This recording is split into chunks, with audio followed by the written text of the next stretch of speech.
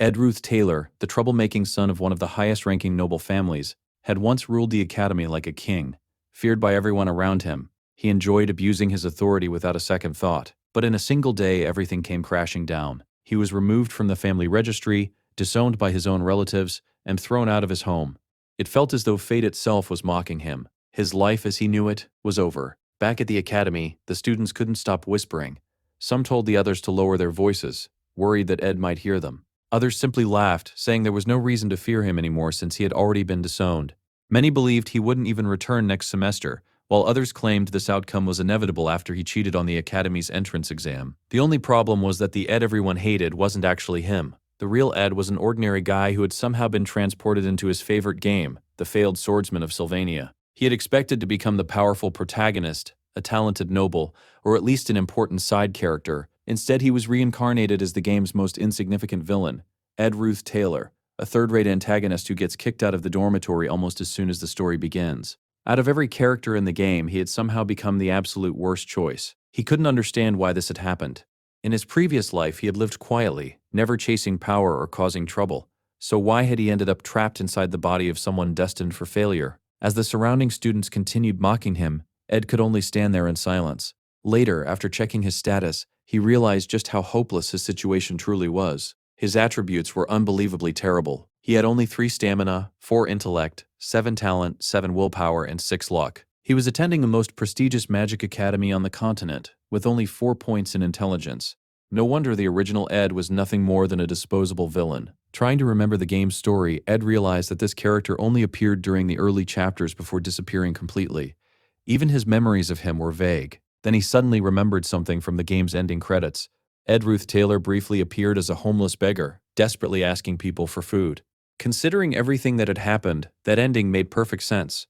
A spoiled noble who suddenly lost everything and knew nothing about surviving in the real world would be lucky just to stay alive. Taking a deep breath, Ed calmed himself. He had no idea why he had been brought into this world, but one thing was certain. He refused to accept that miserable ending. Somehow, no matter how difficult it became, he would survive and change his fate. The academy itself wasn't just a school. It was practically an entire city built around Arcane Mountain. After being thrown out, Ed wandered into the undeveloped forest northeast of the academy, deliberately avoiding the other students. During that long walk, he carefully analyzed his situation. Fortunately, he had arrived during the very beginning of the game's story. Although he had been disowned by his family and expelled from the dormitory, he was still officially enrolled at Sylvania Academy. That single fact gave him hope. Graduating from Sylvania guaranteed a successful future. Better yet, since he had already completed the game 5 times, he possessed knowledge of countless future events. If he stayed out of trouble, survived the academy, and graduated normally, he could live a comfortable life. Picking up a stick, he wrote one word in the dirt: graduation. That would become his new goal. Unfortunately, reality immediately reminded him of another problem: money. His tuition for the current semester had already been paid, but after that he would need to earn a scholarship. Looking at his pathetic stats, that seemed almost impossible. Still, scholarships could wait. Right now he needed something much more important: food, shelter, clothes. Opening his large suitcase, he searched through everything he owned. Inside were expensive noble clothes, a ceremonial dagger with no practical use, and an ornamental cup that served as little more than decoration. At least he had something to wear. Food and shelter, however, were another story. Thanks to the original Ed's horrible reputation, finding work around the academy would be nearly impossible. Returning to the dormitory wasn't an option either, since he had already been expelled. Left with no other choice, Ed decided to survive inside the forest. Fortunately, a nearby stream could provide fresh water. There were still 10 days before classes officially began. Until then, he would prepare himself. His first step was practicing magic. Using Windblade, he repeatedly sliced through small trees. The spell still worked, but it was incredibly weak. After cutting down only 15 tree stumps, he was already completely exhausted. As hunger began taking over, he suddenly remembered something his grandfather once told him. During times of starvation, people supposedly survived by eating tree bark. Trusting that old advice, Ed collected pieces of wood, filled his cup with water from the stream, and cooked them using fire magic. After staring at the finished result, he convinced himself it looked somewhat like chicken breast. The moment he took a bite, he immediately regretted it. Seconds later, he was violently throwing up. 2 miserable days passed. Sitting beside the stream on the 3rd day, Ed could only sigh. He officially hated his grandfather. After starving for days and vomiting repeatedly, he finally accepted one simple truth: wood was not food. It was building material, so instead of trying to eat it, he began constructing a shelter. The work wasn't easy. With only 2 hands, raising the support beams alone proved incredibly difficult. Even so, after hours of struggling, he finally managed to tie together the basic frame. It still wasn't comfortable. He spread several expensive pieces of clothing across the ground to use as bedding, despite knowing it was a complete waste. By the end of the night, he had finally finished his tiny wooden shelter. Just then, a system notification suddenly appeared. He had successfully learned the skill, Basic Wooden Shelter. The system rated it at half a star and classified him as a novice craftsman with no specialization. His crafting attributes were also displayed. Mana level 1. Gathering level 1. Surprised, Ed realized that the crafting system was active as well. The system explained that although he had grown up as a noble, he actually possessed greater talent for crafting than for magic. Honestly, that suited him perfectly. Practical survival skills were far more valuable than weak spells. With renewed motivation, Ed crafted a simple wooden harpoon and headed toward the stream. Catching fish with his current abilities should have been impossible, but hunger gave him determination. After countless failed attempts, he finally managed to spear several fish. Using fire magic, he roasted them over an open flame. Finally eating real food after days of suffering, Ed almost couldn't believe how delicious they tasted. There was only 1 week left before classes resumed. If he could survive until then, everything else could be figured out later. However, just as he prepared to eat another fish, someone suddenly approached him. A young girl calmly asked, "Are you Ruth Taylor?" The moment he saw her face, Ed's heart sank. Of all the people he could have encountered, she was the absolute worst. Her name was Fania. In the original story, Ruth Taylor was the first villain the player ever faced. After abusing his noble status to harass the protagonist's childhood friend, he was beaten up. Seeking revenge, he later sabotaged the protagonist's entrance examination. Unfortunately for him, his scheme was exposed by a mysterious girl hiding her true identity. That girl was none other than Fania alias Chloe, the third princess of the Chloe Empire. Using her unique inspection skill, she could detect lies and uncover hidden conspiracies. Every excuse the original Ed tried to make had been completely exposed, leading to his expulsion from the dormitory. Now she stood before him once again. Looking at him coldly, Fania asked why he was still here. Ed calmly replied that although he had been kicked out of the dormitory, he was still officially enrolled as a student.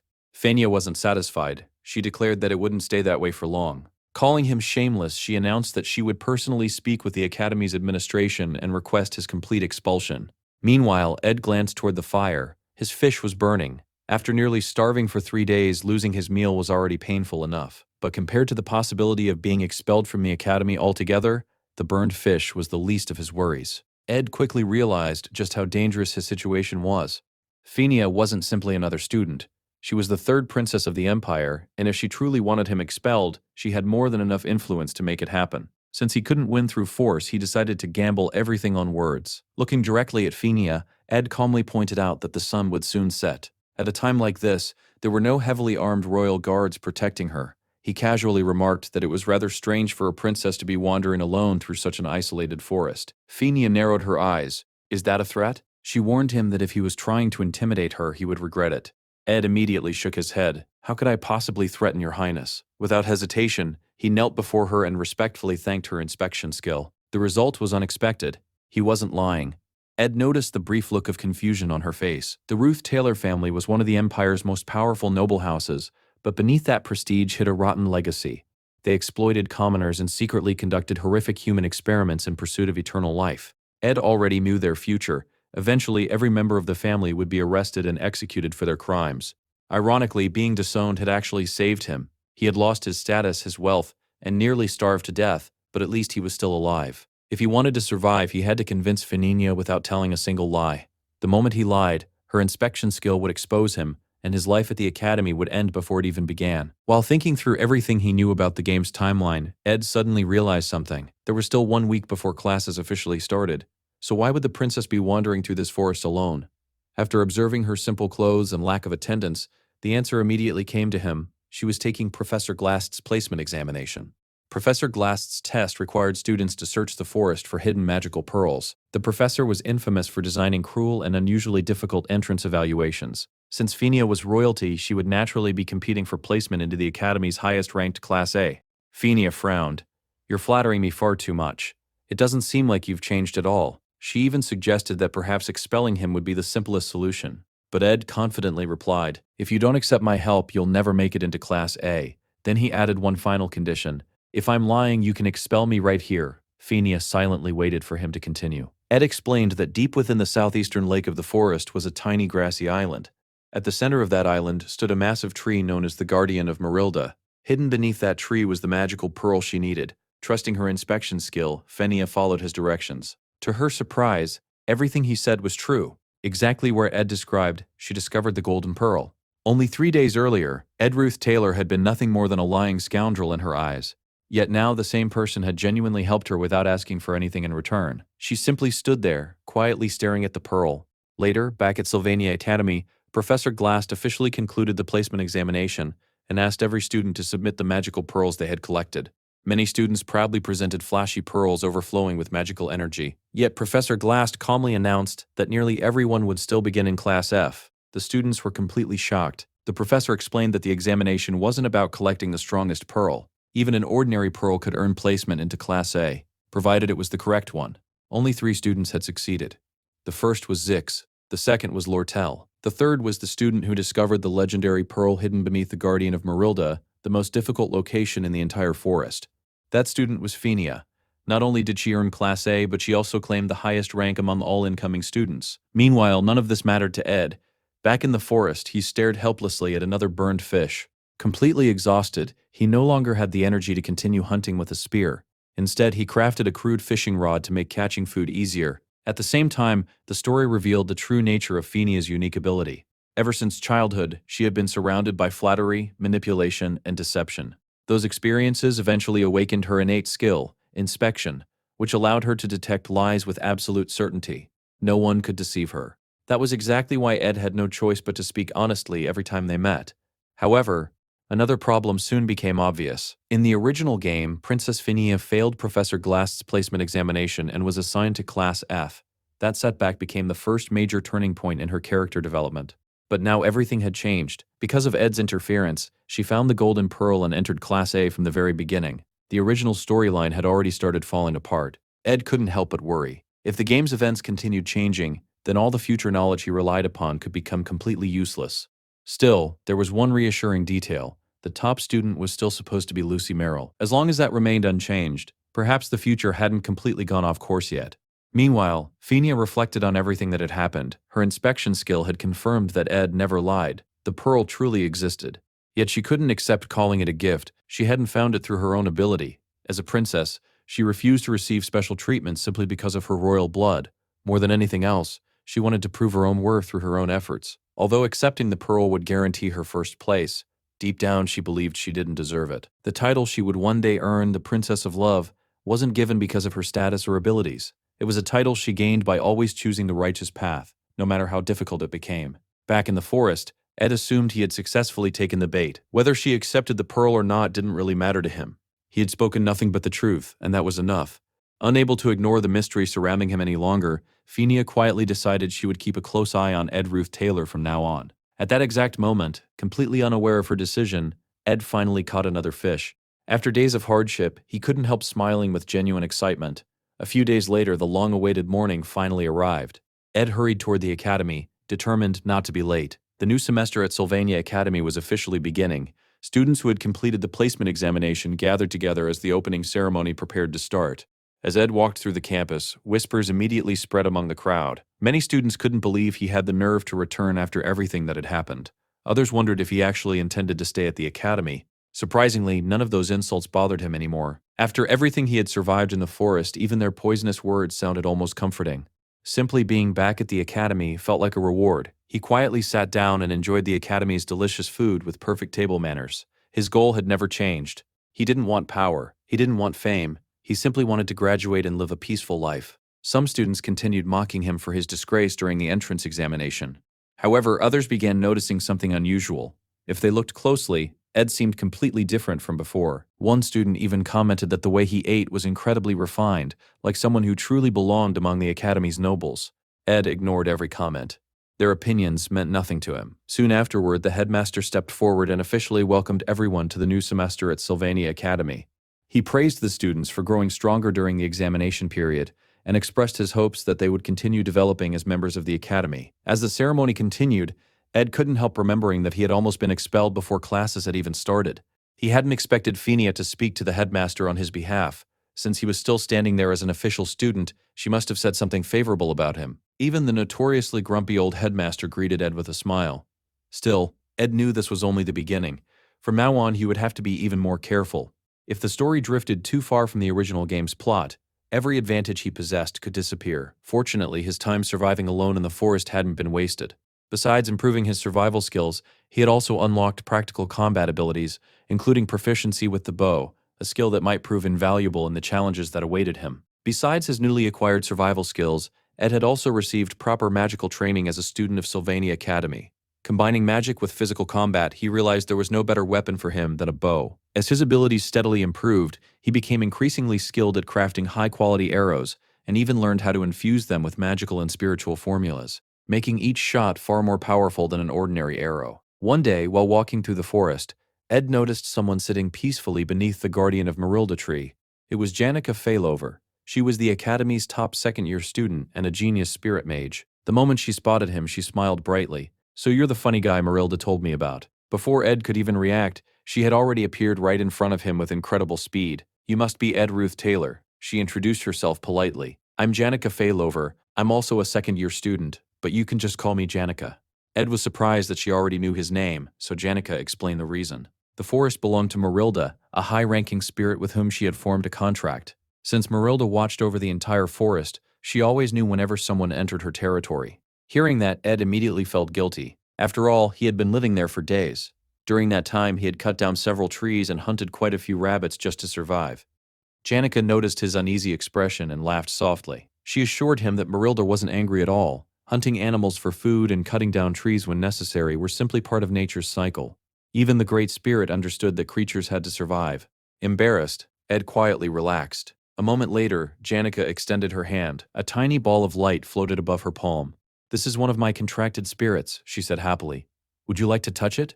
Ed froze. He immediately realized the problem. He couldn't see spirits at all. Trying to hide his embarrassment, he remained silent. Janica tilted her head. "You can't see it?"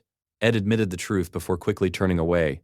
"I should go look for food." Without waiting for another question, he hurried off. In reality, Ed had deliberately avoided getting close to her. Janica Failover was one of the most important characters in the original game. If he wanted to preserve his knowledge of future events, staying away from her was the smartest decision. Meanwhile, Janica quietly watched him leave. Everything Marilda had said about him was true. He really was fascinating. Even though he couldn't see the spirit, he somehow knew it had taken the form of a giant wolf. Who exactly was Ed Ruth Taylor? He had spoken to her rather coldly, yet somehow he didn't seem like a bad person. Although she assumed they probably wouldn't meet again, she decided she would investigate him more carefully in the future. As the days passed, Ed settled into a brutal routine. The distance between his shelter and Sylvania Academy was enormous, forcing him to leave before sunrise every morning and sprint across the forest just to arrive on time. Ironically, the exhausting commute gradually increased his physical abilities.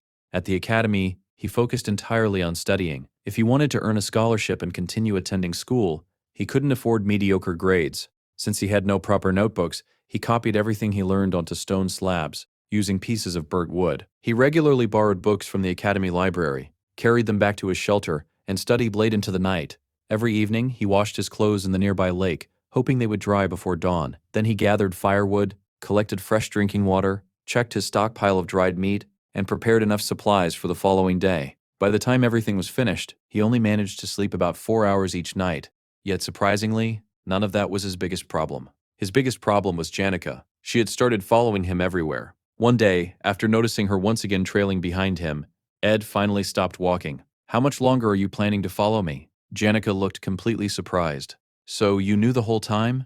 Ed sighed. "It would be stranger if I hadn't noticed." He then reminded her exactly who he was. "I'm Ed Ruth Taylor. People say I'm the worst kind of person imaginable." Even after hearing that, Janica simply continued walking beside him. "That's only what other people think," she replied with a gentle smile. "I haven't decided for myself what kind of person you are." Hearing those words, Ed suddenly remembered something important. Janica had always been this kind of character. On the surface, she appeared innocent, cheerful, and slightly absent-minded, but beneath that gentle smile hid an incredibly dark heart. More importantly, she was the final boss of the first act of the original game. She was also the only person who continued smiling at him despite knowing he belonged to the infamous Ruth Taylor family. Ed wanted nothing to do with someone that important. Unfortunately, fate seemed determined to keep bringing them together. Finally giving up, he decided to ask her for one favor. "My life is a complete mess," he admitted honestly. "I've been disowned by my family, and I'm barely managing to survive." Then he awkwardly asked, "Could you lend me some money? I'll definitely pay you back." Janika's smile became awkward. Although she received a scholarship every year as the top student, it wasn't because she lived comfortably. She came from an extremely poor family. Without that scholarship, she wouldn't even be able to remain at the academy. Money was one thing she simply couldn't spare. "I'm sorry," she said apologetically. "I really can't help." Inside his mind, Ed immediately crossed another dangerous character off his list. Janica eliminated. 3 days later, Ed reflected on everything that had happened. He honestly felt guilty for trying to use her like that. Still, he couldn't risk becoming involved with important characters whose actions shaped the game's story. The less contact he had with them, the safer his future would be. At least, that was what he believed. Returning to his shelter that evening, Ed suddenly froze. Someone was already inside. His heart nearly stopped. Compared to Janica, this person was even more important. Sleeping peacefully inside his tiny shelter was Lucy Merrill. She was the greatest genius in the entire academy and, without question, the strongest character in the original game. After a few moments, Lucy slowly opened her eyes and let out a sleepy yawn. Ed stared at her in complete disbelief. Why was she sleeping inside his shelter? Of all places in the entire mountain, why here?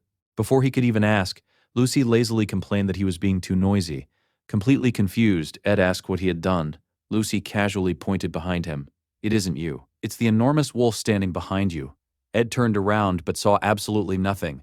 The giant spirit was apparently trying to communicate with him. Since he couldn't see spirits, Lucy kindly translated its message. It says that one day, no matter what happens, you must save Janica.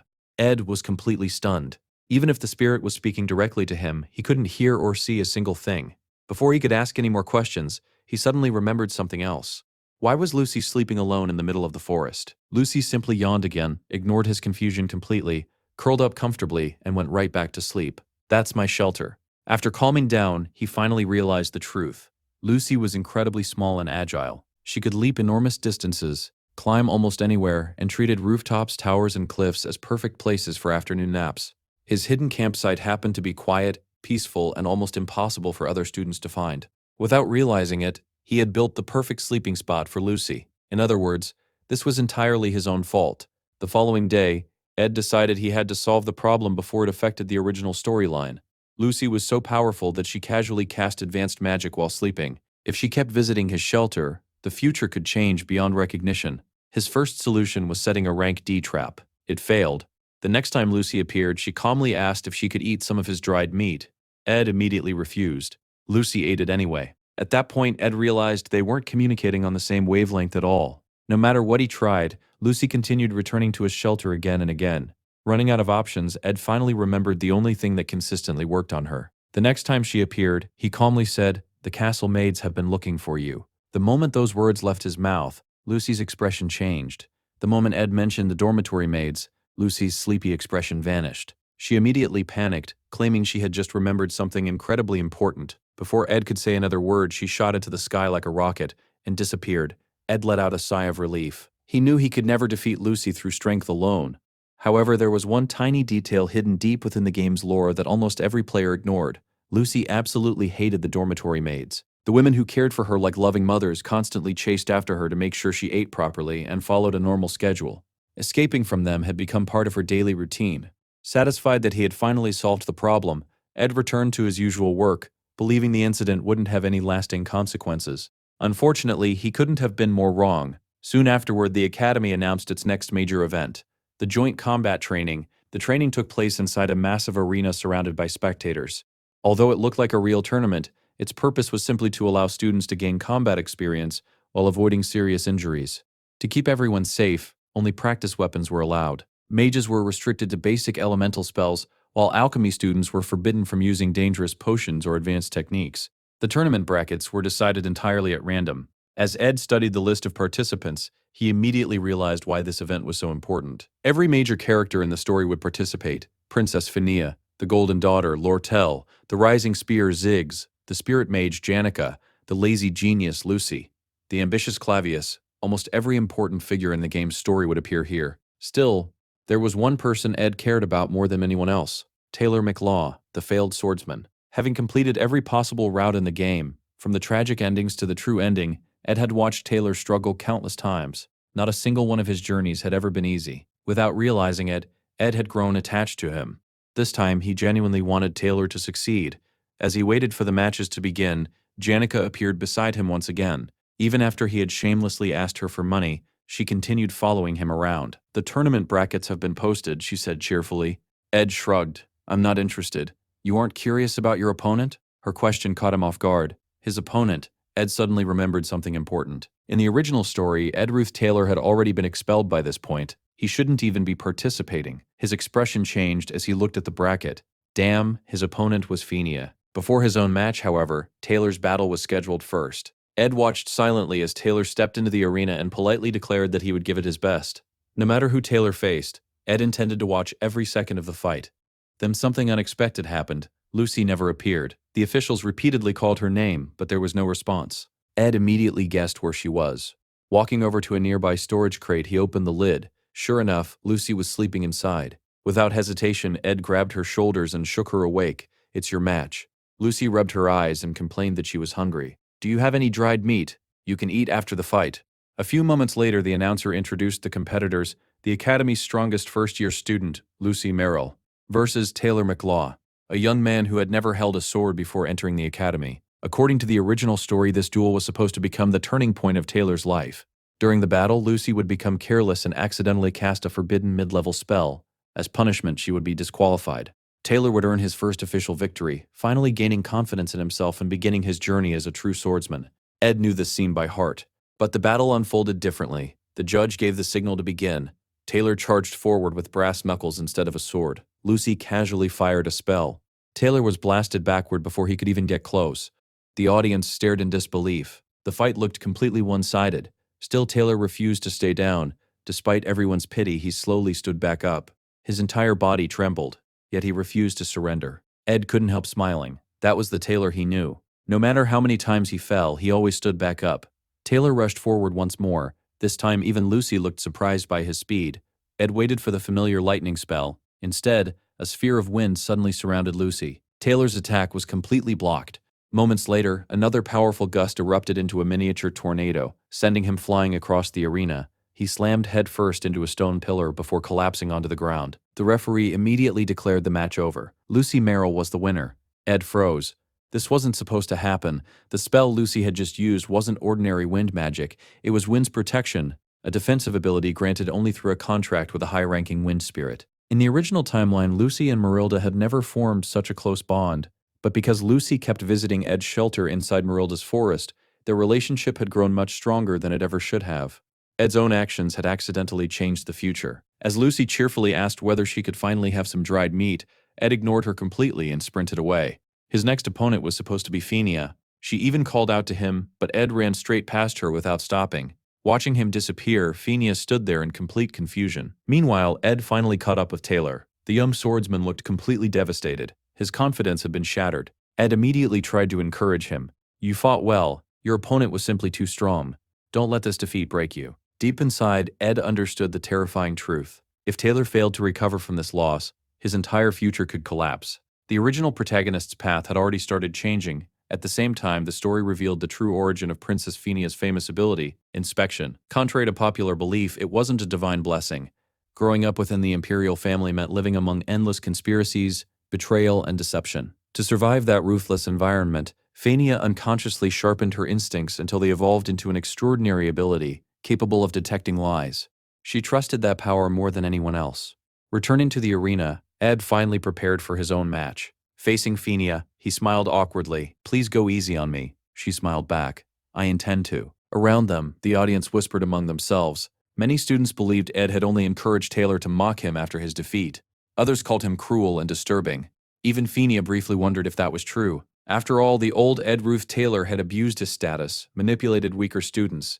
Yet, when she remembered the desperate expression on his face while encouraging Taylor, something didn't feel right. Using her inspection ability, she sensed that his concern had been completely genuine. The referee announced the start of the duel. Without hesitation, Fenia launched a powerful water spell directly toward Ed. She already knew he specialized in wind and fire magic. She wanted to see how he would respond. Would he dodge, counterattack, or reveal another hidden trick? Instead, Ed did absolutely nothing. The spell struck him head-on and blasted him clean out of the arena. He never tried to block it, he never attempted to dodge. He didn't even raise his weapon. Lying on the ground, Ed calmly sighed. I lost. Phineas stared at him in disbelief. What are you doing? You didn't even try. The audience erupted with laughter. Some mocked him for being defeated in a single attack. Others loudly cheered for Phineas' effortless victory. Ignoring everyone's reactions, Ed simply smiled politely. Thank you. It was a valuable learning experience. Fenia became even more confused. Nothing about this man made sense. Ever since stepping onto the battlefield, he hadn't looked her in the eyes even once. It was as if the duel itself meant absolutely nothing to him. The referee officially declared Fenia the winner. Before anyone could stop him, Ed stood up and immediately ran out of the arena. There were far more important things to worry about than winning a meaningless match. Right now, changing the future back onto its original path mattered far more than his own pride. Ed knew he had to be extremely careful when dealing with Princess Fenia. She was one of the central characters of the game's story, and any unnecessary interaction with her could cause the timeline to drift even further from its original course. Right now, his biggest priority wasn't the princess. It was Taylor. After everything that had happened during the tournament, Ed had to find him as quickly as possible. As he hurried through the academy's corridors, someone suddenly called out from behind. It was Fenia. She had actually chased after him. Surprised, Ed asked why she was walking around without her royal escort. Fenia ignored the question completely. Instead, she looked him straight in the eyes. Who are you, really? Ed blinked in confusion. What do you mean? Fenia stepped closer. She couldn't understand his behavior during their duel. He had calmly admitted defeat, thanked her for the fight, and claimed he had learned something from it, despite making absolutely no effort to win. Looking back, she realized he had only wanted to leave the arena as quickly as possible. Unable to hold back any longer, all the frustration she had been suppressing suddenly burst out.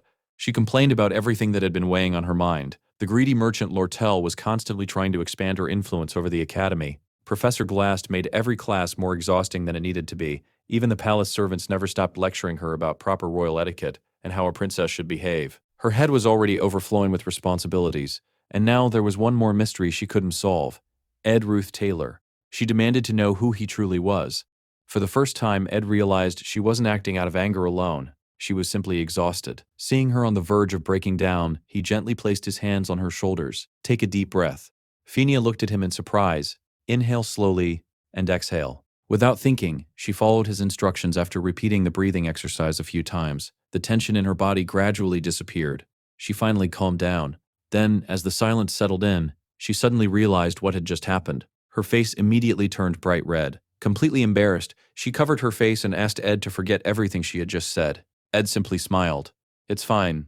Thinking the conversation was finally over, he prepared to leave. Unfortunately, Fenia still had more questions. She admitted that she had a terrible habit of overthinking everything, because she had spent her entire life surrounded by lies and political schemes inside the imperial palace. She constantly tried to analyze other people's intentions. Meanwhile, Ed could only think about one thing. Please let me go find Taylor. Ignoring his impatience, Fenia continued speaking. She presented her own theory. According to her, Ed had willingly cut ties with his family because he already knew about the darkness hidden within the Ruth Taylor household.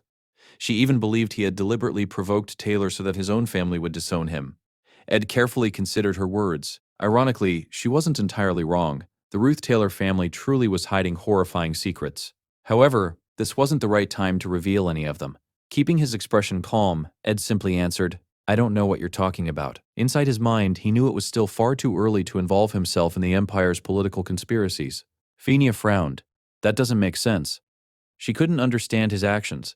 Why had he encouraged Taylor during the match? Why had he cheered him on so passionately? Had he actually started sympathizing with him? Ed knew he couldn't answer honestly, so he forced himself to lie. I was only making fun of him. He shrugged casually. Everyone already hates me. If I pretend to support Taylor, maybe people will start thinking I'm not so bad. The moment he finished speaking, Fenia stared directly into his eyes. No. She shook her head. That's a lie. Her inspection ability had already exposed him. She demanded that he repeat those words while looking directly at her. Ed stubbornly insisted he was telling the truth. But the more he lied, the more frustrated Fenia became. She couldn't understand why he kept hiding his real intentions. Ed hated doing this. He knew lying to someone who could detect lies was pointless. Still, he believed it was the only way to preserve the original storyline. Finally, Fenia let out a long sigh. I can't do anything. She admitted she had no proof to support her suspicions. Then she quietly stepped aside. I'll let you go. She had noticed him glancing toward the hallway throughout their entire conversation and understood that something important was waiting for him. Ed thanked her politely and started walking away.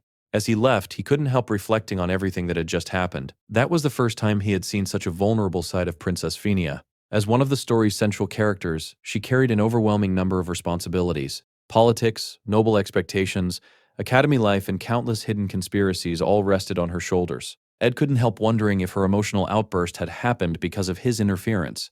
Had he already changed the story that much? Just before disappearing around the corner, he stopped and turned back toward her. "There is one thing I'd like to say." Phinia looked up. "My problems are nothing compared to yours." He smiled gently. "It may not be my place to say this, but you look exhausted." For a brief moment, Phinia was left speechless. No one had ever looked past her title as a princess, and simply noticed how tired she truly was. Standing alone in the corridor, she quietly watched Ed disappear, unable to stop thinking about the mysterious man who continued to defy everything she believed she knew. After all, Phinia wasn't just another student. She was a princess, burdened with the responsibilities of the imperial family. Even so, Ed believed that while she was at Sylvania Academy, she deserved at least a little peace. For her entire life, Phinia had devoted herself to seeing through other people's lies. Ironically, this was the first time someone had seen through hers. Ed immediately realized he had already wasted too much time. Taylor was still his top priority. Without another word, he sprinted through the academy corridors, calling out Taylor's name. Before he could find him, however, someone blocked his path. It was Eliatrice. She was the main heroine of the game and Taylor's childhood friend. Stepping in front of Ed, she raised her hand to stop him. "Don't come any closer." Her voice was firm. "Ed Ruth Taylor, you've bullied Taylor long enough. Leave him alone." Behind her, Taylor slowly approached. He looked at Ed with caution. "So, you're still attending the academy?" The moment Ed saw him, he noticed something important. Taylor's fighting spirit had returned. While Ed had been occupied with Phinia after the tournament, Eliatrice had immediately rushed to comfort Taylor, just as she always did in the original story. She encouraged him, reminded him of his strengths, and assured him that one defeat didn't define him. Now standing before Ed once again, Taylor looked far more composed. "Did you want to say something?" Taylor asked. Ed smiled inwardly. As long as Eliatrice remained by Taylor's side, he could fall 100 times and still find the strength to stand up again. Looking directly at him, Ed simply said, "Your swordsmanship is impressive." Taylor frowned. "Is this another joke?" Ed slowly shook his head. "No, I'm serious." After saying those few words, he quietly turned around and walked away. As he left, he finally admitted something to himself. Originally, he had planned to let Taylor save the world while he focused solely on surviving as Ed Ruth Taylor. He was prepared to accept the miserable fate of living as the game's most insignificant villain. But now, none of that mattered. Seeing Taylor regain his determination brought him genuine relief, not because the original storyline had been restored, but because someone he had spent countless hours playing as was finally back on his feet. For Ed, that alone was enough. Taylor and Eliatrice silently watched him leave, unable to understand why he seemed so carefree. Ed couldn't blame them. From their perspective, his actions made absolutely no sense. As he continued walking, a tremendous explosion echoed across the academy. A towering pillar of flames shot into the sky. Ed immediately recognized the scene. It had finally begun. This was one of the most unforgettable moments in the entire game. A powerful fire spirit was being summoned. Almost instantly, an enormous wave of ice crashed into the flames. A red-haired girl stepped forward. It was Lortel, the Golden Daughter. Standing opposite her was Janica Failover, the Spirit Sorceress. Lortel's freezing magic temporarily sealed the blazing spirit. For a brief moment, everyone thought she had won. Then, cracks spread across the ice. The imprisoned spirit shattered its frozen prison and erupted with overwhelming force. Ed smiled. Although several events had already changed, this battle still captivated everyone just as it had in the game. The massive flaming dragon continued rampaging while Janica calmly maintained control over the summoned spirit. Even Lortel's incredible magic couldn't suppress it for long. In the end, Janica emerged victorious. Thunderous applause filled the arena. Students surrounded her, celebrating as though she were a famous hero. Meanwhile, Academy medics rushed toward Lortel. She had suffered severe injuries during the battle. Watching the medical staff carry her away, Janica lowered her head. Unlike everyone else, she wasn't celebrating. She only felt guilty for hurting her opponent. Ed quietly reflected on how different everything had become. Originally, Lucy's duel against Taylor was supposed to become the highlight of the joint combat training. Instead, Janica had stolen the spotlight completely. She had become the symbol of Sylvania Academy's strength, protecting the pride of the upperclassmen against the talented newcomers. Although Janica was already surrounded by countless friends, her life was about to become much more complicated. Oddly enough, Ed considered that a good thing. Every time he got too close to one of the story's major characters, another unexpected problem seemed to appear. 2 weeks passed peacefully, During that time, Ed deliberately avoided all of the main characters and focused entirely on surviving. He improved his shelter, crafted a fishing net, and no longer had to worry about finding food. His hard work also paid off in the form of improved stats. His stamina increased to 6. His intellect rose to 5. His willpower reached 8. His luck remained at 6. Looking at his stronger physique, Ed felt satisfied. Still, he knew it was far too early to relax. One morning while training near his shelter, he suddenly heard a familiar voice. Janica had appeared once again. The moment she noticed him without a shirt, her face instantly turned bright red. "Do you always walk around like this?" Ed sighed. "You're the one who keeps coming here." Then he asked the question that had been bothering him for weeks. "What exactly is so interesting about this forest?" Janica smiled innocently. "It feels like a secret fortress." She looked around the shelter with sparkling eyes. "Every time I come here, it's like discovering another adventure." Then her expression became more serious. "I actually wanted to ask your advice. Out of everyone at the academy, why would she ask him?" Janica explained that he had left the arena before the joint combat training ended. Because of that, he hadn't seen everything that happened afterward. She quietly admitted that during her battle with Lortel, she had seriously injured her opponent. Ed remembered the fight. Lortel had violated the rules first by using an intermediate-level spell. Objectively speaking, Janica wasn't entirely responsible, but none of that mattered to her. She couldn't stop blaming herself. "I've tried to forget it," she confessed, "but I can't. I lost control. My friends all tell me it wasn't my fault, but I still don't know whether I should apologize." Ed thought for a moment before answering honestly. "If you truly believe apologizing is the right thing to do, then you should apologize." His answer was simple. It wasn't meant to comfort her. It was simply the truth. Ed looked at Janica thoughtfully. She was cheerful, kind, adorable. Everyone adored her. Whenever she blamed herself, countless friends immediately rushed to reassure her that she had done nothing wrong. But even surrounded by that kindness, her own guilt never disappeared. Perhaps that was exactly why she had come to him instead. Janica smiled gently. "As expected, you never take my side just because everyone else does." Ed became slightly flustered. "I wasn't trying to offend you." She shook her head. "It's the opposite. I actually like that." She explained that ever since the beginning of the semester she had noticed how much he had changed. Even when he desperately needed money, he hadn't begged or acted pitiful. Instead, it almost felt as though he was intentionally telling people not to become involved with him. That version of Ed was completely different from the person everyone described. "I've never met someone who speaks to me the way you do." Her smile grew even warmer. "Being around you makes me feel strangely comfortable." The following day, Ed hurried through the academy corridors with a serious expression. The situation was becoming increasingly dangerous. The failed swordsman of Sylvania was considered a masterpiece. Yet only a handful of players had ever reached its true ending. Most players encountered one of the many bad endings long before finishing the game. Ed mentally reviewed several of them. In one route, the player rescued a girl during a kobold ambush. Later, during the class ranking examination, that decision exposed one of Lortel's hidden secrets. As a result, assassins were sent to kidnap and kill the player. That was bad ending number 3. In another route, Taylor died during a monster combat training exercise after being assassinated. If the player abandoned his childhood friend Eliatris and chose to support Lortel instead, bad ending number 7 was triggered. Eliatris fell from a cliff because Taylor wasn't there to save her. There was yet another route involving Janica's summoned fire spirit, Tarkin. If the player protected Lortel during that incident, he was burned alive by the spirit's flames. That route also led directly to another tragic bad ending. Remembering all those failed scenarios, Ed couldn't help feeling uneasy. The story had already begun changing, and if those changes continued, he had no idea which ending awaited him anymore. Ed knew he couldn't afford to waste another second. Just as he was about to run off, someone suddenly stepped in front of him. It was Lortel Keslam, the daughter of one of the greatest business families in the Empire. Within the academy, she was known as the Golden Daughter. Among experienced players, however, she was remembered for something entirely different.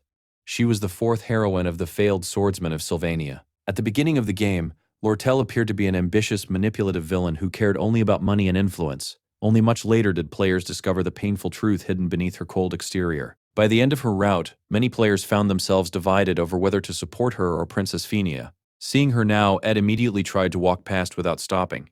Getting involved with Lortel was the last thing he wanted. Unfortunately, she had no intention of letting him leave. "I'd like to buy 2 hours of your time." Ed didn't even slow down. Lortel quickly lowered her offer. Then, "Just 1 minute." She stepped in front of him again. "I've been watching you. Even after losing everything, you continue studying and improving yourself. It doesn't matter whether people call you arrogant or strange. I simply want to talk." Then she took out 3 gold coins. "I'll pay you." 3 gold coins. For most people, that was equivalent to an entire month's salary. Ed finally stopped walking. Looking directly at her, he asked, So the Golden Daughter buys relationships with money too? Lortel smiled calmly. Without waiting for permission, she slipped the 3 coins into his inner pocket. Keep them. The more allies you have, the better. Ed immediately understood what was happening. Lortel already knew that a political struggle with Princess Phenia was inevitable. She wasn't simply making friends. She was recruiting allies. Ed slowly removed the coins from his pocket. He reached out his hand instead. Let's just shake hands. Lortel accepted the handshake. As she watched him return the money, she couldn't help thinking about the wealthy people she had seen lose everything. Most of them broke completely. Faced with poverty, they abandoned their pride, their dignity, and sometimes even their own families just to survive. She had expected Ed to become exactly that kind of person. Instead, he quietly gave back enough money to completely change his current life. Without another word, Ed turned around and walked away. Deep down, he knew those coins would have solved countless problems, but accepting them meant becoming entangled with Lortel, Phenia, and Janika all at once. That wasn't survival. That was walking straight toward destruction. That evening, Lortel thought carefully about what had happened. Surprisingly, she didn't feel insulted by Ed's rejection. As a businesswoman, she always evaluated every situation logically. Losing one opportunity simply meant searching for another. Soon afterward, she found Janika walking through one of the academy's hallways. Janika smiled warmly. Your hair looks beautiful today. Lortel greeted her politely before apologizing for everything that had happened during their duel. She explained that she had wanted to apologize much earlier, but never found the opportunity. Janika noticed the bandages covering Lortel's body. You still haven't recovered. Lortel smiled. I'll be fine soon. At first, Lortel assumed Janika was the type of innocent girl who could easily be manipulated. Then Janika suddenly asked, Did you talk with Ed? Lortel froze. Why do you ask? Janika giggled. When something interesting happens, spirits love spreading gossip. She casually explained that the spirits had overheard every conversation that took place in the northern forest, including the one where Lortel tried to persuade Ed to get closer to her. Lortel couldn't hide her surprise. Janika smiled gently. You already know that sincerity can't be bought with money. If you really want to get close to Ed, you'll need something much more genuine. Realizing she had spoken a little too confidently, Janika immediately scratched her cheek in embarrassment. This is actually the first time I've been in a position to lecture someone. Since I'm finally a second-year student, it feels a little awkward.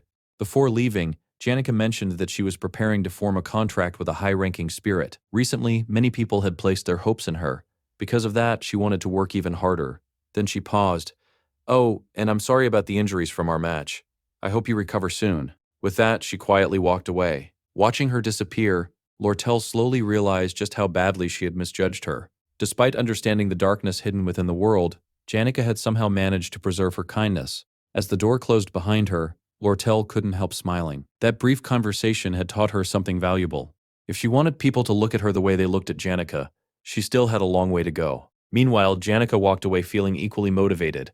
Being surrounded by people who believed in her made her want to become someone worthy of their expectations. At the same time, deep inside the forest, Ed was hanging his freshly washed clothes out to dry. Nearby, Lucy suddenly sniffed the air. Her sleepy expression instantly disappeared. Someone was approaching. A moment later, the bushes parted. Standing there was Belle Maya. She was the head maid of Ophelis Hall, the prestigious dormitory reserved for Sylvania Academy's wealthiest students. She was also the very woman who had personally thrown Ed out of the dormitory along with all of his belongings. Ed instinctively tried to explain himself. Before he could finish, Belle Maya smiled softly. I already know everything. She admitted that Janika talked about him constantly. However, she had never imagined he was living under such miserable conditions. Even so, she was genuinely happy that he had continued moving forward instead of giving up. Ed looked around his tiny shelter. He honestly couldn't understand what part of his current situation qualified as improving. Belle Maya's calm voice somehow carried incredible authority. It felt powerful enough that even someone unable to hear could understand every word she said. The story then explained why. The maids of Ophelis Hall were considered an elite group. They handled every aspect of the students' daily lives, from cleaning and laundry to preparing meals worthy of the empire's highest-ranking nobles. The basket Belle Maya carried was undoubtedly filled with ingredients that ordinary people would never even have the chance to taste. Ed realized this was exactly the kind of information that never appeared anywhere in the game. As he observed her, another thought crossed his mind. Unlike the Academy's major characters, Belle Maya wasn't directly involved in the main storyline. Perhaps interacting with her wouldn't cause the timeline to change. Belle Maya noticed how formal he was acting and smiled again. You don't need to be so polite. We're outside the dormitory now. You can speak normally. Ed respectfully shook his head. I can't. You work harder than almost anyone else. Then his eyes drifted toward the basket she was carrying. Unable to hide his curiosity, he asked, What exactly do you have in there? For the first time since arriving in this world, Ed began thinking that perhaps there was someone outside the game's main cast with whom he could become genuine friends without risking the future. As the days passed, Ed's survival skills continued improving at an incredible pace. The system constantly rewarded his hard work. After gathering various fruits, mushrooms, and medicinal herbs throughout the forest, he unlocked new crafting knowledge related to cooking and survival. He built a proper meat drying rack to preserve food for longer periods and upgraded his fishing equipment with a much larger net, making hunting far more efficient. While heating water with his fire magic to prepare a cup of herbal tea, another system notification appeared. Both fire magic and windblade had reached level 10.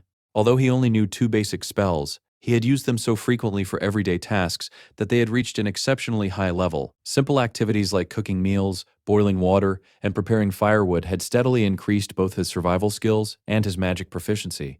By the time he finished preparing everything, the sun hadn't even set. Looking around his campsite, Ed couldn't help smiling. Without realizing it, he had become far more capable than when he first arrived. For the first time since entering this world, he was actually enjoying himself. Suddenly, a strange shadow appeared overhead. Before he could react, something crashed directly into his campsite. The impact sent him flying across the clearing. Ed immediately panicked. His carefully built camp, his precious shelter, it had been completely destroyed. When the dust finally settled, he looked toward the crater. Lying in the middle of the wreckage was Lucy, still wearing her pajamas. She slowly sat up, rubbing her head. "I almost died." Ed stared at her in disbelief. "What could possibly have almost killed you?" Lucy answered with a completely straight face. "Bel Maya." Ed blinked.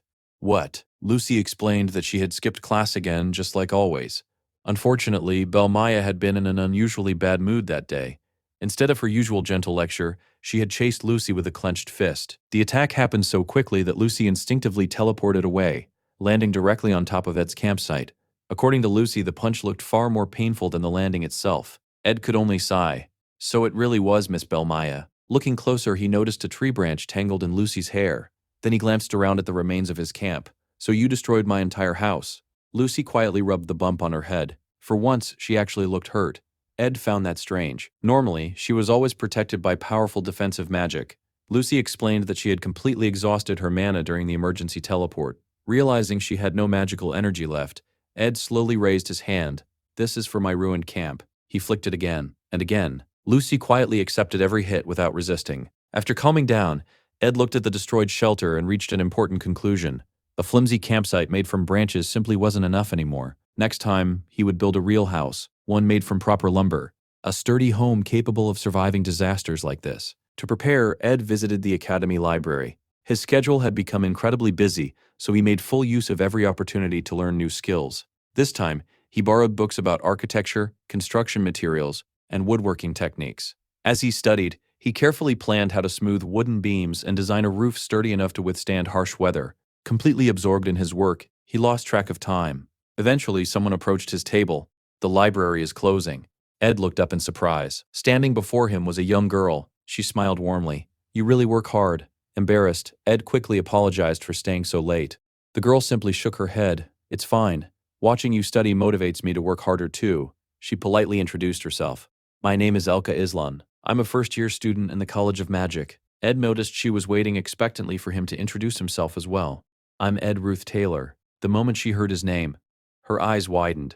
Ed sighed inwardly. He had already become accustomed to people's shocked reactions. After all, the original Ed's reputation had been absolutely terrible. To his surprise, however, Elka smiled. "You're nothing like the rumors." She explained that over the past several days she had repeatedly seen him reading one technical book after another. He had already finished 6 specialized books in a row. Everyone claimed he was arrogant, lazy, and aimless. Yet the person sitting before her was hardworking, sincere, and constantly trying to improve himself. "I don't think those rumors are very trustworthy anymore." She smiled brightly. "Honestly, I'm rooting for you."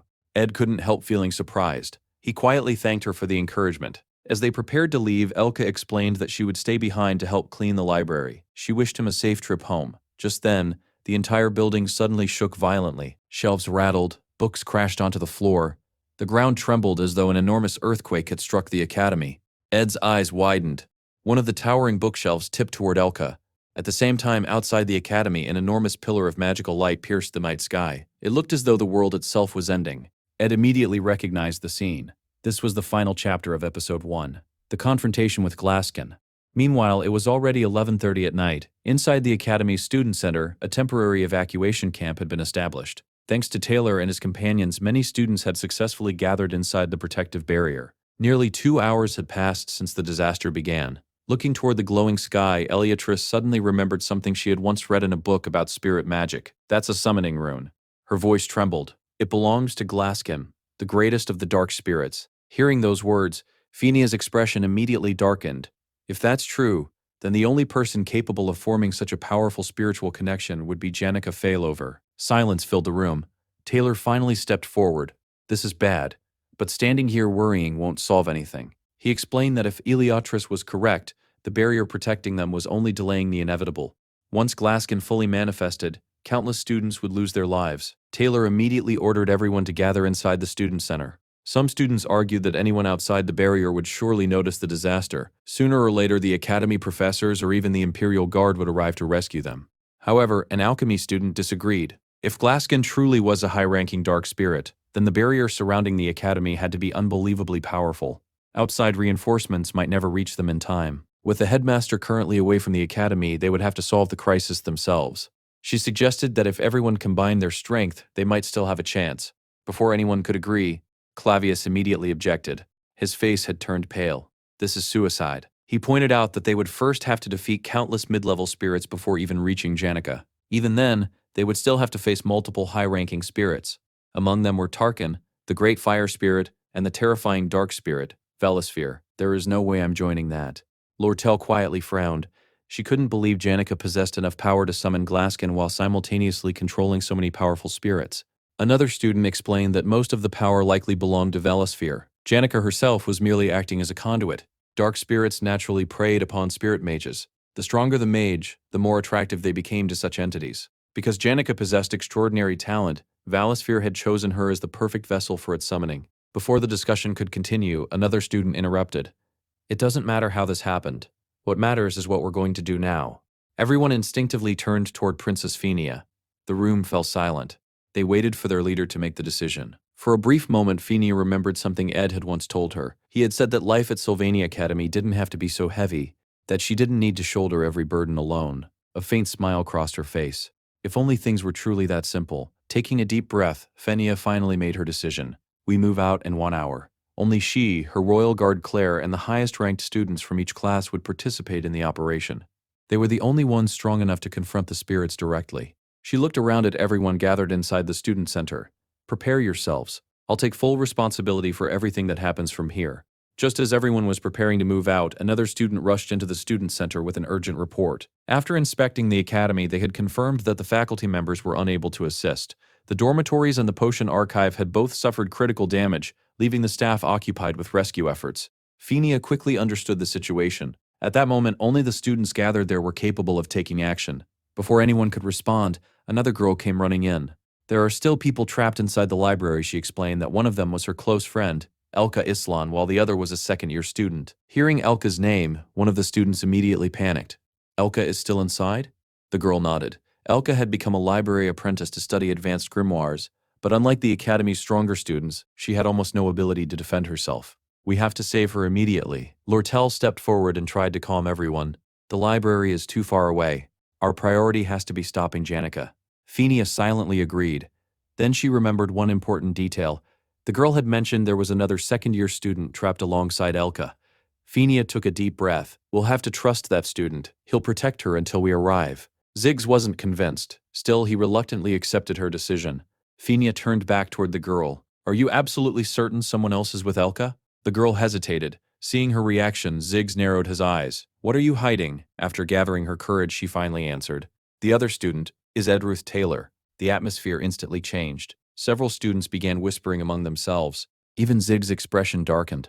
The girl hurriedly explained that Ed had simply been studying late in the library. She admitted she had felt uncomfortable around him because of his terrible reputation, so she had left before the disaster began, unintentionally leaving Elka behind. Although Elka ignored the academy's rumors, everyone else knew exactly what kind of person Ruth Taylor was supposed to be.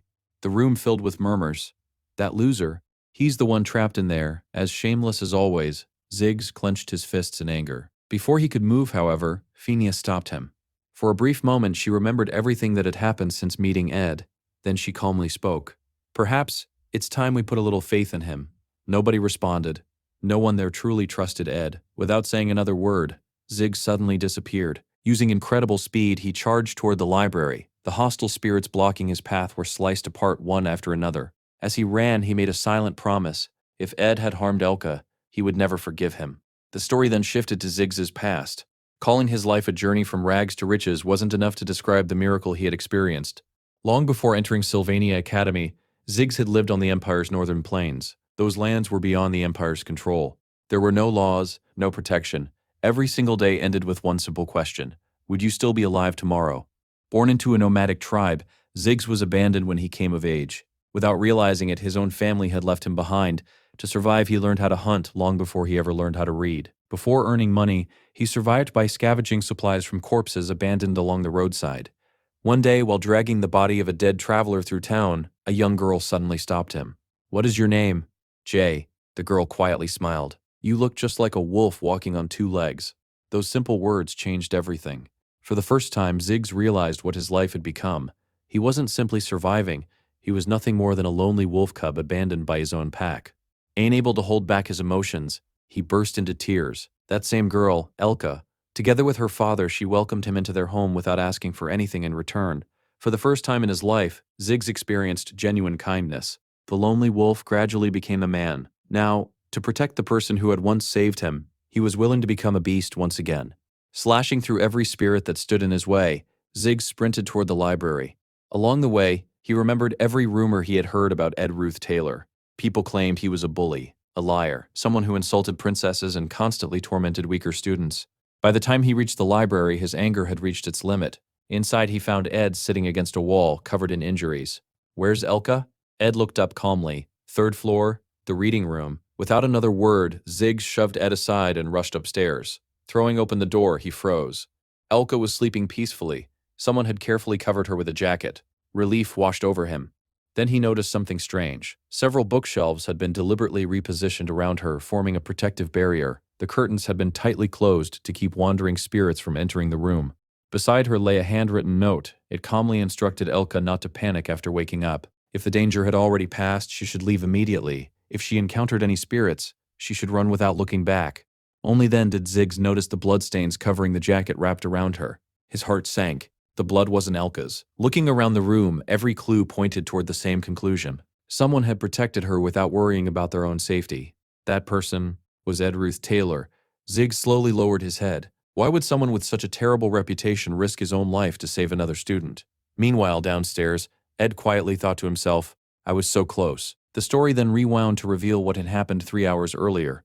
When the earthquake first struck, Elka had already lost consciousness. Without hesitation, Ed threw himself forward and caught the massive bookshelf before it crushed her. As he struggled to hold its enormous weight, he couldn't help appreciating all the physical training he had endured over the past several weeks. Even so, he immediately realized something was wrong. Everything was happening much earlier than it should have. Looking outside, he saw the gigantic summoning rune burning across the night sky. The confrontation with Glaskin had already begun. Without wasting another second, Ed closed every curtain inside the library. Taylor would handle the main battle. Ed had no intention of interfering with an event involving so many important characters. As far as he was concerned, the future still wasn't something he should try to change. His priority was survival. Knowing that low-level spirits would soon flood the academy, Ed hurriedly began transforming the library into a temporary fortress. He dragged heavy bookshelves across the floor, blocked every entrance, and reinforced every possible access point. Compared to his tiny forest shelter, the library was a far better place to survive the coming disaster. While working, another thought suddenly crossed his mind. Janika's greatest strength wasn't simply her magical power, it was her deep understanding of spirits and the extraordinary bond she shared with them. The more a spirit mage communicated with spirits, the stronger that connection became. Unfortunately, someone like Ed possessed almost no spiritual talent. He could barely see spirits at all. Under normal circumstances, improving those abilities would have been nearly impossible. Then, Ed suddenly stopped moving. Something had changed. Slowly lifting his head, he stared into the empty air. For the first time, he could actually see the spirits surrounding him. Janika had summoned countless spirits right in front of Ed. Although the sight irritated him, he silently thanked them for the opportunity and immediately unleashed his windblade. One after another, the spirits were sliced apart until the entire group had been wiped out. Only after the battle ended did Ed realize how quickly everything had happened. By defeating the spirits, both his spiritual understanding and spiritual connection had risen to level 7. He was getting closer to his goal. If both attributes reached level 15, he would finally be able to form a contract with a spirit. Completely exhausted, Ed struggled to catch his breath. At that moment, Ziggs appeared carrying Elka in his arms and asked why Ed was still there. Ed was completely confused. In his mind, he wondered what Ziggs meant. Couldn't he see that he was utterly drained? Even so, Ed simply answered that he had been training. Ziggs didn't believe that explanation for a second. He thought only a fool would accept such an excuse, but instead of questioning him, he nodded. At that moment, he felt he finally understood what kind of person Ed really was. Ziggs respectfully bowed his head. "Senior Ed, I owe you a great debt. One day I'll repay this favor." Hearing those words, Ed suddenly remembered something obvious. Elka was the love of Ziggs' life. She meant everything to him. How had he forgotten such an important detail? Ziggs was also Taylor's closest friend in the original story, a character whose role was vital to the main plot. After analyzing the situation, Ed realized Ziggs had probably rushed over from the student center. Now that he knew Elka was safe, he needed to return immediately. Ed also understood that he wasn't supposed to be involved in this part of the story. Without wasting another second, he told Ziggs to go help Taylor. Ziggs looked surprised. "You mean Taylor McClaw? Why are you speaking so highly of him? You two barely even know each other." Ed explained that Taylor was the only one capable of injuring Tarkin because he would soon learn the elemental slash. That technique was essential for defeating the monster. If Taylor mastered it in time, they could still win. Ziggs thanked him for the advice, but Ed cut him off before he could continue. "There isn't time. Just go." Once Ziggs left, Ed collapsed onto the ground again, completely drained. As he rested, a troubling thought crossed his mind. Had he interfered with the story again? Then another realization struck him. He remembered that Ziggs and Taylor weren't actually friends yet. In the original story, during the end-of-semester evaluation in Act 1, the two had fought each other. Taylor had been completely overwhelmed, but during that battle he awakened the elemental slash and used it to break through Ziggs' magic. That determination earned Ziggs' respect, and the two became close friends. The problem was that event should have happened an entire month ago. Because of all the changes Ed had caused, that duel never happened. As a result, Ziggs and Taylor were still strangers. Without their friendship, Taylor had never learned the elemental slash. Without the elemental slash, nobody could injure Tarkin. Ed finally understood the terrifying truth. Without realizing it, he had completely shattered the original storyline. Later, back at the temporary headquarters, Ziggs finally arrived and apologized for being late, saying he was ready to fight. "Forget it. Even if you had been here from the beginning, we still would have failed." Their first assault had ended in complete defeat. One of the knights admitted they desperately needed reinforcements because nobody could even get past Tarkin. Everyone looked toward Phinia, placing the burden of leadership on her shoulders. She quietly reflected that they were fortunate everyone had survived, even though Claire had been left behind and Clavius had suffered serious injuries. Despite everything, Phinia calmly declared that they still had to find a way to remove Tarkin from their path. Suddenly, someone interrupted. "We don't have time for that." Everyone turned around in shock. "If we waste time defeating every spirit, the ritual will be completed. We have to head straight for Tarkin." Phinia froze. The person speaking was Ruth Taylor. Although he didn't want to interfere any further, Ed had finally accepted that he had no choice. From this point onward, he would have to step directly into the game's main storyline. Everyone stared at him in disbelief. Clavius even thought it had to be some kind of joke. However, Ziggs stopped everyone. "Let's hear him out." Ed quickly explained his strategy.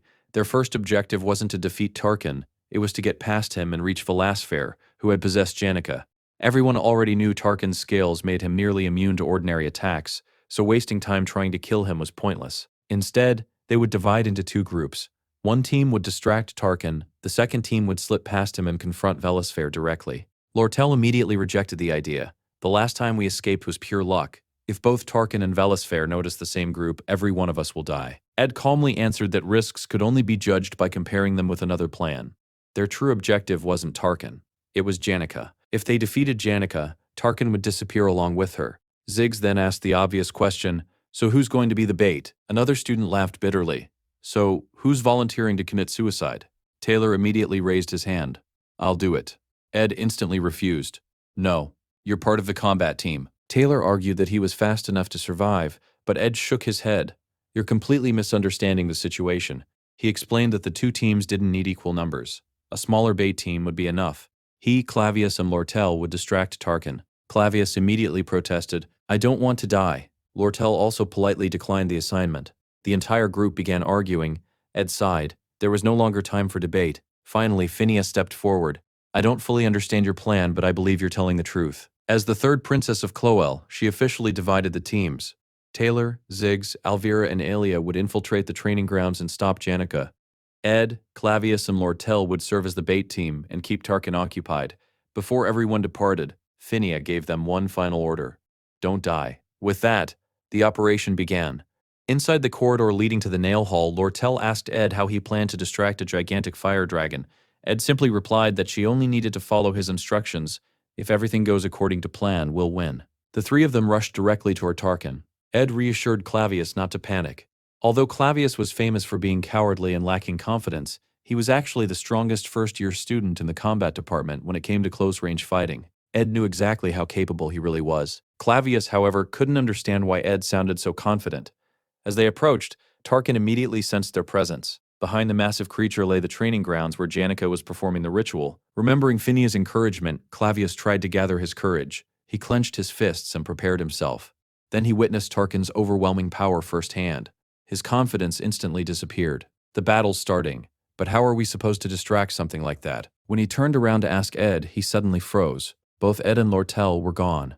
Even Tarkin looked momentarily confused. The next second, the giant dragon charged straight toward Clavius. Terrified, he screamed and ran for his life while shouting that he'd been tricked. He cursed everyone, declared he hated the entire world, and sprinted through the hallway with Tarkin chasing right behind him. Meanwhile, Lortel stood safely outside the corridor, letting out a quiet sigh. Earlier, while Clavius had been psyching himself up, Ed had secretly instructed Lortel to leave.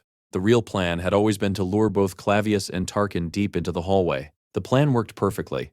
Lortel looked at Ed and asked whether Clavius had truly been chosen as the sacrifice.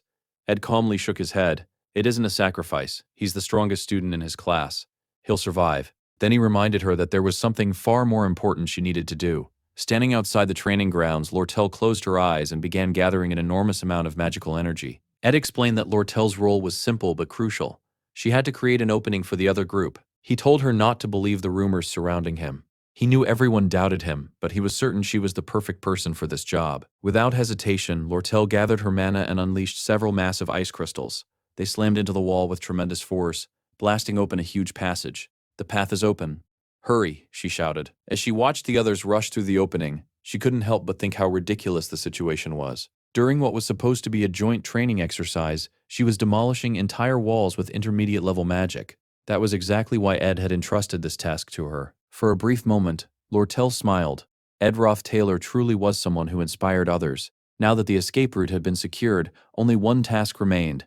She looked toward Clavius, who was still running for his life while loudly cursing both Ed and Lortel. Ignoring his complaints, Lortel remembered every instruction Ed had given her and quietly prepared her next spell.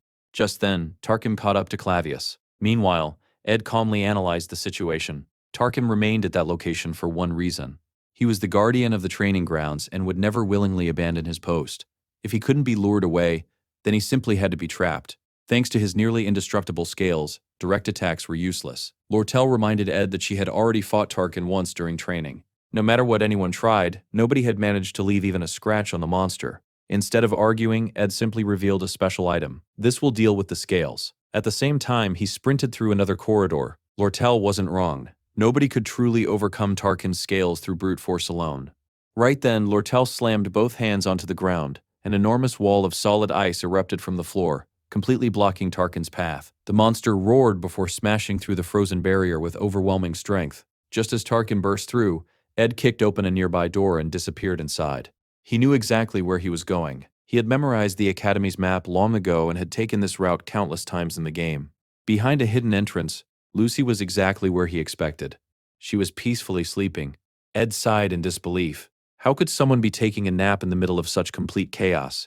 Then he remembered Lucy had lost her usual shelter after it was destroyed. With nowhere else to rest, she had climbed onto the rooftop, her favorite place to sleep. To be more precise, she had remained asleep because, in the original story, she had been completely removed from this chapter. Janica's unstable condition had angered Belmaya, forcing Lucy to run away and hide. The developers had probably excluded her simply because she was too powerful. Suddenly, Lucy's nose twitched. "I smell dried meat." Ed immediately pulled out an entire bag of jerky, stuffed it into her mouth, and told her she could have all of it. Then he carried her onto the balcony. Looking into the distance, he took a deep breath. This should work.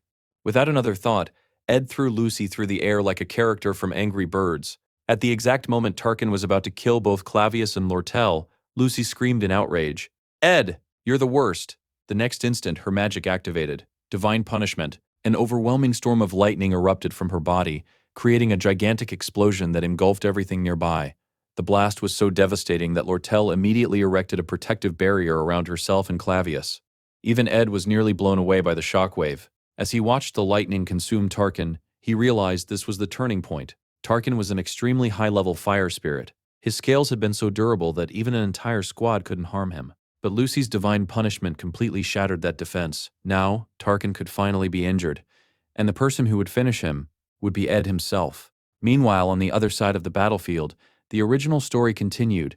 Janica remembered her mother's gentle voice telling her she was proud of her. But everyone else who had praised her talents had only wanted to exploit her abilities. Their betrayal shattered the image of kindness and love she had once believed in. A massive explosion echoed throughout the area, but the strike team had already reached her. Bound by countless shadows, Janica forced herself to smile despite everything. Behind her, Velisfair quietly gathered enormous magical power, preparing to erase everyone before him. Elsewhere, Ed continued running. He could feel that terrifying energy growing stronger. Dawn was approaching. The scenario was reaching its conclusion. Fortunately, he wasn't too late. Tarkin was still chasing Clavius. Ed immediately asked where Lucy had gone. Lortel shrugged. She's probably rolling around asleep somewhere. Lucy had already exhausted herself and wouldn't be able to finish the battle. Ed nodded. Then we'll do it. Lortel admitted she had already spent most of her mana opening the passage for the others. Ed didn't hesitate. We only need one clean strike to his neck. He knew her ice magic lacked the precision needed for such an attack, so he would handle it himself. Lortel suggested letting Clavius finish the monster with his sword instead. However, they both knew he wouldn't make it in time. Ed stepped forward. I'll take responsibility. I'm betting my life on the support you can give me. Lortel smiled faintly. That's easy to say. In reality, this is nothing but a gamble. Ed calmly shook his head. No, this isn't a gamble. It's an investment. Those words immediately caught Lortel's attention. Investments were her specialty. Smiling warmly, she admitted that she liked Ed far more than the princess. After all, he had risked his own life for her. Now, she would do the same. Gathering every remaining ounce of mana, Lortel created countless floating ice crystals. A new spell slowly took shape. Ed inhaled deeply. Here I go. Nearby, Clavius was barely standing. His entire body was covered with cuts and bruises from running nonstop, yet he continued watching the battle unfold. Without hesitation, Ed charged directly toward Tarkin. The giant fire spirit immediately prepared its flames to incinerate him. Ed ignored the danger. He only needed to get a little closer. Suddenly, Clavius shouted. A gigantic demonic hand descended from the sky. Ed recognized it instantly. Glaskin's right hand. This was the exact moment when Taylor was supposed to save everyone. The timing couldn't have been worse. Ed still had to finish Tarkin first. Just as Tarkin reached out to burn him alive, a gigantic ice crystal slammed into the monster. Lortel had timed her attack perfectly. Ed never doubted her. He knew she wouldn't make a mistake at the most critical moment. Tarkin tried to recover. It was already too late. Ed closed the remaining distance in an instant. He had cast the spell thousands of times throughout the game. There was no chance he would miss now. Windblade activated. With one flawless slash, Tarkin's head was severed from its body. The system immediately acknowledged the victory. Tarkin had been defeated. Ed's spiritual understanding and spiritual connection increased dramatically. At last he had reached the requirements to form a contract with the spirit. Looking into the distance, Ed saw Taylor making his own move. Taylor shot through the sky like a falling meteor. A brilliant flash illuminated the battlefield. Glaskin's right hand exploded into countless fragments. As Taylor slowly descended, his hair had turned completely white. Watching him, Ed couldn't help but smile. That really was the protagonist. For some reason, he felt as though they shared a strange connection. With both enemies defeated, the massive dome of dark magic surrounding the battlefield finally shattered. As dawn arrived, peace returned to the academy. Later, everyone rested beneath a large tree. Lucy, of course, was sleeping peacefully again. Lortel looked up at the bright morning sky. I've met many people willing to risk their lives, but most of them were cowards. Ed looked at her with complete indifference. So what? Lortel blinked in surprise. So what? We just survived a life-and-death battle together, Senior. Your little heart is seriously lacking emotion. She then formally introduced herself. My name is Lortel Ketchelm. Ed accepted her handshake. As their hands met, he noticed 3 gold coins hidden in her palm. Lortel smiled mischievously. I finally caught you off guard. I still owe you a favor. See you next time, Senior. She walked away, leaving Ed completely confused. He honestly didn't want to become any more involved with someone like her. Soon afterward, another familiar face approached. Taylor activated his swordsmanship before bowing respectfully. You saved my life. Thank you. Before Ed could answer, Clavius shouted from the background, Why is everyone thanking him? I almost died because of that guy. The entire group immediately told Clavius to be quiet. He could only stand there crying while everyone ignored him. Phinia then stepped forward.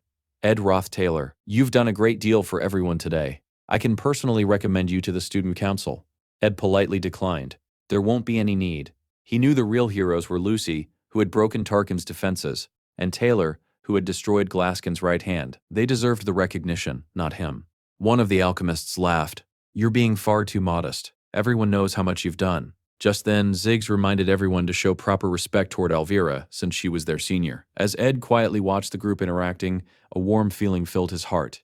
Until now, he had deliberately kept his distance from all of them, because he didn't want to interfere with the original story. But seeing everyone together, he couldn't help smiling. He had watched every one of them struggle, grow stronger, and overcome impossible challenges. Taylor would become the greatest hero. Aelia would continue growing alongside him. Phinia would establish herself as a true ruler. Ziggs would finally find his place among people. Clavius would slowly gain the confidence he had always lacked. Elvira would learn that life wasn't only about having fun. And Lortel, who had spent her entire life chasing wealth, would eventually discover that her own life was worth more than all the gold in the world. Every one of them had a role to play. Every one of them had a future waiting ahead. Ed knew that better than anyone, and that was exactly why he had always tried to stay away from them. Later, Ed returned to the ruined training area. After clearing away the rubble, he forced open the entrance and made his way toward the old arena. Hidden inside was a small cabinet.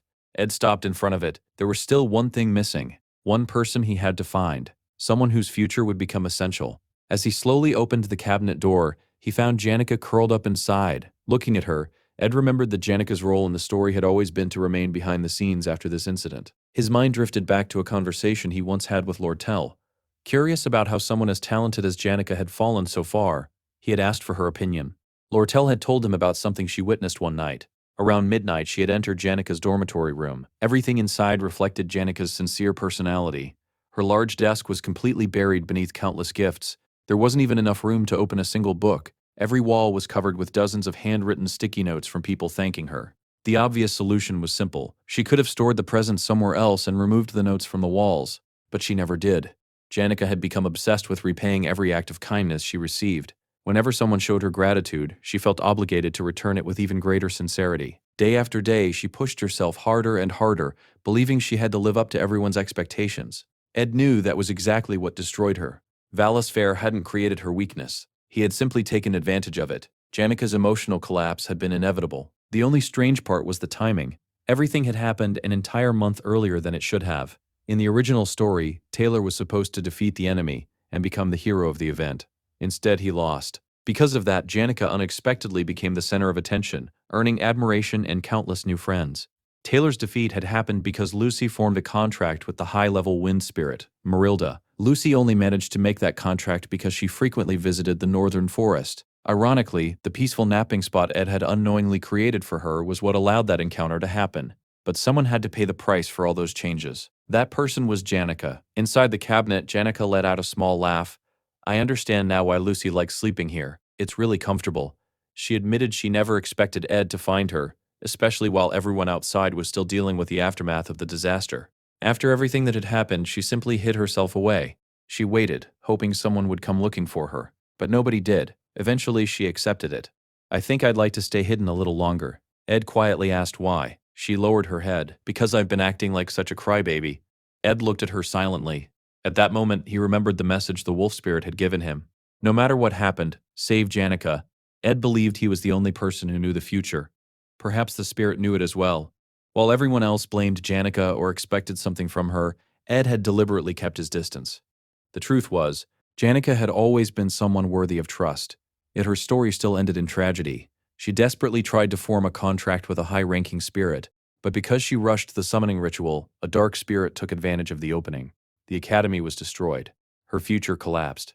Every single night she stayed awake studying magic. She always smiled at her teachers. She smiled at her friends. She smiled at anyone who showed her kindness. To everyone around her, she looked like the perfect student. No one realized how much she was suffering alone. Perhaps that was why her failure felt so heartbreaking. She had tried harder than anyone else. Ed gently smiled. There really isn't anyone who worked harder than you. Those simple words finally broke the wall surrounding her heart. Tears streamed down Janica's face. For the first time, someone acknowledged her efforts instead of her failures. Ed quietly reflected on the strange contrast of the story. On the grand stage stood the heroes, proudly receiving everyone's praise. Behind the curtain, everything was silent. The first act's villain quietly left the stage just as the true protagonist stepped into the spotlight. Ed had watched this chapter countless times while playing the game, yet only now did he truly understand how beautiful it really was. As he looked around, something changed. Before, he had never been able to see them. Now, dozens of spirits surrounded Janica. At that very moment, Ed finally understood how this story would eventually end. His spiritual understanding and spiritual connection both reached level 10. The system immediately displayed a new notification. Every spirit present had become interested in him. Among them, the high-level wind spirit Marilda showed an especially strong interest. 10 days later, Janica stood before the Academy's disciplinary committee. She admitted every mistake she had made and calmly accepted whatever punishment awaited her. During the first meeting, the Academy attempted to expel her. However, both students and teachers stood up in her defense. They refused to abandon her. At the second hearing, Phinia personally testified that Janica had been completely possessed by Valisfair. Because of that, she could not be held responsible for attempted regicide. Lortel also spoke during the proceedings. Representing the Alte Merchant Association, she announced that the organization would cover every expense required to repair the academy. They asked for nothing in return. Well, almost nothing. The agreement included one small condition. The academy would reduce customs fees on educational supplies and future trade deals. After all the discussions, Janica still received several punishments. She lost every privilege given to the academy's top students. Her awards and honors were revoked. She also lost the right to stay in the dormitory during the following semester. However, 20 days later, the harshest punishment of all was officially canceled. Her expulsion was revoked. The entire academy celebrated. Everyone felt as though justice had finally prevailed. To welcome Janica back, her friends prepared a beautiful afternoon tea. Before she arrived, one of them reminded everyone not to mention the Glaskin incident. They didn't want Janica to relive those painful memories. When everything was ready, they welcomed her with warm smiles. The atmosphere quickly became cheerful. Then, out of nowhere, Janica asked an unexpected question. What's the difference between liking someone and loving someone? Her friends exchanged puzzled looks. Why would she suddenly ask something like that? Trying to hide her embarrassment, Janica explained that she was asking for a friend. Of course, nobody believed that. She began describing the dream. In the dream, she was making the flower crown in a beautiful garden. Then someone appeared. It was Ed. He looked like a prince riding a magnificent horse. She gently placed the flower crown on his head and told him she had made it just for him. Afterward, the two happily ran through the endless field of flowers together. Janica stubbornly continued, insisting it was only her friend's dream. Her friends could only smile. It was painfully obvious she was talking about herself. Curious, Clara asked what happened next. Janica replied that her friend couldn't stop thinking about someone's face. Even while sitting alone in her room, that person's image kept appearing in her mind over and over again. It almost felt like love. The instant Clara heard that, she abruptly stood up. I just remembered something important. She immediately fled the scene, leaving Janica alone with Anissa. Anissa nervously wondered how she was supposed to handle such a delicate topic. After thinking for a moment, she spoke honestly. Maybe you're making this too complicated. Whether you like someone or not is already mysterious enough. You should just be honest with your own feelings. Janica slowly nodded. I think you're right. The conversation became slightly confusing afterward, as the names were mixed up. The person speaking at that point was actually Clara, not Anissa.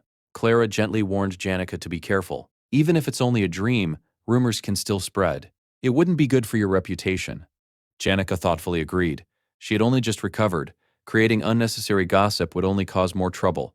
After thanking Clara for the advice, she announced she was heading back to the dormitory. Clara smiled and waved goodbye. The moment Janica disappeared, Clara slammed her forehead onto the table. This is all Anissa's fault. She left me alone in the most awkward conversation imaginable. Meanwhile, Ed quietly walked through the forest.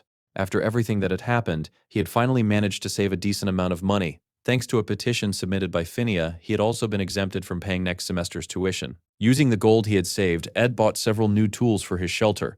As he walked home through the woods, he suddenly spotted Janica. For the entire first act, Ed had intentionally avoided getting close to her in order to preserve the original story. But now, Act 1 was finally over. Janica was no longer one of the central figures driving the plot. Perhaps for the first time, the two of them could simply meet as ordinary people.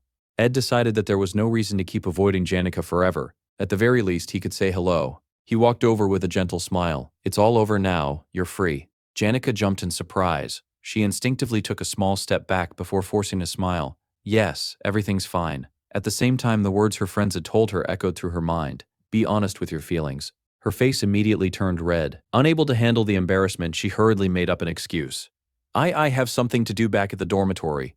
After saying a quick goodbye, she practically ran away. Even Ed, who had encouraged her to be honest with herself, was left standing there in complete confusion. Still, he didn't think much of it. He had far more important things to do. It was finally time to build a proper home. On the very first day, Ed searched the forest until he found the perfect location for his cabin. The area was spacious, surrounded by sturdy trees that provided plenty of shade, yet secluded enough that it wouldn't attract unwanted attention. Once he found the ideal spot, he immediately got to work. By the third day, he had already collected a huge supply of lumber. Thanks to his growing mastery of windblade, cutting trees had become incredibly efficient. The construction progressed far faster than he expected. On the sixth day, however, he temporarily stopped gathering wood because the academy released the semester examination results. To his surprise, his grades were excellent. His scores on the theoretical exams ranked among the best of the freshmen. Despite that achievement, Janica still seemed to avoid him whenever they crossed paths.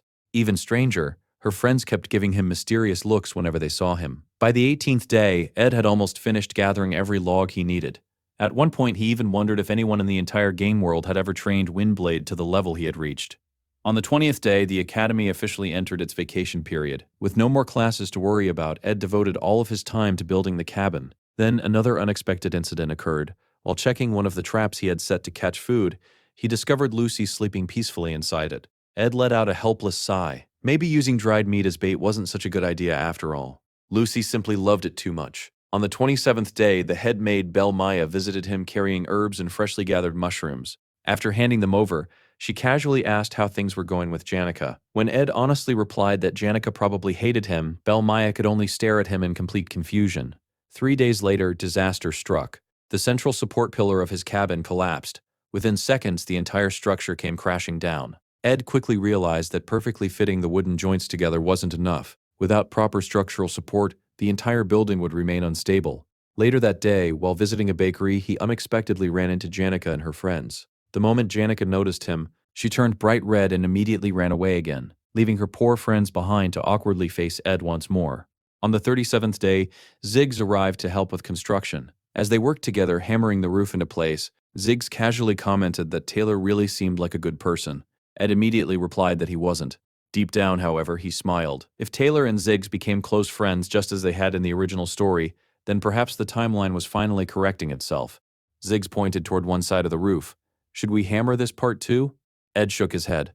"No, that's where the chimney will go." Day after day, more pieces fell into place. Finally, on the 45th day, Ed set down his knife. He quietly stepped inside his newly completed cabin. Sitting on the wooden floor, he looked around. There were no decorations, no furniture, nothing luxurious. But there were solid walls, a sturdy roof, a proper door. Even insects could no longer wander inside. For the first time since arriving in this world, Ed truly felt at home. The system displayed a notification. Construction complete. Log cabin successfully built. A faint smile appeared on Ed's face. He finally had a place he could call home. Outside, hidden behind the trees, Janica nervously gathered her courage. Meanwhile, Ed lay comfortably inside the cabin, mentally planning the next improvements. The walls, floor, and fireplace were already complete. Next, he wanted to build a fence, create a firewood storage area, and make a few finishing touches. Suddenly, something landed on the roof. It was Lucy. Naturally, she had climbed up there and fallen asleep. A moment later, another voice called out, "Ed." Janica stood outside, looking incredibly nervous. Surprised, Ed opened the door. "How did you find this place?" Janica remembered a recent conversation with Belle Maya. The head maid had mentioned visiting young Master Ed's camp in the forest. "The cabin?" Janica had asked. Belle Maya looked surprised. "You've seen it?" "I noticed it from a distance while walking through the forest." Belle Maya smiled. "Ed built it all by himself. Honestly, it's much sturdier and prettier than I expected. I never imagined he had talent for construction." Then she invited Janica to visit the cabin herself. Janica curiously asked whether Belle Maya was also interested in things like that. Belle Maya laughed. "Of course. I'm human too. When someone builds such a beautiful cabin with their own hands, anyone would naturally become curious." That conversation gave Janica an excuse. Now, standing outside the cabin with flushed cheeks, she awkwardly explained herself. "I was just passing by to visit Marilda, and since I happened to see your cabin, I thought I'd stop and take a closer look. It's only natural to be curious." Ed nodded without suspicion. "I suppose that's true." Janica looked around before smiling. "It looks wonderful." Ed thanked her. "I only finished building it today. Weren't the spirits talking about it?" Janica hesitated before answering. They mentioned it a little. They said you've become really muscular. They talked about your broad back, strong arms, and rough hands from building the cabin. The moment she repeated those words, she became so embarrassed that her face turned completely red. She quickly tried changing the subject. I only heard the basics. Pretending not to notice her embarrassment, Ed invited her inside. It isn't much yet. You might be disappointed. Janica shook her head immediately. No, I'd love to see it. Inside the cabin, she looked around in amazement. You built all of this by yourself? That evening, the two sat quietly beside the campfire. Janica slowly sipped her tea before speaking. So many people have helped me. The princess, Lortel, my friends, they've all sacrificed so much for me. How am I ever supposed to repay all of them? Ed smiled gently. They helped because they wanted to. If you can't repay them, then don't. Your friends aren't loan sharks. Janica blinked. She had never considered that possibility. Ed quietly understood why. This was simply the way Janica lived. Her overwhelming sincerity had become the very thing weighing her down. Even after receiving financial support, tuition assistance, and countless acts of kindness, she voluntarily moved out of the luxurious Ophelis dormitory simply because she wanted to owe everyone a little less. Ophelis offered private rooms and the finest facilities in the academy. Instead, Janica chose the far more crowded Dex dormitory, where 8 students shared a single room. Living there was uncomfortable. Being surrounded by constant envy made her feel trapped, almost like she was living inside a prison. But even sacrificing her own comfort couldn't solve the real problem. The cycle simply continued. Looking at her, Ed quietly spoke. If you ever want to be alone for a while, you can come here. I don't mind. Janica smiled softly. For the first time in a long while, she felt completely at ease. Then, if you ever feel overwhelmed, if there's something you can't handle alone, you can rely on me. No matter what happens, I'll help you. Ed smiled as he looked up at the night sky. Overwhelmed, he softly repeated the word. Then his expression became serious. The second semester was approaching. Act 2 was about to begin. Everything would start because of one small worn-out book, the sealed grimoire of the sage. Written by the legendary sage Sylvania, the grimoire contained records of advanced spectral magic, powerful spells capable of altering the very laws of nature. It looked like nothing more than an old book, yet it would soon unleash a storm across the academy, a storm that would consume everything in its path. When Lortel first saw the grimoire, she simply smiled. It smells like money. Ed quietly thanked Janica for her kind words. Still, he doubted he would ever need that kind of help. The one who truly had countless trials ahead was Taylor. Even if those events had nothing to do with him directly, Ed silently wished for Taylor's success. And so, Episode 2 of the Extras Academy Survival Guide began. Its title was The Occupation of Ophelis Dormitory. The Ophelis Dormitory was reserved for the Academy's honor students. Its residents lived almost like nobles. They enjoyed priority seating in class, greater freedom during meals, personal maids, and countless privileges unavailable to ordinary students. But those very privileges would soon become the center of the next conflict. As the vacation ended, torrential rain struck the southwestern region of Valeries. To ensure the honor students returned safely, the Academy prepared luxurious carriages and boats to transport every resident of the Ophelis dormitory back to campus in comfort. Meanwhile, the students from the Dex dormitory were forced to return on foot through the raging storm. Even under such terrible conditions, they still had to reach the dormitory before the deadline or lose valuable points. Furious over the blatant unfairness, the Dex students gathered in front of Ophelis dormitory and began a full-scale protest that looked ready to ignite a war. At the same time, Lortel calmly sealed a letter and gazed out the window at the pouring rain. Everything was unfolding exactly as she had predicted. Ed understood that moments like these were where merchants truly demonstrated their worth. One of Lortel's agents had already contacted the representative of the lower-ranked students, but the young man wasn't interested in compromise. He simply wanted to destroy both the academy and Ophelis dormitory. The dissatisfaction among the common students had already reached its breaking point. All they needed was a reason that everyone could rally behind. That spark came from William, a student famous for his manipulative speeches and provocative nature. He became the one who ignited the rebellion. The chosen justification was simple and effective. Regular students were being discriminated against by being forced to walk back through a disastrous storm, while others enjoyed far better treatment. Soon afterward, a proposal was submitted suggesting that the return deadline should be extended because of the weather. The head educator of Ophelis dormitory, along with several members of the academy's administration, openly sided with Lortel. At that point, it didn't even matter whether the proposal would be accepted. Simply bringing the issue into public discussion was enough to fuel the anger of the common students and turn the controversy into something much larger. The academy also revealed that Ophelis dormitory contained priceless decorations donated by noble families.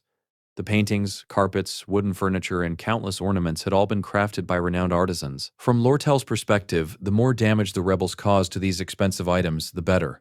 Every broken masterpiece would become another devastating blow to the Academy's already fragile finances, which had yet to recover from the disastrous Glaskin incident. Meanwhile, negotiations regarding the sealed grimoire were still ongoing, allowing the Elte Commercial Association to strengthen its bargaining position. Standing by the window, Lortel quietly wondered when the rain would finally stop. Not a single ray of sunlight pierced the dark clouds overhead. Looking at the gloomy sky, she realized it reminded her of the slums where she had grown up. Strangely enough, that thought brought her a small sense of comfort. Sylvania Academy was often romanticized as a paradise of knowledge and brilliance, but to Lortel, the dirty streets of the slums felt far more real than the Academy's dazzling image. The countless documents filled with conspiracies scattered across her desk were proof of that reality. She reflected on the path she had walked throughout her entire life. She had survived by hiding her true feelings, betraying others whenever necessary, and trusting no one. While countless people desperately struggled just to stay alive, she had become someone who relied on deceit above all else. Deep inside, she believed nothing could ever wash away that filthy nature. Perhaps that was why she constantly searched for someone like herself. In a place overflowing with talented, honest, and radiant students, she hoped there might exist at least one person capable of recognizing the miserable existence of a rat covered in filth. She never stopped searching. Even while clinging to that hopeless wish, she remained alone because she firmly believed that a person's true nature could never change. To survive such a miserable reality, Lortel continued playing the same role she always had. She became the curtain that concealed the darkness lurking behind the stage. That was why everyone knew her by a single title, the Veil of Shadows. Meanwhile, the revolution finally erupted in front of Ophelis Dormitory, and the merchant who had orchestrated everything watched the chaos unfold from the shadows. Ed recalled that, in the original story, this incident centered around the protagonist fighting his way through the lower-ranked students who had been manipulated into opposing Lortel. As the hero climbed from the first floor to the fifth floor, he would face a series of mid-bosses blocking his path while simultaneously helping the rebels occupy the dormitory. The first of those bosses was Tate. Ed immediately remembered him. Tate had once mocked Taylor by calling him a worthless loser. After Taylor's friends beat him up, Tate developed a deep grudge against them. Eventually, Lortel bought his loyalty. His assignment was incredibly simple. He only needed to disable the maid's security on the first floor and unlock the entrance. The moment the doors opened, the angry students would storm straight into the dormitory. According to the original storyline, Tate would then stand in the protagonist's way as the first-floor boss while the occupation continued. The merchant asked if Tate was the subordinate Lortel had recruited. Ed nodded. That's right. He's the one responsible for the first floor. Then an unexpected truth surfaced. In the original timeline, the person who had filled Tate's role wasn't Tate at all. It had been Ed Rothstaler himself. Ed was completely confused. He couldn't understand how he had somehow become nothing more than a secondary boss during the second act of the story. To understand what happened, they had to go back 2 days earlier. At that time, Ed was fully focused on improving his hunting abilities. He spent every day practicing with his bow while sharpening his instincts in the forest. Even he admitted that the original Ed's body simply wasn't built for combat, but he continued using the bow on every hunt in the hope of eventually acquiring at least one worthwhile combat skill. More surprisingly, his isolated life in the forest was attracting more visitors with each passing day. Sometimes it felt like living alone in the woods made him even more popular than staying in the dormitory. Ed mentally listed his 3 most frequent visitors. Visitor number 1 was the Academy's genius mage, Lucy. She appeared whenever she pleased and usually ended up sleeping on the roof of his cabin. Every tiny improvement fascinated her. One day, she noticed he had finally installed a proper door and excitedly asked if he planned to build a chimney next. After Ed chased her away, she simply pointed at the window without any glass and innocently asked whether it was supposed to be a skylight. Ed couldn't help thinking that Lucy was unbelievably clueless, but also strangely entertaining. After all, he wasn't building an artistic cabin. He was just poor. Visitor number 2 was Janica. Unlike everyone else, Ed genuinely welcomed her visits. She always brought him something useful, helped with household chores, and even communicated with the surrounding spirits. To Ed, she was easily his favorite guest. Curious one day, he asked why she always went so far out of her way to help him. Janica immediately looked away, her face turning bright red as she became completely flustered. Ed simply stared at her in confusion. Huh, what's wrong with her? Trying to change the subject, Janica asked how often Lucy visited him. Ed casually replied that Lucy showed up from time to time and could sometimes be a little dangerous. That was all there was to Visitor B. The reason Ed had been thinking about all of this was because Visitor C had finally arrived. It was none other than the Golden Daughter herself, Lortel.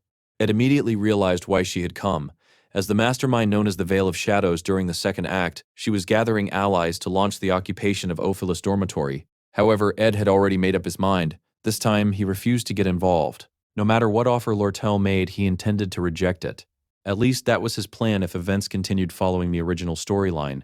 Then Lortel informed him of something completely unexpected. Tate, the person originally assigned to carry out the operation, had suddenly fallen ill for reasons no one could explain. Ed immediately asked what had happened and why Tate had suddenly collapsed. Lortel explained that, in the original story, Tate was supposed to fight Taylor. Although Taylor beat him up, his injuries were never serious enough to keep him out of action. However, events had changed. This time Tate had gone too far with his insults. He claimed that Taylor was even worse than that useless insect named Ed Rothstaler. The moment those words left his mouth, Ziggs punched him so hard that he blacked out on the spot. Afterward, Ziggs even scolded him for daring to speak about Ed that way. Lortel admitted she wasn't sure whether Ziggs had become furious because Tate insulted Taylor or because he insulted Ed. Either way, no one had ever seen Ziggs lose his temper like that before. Ed could only sigh. Human emotions really weren't something you could ever predict. Lortel then explained the task she wanted him to perform.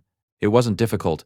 All he had to do was obtain headmaid Aelis's key, unlock the entrance to Ophelis dormitory, and allow the lower-ranked students to enter. Many people were capable of completing such a simple job, but there was one problem. No matter how much money she offered, they might betray her afterward and report everything to the Academy's investigators. If someone exposed her as the mastermind behind the entire incident, everything she had built would collapse. She couldn't trust anyone. Ed quickly realized why she had chosen him instead. His reputation had already been destroyed. Since he had been expelled from the dormitory, people would naturally assume he wanted revenge against the Academy. Lortel calmly pointed out exactly that. Ed honestly admitted that revenge wasn't something he cared about anymore. Then Lortel casually offered him 20 gold coins. Deal. Ed accepted without the slightest hesitation. In his mind, he wasn't doing anything wrong. He was simply restoring the story to its original path. With only one day remaining before the occupation of Ophelis dormitory, Ed sat beneath the roof of his cabin while rain continued pouring outside. He slowly walked around the campfire as he organized everything he remembered about the future. The dormitory occupation happened before the conflict over the sealed grimoire. Lortel's scheme to cripple the Academy financially would succeed exactly as planned. According to the original story, she would later establish an organization known as the Market, an influential commercial group that rivaled Princess Phinea's student council. From that point onward, the Academy's narrative split into two opposing factions. One represented ideals and justice. The other represented realism, commerce, and profit. As for Ed, he had absolutely no intention of choosing sides based on principles. He would simply wait, watch who emerged victorious, and join the winning faction. Of course, he had to survive long enough to make that decision. Just then, Janica arrived at his cabin. Even though she was completely soaked by the rain, she squeezed the water from her clothes and smiled. She admitted she had expected the rain to stop by now before commenting on how amazing Ed really was. To her, his cabin looked no different from an ordinary campsite, yet he managed to live there comfortably even during storms like this. Ed simply smiled. You get used to it. Janica then mentioned that perhaps it was finally time for her to leave Ophelis dormitory. She explained that she would soon be moving into Dex dormitory, which was much smaller. Because of that, she would have to throw away many of her belongings. Before leaving, she asked if Ed needed any furniture. He replied that he would let her know if anything came to mind. Janica immediately began listing everything she could give him. She had clocks, extra pillows, lanterns, daily necessities.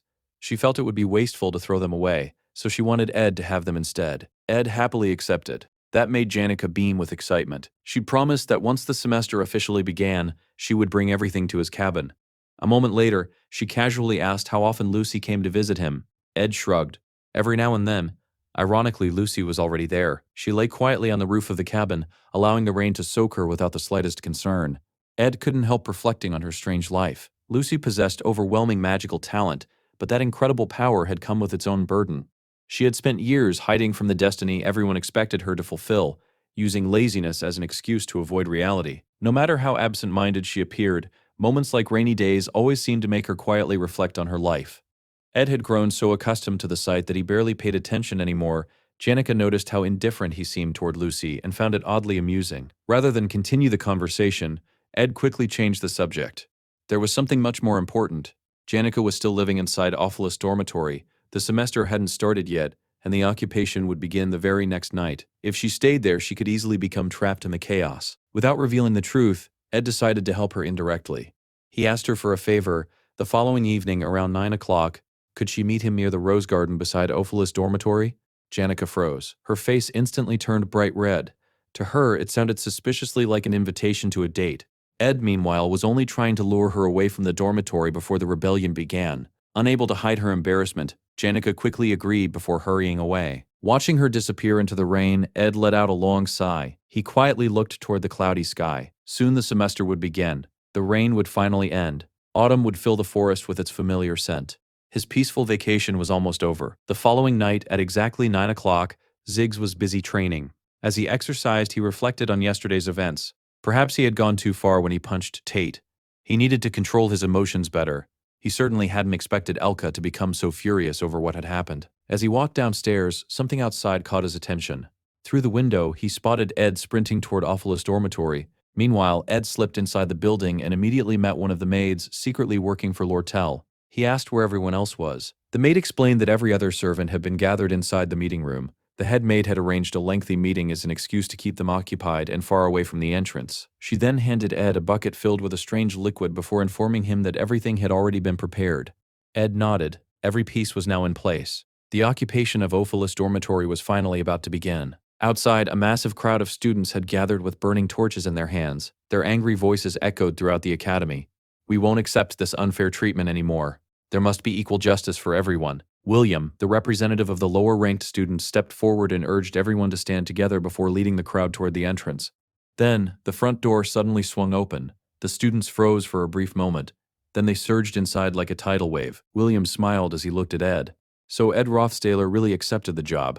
Everything had already been arranged. Even the maid waiting near the entrance was secretly cooperating while pretending to be a hostage. She silently nodded to confirm it.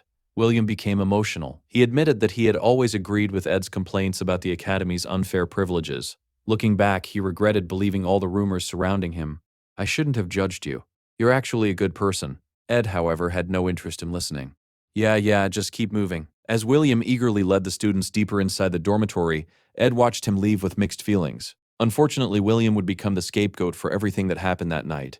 Ed honestly felt a little guilty. Meanwhile, the maid quietly slipped away. No one stopped her. After all, every person capable of receiving her report had already been locked inside the meeting room. Head maid Alice, the one responsible for controlling the dormitory's protective rune system, had already fallen into Lortel's hands. The defensive runes activated throughout the building. One after another, every student's room was sealed shut. Everything was proceeding exactly as it had in the original storyline. Every step of the operation had been carefully orchestrated by the Veil of Shadows herself. Lortel calmly approached Ed with a satisfied smile. "You finished much faster than I expected." She praised him for handling the operation so efficiently before glancing down at her soaked stockings with visible annoyance. "I really hate this kind of weather." Ed looked at Lortel and asked if she had been watching everything from the beginning. Walking calmly beside him, Lortel nodded. "The academy staff will move in soon to suppress the students," she said. "We need to finish before they arrive." Ed simply nodded. "Go ahead." However, before leaving, Lortel suddenly stopped. "There is something I've genuinely wanted to ask you." After a brief pause, she quietly asked, "Have you ever killed anyone?" Ed remained silent for a moment before answering, "No, I've never killed anyone." Lortel lowered her gaze. "Neither have I." Then after another brief silence, she added, "But I've done things that aren't much different." She confessed that in order to survive, she had ruined countless lives. To avoid being betrayed, she always betrayed others first. She had lived her entire life carrying the weight of those choices, convincing herself they were necessary. Deep down, however, she knew they were only excuses. By dragging countless people into a sea of greed and sin, she had earned the title of the Daughter of Gold. Yet no one understood better than Lortel herself that she deserved neither admiration nor sympathy. Perhaps that was why she constantly searched for someone who could truly acknowledge her. Looking directly into Ed's eyes, she quietly asked, "Could you ever be kind to someone like me?" Ed studied her expression. For a brief moment, she looked less like the calculating merchant everyone feared, and more like an incredibly lonely person. Whether someone was good or evil, loneliness eventually reached everyone. People trapped in darkness instinctively searched for others crawling through the same mud, hoping to find even the smallest fragment of understanding. Perhaps that tiny connection was all they considered redemption. But Ed slowly shook his head. "No, you have to take responsibility for the choices you've made." More importantly, he wasn't the person she was searching for. Lortel quietly lowered her head. I suppose that was a pointless question. She realized that Ed was fundamentally different from her. Without another word, she regained her usual composure. "There isn't much time left. I should finish what I came here to do." As she walked away, Ed unconsciously let out a sigh of relief. Now Lortel would meet with head maid Alice to complete the final stage of the operation. Once the dormitory's defensive runes fully activated and chaos spread throughout the building, control of the magical barrier would eventually pass to William. the leader of the lower-ranked students. At that point, the story would enter its next phase. Empowered by the dormitory's defensive system, William would become the stage boss of this chapter. According to the original storyline, Taylor would eventually defeat him. As for Ed, his role was much simpler. He only needed to stall for time until Taylor arrived, fight him just long enough to fulfill the scenario, and then deliberately lose. After that, Taylor would continue climbing to the second floor while the story unfolded exactly as it originally had. It was a necessary sacrifice. Meanwhile, in the rose garden, Janica patiently waited. She noticed a carriage arriving unusually late at night and wondered whether something important had happened. Looking around, she quietly asked herself why Ed still hadn't arrived. At least he had left her a note explaining that he might be late. That alone made her believe he must have prepared something special. In truth, Janica barely paid attention to everything happening around the academy. Likewise, Ed wasn't particularly concerned about what she was doing either. The only thing that mattered to him was keeping her safely away from Ophelis dormitory when the occupation began. Still, during the past 3 days, Janica had found herself thinking about Ed constantly. Although she felt guilty for it, she continued asking Marilda about him whenever she had the chance. That was how she learned Lucy wasn't the only person visiting Ed's forest cabin. Belle Maya, Princess Phinia, Ziggs, even Lord Tell herself. All of them had visited him recently. The nearby spirits quietly whispered among themselves that by pure coincidence, every single visitor happened to be a female student. Fortunately, they never mentioned that to Janica. It probably would have broken her heart. Completely unaware of those conversations, Janica continued waiting. She even worried about whether she looked presentable enough when Ed finally arrived. Eventually, she decided to return to the dormitory for just a moment. She told herself she only wanted to freshen up a little. In reality, she wanted to grab a prettier hair accessory. Without realizing it, she walked straight back toward Ophelis dormitory. At almost the same time, Taylor and his companions arrived. Their goal was simple. They intended to stop the situation before it spiraled completely out of control. Among the group was Elvira, the academy's top alchemy student. The moment she arrived, she became anxious about the herbs stored inside her room. "Do you have any idea how valuable those herbs are?" The others advised her to leave everything to the academy staff. Elvira immediately refused. "If I don't cast preservation magic soon, they'll lose all their medicinal properties." Taylor was already losing his patience. He asked someone to stop her before she rushed inside alone. Ayla calmly suggested waiting to see what happened. After all, Elvira was the strongest student in the alchemy department. She could probably protect herself. Taylor immediately shook his head. That's exactly the problem. She's not the one in danger. Everyone else is. If Elvira lost control of her alchemical reagents, the entire dormitory could become a disaster zone. He tried one last time to stop her. Elvira ignored him completely. "I'm done talking." She marched toward the 4th floor where her room was located. Taylor called after her. "You're really only going to check your herbs?" She nodded. "But if anyone tries to stop me, I'll force my way through." Without hesitation, she kicked the door open. The room beyond was completely wrecked. Furniture had been overturned. Footprints covered the floor. Everything was in ruins. Then she noticed someone quietly sitting beneath the staircase. Ed Rothtaylor. Taylor immediately frowned. "What are you doing here?" Everyone's eyes turned toward Ed. Elvira glanced around the destroyed room before smiling with interest.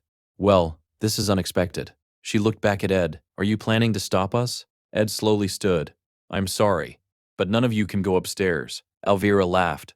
"You actually think you can stop us?" She had already heard from Ziggs that Ed possessed respectable magical talent. Even so, she considered him nothing more than a second-year student capable of using only basic spells. On her side stood Taylor, an outstanding swordsman, Ayla, a skilled mage, and herself the academy's best alchemist. The difference in strength was overwhelming. Taylor stepped forward. "Explain what's happening upstairs." Ed remained silent. Seeing no other option, Taylor charged. Ed instantly hurled a piece of furniture into his path. Taylor sliced straight through it. Elvira noticed something interesting. Even while throwing the furniture, Ed had secretly cast a basic spell. She assumed his first target would be Taylor. She was wrong. Ed suddenly unleashed a wind blade straight upward. The spell sliced through the chandelier hanging above them. The massive fixture crashed toward Taylor. He barely managed to leap out of the way. At that exact moment, the dormitory's defensive runes began malfunctioning. Panic spread throughout the building. Students shouted from every direction, asking if everyone was all right. Ayla reassured them while trying to assess the situation. Then another wind blade flashed across the room. It narrowly missed Elvira's neck. Instead, it sliced through part of her hair and tore open her bag. Her expression immediately changed.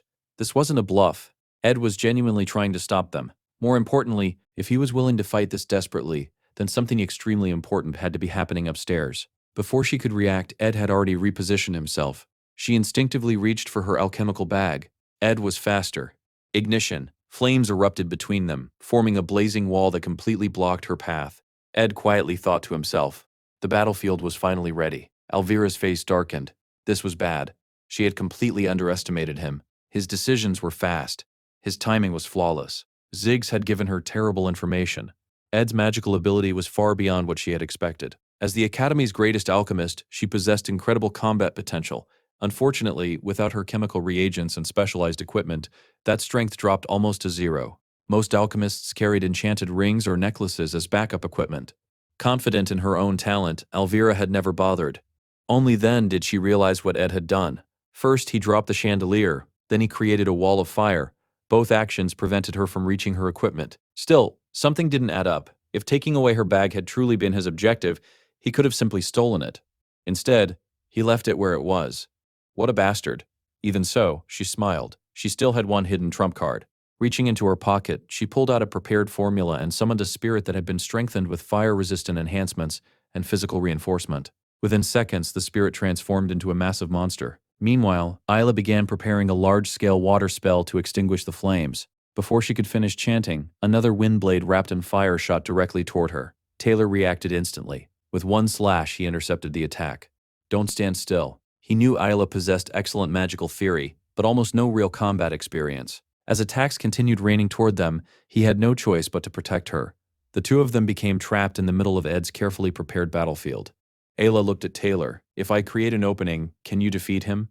Taylor answered without hesitation. Leave it to me. Immediately, Ayla sent her grotesque muscular rabbit spirit charging toward Ed. The creature smashed through the battlefield, creating the opening Taylor needed. Taylor's eyes sharpened. Now was the time to end this. At the same moment, Elvira made her move. Ignoring the flames engulfing her cloak, she dashed straight through the fire and finally recovered her chemical supplies. With a confident grin, she looked at Ed. Miss me. Ed meanwhile dodged the giant spirit's attacks before preparing another wind blade aimed directly at Elvira. She was already ready. Throwing a chemical reagent into the spell's path, she triggered a violent reaction. A thick cloud of smoke exploded across the hallway. The smoke rapidly extinguished the flames while suppressing magical activity throughout the area. As the fire died down, Ed swiftly finished the giant spirit with a single strike from his dagger. The creature collapsed onto the floor. Elvira smiled. So, what exactly does a mage do after losing the ability to use magic? You've been awfully confident. And unlike you, we still have a swordsman. Taylor immediately charged forward. He couldn't understand why Ed kept retreating. Ed deliberately knocked another piece of furniture into his path. Balanced on top of it was a bucket filled with oil that had been prepared earlier. The moment Isla saw it, her face turned pale. Are you insane? If that catches fire, people could die. Taylor didn't slow down. It doesn't matter whether the flames come from magic or oil. My elemental slash can cut through either one. Before anyone gets hurt, I'll put out the fire. Ed had carefully prepared everything before the battle even began. As the smoke spread through the room, Elvira interrupted everyone, pointing out that the windows were already open wide enough for the smoke to escape. She also noticed that the flammable rug had been removed and that there were no other combustible objects nearby. That was when a disturbing thought crossed her mind. Had Ed predicted every step of this situation from the very beginning? Before she could stop him, Ed had already drawn his bow. Taylor immediately rushed toward him, believing that a single arrow wouldn't be difficult to deal with. However, as the arrow flew through the air, he realized its trajectory wasn't aimed at him at all. It was heading straight toward Alia, who at that moment was completely unable to use magic to defend herself. Taylor shouted a warning, but before the arrow could reach its target, Elvira stepped in. Using a chemical formula, she summoned a mechanical hand, a magical device capable of intercepting small projectiles. The mechanical hand caught the arrow effortlessly. As she examined it, Elvira frowned. The arrow was wrapped in cloth, making it incapable of seriously injuring anyone. If this wasn't meant to hurt someone, then what was its purpose? She wondered. Her instincts immediately told her something was wrong. She warned Taylor to stay alert because she was certain Ed still had another trick prepared. Unfortunately, it was already too late. Taylor charged straight at Ed while, above them, a loud noise echoed from the upper floor. Ed quietly smiled to himself. The time has finally come. The boss of the second floor had been released. Even Clavius, the coward who had been hiding until now, had finally appeared. Knowing his objective had been fulfilled, Ed stopped resisting and deliberately allowed Taylor to defeat him. Watching the entire scene, Elvira couldn't understand his actions. Later, even Taylor questioned whether Ed had completely lost his mind. No one would go that far without a reason. But Elvira couldn't shake the feeling that something was terribly wrong. The entire battle had felt like a performance. If Ed had truly wanted to win, he never would have confronted them directly. He would have remained hidden in the shadows, dropping the massive chandelier onto them or using countless other deadly traps. Instead, he had stood openly before them like he wanted everyone to watch. Even during the fiercest moments of the fight, he never showed any genuine intention of killing anyone. It was almost as if he had simply been acting. Ed looked at Taylor and calmly asked, "Are you done?" Then he sat down, completely exhausted. "If the fight's over," he said, "you can stop yelling at me." Taylor stared at him in confusion. He couldn't understand how someone who had fought so intensely only moments ago could suddenly surrender without hesitation. At that same moment, loud noises began echoing from the second floor. Elvira finally voiced the conclusion she had reached. Ed lost on purpose. Alia looked at her in confusion. "What do you mean?" Taylor also began putting the pieces together. "Are you saying he was holding back against us?" Elvira nodded confidently. "I'm not leaving this place until I get an answer. I know he restrained himself during the entire fight."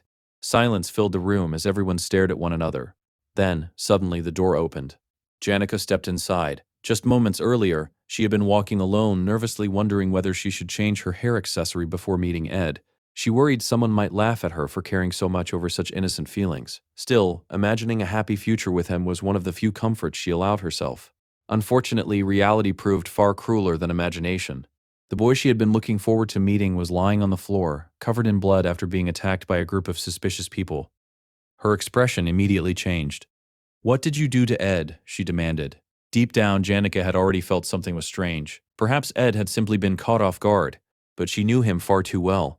During the Glaskin hunt, she had witnessed how practical and resourceful he was. No matter how impossible the situation became, Ed always found a solution. Maybe, just this once, he had failed. She remembered offering to help him, but Ed had refused. Instead, he had specifically told her to stay away from the dormitory that night so she wouldn't become involved or get hurt. While she had been worrying about her appearance, he had been risking his life. Looking around at everyone, she asked again, "What are you doing to him?" Taylor quickly answered, "I'm actually glad you came. Some students seized control of the dormitory, but Ed stopped them from advancing."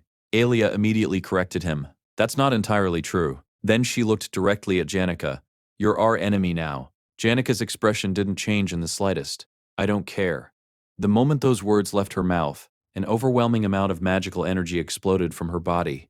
An incredibly oppressive aura filled the entire room. Ed immediately tried to stop her. "It's okay," Janica replied calmly. Then she began summoning spirits. Countless spirits. "It'll only take a minute," she assured him. Alia watched in disbelief. Janica had summoned intermediate spirits of all 4 elemental attributes. She had practically created an entire magical army. Realizing how hopeless the situation had become, Alia warned Taylor, "You won't get past her. Leave while you still can." Even Elvira admitted the truth. If we were already struggling against one aristocrat, imagine fighting the Academy's strongest second-year magic student. She looked at Taylor. "Face reality. Thankfully, we still have time to run." Taylor sighed. "You're right." Ed's strange behavior had already convinced him that something about the takeover of Awfulest Dormitory wasn't normal. The students upstairs were still in grave danger. Even so, Taylor wasn't the type to give up simply because the situation looked impossible. He asked Elvira if her herbs could help somehow. Before she could even answer, disaster struck. One of Janica's attacks came crashing toward him. Taylor froze. Ed's eyes widened in panic.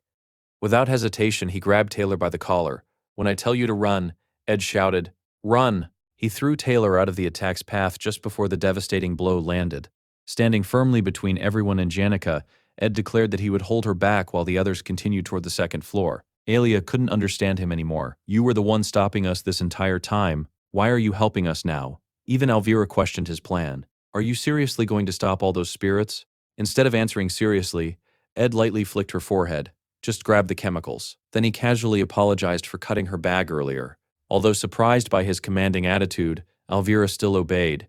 She ran away alongside Taylor and Alia. Janica watched everything in complete shock. "Ed, you don't have to push yourself like this," she pleaded. "You're already injured. You can explain everything later. I'll handle this." Knowing his next request might sound disrespectful, Ed looked at her awkwardly. "Could you calm down a little?" Janica froze. Her face instantly turned bright red. Wait, are you touching me?" Ignoring her embarrassment, Ed continued, "Please send the spirits back. The wind they're creating is so strong I can barely stay on my feet." Janica looked around. Only then did she realize how excessive her magic had become. "You're right," she admitted with an embarrassed smile. "I completely overdid it. I'm such an idiot." She immediately dismissed every spirit she had summoned. The violent winds disappeared. Everyone watching stood there in complete disbelief. Ed had actually managed to stop Janica. He signaled for everyone to continue toward the upper floors. Then, the moment they moved, his body finally gave out. Ed collapsed unconscious. ED, Janica screamed as she rushed to catch him. Later, while treating his injuries, Janica couldn't hide her frustration. Why didn't you tell me anything?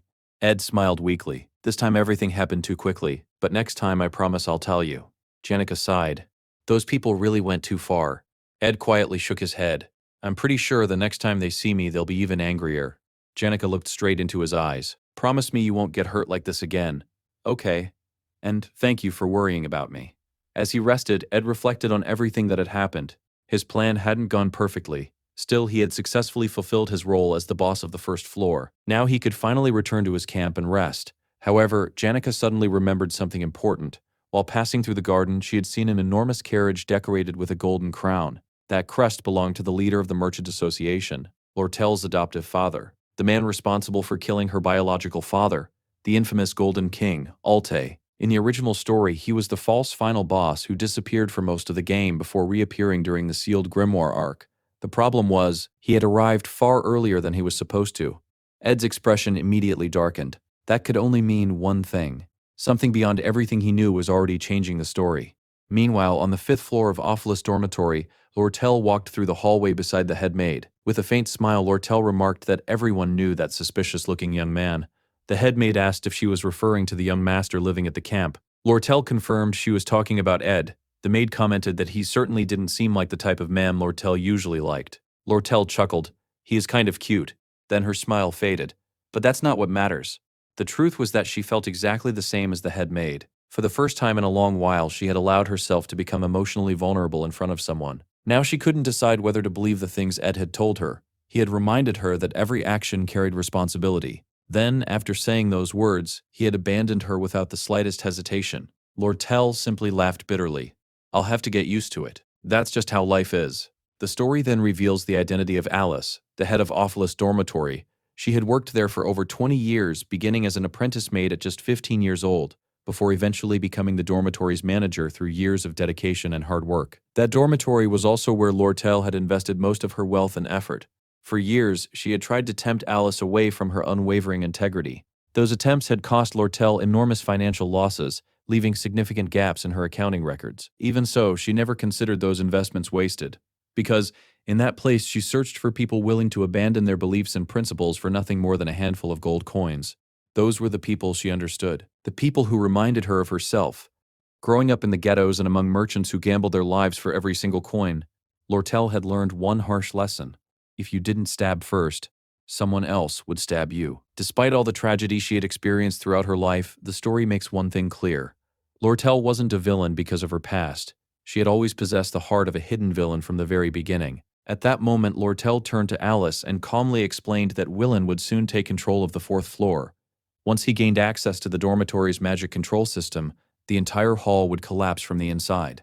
Since everything would appear to be an accident, no one would ever suspect that they were responsible. Satisfied that everything was proceeding according to plan, Lortel said it was time for her to head to the storage room. There, she would simply pretend to be an innocent student who had become frightened and fled to safety. Before she could leave, however, Alice suddenly drew her sword. Since we're being honest, Alice said coldly, I should tell you something. You're definitely not the kind of person I admire. Meanwhile, on the 2nd floor, Taylor and the others had successfully subdued Clavius after he completely lost control.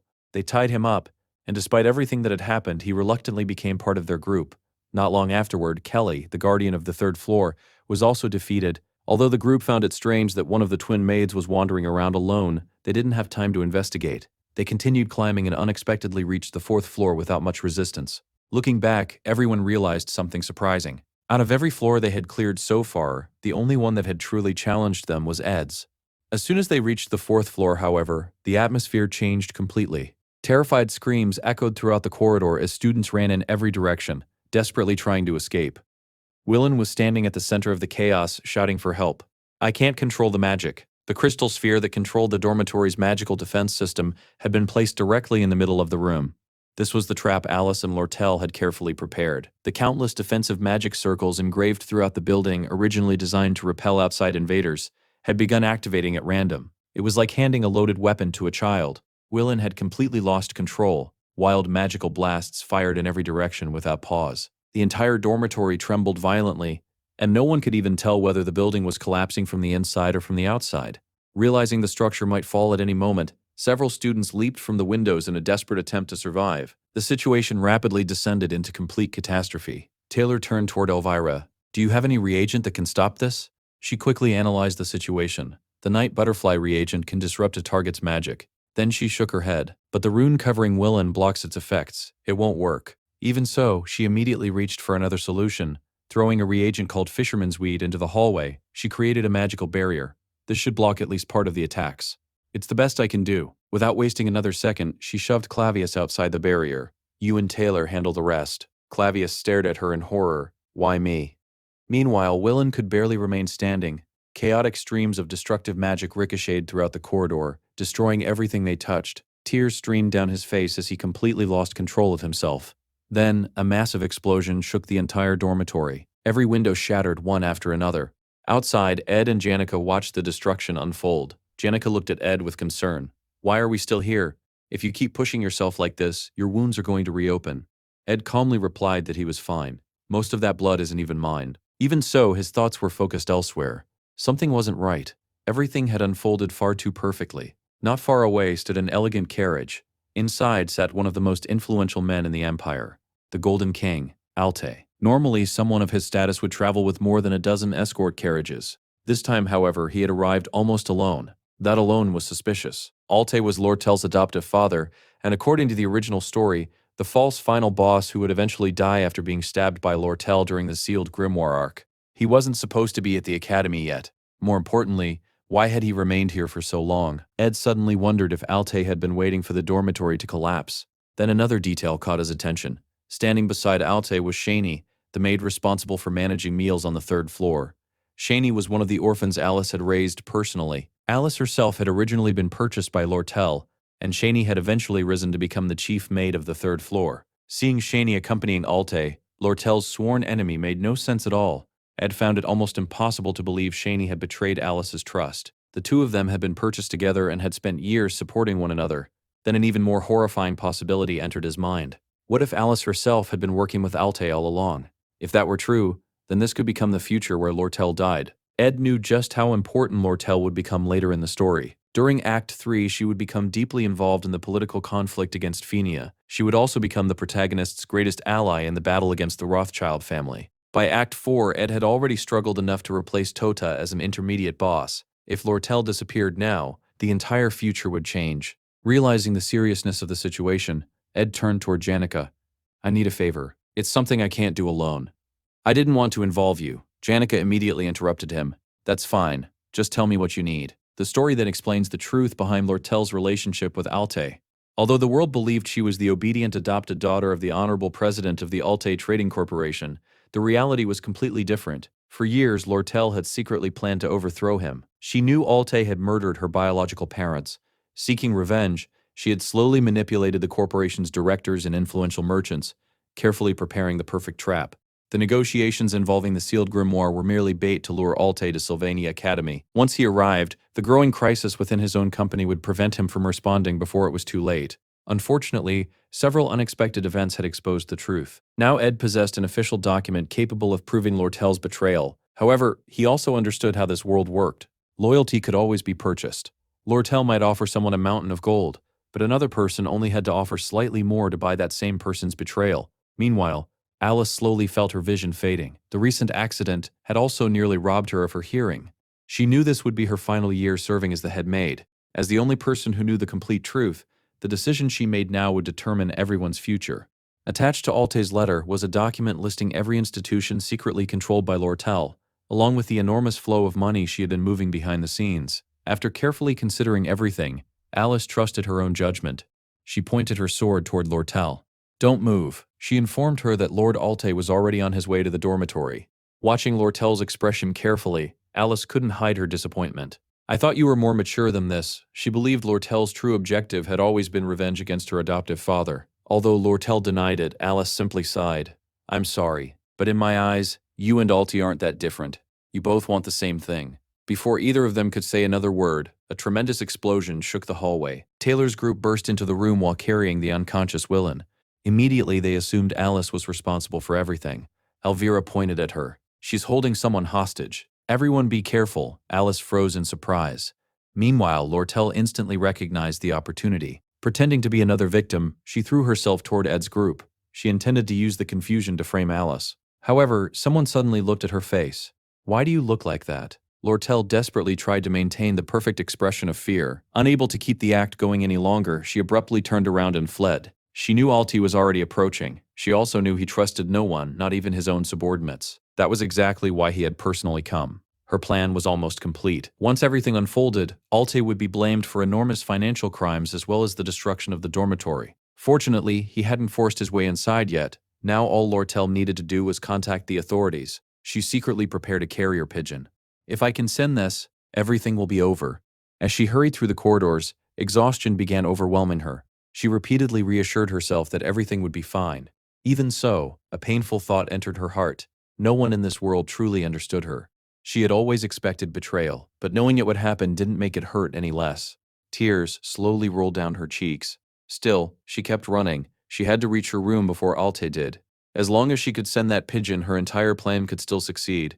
Meanwhile, Alte finally arrived at the dormitory's main entrance. Standing directly in his path was a single student. Alte looked at him with annoyance.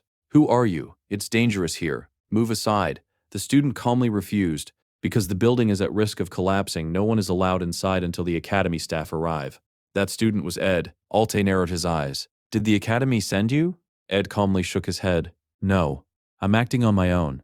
As the two faced each other, Ed quickly organized everything in his mind. At this moment, only 3 people knew the complete truth. Lortel, who sought revenge against Alte himself, who intended to destroy Lortel's plans while obtaining the sealed grimoire, and Alice, the woman at the very center of the entire conspiracy. Even now, Ed still didn't fully understand why the future had changed so drastically. He knew Lortel was somewhere on the 5th floor. For a brief moment, he considered abandoning everything and going after her himself. Then he remembered Taylor and the others were already up there. He had witnessed Taylor's abilities firsthand. Trusting them, Ed decided to remain where he was. There was nothing else he could accomplish by chasing after Lortel now. His role was to stop Alte from moving forward. Alte had planned everything from the very beginning. As long as everyone outside was kept away from the dormitory, the events unfolding inside would proceed exactly as intended. Realizing this, Ed suddenly changed his attitude. He looked at Alte with an exaggerated expression of surprise. "Oh my, you're the great Alte himself? The president of the Alte Mercantile Organization?" His voice dripped with sarcasm. "I'm sure someone as important as you has a very good reason for being here, but with everything happening at the academy right now, perhaps it would be better if you didn't involve yourself." Alte immediately understood what Ed was trying to do. "So," he said, narrowing his eyes, "you're siding with Lortel." The story then flashes back to 10 minutes earlier. Ziggs had blasted a massive hole through one of the dormitory walls. Ed walked into the room looking outside at the chaos. "The situation out there is a complete mess," he said. Then he turned toward Ziggs. "Why are you still here?" Ziggs shrugged. "I didn't want to get involved. If I lose control, I might accidentally collapse the whole building."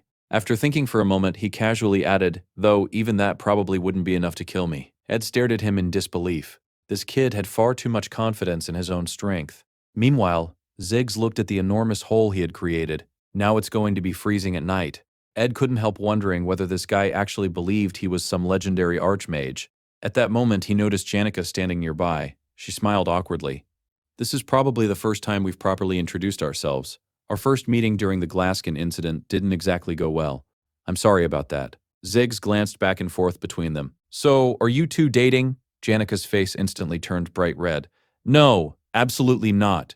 Then she nervously looked toward Ed. "Did that bother you?" Ed sighed. "It's Ziggs' fault for asking such a rude question." Ziggs dramatically bowed in apology. Sorry. Then he looked back at Ed. "So why were you both looking for me so desperately?" "I need a favor," Ed replied. "I'll repay you later." The story then returns to the present. Hidden nearby, Janica and Ziggs silently listened to the conversation between Ed and Alte. Ed calmly continued speaking. "If you head to the Academy's administrative building, you'll receive a proper welcome. There really isn't any reason for you to force your way into the dormitory." Alte simply smiled. "You're definitely working with Lortel." Then he laughed. "Did she charm you with that pretty face of hers? Instead of gambling on gold you haven't even received yet, why not enjoy the rewards already standing in front of you?" He shook his head. "Lortel has fox blood. I raised her myself. No one knows her better than I do." Then Alte made his offer. "Step aside, I'll give you a much better deal." Ed smiled politely. "Thank you for the generous offer, but I'm not willing to sell myself for a handful of gold coins. Besides, what's the point of simply doubling the payment? Alti understood that negotiation had failed. His expression instantly became cold. If words won't convince you, perhaps blades will. At his command, the guards rushed toward Ed. Without hesitation, Ed turned around and ran. Trying to escape? Alte shouted. Before the guards could catch him, however, a powerful gust of wind slammed directly into them. It was Ziggs. His wind magic scattered the advancing soldiers. Ed, he shouted. Ed glanced back. I'll come back after I check the situation. I'll repay my debt later. Janica smiled. That's fine. Ziggs scratched his head. Honestly, I'm the one who owes him. Watching the two students fight together, Alte couldn't help but acknowledge their strength. They're only students, yet they're far more troublesome than expected. He immediately ordered his guards to attack with full force. Meanwhile, Ed sprinted through the dormitory, kicking open door after door. There was only one person he needed to find, Lortel. When he finally found her, he stopped immediately. Why are you still here? Couldn't you use the back entrance? Or can you no longer run? Without waiting for an answer, he grabbed her hand. Run. As fast as you can. The story then explained something about Lortel's view of the world. To her, every act of kindness always had a hidden motive. The receptionist of the Sharo Trade Guild always treated her warmly because he hoped she would accidentally reveal valuable business information. Caden from the marketing department was always excited to see her because she regularly warned him about important market changes. Even Tenny, the Academy's beloved bird, stayed close to her because she constantly fed him the finest food. In Lortel's eyes, no kindness was ever free. Everything came with a price. As the two of them ran through the corridors together, Ed spoke without slowing down. There's no time to explain everything. I just need one answer. Did Alice betray you? Lortel remained silent. Guilt consumed her heart. She believed everything happening now was the result of one foolish mistake. Her thoughts drifted toward Janica Failover. Unlike herself, Janica had been raised surrounded by love, kindness, and sincerity. Naturally, she returned those feelings to the world without hesitation. Lortel was different. The day she had first approached Ed with her proposal, she had seen genuine warmth in his eyes. For the first time in her life, someone seemed to care about her without greed, without manipulation, and without expecting anything in return. That single moment made her believe perhaps she could experience a relationship like that too. Because of that hope, she trusted too much. She revealed her plans to Alice. She never realized that her hopes were already being crushed. For her entire life, she had believed trusting no one was the only correct way to survive. Yet after meeting Ed, she forgot who she really was. Someone raised in darkness. Someone stained by greed and betrayal. She should never have dreamed of living a happy romantic life. Originally, Lortel had hired 5 people to seize control of Awfulest Dormitory. The head maid Alice, the twin maids Senny and Kelly, Waylon, the representative of the lower-ranking students, and finally, the fallen noble, Ed. Now everything had fallen apart. Alice, Senny, and Kelly had sided with Alte. Waylon also appeared ready to abandon her. Soon, Ed would probably do the same. Ain't able to keep running, Lortel suddenly stopped. I'm sorry, she whispered. I can't guarantee the 20 gold coins I promised you anymore. My entire plan has fallen apart. Even as she spoke, she couldn't understand why she was saying those words. It was as though she had completely lost control of herself. Ed immediately lost his patience. Who asked? Without another word, he grabbed her wrist and pulled her forward. This isn't the time to argue. If Alti catches you now, you die. We'll deal with everything else later. Right now, we escape. Lortel froze. Everything she believed about trust suddenly began to crumble. She had always lived by one rule. Every act of kindness had a hidden motive. If you couldn't see that motive, you should never trust anyone. That was supposed to be an absolute truth. Yet, for the first time in her life, she chose to trust someone anyway. Looking at Ed, she finally revealed the truth. My father, he's manipulating the market. She explained that after the great monster hunt in the eastern mountains, armor prices had fallen dramatically. Alte secretly purchased enormous quantities of armor and monopolized the market. Then he began trading those supplies internally, artificially increasing their value. It was a classic manipulation scheme. To execute it successfully, however, he required an enormous amount of cash in a very short period. That was why he became interested in the sealed grimoire. He believed selling it would provide the funds necessary to complete the operation. That was also why Lortel had been sent to Sylvania Academy. Her mission had always been to steal the grimoire. Ed quietly nodded. That's enough. I already understand. The story then explains how the scheme worked. Several merchants secretly purchased huge amounts of a cheap product. Instead of selling it immediately, they repeatedly traded those goods among themselves, creating the illusion that demand was rapidly increasing. As prices climbed higher and higher, ordinary merchants believed supplies were becoming scarce. Panicked, everyone rushed to buy before prices increased even further. Then, at the perfect moment, the conspirators sold everything at outrageously inflated prices, earning enormous profits. However, the entire scheme depended on trust. If even one merchant sold their stock too early without informing the others, the market would immediately collapse. Prices would crash. Anyone who had invested everything into the monopoly would lose everything. To guarantee absolute control, Lortel had spent years quietly purchasing shares and bonds connected to the 6 major merchants involved in the scheme. Only when Alte left Sharo headquarters could those ownership rights legally be transferred. After hearing the entire explanation, Ed finally understood the true purpose behind the dormitory incident. The occupation of the dormitory was meant to create a financial crisis inside the academy. That would force the academy to purchase the sealed grimoire, and Alte would have no choice but to leave headquarters to obtain the necessary funds. While he was away, you planned to sell all the stored armor. Lortel stared at him in complete disbelief. How did you figure that out so quickly? Ed ignored the question. We only have one option now. We have to send a letter to headquarters. Tell them to sell every piece of armor immediately. Lortel nodded. I have a carrier pigeon in my room. It's my direct line to the people inside headquarters. But my father probably expects that. He may already know exactly who the infiltrators are. Ed thought for a moment before making a decision. Listen carefully. From now on, you stay hidden.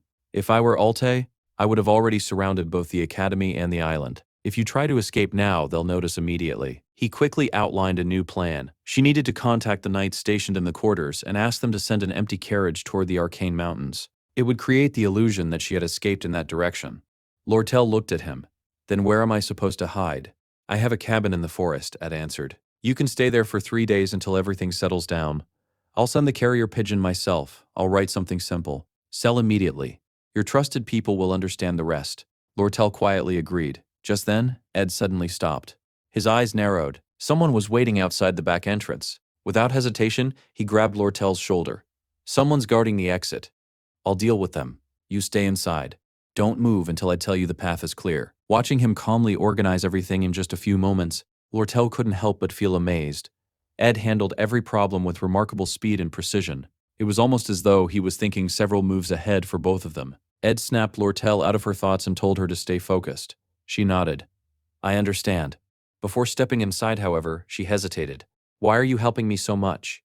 Only then did he realize he had never actually explained himself. There isn't any special reason, he answered awkwardly. Just do exactly what I told you. Without waiting for another question, he closed the back door behind her and walked away. Left alone, Lortel slowly sat on the floor. A loud rumbling echoed through the dormitory. She couldn't tell whether the sounds were coming from the battle on the upper floor or somewhere much closer, perhaps even the entrance hall itself. Her heart pounded uncontrollably. Outside, someone suddenly spoke. I wasn't expecting you to come out of that door. It was Shawnee. Ed sighed. For the final obstacle, you're pretty disappointing. Without another word, he prepared for battle. Meanwhile, on the top floor of Awfulest Dormitory, the final confrontation was reaching its climax. Every rune engraved throughout the building had been transferred into a single magical cube. Whoever possessed that cube controlled the entire dormitory. The magic swordsman Shink had managed to keep the combat department students at bay, while Alice continuously supported him with powerful spells from the rear. Even with both of them fighting together, however, they still couldn't overcome one person, Taylor McLaurer. After all, he was the story's main protagonist. As the building continued collapsing around them, the final battle on the top floor officially began. Outside, Ed and Shawnee faced each other in silence. Neither of them moved. Ed quietly assessed his condition. He had almost exhausted all of his mana. At most, he could cast only 2 or 3 more spells. Without warning, Shawnee lunged forward. Using her swordsmanship, she aimed a lightning-fast thrust directly at Ed's leg, but Ed effortlessly dodged. He already knew her opening move. He knew every one of her attack patterns. Stepping on her blade, he stopped the thrust completely. Without hesitating, Shawnee reached toward the knives strapped to her thigh and threw them toward him. Ed immediately grabbed her arm before she could complete the motion and knocked every knife far into the distance. He knew her speed. He knew her habits. He knew exactly how she fought. Shawnee's eyes widened in shock. Then she activated her special ability. She and her twin sister possessed a unique gift from birth. Once each day, either sister could temporarily borrow the other's ability. At that moment, Shawnee borrowed her sister's telekinetic power. The knife she had already thrown suddenly changed direction and flew straight back toward Ed. Several blades pierced his body. Believing she had won, Shawnee finally relaxed. Then, Ed remained standing, like an immovable wall. Without showing the slightest expression of pain, he calmly pulled one knife from his chest. So even with your sister's ability, this is all you've got. One by one, he removed every blade from his body. Then he stepped on Shawnee's arm and kicked her sword out of reach. It's over, he said calmly. There's no point continuing. Shawnee refused to surrender. Desperately struggling, she shouted, I can't disappoint Miss Alice. Just go away. Alice has already lost. Those words only made Shawnee angrier. What do you know about Miss Alice? Do you have any idea how much she's suffered? Do you know how many battles she's fought? Fueled by desperation, she activated the dormitory's rune system. A violent magical explosion engulfed the area, filling everything with smoke. Inside the thick fog, Ed quietly reflected. He didn't know much about Shawnee herself, but he knew the original Ed very well. Suddenly, the explosion came to an abrupt stop. Taylor burst through the smoke with his transformation fully activated. His target, Alice. Already weakened, Alice could barely react. Another massive explosion erupted on the dormitory's top floor. Outside, Ed pinned Shawnee to the ground, pressing his knee firmly against her back. He looked down at her without emotion. Even if I understood your entire story, it wouldn't change anything. It's not my problem. Unable to move, Shawnee glared at him with hatred. I'll never forgive you, or Lortel. Moments later, she lost consciousness. Rain slowly began falling from the sky. Ed stood silently beneath it. He realized there were countless stories in this world that he would never know. Many side characters carried painful histories that would never be revealed. Thinking about everything Shawnee had done throughout her life, rescuing orphans, helping countless people, and living according to her own unwavering beliefs, Ed couldn't help but respect her. People like her lived lives that truly mattered. But his own goal had never changed. Ever since awakening inside this body, everything he did had been for one purpose alone: survival. Just then, the system appeared before him. Target incapacitated. New skill acquired. Pain resistance. Ed blinked in surprise. He hadn't expected to gain a new skill. Without wasting any more time, he smashed through a nearby window and climbed into the dormitory. Looking around, he noticed the room was incredibly luxurious. Even so, everything inside was arranged with strict practicality. Books and documents covered the desk. This must be Lortel's room. Opening one of the cabinets, he quickly found the carrier pigeon. He immediately wrote a short message addressed to headquarters. Sell all stored armor immediately. As the pigeon disappeared into the sky, Ed quietly thought, when it returns, it'll bring Alte's downfall. Covered in blood, he slowly walked through the rain. His wounds were far more serious than he had first believed. Perhaps they wouldn't heal anytime soon. He reflected on everything that had happened. Without Zig's help, without Janika's support, Lortel would already have been captured by Alte. Her downfall would have been immediate, and Ed himself would likely already be dead. Fortunately, the decoy carriage had already departed. Alte had no choice but to pursue it. Even if he captured the coachman and learned that Lortel had never actually left the dormitory, it was already too late. By now, the carrier pigeon had almost certainly reached headquarters. Everything was proceeding exactly according to plan, which meant Lortel should already be waiting safely inside the forest cabin. As Ed continued walking, he suddenly stopped. Standing before him was Lortel herself. Ed forced a weak smile, quite the warm welcome. Then his expression changed. At that moment, a terrifying realization struck him. He had become complacent. The true mastermind behind everything had never been Alte. It had always been Lortel. Looking back at everything that had happened, every event fit together perfectly. From every possible angle, she had orchestrated every single move. Now they were completely alone in an isolated forest. It was the perfect place to commit the perfect crime. Lortel was the true villain. Ed desperately tried to think of a way to survive, but his body no longer obeyed him. Lortel slowly approached. It really is over, he thought. Then, instead of attacking him, she pulled out a knife and cut a strip from her own clothing. Using the torn fabric, she hurriedly wrapped his wounds, creating a makeshift tourniquet to stop the bleeding. Why are you hurt this badly? She desperately tried to save him. The rain had already stopped. She lit the fireplace inside the cabin. Then she gently helped Ed sit beside the warmth. Stay close to the fire. You need to warm yourself. After resting for a while, Ed quietly asked, Did everything go according to your plan? Lortel smiled playfully. Who exactly do you think I am? She explained that she had convinced one of the knights to deliberately draw everyone's attention toward himself. Ed couldn't understand how she had managed it. He even jokingly wondered whether she had taken the knight's family hostage. Lortel only gave an ambiguous smile. She neither confirmed nor denied it. If everything succeeds, I'll gain complete control of the Alti Merchant Association. Although she admitted she owed Ed an enormous debt, his reaction remained surprisingly dull. None of that interested him. He simply didn't care. Even so, Lortel smiled softly. Thank you. I'll never forget everything you've done for me. Ed answered without hesitation. I just want the 20 gold coins you promised. Nothing else. Lortel laughed. You'll get them. But before that, I want to ask you something. Ed immediately assumed she wanted to talk about Alice. Instead, she shook her head. I'll deal with Alice myself. What I wanted to ask is about Janika. She looked directly at him. You two seem very close. Ed nodded. She's a good person. Lortel agreed. She is. She's a kind upperclassman. Curious, Ed asked why she suddenly brought Janika up. Lortel took a deep breath. Then she quietly said, Janica isn't as gentle as she appears. Meanwhile, back at Ophelis' dormitory, Alti received a report from one of his subordinates. After hearing it, he completely lost interest in the dormitory and immediately left. Elsewhere, Ziggs was still fighting. Ironically, the greatest obstacle he faced wasn't Alte's mercenaries. It was Janica herself. Her overwhelming magic was destroying everything around her. Completely bewildered, Ziggs shouted, "What happened to you? Why are you so angry?" At that moment, a tiny spirit dove landed gently on Janika's shoulder. Without even looking at him, she calmly replied, "Who said I was angry?" The following day, Ed couldn't even attend class. His uniform had been completely destroyed. Ziggs brought him a spare one while explaining everything that had happened after the battle. In the end, Willen accepted full responsibility for the destruction of Ophelis' dormitory. As for Alice, even after being captured, the head maid remained completely silent. After everything that had happened, one of the scenario's key figures had successfully prevented Lortel from leaving the stage. Since Alte still hadn't made a move, all the signs pointed to one conclusion. The plan had worked. With everything unfolding according to schedule, Ed expected good news to arrive soon. Unfortunately, the recent incident had taken a heavy toll on his body. Every movement caused him pain, and even simple physical tasks had become exhausting. Checking his status window, Ed noticed he still had 2 empty crafting skill slots. He had already decided exactly what he wanted to learn. The first was Spiritual Formula Infusion, a skill perfectly suited for spiritual sorcery. The second was Magical Engineering, which would allow him to create both practical tools and powerful combat equipment. Learning Spiritual Formula Infusion required forming a contract with a spirit. Once he successfully created an item infused with spiritual awareness, the skill would unlock automatically. Magical Engineering worked differently. He only needed to successfully assemble and disassemble a magical device of the required level at least once.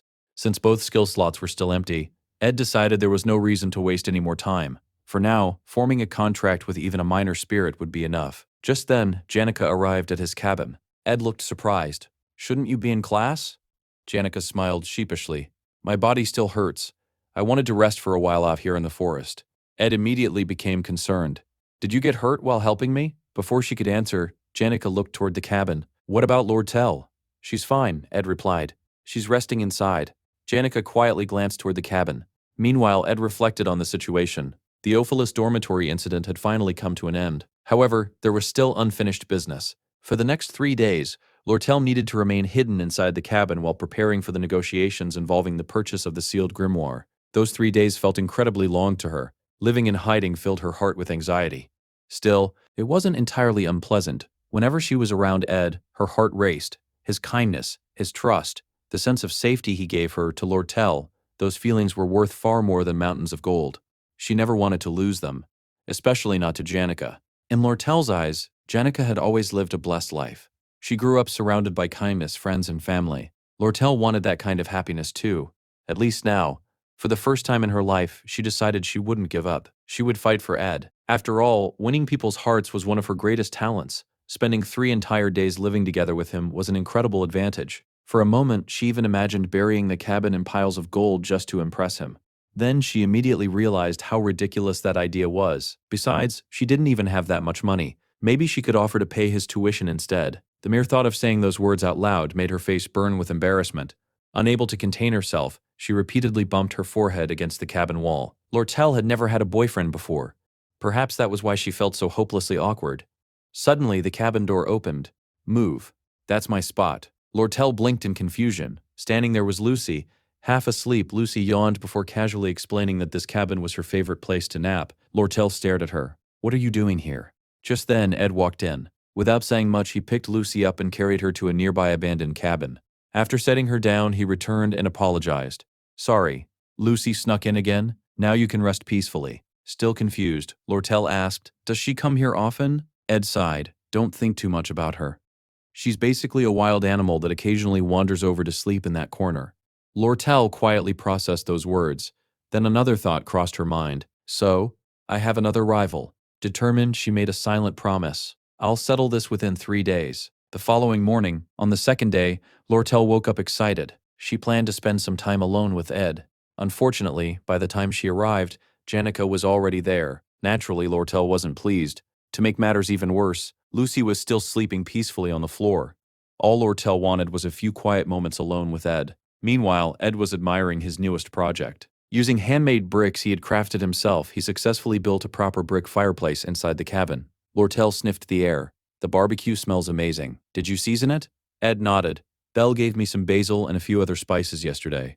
Lortel smiled. If nothing unexpected happened this morning, then it's safe to assume our plan succeeded. Ed agreed. That's good news. But we still can't lower our guard. Lortel nodded before changing the subject. I still owe you your reward. Would you rather receive gold coins or goods? Ed thought for a moment. Construction materials would help.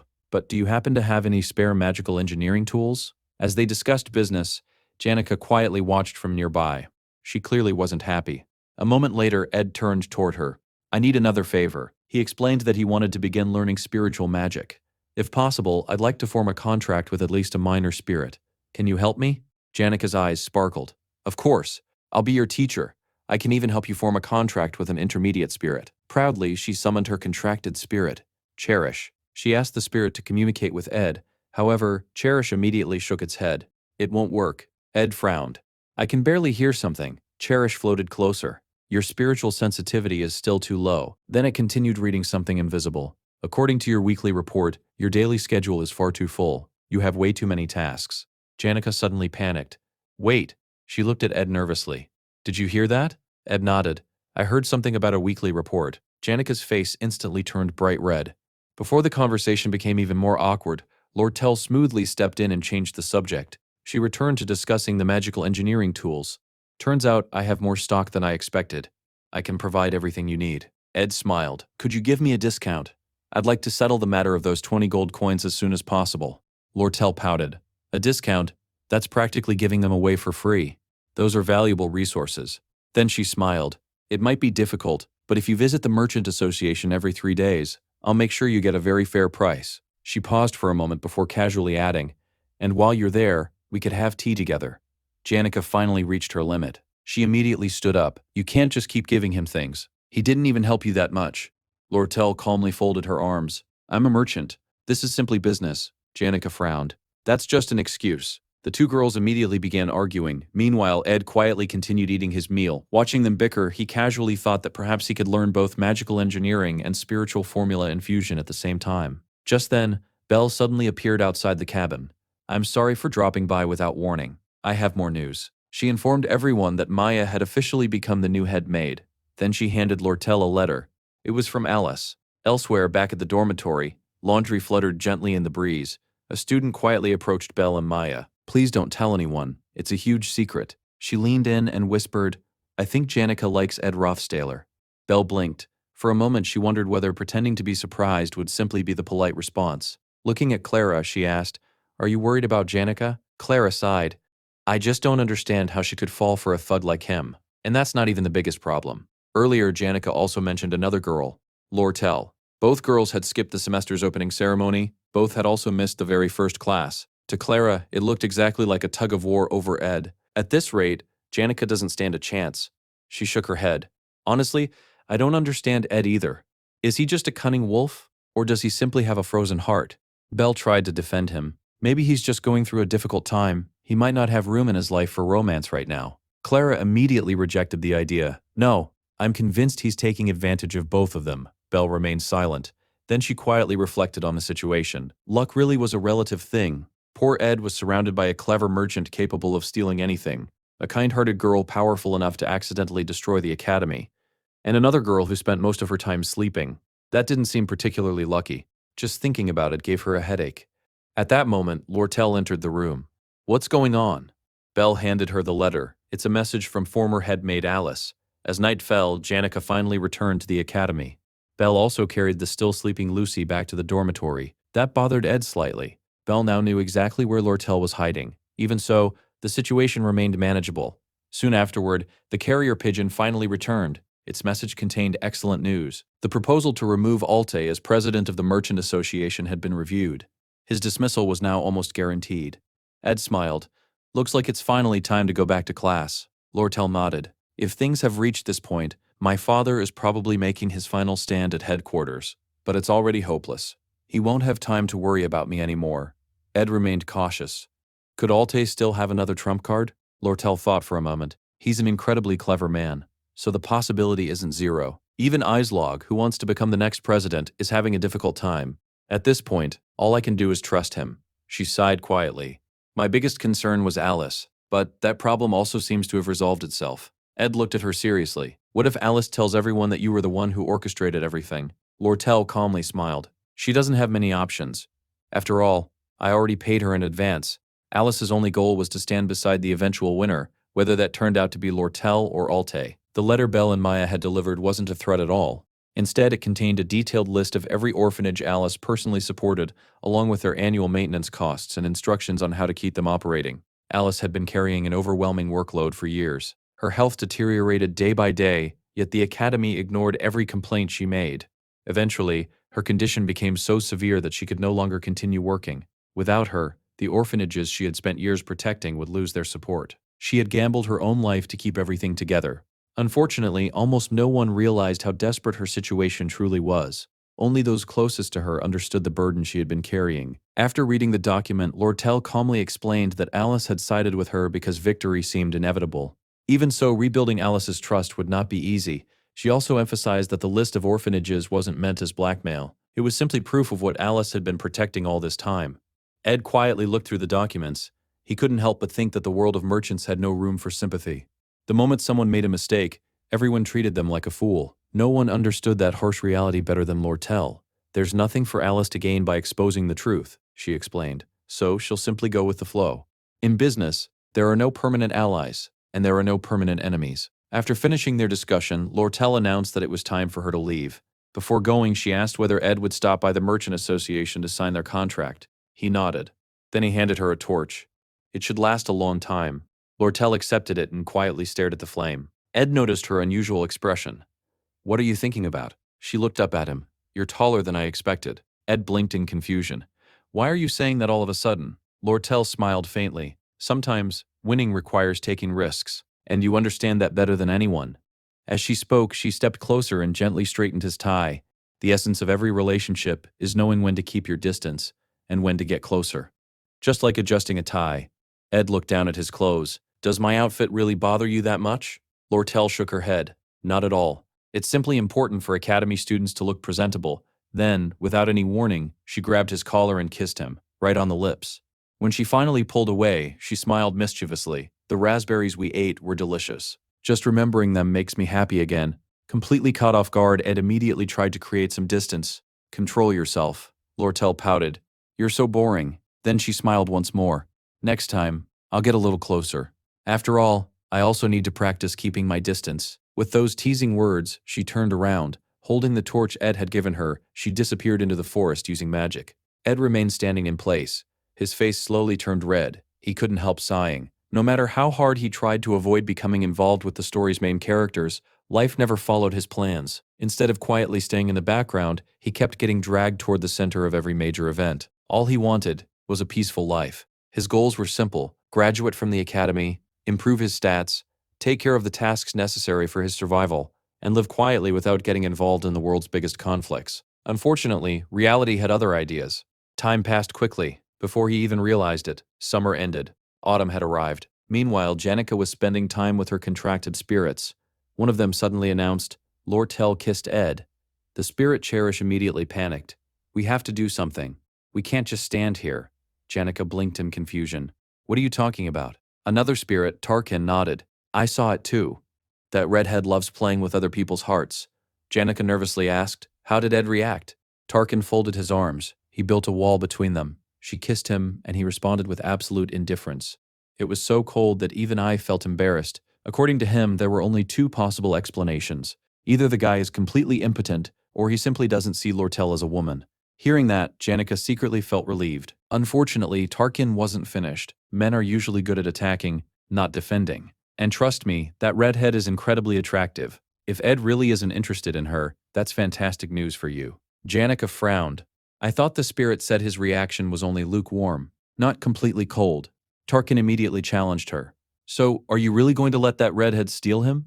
The other spirits quickly dragged Tarkin away before he could say anything worse. Even while being carried away, he continued shouting, Janica, you should kiss Ed too. Another spirit immediately objected. Don't listen to him. You're already charming exactly the way you are. Still, someone quietly asked, don't you want something a little more exciting with Ed? Janica smiled softly. I just want a moment where we can support and care for each other. Meanwhile, Ed was busy feeding Lucy. After taking one bite, Lucy slowly opened her eyes. This tastes awful. Ed couldn't even argue. Without seasoning, there's no way it tastes good. Lucy glared at him. I'm not your guinea pig. The story then explains that Ed's cooking skill had only reached level 6. Everyday skills were heavily influenced by a person's core attributes.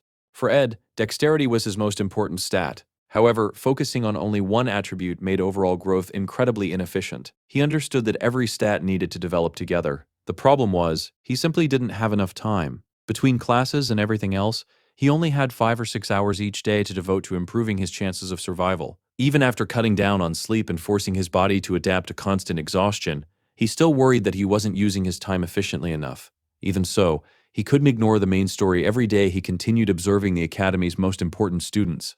Taylor, who studied in the combat division, rarely appeared, but seemed to be progressing steadily. His companion Alia continued fulfilling her support role without any issues. Princess Phinia also appeared to be doing well for the time being. However, Ed knew her inevitable conflict with Lortel was approaching. He would have to keep a close eye on both of them. As for the next heroine, Clarice, she wouldn't even enroll until the following year. There was no reason to worry about her yet. Naturally, Ed also continued watching Lortel. Although Alte had been removed from power much earlier than expected, it remained impossible to predict how that would change her future actions. One thing, however, hadn't changed. She still intended to obtain the sealed grimoire. The reason Ed had become even busier lately was because it was finally time to investigate the academy building itself. After all, the final boss of this arc was Professor Glast. During his investigation, Ed also discovered another disturbing fact. Someone had secretly guided the takeover of Awfulest Dormitory from behind the scenes. Elsewhere, Professor Glast spoke with his assistant teacher, Claire Elfin.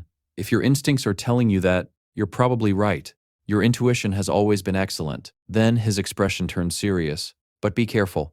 Don't overlook anything important. For example, the divine science thesis I asked you to find. Claire nodded. I'll search for it tomorrow morning. Meanwhile, inside Awfulest Dormitory, Claire's office was overflowing with investigation materials. Her assistant, Anise, informed her that every document related to the dormitory incident had finally been collected. Claire, who looked like she hadn't slept for nearly 5 days, thanked her. She knew this case demanded her full attention. Even though the investigation was almost finished, she was completely exhausted. No matter how many times she reviewed the evidence, one detail refused to make sense: Ed Rothstaller's involvement. The more she investigated him, the stranger everything became. Later, Ed visited the Alte Merchant Association. Lortel personally welcomed him. She smiled apologetically. I've been so busy lately that I completely forgot about our contract. You'll have to come back next week. To make up for it, I prepared some tea. She also informed him that all the magical engineering equipment he requested was ready for pickup. Ed narrowed his eyes suspiciously. If you've really been that busy, why did you spend so much time dressing up? Lortel blinked. Because I had a very important appointment today. Then she smiled. What do you think? Ed tilted his head. Important appointment? For just a moment, Lortel looked visibly flustered. It's nothing you need to worry about. She immediately changed the subject. So, how's the cabin coming along? It's almost finished, Ed replied. I only need furniture now. But I don't need anything expensive. Lortel nodded thoughtfully. I can't simply give things away. That would violate my professional ethics. Then she looked around. You work with wood, don't you? Ed nodded. Without another word, Lortel grabbed a nearby chair and deliberately snapped one of its legs. Then she looked at the broken chair with an exaggerated sigh. Oh no, this chair can't possibly be sold anymore. What a shame. I suppose I'll just have to give it away. Ed calmly took a sip of his tea and thanked Lortel. She quietly watched him for a moment before letting out a small sigh. How can someone show absolutely no change in expression? She then sat across from him and slowly leaned closer. I practically made my final move. And even after all that, you still don't see me as a woman. She smiled knowingly. But I see you as a man. And yes, it means exactly what you're thinking. She admitted that even all the help she had been giving him came with ulterior motives. Ed understood exactly where the conversation was heading. I know what kind of answer you're waiting for. Before he could finish, Lortel gently interrupted him. I'm not waiting for any answer. Then she smiled with the confidence of a seasoned merchant. But I've never entered a battle expecting to lose. One day, you won't be able to keep holding back forever. According to her, a merchant's smile should never change. Whether victory was guaranteed or defeat seemed inevitable, a true merchant always smiled the same way. After all, merchants never revealed what they were truly feeling. Later, back at Sylvania Academy, Janica happily greeted Ed. Shall we begin your first lesson? Ed nodded enthusiastically. Absolutely. Janica raised one hand and a small flame appeared above her palm. Focus your magic. Try to establish a connection. Ed cautiously reached toward the flame. As the fire flickered, it slowly transformed into a tiny spirit. The spirit immediately introduced itself. It's a pleasure to meet you. My name is Mug. I'm honored to form a contract with you, Master Ed. Without taking a single breath, Mug continued talking. He enthusiastically explained weekly reports, evaluation meetings, selection records, organizational procedures, and every step that had led to him being chosen. The non-stop stream of information quickly overwhelmed excitement. I swear I'll serve you with all my heart. Listening to the energetic spirit, Ed couldn't help remembering the game. Back then, he had also obtained a spirit companion. They laughed together, celebrated victories together, fought side by side. Their bond had become incredibly strong. Even so, the emotions he felt now were completely different. Looking at Mug, Ed asked, "Why are you trying so hard?" Janica smiled proudly. "You asked for a high-quality spirit, so I selected one with exceptional magical efficiency." The screening process was actually very complicated. Ed looked surprised. "Who organized all that?" Janica answered without hesitation. "Tarkine." Ed gently picked Mug up. "You're really warm." Janica nodded. "Once you form a contract with a spirit, you'll be able to feel both magical energy and physical warmth. But be careful. If your connection becomes too strong, the spirit will become extremely hot." Ed immediately began analyzing the mechanics. "So the stronger the connection, the greater the firepower?" Janica laughed. "Firepower is a funny way to describe it, but yes, that's basically how it works." Ed looked genuinely impressed. "So, he's basically a portable heater." Mug's abilities were immediately displayed. Connection level, 2. Excellent spiritual efficiency. Unique abilities, recovery, blessing, and explosion. Elemental affinity, fire magic. Ed carefully reviewed everything. As a talented magic student specializing in intermediate elemental spells, obtaining a spirit like Mug dramatically improved his chances of survival. After all, he no longer needed to worry about gathering firewood. Seeing his excitement, Janica smiled warmly. "I'm happy you're happy. You always look so serious. If you ever need help, just ask." She also promised to teach him how to strengthen his connection with Mug and improve his spiritual senses before their morning classes. According to her, mastering those fundamentals would allow him to grow much faster. She also wanted to begin teaching him spiritual combat. "I'll make time for it. I already have the right accessories. I'll bring them next time." Then, without warning, her attitude completely changed. She crossed her arms and tried to sound confident. "Actually, I'm a very busy person. Very, very busy. People line up asking me to teach them. So, finding time for you might be difficult." In reality, she was simply following Clara's advice and trying to play hard to get. Nervously, she looked at Ed. "Isn't it asking too much? To have me teach you spirit magic?" Ed nodded apologetically. "You're right. I've relied on your kindness too much. I should at least pay you. I don't have much money, but I can offer something." Janica immediately shook her head. "No. You're already struggling just to survive. I won't accept your money. It would honestly make me sad. We're closer than that. This isn't a business transaction." Ed looked confused. "But you're the one who mentioned compensation. So what kind of compensation did you have in mind?" Janica instantly turned bright red. I was just playing around. A friend told me that I'm too generous. They said I shouldn't always act like that." Ed smiled. "You have a good friend." Janica nodded. "I'm not like this with everyone. Anyway, I'll explain next time. We'll meet at the training grounds. Bring your textbook, and don't forget the accessory." She waved goodbye. Ed simply nodded.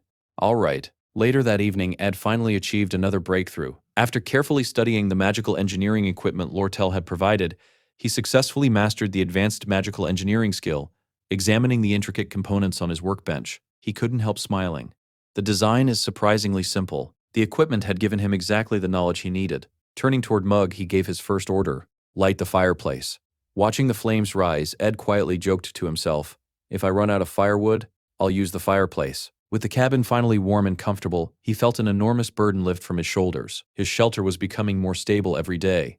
Looking outside, he realized it had already grown very late. He considered checking the hunting traps he had set throughout the forest. After seeing how dark it was, however, he decided to leave them until morning. At that very same time, someone else was wandering through the forest. Claire. Even late at night, she continued investigating the awfulest dormitory incident. She had become convinced there was another mastermind behind everything, and her greatest suspect was Ed Rothstaler. Everyone directly involved in the incident had either been students or dormitory staff. Ed alone had no official connection to Awfulest Dormitory. If Willen was removed from consideration, only one suspicious person remained: Ed. Claire had heard rumors that he frequently visited the forest. Still, she couldn't imagine any reason someone would be wandering there in the middle of the night. Then she witnessed something unbelievable. Quickly hiding behind a tree, she watched silently. Ed emerged from the darkness, carrying the body of a freshly hunted deer. Sitting comfortably on his shoulders was Lucy. Claire's eyes widened. "What? am I looking at? According to everything she knew, even Director Obel, a legendary figure comparable to an archmage, would have needed his full strength to confront Lucy Merrill, yet here she was, peacefully riding on Ed's shoulders. Claire became completely convinced. Her theory had been correct all along. The true mastermind behind the awfulest dormitory incident was Ed Rothstaler, and the mysterious girl accompanying him could only be Lucy. Proud of her deduction, Claire quietly followed them. She observed every detail: a cabin, a campfire, a furnace. Ed casually dropped the deer's body onto the ground before carrying it inside. Lucy wandered into the cabin as though she lived there. Ed sighed. I probably should have done this tomorrow morning, but there's too much to do. I can't afford to waste time. Watching from outside, Claire made up her mind. I have to rescue Lucy. She quietly approached the cabin. Suddenly, Lucy attacked. Startled, Claire immediately stopped. Lucy stared directly at her. Who are you? Claire quickly introduced herself. I'm an assistant professor at the academy. Even as she spoke, one question continued bothering her. How did she get back inside by herself? Lucy silently grabbed a piece of dried meat. Without saying another word, she flew away. Watching the entire scene unfold, Claire became even more convinced that her investigation had uncovered the truth. She immediately returned to her office. Bursting inside, she declared, I figured it out. It was Ed Rothstaler. She looked toward Professor Glass. Do you know the student who was expelled by his own family? Glass didn't even bother looking up. I don't waste time remembering the names of trash. Claire refused to give up. What about Lucy? Ed has completely subdued Lucy Merrill. She can't even use her power properly around him. I've been investigating him this entire time. To Claire, every clue pointed toward the same conclusion. Ed Rothstaler was hiding far more than anyone realized. Professor Glass looked over Claire's report and frowned. This entire story is a mess. Claire immediately defended her investigation. I used a spell to access the memory log from the first floor of Ophalos dormitory. Glass slowly looked up. Did you have permission to do that? Claire awkwardly smiled. No, but I already prepared an apology report in advance. She quickly continued. I saw Ed in those memories. Glass remained expressionless. Did he clearly state that he was the mastermind behind everything? Claire hesitated. No, I only saw him carrying Lucy. Glass shrugged. Lucy could have simply been asleep. Claire paused. She hadn't considered that possibility. Without another word, Glass ordered her to leave the room. Although Claire left, the professor continued reading the report by himself. As he reviewed the events, something began bothering him. Those memories had also recorded Ed's battle. Ed had attempted to stop Taylor and the others, yet they broke through his defenses almost immediately. Taylor was a swordsman born with extraordinary talent. Alvira possessed remarkable talent in alchemy. Against opponents like them, someone as ordinary as Ed shouldn't have been able to delay them for even a moment. Something didn't add up. Meanwhile, deep inside the forest, a tremendous explosion echoed through the trees. The blast came from a new magical weapon Ed had created. It was a ceremonial explosive dagger infused with Mug's explosive fire ability. Watching the weapon detonate, Ed couldn't help feeling proud. He had relied on this dagger ever since he started living alone. Now, seeing its full destructive power, all his hard work finally felt worthwhile. Mug floated excitedly beside him. The spiritual formula bonded with the weapon very easily. The longer an owner uses a piece of equipment, the greater its efficiency becomes. Then Mug became even more excited. We should celebrate. I'll sing a joyful song for you, Master Ed. Before he could begin, Ed casually grabbed him. Mug immediately panicked. I'm sorry, I'll never do it again. I was being disrespectful. Ed sighed. Forget all the formalities. The story then explains how low-ranking spirits function. Spirits that abandoned their physical forms and became low-level spiritual beings could gradually evolve by forming contracts with spiritual mages. That was exactly why minor spirits desperately searched for contractors, especially someone like Janica. Ed looked at Mug thoughtfully. Janica must have promised you something. Otherwise, you wouldn't have agreed so easily. So, tell me the truth. Mug immediately straightened his posture. I have nothing to hide from you, Master Ed. My loyalty isn't based only on obedience. It's also driven by my own selfish ambition. He honestly admitted that contracting with Ed allowed him to receive refined magical energy from Janica. That magical energy dramatically accelerated his own growth. Ed nodded. What else? Mug hesitated. I heard rumors that you're a little strict, so I thought being extra polite might calm you down. Ed couldn't help smiling. I understand. If I were in your position, I'd probably act the same way. Mug lowered his head. The hierarchy among spirits is incredibly cruel. I've gone through terrible experiences. Ed quietly understood. I know that feeling. I also do whatever I have to, just to survive. Even so, Moog gently shook his head. I still can't abandon proper etiquette. It simply makes me feel more comfortable. Life gradually returned to normal. Each day, Ed continued improving himself. He spent hours chopping wood. Although his combat abilities improved slowly, his physical endurance had increased tremendously thanks to his harsh life in the forest. His storage room was now filled with meat, vegetables, spices, and every other supply he needed. He no longer slept outdoors. He no longer went hungry. With enough patience and repetition, he found himself mastering even difficult academy lessons. Rather than relying on talent, he simply forced every lesson into his memory through relentless practice. To Ed, every single day felt like an endless march forward. His life hadn't been easy, but compared to the beginning, things were much better now. Eventually, exhaustion caught up to him. He fell asleep. Sometime later, Janica gently shook his shoulder. Ed, wake up. He slowly opened his eyes. Sorry, I got distracted thinking. Janica smiled with concern. You're pushing yourself too hard. Working hard is important, but you have to take care of yourself too.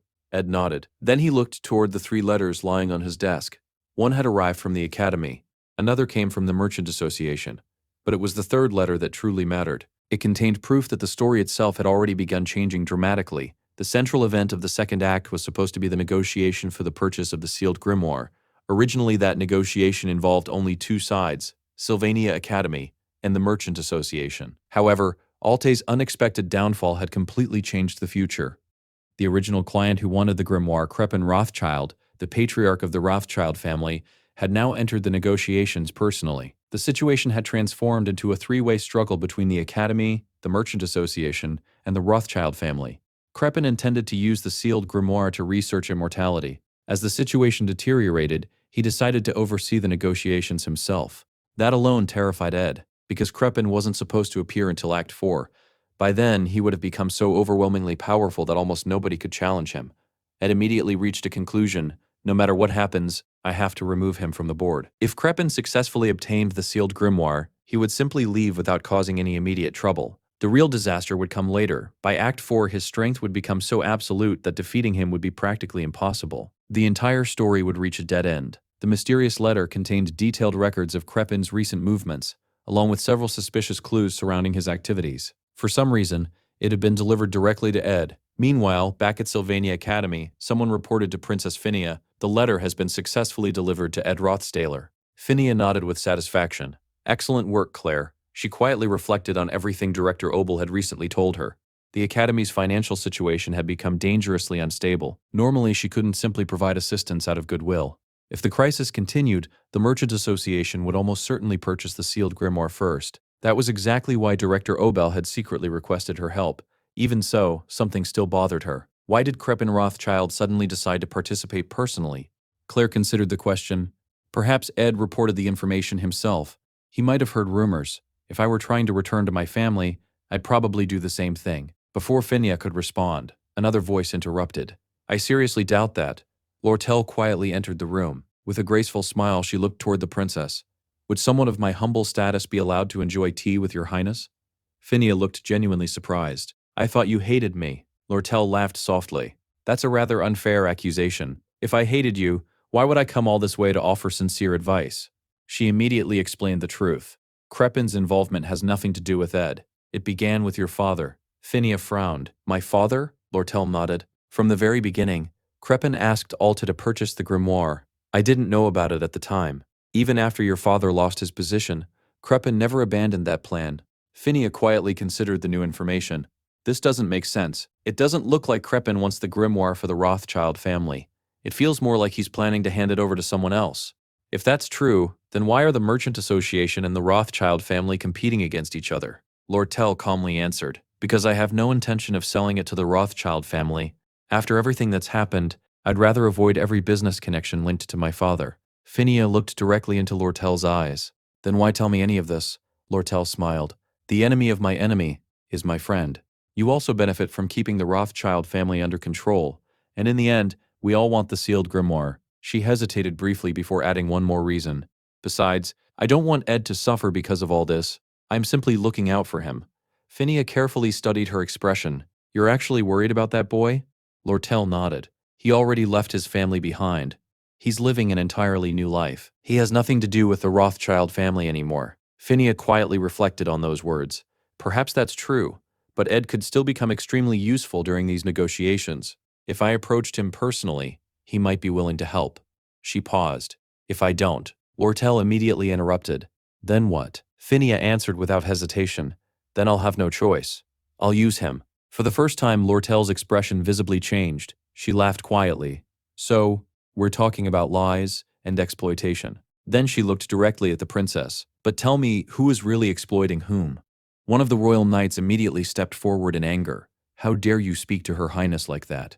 Ignoring him completely, Lortel calmly stood up. Regarding this matter, only the two of us can truly become allies. As she prepared to leave, she offered one final warning. Don't use Ed carelessly. Because if you do, you'll be the one who ends up being used. Claire was visibly frustrated, but Princess Phinia calmly told her to settle down. I still don't fully understand what's happening, Phinia admitted. I don't know what Ed Rothstaler is trying to accomplish, and I don't know why Kreppen Rothschild is suddenly so involved. She paused for a moment before adding, but perhaps the person I should truly be wary of is Lortel herself? Phinia had never once seen Lortel hesitate or lose confidence. No matter how difficult the situation became, she always seemed to know exactly what to do. At that moment, someone called out from nearby, Hey, Lortel. It was Janica. Meanwhile, Ed sat quietly, exhausted, wondering how his life had become so complicated. Later, at the Alte Merchant Association branch inside the academy, Lortel was surprised to see Janica arrive alongside Ed. She had only prepared 2 cups of tea. Janica smiled. That's all right. I'm sure you have plenty more stored in the warehouse. Without hesitation, Ed pushed his own cup toward Janica. You can have mine.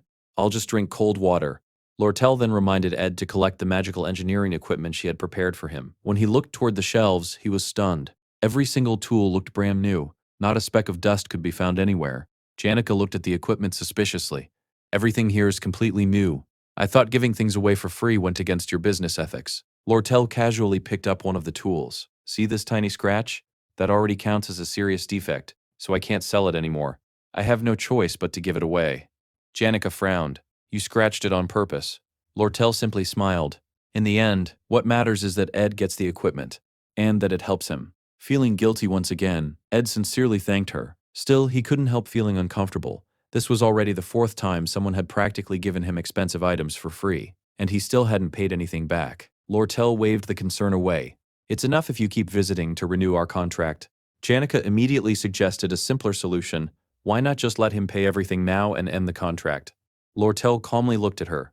I'll discuss that directly with Ed.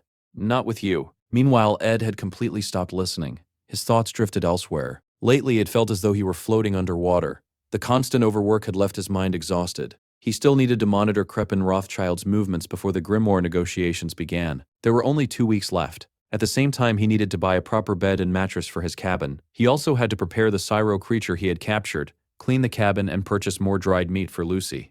Only when someone called his name did he finally return to reality. Elsewhere, Princess Phinia sat alone, quietly reflecting on recent events. Perhaps she had judged Ed too quickly. His calm decisions during the camp incident, his precise commands during the Glaskin invasion, those weren't the actions of an ordinary student. Maybe his terrible reputation throughout the academy meant nothing at all. Maybe her opinion of Ed had been completely wrong. She decided she needed one final confirmation. For that reason, she ordered Ed to visit the royal residence. Turning toward Claire, she asked, When is Ed Rothstaler scheduled to arrive? Claire looked uncomfortable. It seems he won't be able to come. Phinia frowned.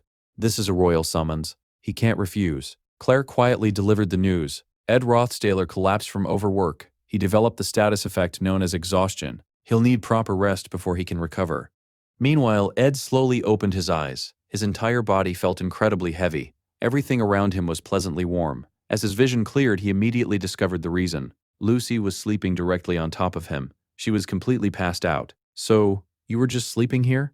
Ed couldn't help thinking how unbelievably light she was. She barely felt human. Unfortunately, his own body was still too exhausted to move her. Looking around, he realized he was inside his cabin. Then something caught his attention. He didn't recognize the blanket covering him. Just then, Lucy slowly opened her eyes. I'm hungry, Ed sighed. Do you ever do anything besides sleep and eat? Lucy ignored the question. You finally woke up. She placed her hand against his chest and quietly cast a spell. After examining him for a moment, she spoke.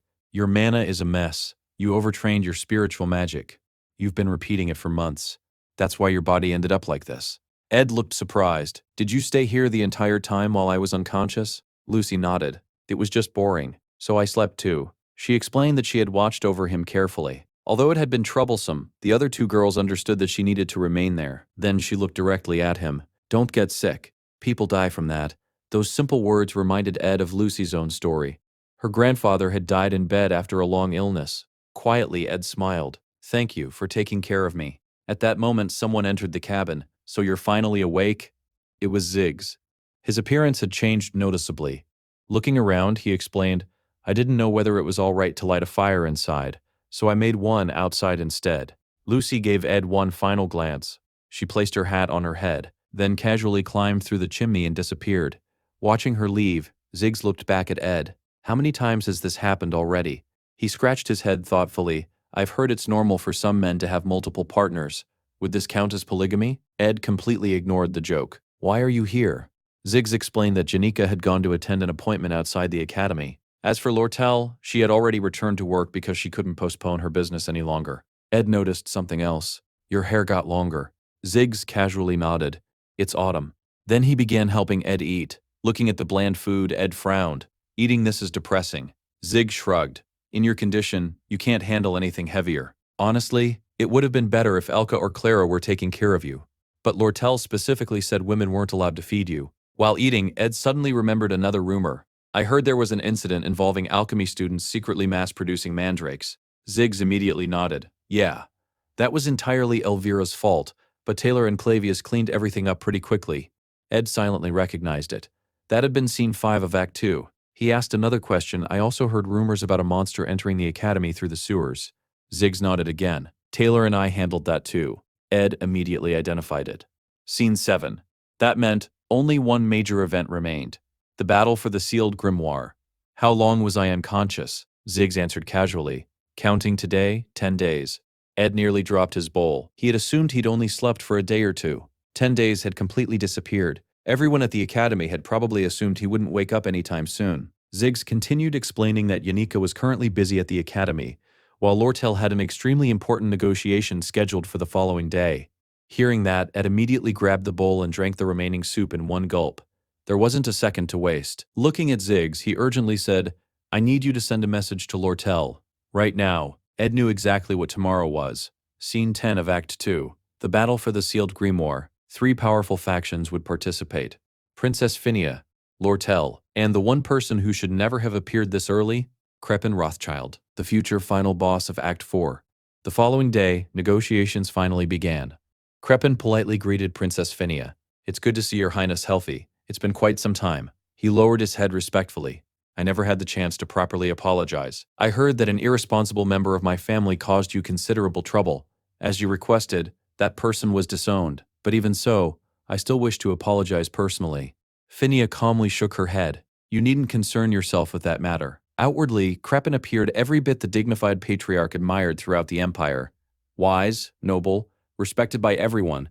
But Phinia's unique perception revealed something very different. Behind that elegant smile, Crepin was unmistakably evil.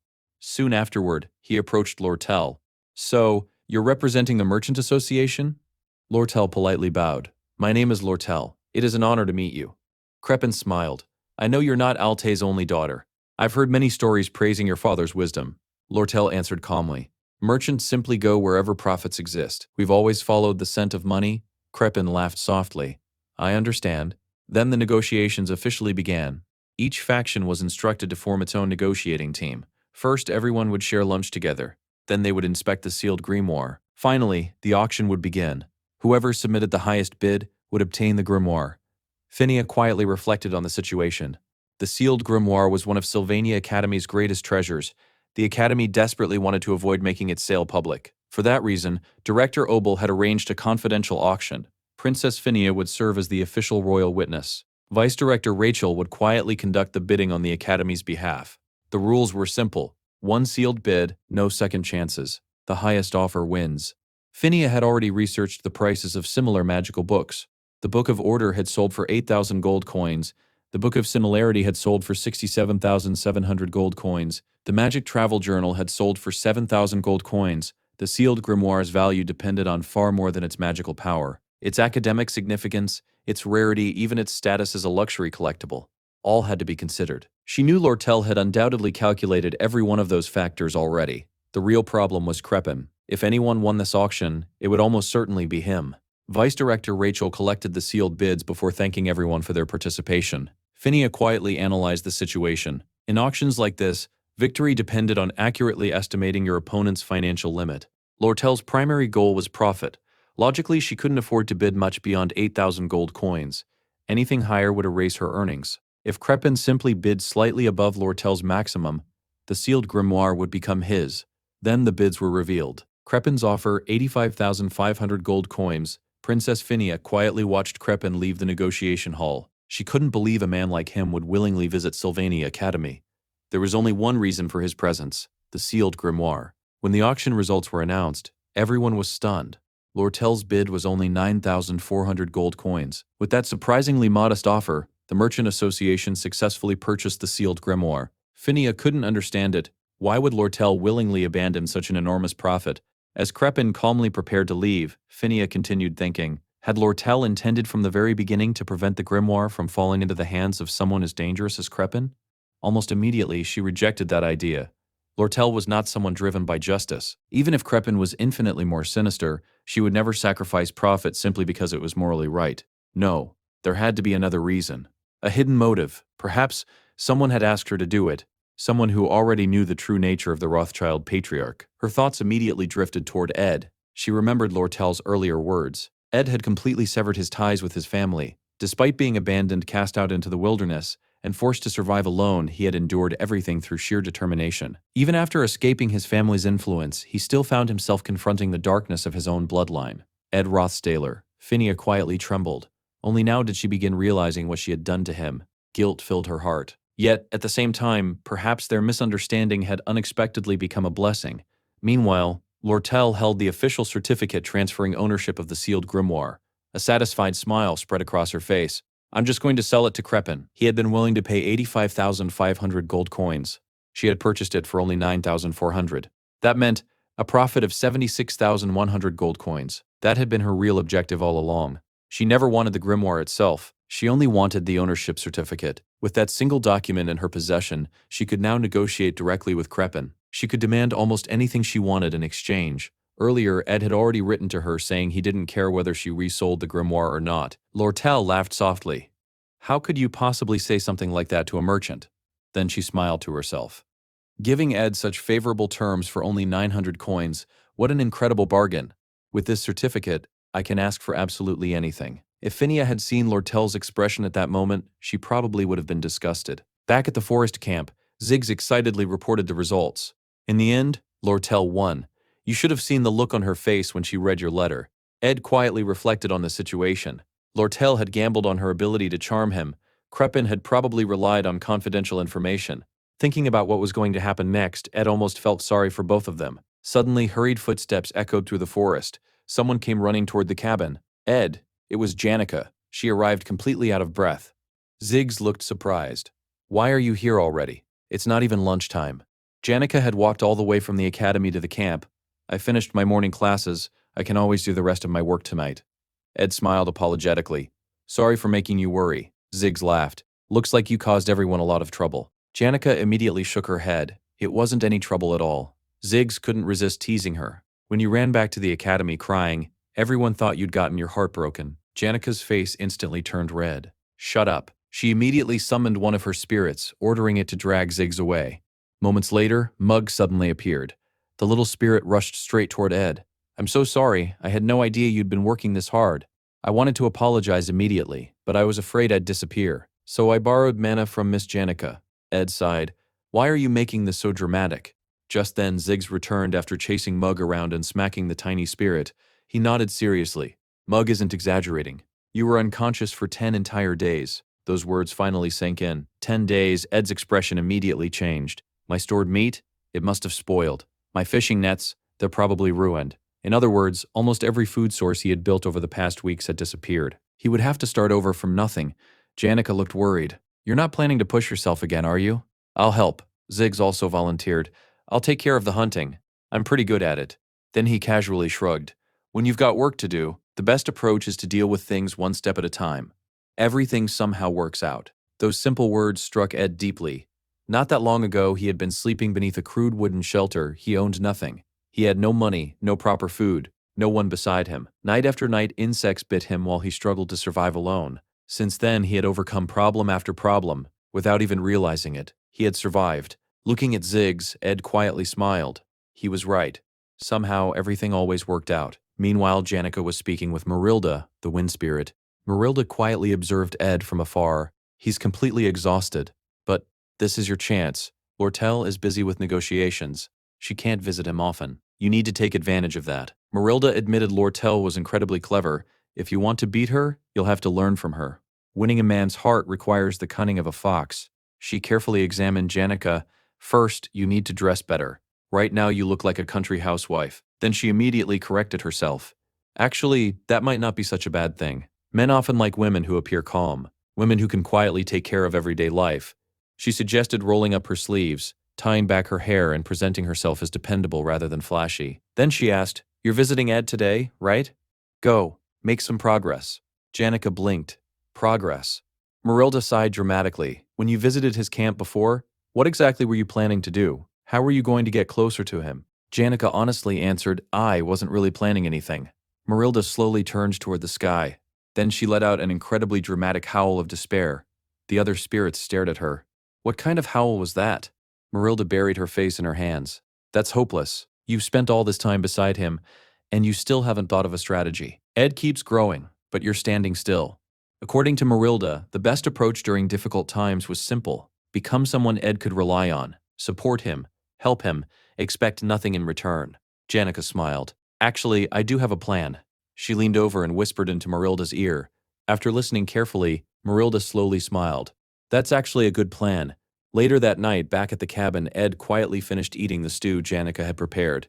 It was delicious. Maybe he should learn a little cooking from her someday. More importantly, he needed to recover his strength. After receiving so much help from everyone, he couldn't continue looking completely exhausted. Deciding to rest properly for once, Ed prepared to sleep early. Just then, he noticed Janica still standing nearby. She smiled gently. You still look really tired. Ed looked surprised. You haven't gone home yet. Something about her expression seemed unusually playful. What are you planning? Janica simply giggled. I'm not planning anything. She quietly sat beside him. What you're going through isn't only difficult physically. Exhaustion affects the heart too. I know you've been working harder than anyone. When I went through difficult times, many people comforted me. But the person who helped me most was you. You simply stayed beside me. She smiled softly. You've gone through so much too. You've done well. Ed awkwardly looked away. I don't really need to hear that. Janica gently shook her head. Yes, you do. You've worked so hard. It's okay to admit you struggled. Didn't you go through painful times too? Ed quietly fell backwards onto his pillow. After a long silence, he finally sighed. Yeah, I really did. Hearing those honest words, Janica slowly rested her head against him. Neither of them said another word. The next morning, Ed woke up to discover that Janica had fallen asleep beside him. He couldn't help smiling. For the first time in quite a while, he felt completely recovered. Opening his status window, he checked his newest skill, magical engineering. Its proficiency had only reached 2 points. He hadn't made much progress during the last 10 days. Being unconscious had left him with no opportunity to train. Still, he understood just how valuable advanced crafting skills truly were. Unlike ordinary abilities, magical engineering greatly improved his core attributes while offering incredible versatility. The biggest obstacle wasn't training, it was recipes. Most advanced magical engineering blueprints were obtained only through major story events. Since Ed wanted to avoid interfering with the main scenario whenever possible, acquiring them naturally would be difficult. Fortunately, Taylor didn't seem interested in magical engineering at all, probably because recipes alone weren't enough. Most advanced equipment required materials that wouldn't even appear until much later in the original story. Ed, however, had one enormous advantage: someone capable of searching for rare materials anywhere in the world. At that exact moment, Lortel appeared outside the cabin. She smiled with obvious relief. I'm glad you're feeling better. Even so, she looked terrible herself. Dark circles surrounded her eyes. Her hair had become dry. Her skin looked rough. The constant workload had left her suffering from chronic fatigue. Sitting beside Ed, she quietly sighed. He looked at her. If you're this busy, why come all the way here? Lortel smiled tiredly. I needed a little rest. And I wanted to talk about the company. The Alte Merchant Association no longer exists. I'm renaming it. From now on, it'll be called the Trade Exchange Company. I'm restructuring everything. She then explained everything the new company needed. Employee management, inventory organization, product distribution. In short, she needed someone to help oversee the entire operation, a co-executive. Looking directly into Ed's eyes, Lortel smiled. And naturally, I was thinking of you. Lortel smiles as she imagines a future where Ed wakes up every morning and heads to work in the company building right beside hers. She tells him he would enjoy countless benefits, and if they were married, they would even share the company's profits. With a playful smile, she admits she might be getting ahead of herself. Ed looks at her and asks if she doesn't find it strange that she has done so much for him. Lortel calmly replies that he simply doesn't understand. She says she already knows what is going through his mind. He is probably wondering why she keeps helping him and believes she has some hidden motive. More than anything, he likely wants to keep their relationship strictly professional until the very end. Ed silently admits that she is absolutely right. However, Lortel explains that the reason he thinks that way is because he has never lived her life. She has spent years in a world where hundreds of gold coins change hands every day, and where betrayal is always lurking around the corner. In that world, wealth means nothing if there is no one you can truly trust. The most valuable person is someone who will never betray you, someone who stays by your side even after every last coin disappears. Ed realizes that, for some people, such a person is family. For others, it is a lover, and for a lucky few, it is a lifelong friend. But Lortel has watched countless wealthy merchants rise to greatness only to lose everything. The fear that the same fate could one day befall her never leaves her heart. She quietly asks Ed if he can't be that person for her. Ed immediately replies, telling her to at least say something like that without trying to hide a laugh. Lortel finally gives up the act and laughs, admitting that her little performance failed. She says she almost managed to fool him. Even so, she reminds him that she is only human, and pretending forever is difficult. She asks whether for even a moment he felt the urge to protect her. Usually whenever she makes that vulnerable expression, people's hearts soften instantly. Although she admits it is unfortunate that it didn't work on him, she quietly adds that not everything she said was a lie. An awkward silence settles between them. Eventually, Ed breaks the silence. He explains that although he intends to graduate from Sylvania Academy, he has no plans to leave until he secures a stable future for himself. Lortel answers that she is willing to wait until he graduates, but Ed knows reality is far more complicated than that. As Lortel holds the special pass in her hands, she smiles and says she is simply happy to see him again after such a long time. Meanwhile, Ed cannot shake the feeling that he has done something terrible. Just imagining what may happen in the future fills him with guilt toward her. Lortel is having similar thoughts. She realizes how dangerous that conversation truly was. Her original plan had been to make Ed feel as though he now belonged to her, but the moment she saw his sincere expression, everything fell apart. Had she hesitated for even one more second, she would have exposed her true feelings completely. She even brought the remaining payment from the magical engineering products she had purchased. Feeling too embarrassed to face Ed again, she decides to simply leave the money at his cabin. Unfortunately, the moment she reaches the cabin, Janica walks outside carrying a pillow. Janica cheerfully asks whether Ed went down to the river because she is about to prepare a snack for him. The two girls stop in front of each other. Lortel asks why Janica is coming out of Ed's cabin. Without missing a beat, Janica fires back by asking why Lortel is coming from the river. That brief exchange marks the beginning of yet another disaster, especially for the unfortunate Ed. Sometime later, Ed is walking through the forest with Mug. Mug lectures him seriously, telling him to drink plenty of water and eat properly. If Ed collapses again, he may not survive the next time. For Mug's own peace of mind, he begs Ed to start living a healthier life because he wants them to stay in touch for a long time. Ed realizes Tarkin must have already scolded Mug over the incident and apologizes for causing everyone so much trouble. As he reflects on recent events, he realizes that Ziggs and Janica have provided him with enough food and firewood to last for quite a while. Thanks to Lortel, he can finally furnish his cabin properly as well. The only things occupying his thoughts now are the 3 letters waiting for him. The first is from Lortel, warning him to stay cautious because no one can predict what Elte might do next. The second is from Princess Phenia, containing confidential information regarding Crepin's recent movements. The third comes directly from the Academy. Its sender is Professor Glast. Glast had requested a meeting with Ed immediately after the conference, but at the time, Ed was unconscious from severe exhaustion. The moment Ed reads the letter, an unpleasant memory resurfaces.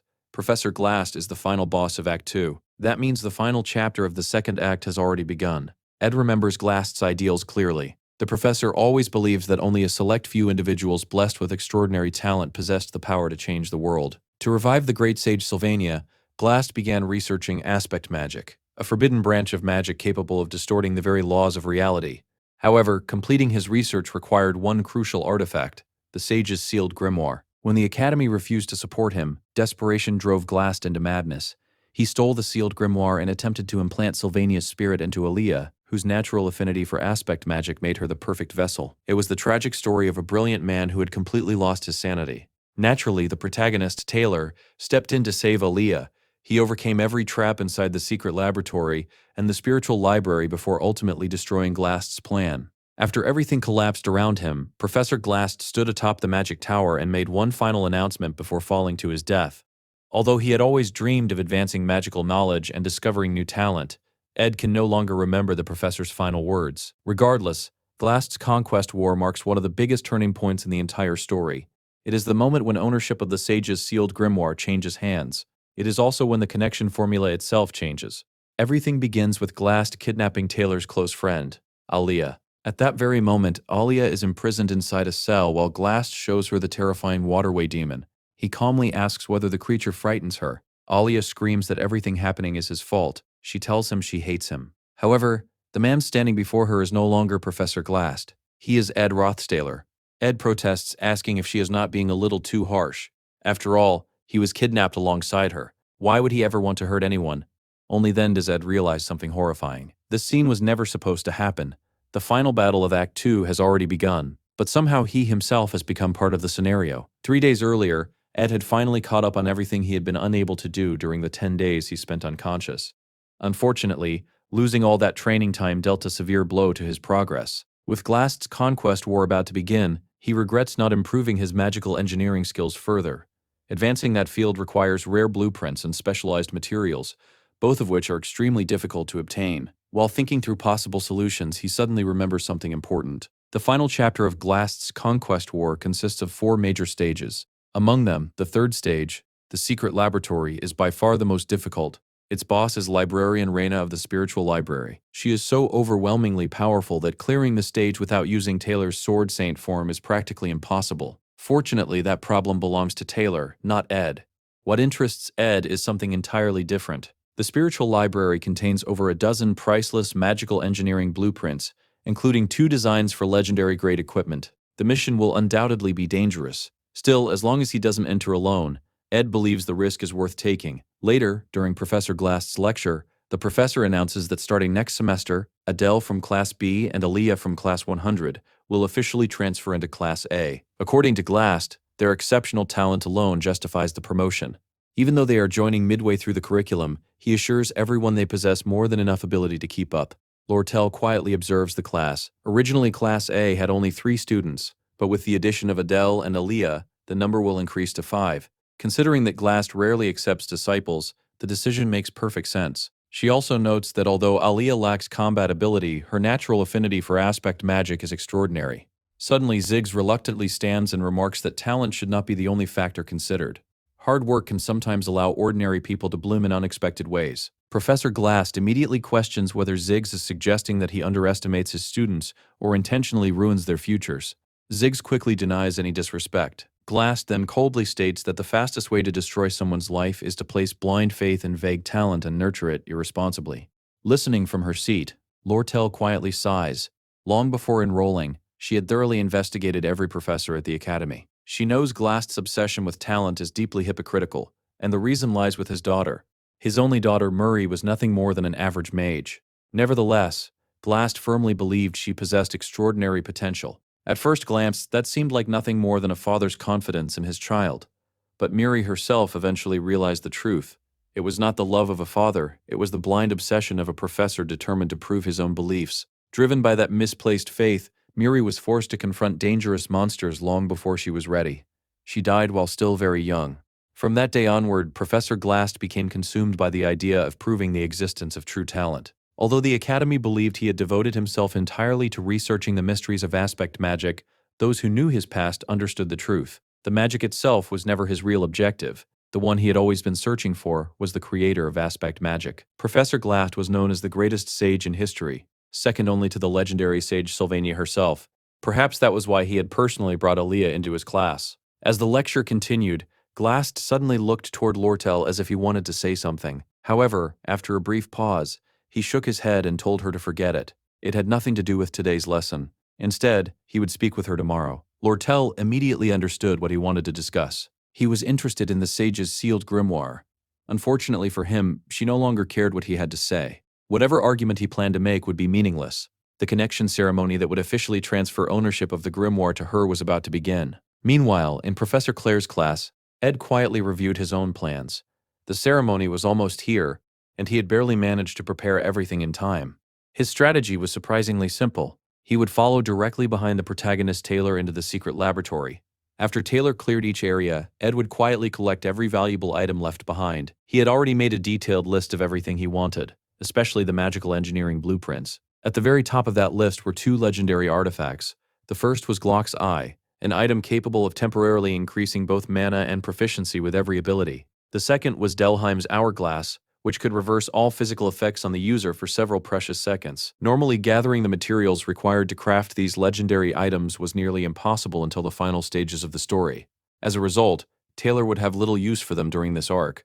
That made them perfect prizes for Ed. While following Taylor, Ed also planned to observe how the protagonist conquered the fifth phase of the dungeon, allowing him to complete every objective at once. According to the original story, Glast's conquest war began on the exact same day as the Grimoire connection ceremony. To avoid raising suspicion, Ed had told Janica that he had accidentally dropped an important item into the underground waterways and asked if she would help him search for it. He had expected her to complain. Instead, she happily agreed without hesitation. Her enthusiasm made Ed feel slightly guilty. She worried about him far more than he deserved, but there was no denying that she was an incredibly dependable companion, especially during dangerous situations.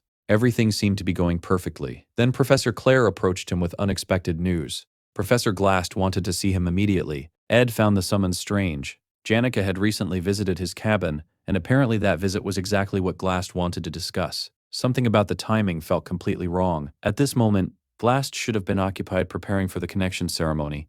Even so, Ed decided to go. The last time Glast had invited him to meet, Ed had been unconscious in a coma and never had the chance to respond. Since the professor was calling him again, it was probably something important. Later, after arriving at Glast's office, Ed was surprised to find Alia already waiting there. The moment she saw him, fear filled her eyes. Nearly 10 months had passed since the incident where Ed had once attempted to attack her. Even after all that time, her fear remained completely understandable. Still, one question lingered in Ed's mind. Why was she here? At first, he assumed this was the beginning of Alia's kidnapping. Then another thought struck him. If Alia was meant to be captured, why had Glast summoned him as well? Immediately, Ed began searching through the papers scattered across the office. To his surprise, none of the documents had anything to do with the grimoire. Instead, he searched for evidence that the future had somehow changed, that something had slipped beyond his knowledge. Then he found it, a file labeled with his own name, Ed Rothstaler. Instantly, everything became clear. Professor Claire must have reported what she had witnessed inside Ed's cabin. Glast had probably connected that report with everything that had happened during the Ophalis dormitory incident. But what exactly was the professor planning? Before Ed could think any further, his instincts suddenly screamed at him. He immediately drew his dagger. The office door slowly opened. Standing there was Professor Glast himself. Alia rushed toward him in panic, desperately shouting that Ed had gone insane. Without even looking at her, Glast calmly cast spectral magic. Time prison. The spell instantly froze Alia in place, trapping her within suspended time. Glast then turned his attention toward Ed and launched an attack.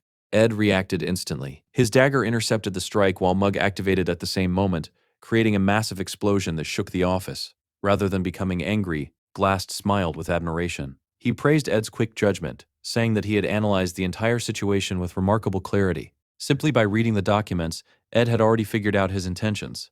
Ed calmly asked why he also needed to be captured. After all, Glast only required Alia because of her affinity for aspect magic.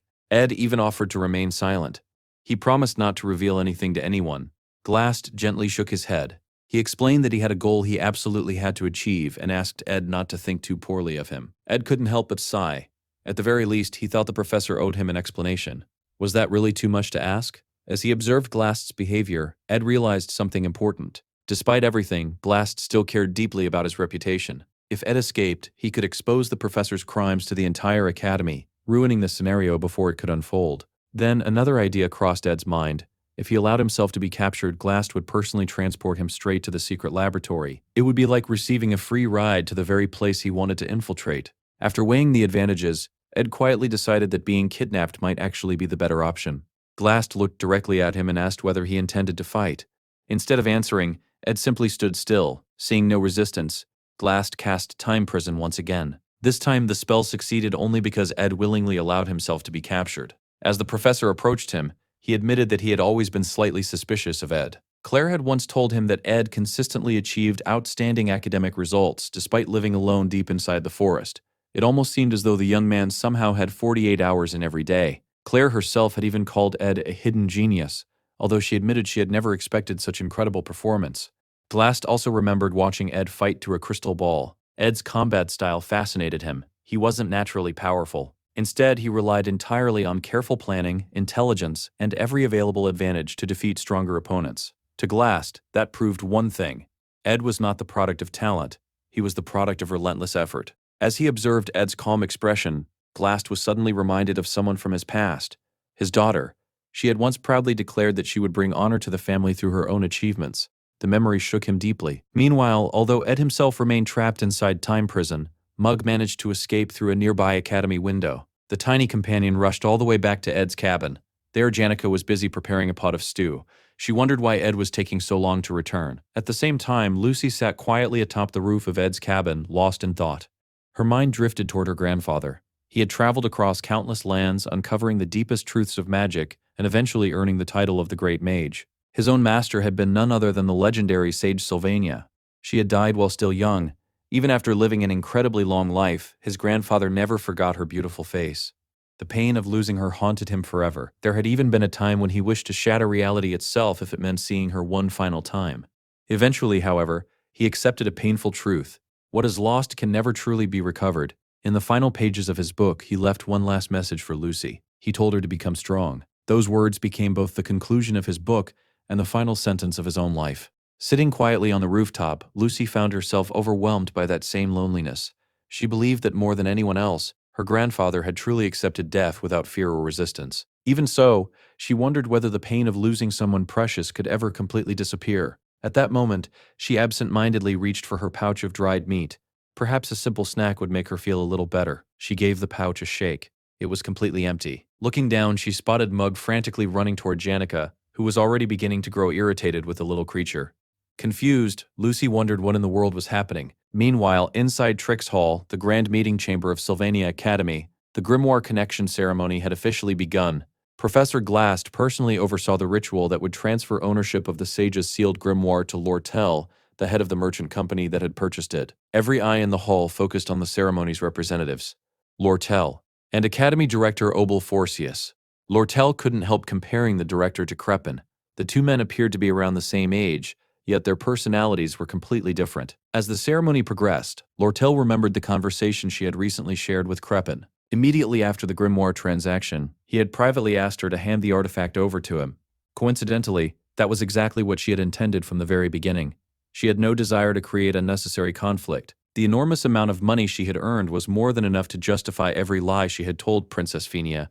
She had deliberately quoted an outrageous price, 12,000 coins, or rather, 1,000 coins for the grimoire itself. To her surprise, Crepin accepted the deal without hesitation. He even warned her that Elt had hired a group of mercenaries who were already heading towards Sylvania Academy. He urged her to make sure nothing went wrong during the ceremony. Although Lortel found Crepin to be an unpleasant man, she admitted that the valuable information she extracted from him made the meeting worthwhile.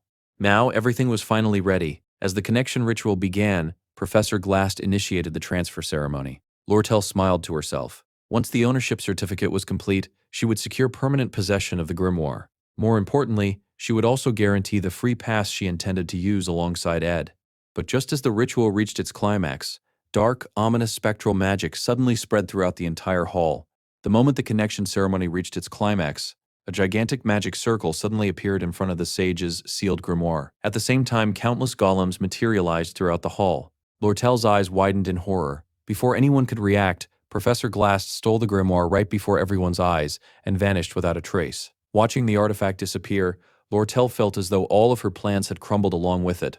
More than losing the grimoire, she believed she had also lost the future she had envisioned with Ed. Even without Ed Rothstaler present, the story continued moving forward. Meanwhile, deep inside Professor Glast's secret laboratory, Alia couldn't understand why she had ended up imprisoned alongside Ed of all people. Ed, however, remained unusually calm. The only thing on his mind was whether Glast had already succeeded in stealing the grimoire. Before either of them could speak further, a voice interrupted them. Someone told them to keep quiet before they woke the monster. The speaker was a chubby researcher named Kuhn. He explained that the two of them were actually fortunate. Professor Glast had ordered that neither of them be used in the experiments, because they were still considered indispensable talents. Ed silently agreed. Kuhn observed Ed carefully and commented that he was far calmer than someone in his situation should have been. After saying he needed to review the ongoing research, he instructed the guards to keep a close watch on both prisoners before leaving. Once he was gone, Ed realized there was nothing else he could do for now. All he had to do was wait. Taylor would eventually arrive to rescue Aaliyah, just as he had in the original story. By now, the protagonist had probably already passed through the ruined spiritual library. Ed's own objective was simple. While Taylor dealt with the enemies, Ed intended to collect every magical engineering blueprint and replica artifact left behind. For the moment, there was nothing else he could accomplish. The only thing bothering him was the fact that he had to spend all this time trapped together with Aaliyah. She remained on guard every second. The moment Ed took a single step toward her, she immediately threatened to scream. She warned him to stay away and even declared that she would rip out his tongue if he dared come any closer. Ed sighed. He calmly explained that he had no intention of hurting her. If he truly wanted to harm her, he could have done so long ago. Aaliyah refused to believe him. She reminded him that he was Ed Rothtaylor, the Academy's infamous villain. Ed told her to stop saying such ridiculous things and simply stay quiet. He assured her that if they waited patiently, Taylor would eventually come and rescue her. Hearing Taylor's name only made Aaliyah angrier. She demanded to know how someone like Ed could even speak that name. Ed replied that there was no reason he couldn't. He even apologized for what had happened during the entrance examination, admitting that he had his own reasons for acting the way he did. He also reminded her that he had helped everyone during the battle against Glaskin. Whether she trusted him or not didn't matter. She trusted Taylor, and Taylor was surely already on his way. Aaliyah stared at him in complete surprise. Had Ed really just apologized? Suddenly, Mug came rushing into the room. The little spirit was covered in scratches as it frantically called out to Master Ed, asking if he was all right. Ed quickly grabbed Mug and checked on him instead. Despite his injuries, Mug cheerfully replied that he could still see, hear, and move without any problems. Ed praised him for somehow figuring out where he had been imprisoned. Watching the exchange, Aaliyah looked completely confused. She asked whether Mug was actually a spirit. Did Ed really possess a spirit companion? Ed dismissed the question, saying it was none of her concern. Aaliyah immediately argued that if he truly had a spirit, he could have sent it to call for help. Ed quietly thought otherwise. Introducing more people into the situation would only create new variables capable of changing the future even further. Then Mug proudly interrupted. He announced that Ed no longer needed to worry. He had already delivered an emergency signal. Someone was definitely coming to rescue them. He vividly remembered Janika's furious expression as she rushed toward the academy. That fiery-haired merchant was coming as well. Even the tiny witch wearing the pointed hat was on her way. According to Mug, an entire army was marching to save Ed.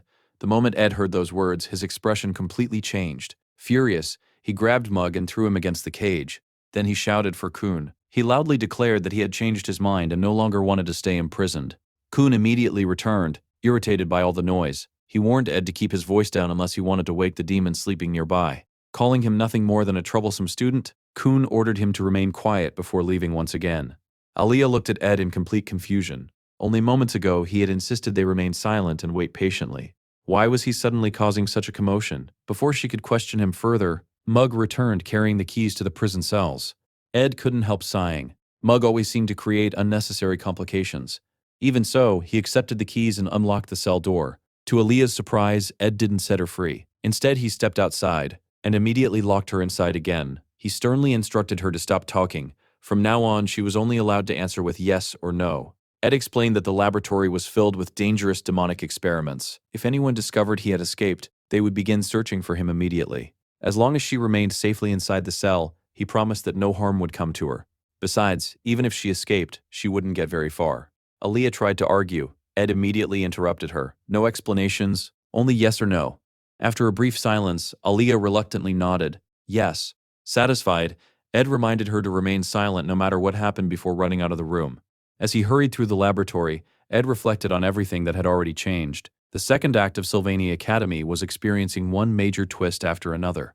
Small changes were manageable. With enough knowledge and preparation, higher skill levels allowed him to solve many unexpected problems. However, there were variables beyond even his control. The conflict between Janika and Lortel was troublesome but still manageable. Other situations were far more dangerous. Veteran players had spent hundreds of hours mastering every possible route through the game, yet even they admitted that some scenarios had no solution.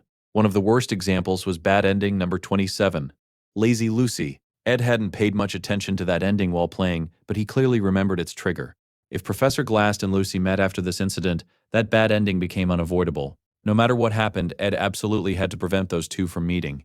Otherwise, everything would fall apart. Meanwhile, back at the Ophelis dormitory, Taylor was already asking Ziggs for help. He needed to rescue Aaliyah. The first phase of the final chapter had officially begun. Just like in the original story, Glast had escaped, and Taylor immediately began pursuing him. Everything unfolded exactly as expected. Lortel remained inside Trix Hall. Janica headed into the underground waterways. The spiritual library was temporarily empty, and inside the Demon Studies laboratory were Ed and Aliea. For Ed, walking through the story he once knew as a game, while simultaneously changing it from within, was an incredibly strange experience. Originally, the Demon Studies laboratory became a disaster after Kuhn released every demon imprisoned inside. Fortunately, because events had changed slightly, the demons were still sealed away. That was one problem he no longer had to worry about. Unfortunately, the encounter between Lucy and Professor Glast still seemed inevitable. If that happened, the dreaded bad ending would almost certainly become reality. There wasn't a second to waste. Meanwhile, inside the spiritual library, librarian Reina silently continued her patrol. Ed immediately recognized every movement she made. He had memorized her patrol route long ago. His understanding of combat strategies was excellent, but he also knew that Reina was an essential opponent for Taylor. Halfway through the battle, the protagonist was meant to awaken and rely on his sword saint techniques. Without proper training, clearing this section became nearly impossible. The second act existed precisely to force Taylor's growth. His greatest improvements came from defeating the resurrected demon in the sewer system and overcoming Reina inside the spiritual library. While Taylor followed the intended route, Ed quietly slipped through the shelves, stealing magical engineering blueprints and priceless artifacts whenever Reina wasn't looking. Hidden behind the towering bookshelves, he steadily crossed item after item off his list. Once he gathered everything he needed, he planned to leave immediately. Still, it felt like a terrible waste to abandon so many priceless resources. Thankfully, Moog continued guiding him through the library, constantly warning him whenever Reina changed direction. Everything was proceeding perfectly. Then, without warning, a violent tremor shook the entire library. Ed froze. That earthquake had never existed in the original story. The bookshelf hiding him collapsed onto the floor with a deafening crash. Reina instantly turned toward the noise. The moment their eyes met, Ed realized he was in serious trouble. About 30 minutes before that unexpected earthquake, chaos had already erupted inside Trix Hall. One of the summoned golems attacked Lortel's subordinates. With remarkable composure, Lortel froze the construct solid before shattering it into countless pieces. Afterward, she remarked that if today's negotiations had not been conducted so discreetly, the reputation of Sylvania Academy would already have been destroyed. The fact that the sage's sealed grimoire had been stolen during the official transfer ceremony was nothing short of unbelievable. Academy Director Obelforsis solemnly declared that, no matter how long it took, he would personally take responsibility for recovering the artifact. Even so, he confidently stated that Professor Glast's ambitions would never succeed. Curious, Lortel asked whether the director already knew what Glast was planning. The director nodded. He explained that Glast was attempting to achieve one of the three great taboos. These forbidden pursuits violated the natural order of the world itself. The first taboo was the pursuit of immortality. The second was the resurrection of the dead. The third, and by far the greatest sin of all, was time travel. Lortel immediately asked whether Glast intended to revive someone who had already died. The director answered her question with one of his own. Did she now consider Professor Glast completely insane? He quietly explained that talent had always been the force driving humanity forward. Even the legendary sage Sylvania possessed unparalleled talent. The same was true for Glast's daughter, Murray. Believing too strongly in her potential, Glast pushed her to develop her abilities far earlier than she should have. That blind faith ultimately led to tragedy. His daughter lost her life long before she had the chance to fulfill the future he imagined for her. The Academy director looked at Lortel and asked a simple question. If Professor Glast truly succeeded in completing the resurrection spell, who did she think he intended to bring back? His beloved daughter, or the legendary sage Sylvania herself? Lortel fell silent, unable to answer. Before she could gather her thoughts, the doors burst open. A staff member rushed inside and urgently reported that Professor Glast had been spotted fleeing through the underground sewers. Right behind him was the student Taylor, desperately chasing after him. The messenger continued his report. Not only had Glast stolen the sage's sealed grimoire, but he had also kidnapped two students, the first-year student Aaliyah and the second-year student Ed Rothstaler. The moment Lortel heard Ed's name, her expression changed completely. Ed had really been kidnapped. At that same moment, she heard a deafening roar echo through the academy. Her first instinct was to leave the recovery of the grimoire to the academy director. After all, he was considered the greatest magician of the era. But something inside her refused to remain still. It might have sounded irrational, yet she instinctively knew that the sound had come from the direction of the sewers. Looking toward the source of the commotion, she saw Tarkin charging forward while breathing fire in every direction. Riding on his back was Janica. Her face was filled with panic as she desperately searched for Ed. Without another thought, Lortel made her decision. The director was moving far too cautiously. If she wanted the grimoire back, and if she wanted to save Ed, she would have to do it herself. Immediately, she ordered part of her merchant company's personnel to remain behind while the rest accompanied her into the sewers. She was ready to enter the battlefield herself. Around the same time, another remarkable individual entered the unfolding crisis: Dorothy. Even within the prestigious alchemist society, Dorothy was respected as one of the greatest combat alchemists. As a third-year student and the head of the alchemy department, her combat ability was so overwhelming that even members of her own club struggled to keep up with her. Ironically, despite her incredible potential, Dorothy had never truly displayed her full talent during the first act of the story. Professor Glast alone had recognized that hidden potential. He had personally guided and mentored her for years. However, there had always been another motive behind his actions. Dorothy faithfully followed every one of Glast's instructions, until one day, she finally declared that enough was enough. As she continued through the underground passages, she suddenly encountered Tarkin and the furious Janica. Janica immediately demanded to know where Ed had been taken. Before Dorothy could even answer, she suddenly collapsed to the ground, foam gathering around her mouth. Janica blinked in confusion. She looked toward Tarkin and repeated the directions he had supposedly given her. Second left, then right, then left again. The more she repeated them, the more obvious it became that she had completely lost her way. She even began wondering whether Dorothy had collapsed because of something she had done. Despite her confusion, Janica couldn't simply abandon her. She carefully moved Dorothy to safety before continuing her search. It was at that exact moment that Lortel arrived. After observing the scene for only a few seconds, she reached a frightening conclusion. Excluding Lucy, Janica was undoubtedly one of the strongest students in the entire academy. If Ed's life were truly in danger, Janica would have no hesitation destroying the entire sewer system just to reach him. As Lortel imagined that possibility, another thought suddenly entered her mind. She pictured Janica rescuing Ed. She imagined Ed waking up in Janica's arms. She imagined the two of them growing closer, falling in love, eventually getting married. The mere image drove her nearly insane. Lortel had always considered herself a calm and rational woman, but when it came to Ed, she realized she might even commit a crime. Immediately, she approached Janica with a convincing smile. She calmly lied. Ed had already been rescued. He had suffered serious injuries and was now resting safely at the camp. According to her story, he had specifically asked for Janica. Inside her mind, however, Lortel admitted the truth. She absolutely intended to rescue Ed, but before that, she needed to get Janica out of the way. Janica narrowed her eyes suspiciously. She had rushed straight to the sewer entrance as fast as she could. No one could possibly have carried Ed past her without being noticed because she had been the first person to arrive. Lortel simply pretended she had no idea what Janica was talking about. Realizing there was no time to argue, Janica changed the subject. She asked whether Lortel had already organized a proper search party. For the first time, Lortel stopped thinking about herself. Janica was right. Ed truly was in danger. Janica explained that she had even asked Lucy for help. Lucy had merely yawned and casually replied that she was going for a walk. As a result, Janica had been searching entirely on her own. Lortel nodded. This was no longer the time for personal rivalry. She ordered her employees to remain where they were. Then she proposed a plan. Janica would search the eastern side of the sewer network. Lortel would cover the western passages. Whoever found Ed first would signal the other. Without another word, both girls sprinted into the darkness. Each was determined to rescue Ed before the other could. Meanwhile, Ed had run into serious trouble. Reina had already discovered him. Caught completely off guard, he prepared himself for an unavoidable battle. Then, without warning, the ceiling suddenly shattered.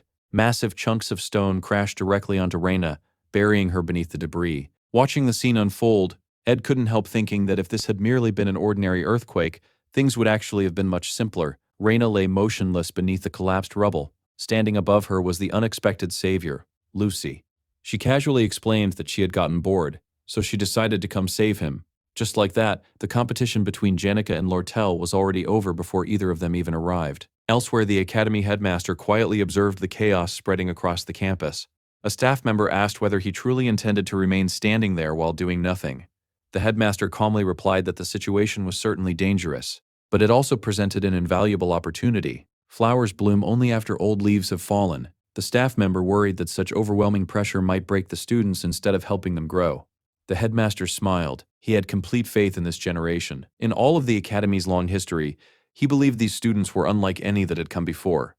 Every class contained remarkable individuals whose potential shone like countless stars scattered across the night sky. It almost felt as though fate itself was preparing them for the trials yet to come. Talent alone would never be enough.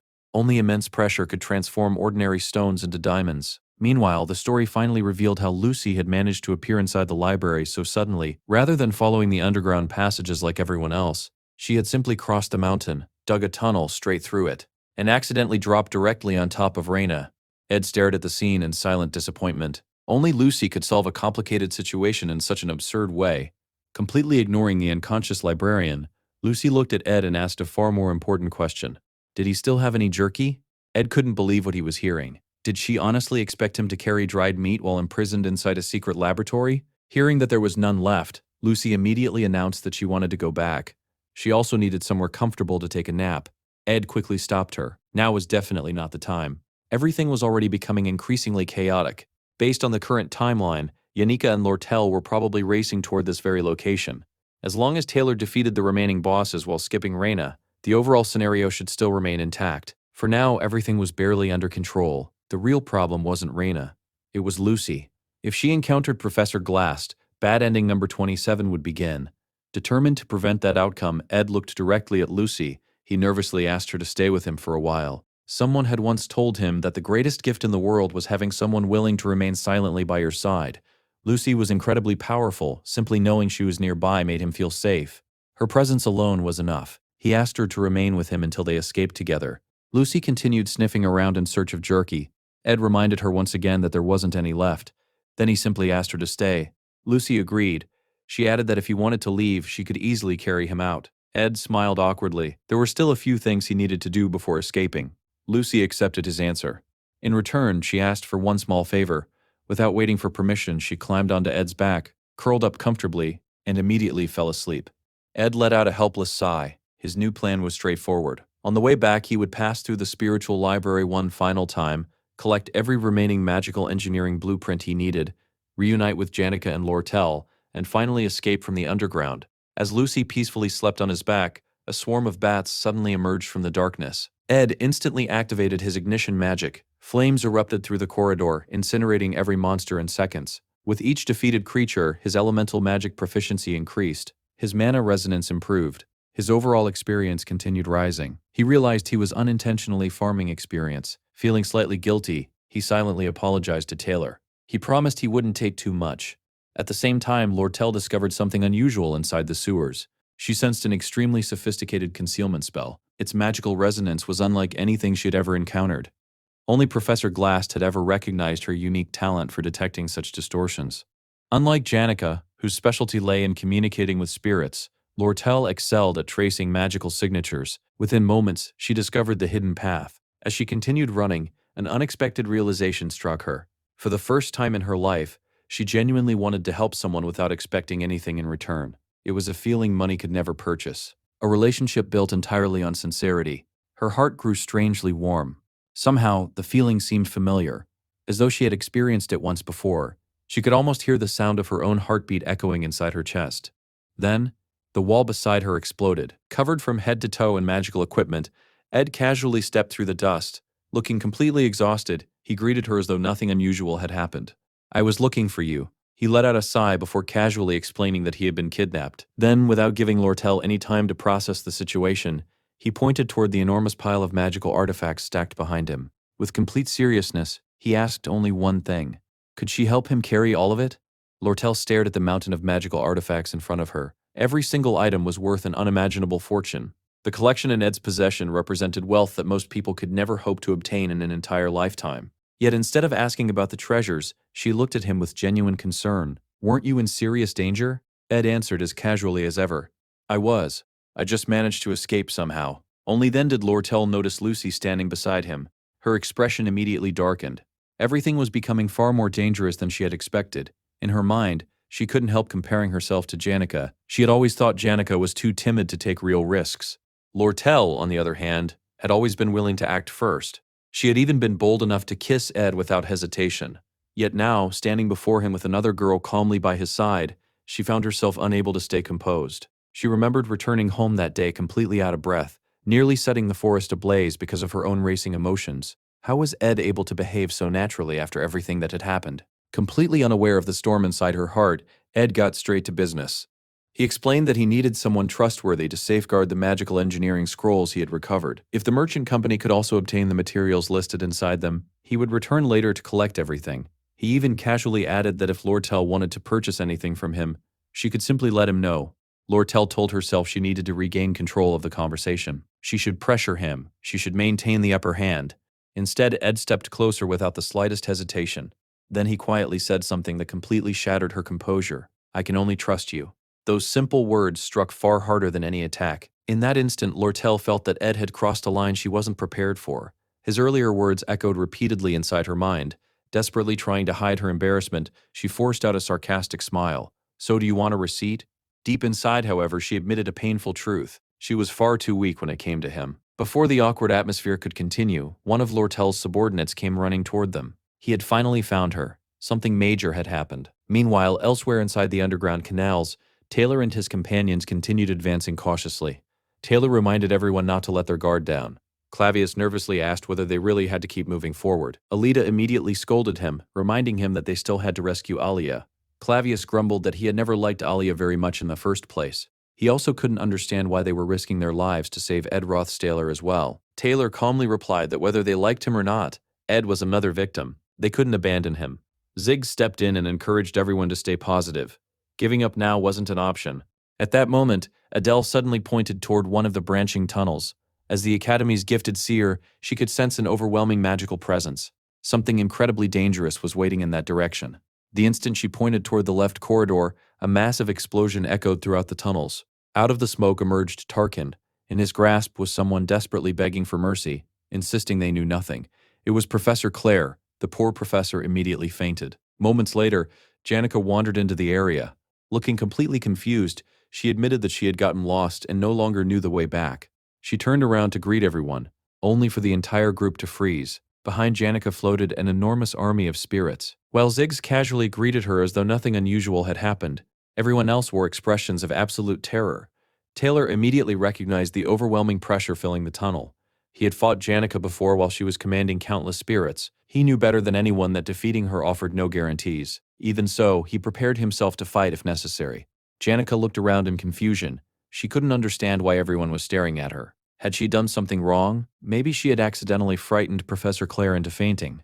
Ziggs noticed Taylor's tense expression and casually told him to relax. Before anyone could react, a familiar voice echoed through the tunnel.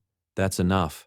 Everyone turned toward the right corridor. Ed calmly walked into view. The entire group stared at him in disbelief. What was Ed Rothstaler doing here? Janica immediately rushed toward him. She anxiously checked him for injuries, repeatedly asking whether he was all right. Taylor and Elvira silently observed the reunion. Both of them had already witnessed Ed's combat abilities. Despite relying on little more than basic magic and clever tactics, he had successfully fought opponents far stronger than himself. The real problem wasn't Ed alone. It was the powerful allies surrounding him. Ever since the Ophelis dormitory incident, Taylor had become convinced that Ed had grown significantly stronger. If he only had to fight Janica, victory might still be possible. But if Ed joined the battle, his chances dropped to almost zero. To everyone's surprise, Ed simply walked straight past Taylor. Without hostility or hesitation, he calmly told him to hurry. Alia was still waiting to be rescued. As Ed continued walking, he quietly reminded himself that it was finally time for everyone to fulfill their assigned roles. Taylor would remain at the center of the story. Meanwhile, Ed would handle the unexpected variables. His next objective was clear: capture Elte. Earlier, one of the merchant company's employees had revealed that Elte's mercenaries were already operating nearby. That meant the opportunity had finally arrived. In the original timeline, Elt, the Gold King, and the mid-boss of Act 2 had been completely defeated before he even had a chance to react. This time, however, events had unfolded differently. Elt had escaped. Lortel already knew he was planning a counterattack. Unfortunately for him, he had made one fatal mistake. Many of the merchant company's personnel were absent. At the same time, Ed had already secured priceless magical engineering blueprints and crafting diagrams. Still, if someone asked Ed what his greatest weapon truly was, his answer would never be magic, nor equipment. It was his knowledge of the future. The current story was already moving toward the second confrontation with Professor Glast. Nothing about that destiny had changed. If Elte was destined to serve as the mid-boss of Act 2, then he had to be defeated before the act came to an end. Ed quietly concluded that he was finally ready. Turning toward Ziggs, he explained that continuing along this path would eventually lead them to a safe route. Afterward, all they needed to do was rescue Alia and hear the full story directly from her. Then Ed looked at Taylor. He knew that in the end, only the protagonist could resolve the scenario. Taylor still needed to master every one of his unique abilities. Only by overcoming this ordeal could he become strong enough for the battles waiting beyond it. Far more terrifying enemies would soon appear. This chapter still held countless unresolved problems. Soon afterward, Glast's summoned demons would cover the skies with dark magic. Even harsher trials awaited everyone in the future. After saying all that, Ed paused. Then he simply wished Taylor good luck. On second thought, he realized someone like Taylor probably didn't need encouragement. Leaving the rescue mission behind, Ed departed with his own group. As they moved through the tunnels, Lortel explained their next objective. The merchant company needed proof that Elt had deliberately manipulated the collapse in jewelry sales that ultimately caused his downfall. Ed immediately suggested reporting the invading mercenaries to the Academy's administration before doing anything else. Before anyone could agree, Janica stopped him. She quietly asked him to wait. Pressed for time, Ed insisted they had to keep moving. There wasn't another second to lose. Janica refused to back down. She softly reminded him that he had only just escaped captivity. He had already collapsed from exhaustion only a few days earlier and spent 10 days unconscious. Now he was preparing to throw himself into danger once again. She didn't know every detail. She only knew that he had been kidnapped, imprisoned, and barely escaped alive. She couldn't bear to watch him get hurt again. Ed silently admitted she was right. Strictly speaking, the merchant company's problems weren't his responsibility. But experience had taught him that ignoring dangerous variables always came back to haunt him later. If they hoped to capture Elta, they would need either Lortel or Janica. To his surprise, Lortel agreed with Janica. She admitted that involving Ed directly had been arrogant on her part. He deserved to rest somewhere safe. Ed appreciated their concern. He genuinely did.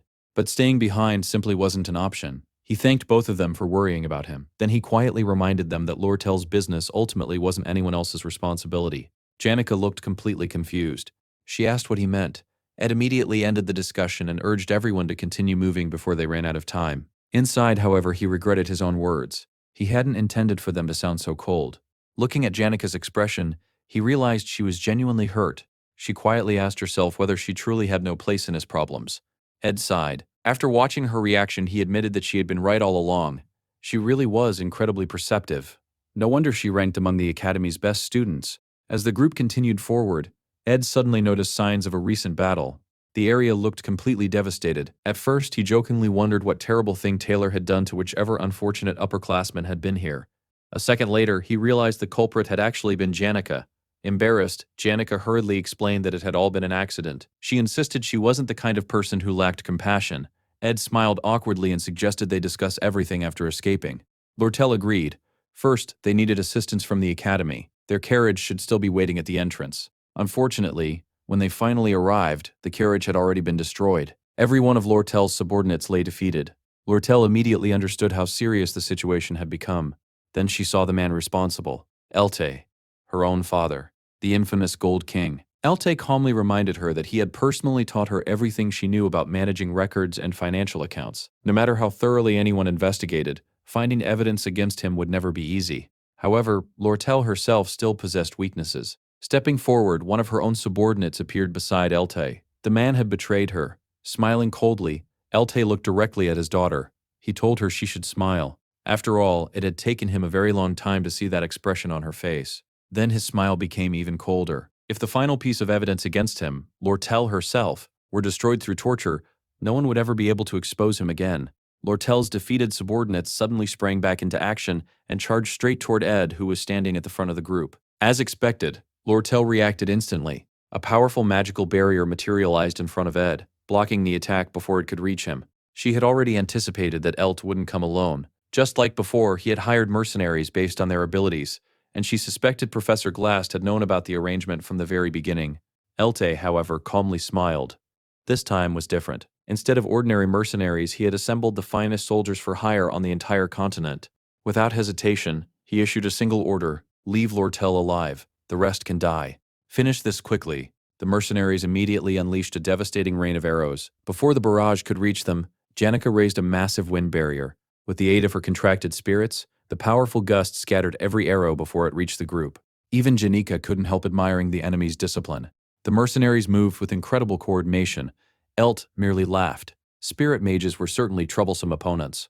But this battle was different. Slowly, he revealed a legendary magical engineering artifact, the Belarus Suppressor. It was an incredibly rare single-use device capable of nullifying every form of magic within the surrounding area for 10 full minutes. The moment Ed saw it, his expression became serious. Although it could only be activated once, its price was astronomical. Its performance even surpassed the night butterfly flower potion that Elvira had once used to restrict magic. The Belarus Suppressor wasn't perfect. It required time to activate, and its preparation was easy to notice. Even so, once activated, it became an incredibly dangerous weapon. To make matters worse, Elte possessed the numerical advantage. Every soldier under his command was a trained mage. Lortel immediately understood the danger. If the suppressor activated successfully, everything would be over. Ed looked directly at Elte. He asked him whether he had truly considered the consequences. How did he intend to take responsibility for everything he had done? Elte answered without hesitation. Anything was preferable to losing his own life. Hearing those words, Ed couldn't help reflecting on the strange twists of fate. A third-rate villain who should have disappeared near the beginning of the story had somehow survived long enough to create an enormous butterfly effect. Ironically, the same could be said about Ed himself. If Elte continued living beyond his intended role as the mid-boss of Act 2, the entire future would begin changing in unpredictable ways. In the original story, the Gold King eventually met his end after Lortel struck him from behind before leaving the scene. Elte had murdered Lortel's biological parents. He had climbed to power through betrayal, manipulation, and murder. He was undeniably a villain. Yet Ed understood one thing. Elte held no hatred in his heart. Everything he had done was driven by one simple desire. He wanted to survive. Just like Ed. Even so, Ed had no intention of backing down. Perhaps it was selfish, but this was his story now. He refused to let someone else decide how it ended. Turning toward Lucy, Ed quietly called her name. He asked her to wake up. She grumbled that everyone was making far too much noise. Still half asleep, she slowly opened her eyes. Then, she released her magic. A brilliant light erupted from her body. The moment her power awakened, the atmosphere itself changed. At that point, the story revealed a piece of Lucy's past. Near the end of his life, the great mage Glocht had written a book titled The Memories of Glocht. Few people realized that such a legendary figure had spent his final years living alone inside a small cabin. Almost no one knew the truth, except Lucy. She had lived beside him. Her grandfather constantly reminded her that she possessed a rare blessing, the blessing of the stars. However, he also warned her that talent alone meant nothing. She still had to study. She still had to remain humble, most importantly. She had to beware of loneliness. The greater the power someone possessed, the more isolated they inevitably became. Before his death, Glocht made Lucy promise him 3 things. The very first promise, never kill. No matter the circumstances, even accidentally. As long as she remained an academy student, she must never stain her hands with blood. Meanwhile, every mercenary on the battlefield stood completely frozen. None of them could move. It wasn't because of magic, it was instinct. Every fiber of their bodies screamed that taking another step meant certain death. The overwhelming pressure pouring from Lucy alone was enough to paralyze experienced warriors. Simply witnessing that light made them unconsciously decide, stopping here was the only way to survive. Elte looked around in confusion. He demanded to know why nobody was attacking. One mercenary desperately convinced himself that it must simply be some kind of illusion spell. Ignoring his own fear, he charged directly toward Lucy. He never reached her. Lucy wasn't a magician who specialized in precision. She had no elegant techniques, no refined control. Her magic was nothing but overwhelming power compressed into pure destruction. The instant she reacted, a terrifying explosion erupted. The unfortunate mercenary was launched high into the air before disappearing into the distance. Her magic wasn't graceful. It was violence itself. Elt glanced toward the Belarus suppressor. It still needed a little more time before activation. Lucy slowly walked toward him. She calmly concluded that he appeared to be the leader. If she captured him, everything would immediately be over. Before she could move another step, Ed stepped in front of her. He quietly told her that was enough. There was no need to continue. At that exact moment, the entire battlefield shook violently. A tremendous tremor spread through the surrounding land. Everyone instinctively looked toward the sky. Gigantic bolts of black lightning tore across the heavens. Ed recognized the spell immediately. Hell's Ascension. Professor Glast had finally activated one of the highest-level spells in existence. It was magic capable of defying the natural order itself. Above the academy, 10 enormous magical towers stretched toward the sky. Together they formed the stage for the climax of Act 2. The final battle had begun. Seeing the spell appear at precisely the same moment as it had in the original game, Ed quietly relaxed. The timing was perfect. Taylor had almost certainly defeated the underground monster by now. That meant he had acquired the essential ability required for the final confrontation. He also possessed every companion necessary to defeat Glast. Although the battle would continue for a while longer, Taylor now had everything he needed. The appearance of Hell's Ascension at exactly the proper moment proved that the main storyline was still progressing correctly. Everyone stared upward in complete disbelief. Even Janica and Lortel couldn't comprehend what they were witnessing. Only Lucy understood. She calmly explained that each of the 10 magical towers absorbed a different category of superior magic. Although she couldn't be completely certain, the spell resembled a resurrection ritual. Hearing those words, Ed remembered something from the game's epilogue. Originally, after the entire incident ended, Lucy would wake up from her nap and casually explain how Hell's Ascension functioned. That happened because, in the original story, she slept through the entire crisis on the roof of Ed's cabin. But things had changed. This time Lucy had awakened before the first phase of the event. If she encountered Professor Glass now, everything would change.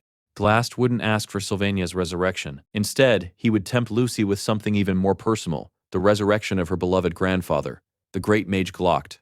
If Lucy accepted that offer, she would betray everyone. Bad ending number 27. Ed remembered it perfectly. Lucy Merrill wasn't an opponent players were meant to defeat.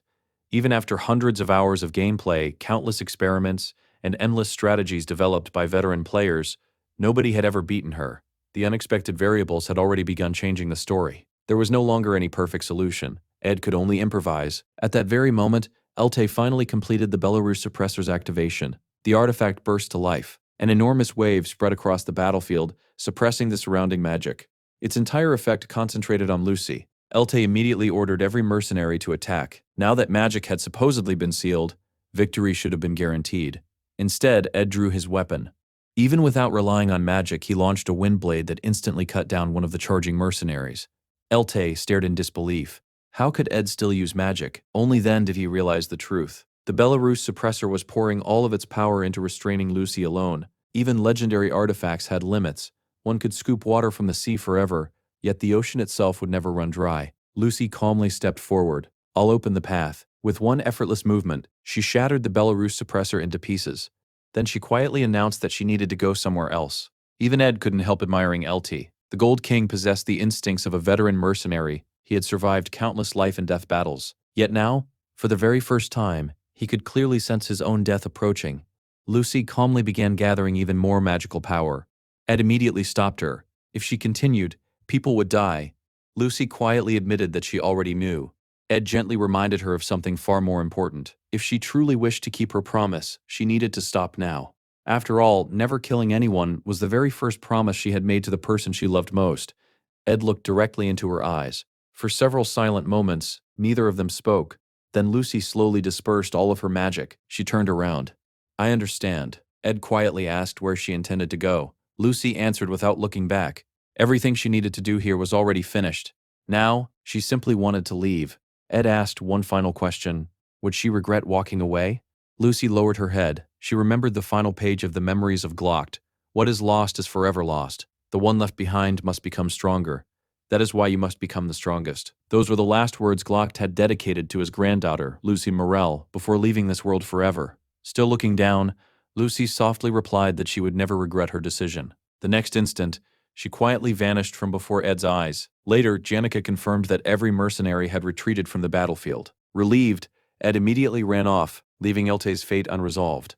From this point onward, dealing with Elt and the remaining mercenaries would become Lortel's responsibility. Even though his body was on the verge of collapsing from exhaustion, Ed forced himself to keep running.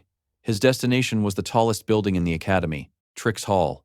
It was the place where everything had begun. This was where Professor Glass had stolen the sage's sealed grimoire, and where Taylor had first begun chasing him. Although the academy staff were busy treating the wounded, Ed never imagined he would find himself returning to this place again. Without realizing it, he had come full circle. The secret laboratory, Trix Hall, the stolen grimoire, every scattered piece of the story had finally fallen into place.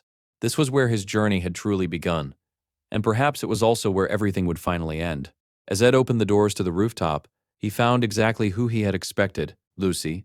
Ed remembered that one of the buildings Janica had accidentally destroyed during the recent chaos was Glocked Hall. He also recalled that the scholarship allowing him to attend Sylvania Academy had been funded by the Glocked Foundation. The legendary great mage Glocked had lived a humble life despite his immense achievements, donating his entire fortune to the academy before his death.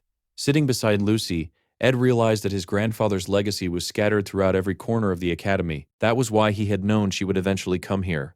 From the top of Trix Hall, the entire academy stretched out beneath them.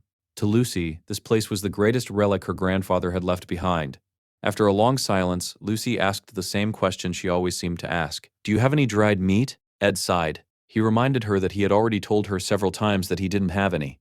Then he asked why she had come here. Lucy quietly answered that she was thinking about the old days. Looking over the edge of the tower, Ed remarked that falling from such a height would certainly be fatal. Lucy barely reacted. Instead, she softly admitted that there had once been something that made her cry endlessly. Back then, the pain had been unbearable. But eventually, the sadness faded. Ed asked her why. Lucy smiled faintly. The answer was simple. Time had passed. A very long time had passed. She had finally realized that reopening old wounds accomplished nothing. Even if someone somehow succeeded in reviving another person with sacred magic, that person would still leave again someday. From the very beginning, Glock had accepted his own death. Lucy quietly admitted that if someone actually succeeded in resurrecting him, her grandfather would probably be furious. To bring back the great mage Glock against his will would be nothing short of blasphemy. Deep down, she had always known that. Trying to resurrect the dead was nothing more than a selfish wish. Ed gently asked whether she truly felt all right now. He knew he wasn't really qualified to ask such a question. He had never experienced the same kind of loss she had. Even so, he couldn't stop himself from asking. At first, Lucy had desperately wanted to revive Glock, but she had abandoned that wish. Ed feared that if she changed her mind once more, something terrible would happen. Lucy quietly looked at him. She started to ask something. Ed interrupted her halfway, mistakenly assuming she was about to ask for dried meat again. Instead, Lucy shyly asked if she could rest her head on his shoulder. She slowly leaned against him. Then, almost immediately, she drifted off to sleep. Ed couldn't help smiling. Sometimes he wondered how he had ended up in situations like this. In the end, it simply felt like destiny. Looking toward the distant magical towers, Ed reflected on Professor Glast. It would be difficult to find another scholar who devoted himself to researching sacred magic with such passion. Even the study of resurrection magic would disappear with Glast's death. The dead remain dead. What has been lost cannot truly be recovered. Everyone experiences loss differently. But eventually, loss comes for everyone. That is precisely why people must learn to accept it and cherish what remains while they still can. With silent tears running down her face, Lucy had finally reached that same conclusion. For a long while, the two of them simply remained there together, without speaking, watching the enormous pillars of magical energy stretching across the night sky. The stars above them were breathtaking. Unfortunately, their brief moment of peace did not last. Far below, a gigantic golem suddenly rose into the sky, protecting the sacrificial ritual at its core. The final battle had begun. Taylor and his companions had finally reached Professor Glast. Standing before them was the ancient magical weapon Glast had created. At its center, trapped inside as the power source, was Alia herself. This magical golem represented Glast's final trump card. The climax of the second act of The Failed Swordsman of Sylvania had finally arrived. Everything now depended on rescuing Alia from the heart of the colossal construct. One of the golem's devastating attacks erupted in a massive explosion. Zig stepped forward and single-handedly blocked the overwhelming force, creating a narrow opening. Taylor seized the opportunity immediately. Using the golem's enormous arm as a pathway, he sprinted toward Glast at full speed. Watching Taylor charge toward him, Glast quietly reflected that his eyesight had become much worse. Without his glasses, everything appeared blurred. Before he could react further, Taylor's attack struck him across the shoulder. As he staggered backward, Glast's thoughts drifted toward the life he had spent as a professor. Day after day, he buried himself beneath endless books written by ancient sages. He researched sacred energy, reviewed academics' curriculum. Outside his office window, the seasons continued changing. When winter snow covered the academy, eager first-year students would visit him, asking to learn intermediate magic. Whenever heavy rain fell, the academy's youngest professor would appear to apologize for yet another accident. On windy mornings, even the former academy director would stop by for tea before beginning work. Years passed. Eventually, Glast himself became director. Yet nothing around him truly changed. He remained trapped inside the same office. Surrounded by papers, surrounded by memories, deep inside he wished those painful memories would simply disappear. That was why he stole the sage's sealed grimoire, suddenly snapping back to reality. Glast unleashed a powerful counterattack. Taylor was hurled backward, his sword shattered into pieces. Using a small-scale time reversal spell, Glast instantly healed the wound in his shoulder. Even so, no amount of sacred magic could erase the memories tormenting him. As the magical golem prepared another devastating attack, Clavius looked up in terror and asked what that monstrous thing even was. Glast calmly responded by casting an even stronger spell, multiple time reversal. Time itself began to freeze. Ziggs was blasted away. Then even he became trapped inside suspended time. Taylor barely remained standing despite fighting with a broken sword. Glast's blurred vision continued worsening. He could barely distinguish the battlefield before him. All he truly saw were the countless things he had lost throughout his life. He knew he was nearing his limit. Yet Taylor stood once again. Glast begged them to stop, to surrender, to stop resisting. Instead, a brilliant surge of magical energy suddenly erupted from inside the golem's core. Its entire body shattered into countless fragments. Even Glast couldn't understand what had happened. Taylor had awakened, wielding the divine sword of death. He had activated his transformation. Desperate, Glast immediately reversed time once again. The shattered golem rebuilt itself. The battlefield itself began returning to its previous state. He was willing to sacrifice everything, even the lives of everyone around him. Resistance, he declared, was meaningless. Before he could finish his spell, an enormous spear of ice pierced through the battlefield. Ziggs had recovered. His attack struck Glast directly, opening another opportunity. Taylor wasn't fighting alone. Ziggs had created another opening. Under relentless pressure, Glast realized that every decision he had ever made had led him to this single moment. The magical golem finally exploded completely. When the smoke cleared, Taylor emerged from within, divine sword in hand, Aliyah safely in his arms. The battle was over. Professor Glast quietly admitted defeat. His body tumbled from the summit of the towering magical structure. His vision remained blurred.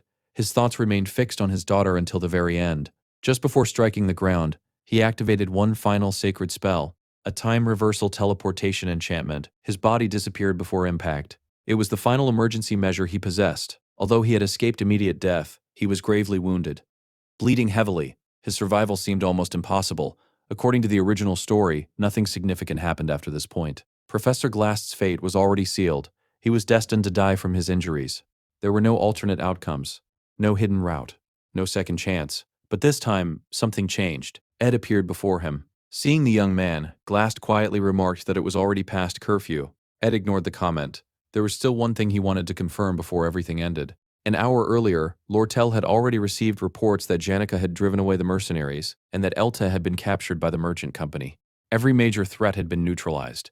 As long as Ed was safe, everything would be fine. Following those reports, Lortel finally found him. To her surprise, Lucy was standing beside him, gently holding onto the edge of his sleeve. The unexpected sight immediately put Lortel on alert.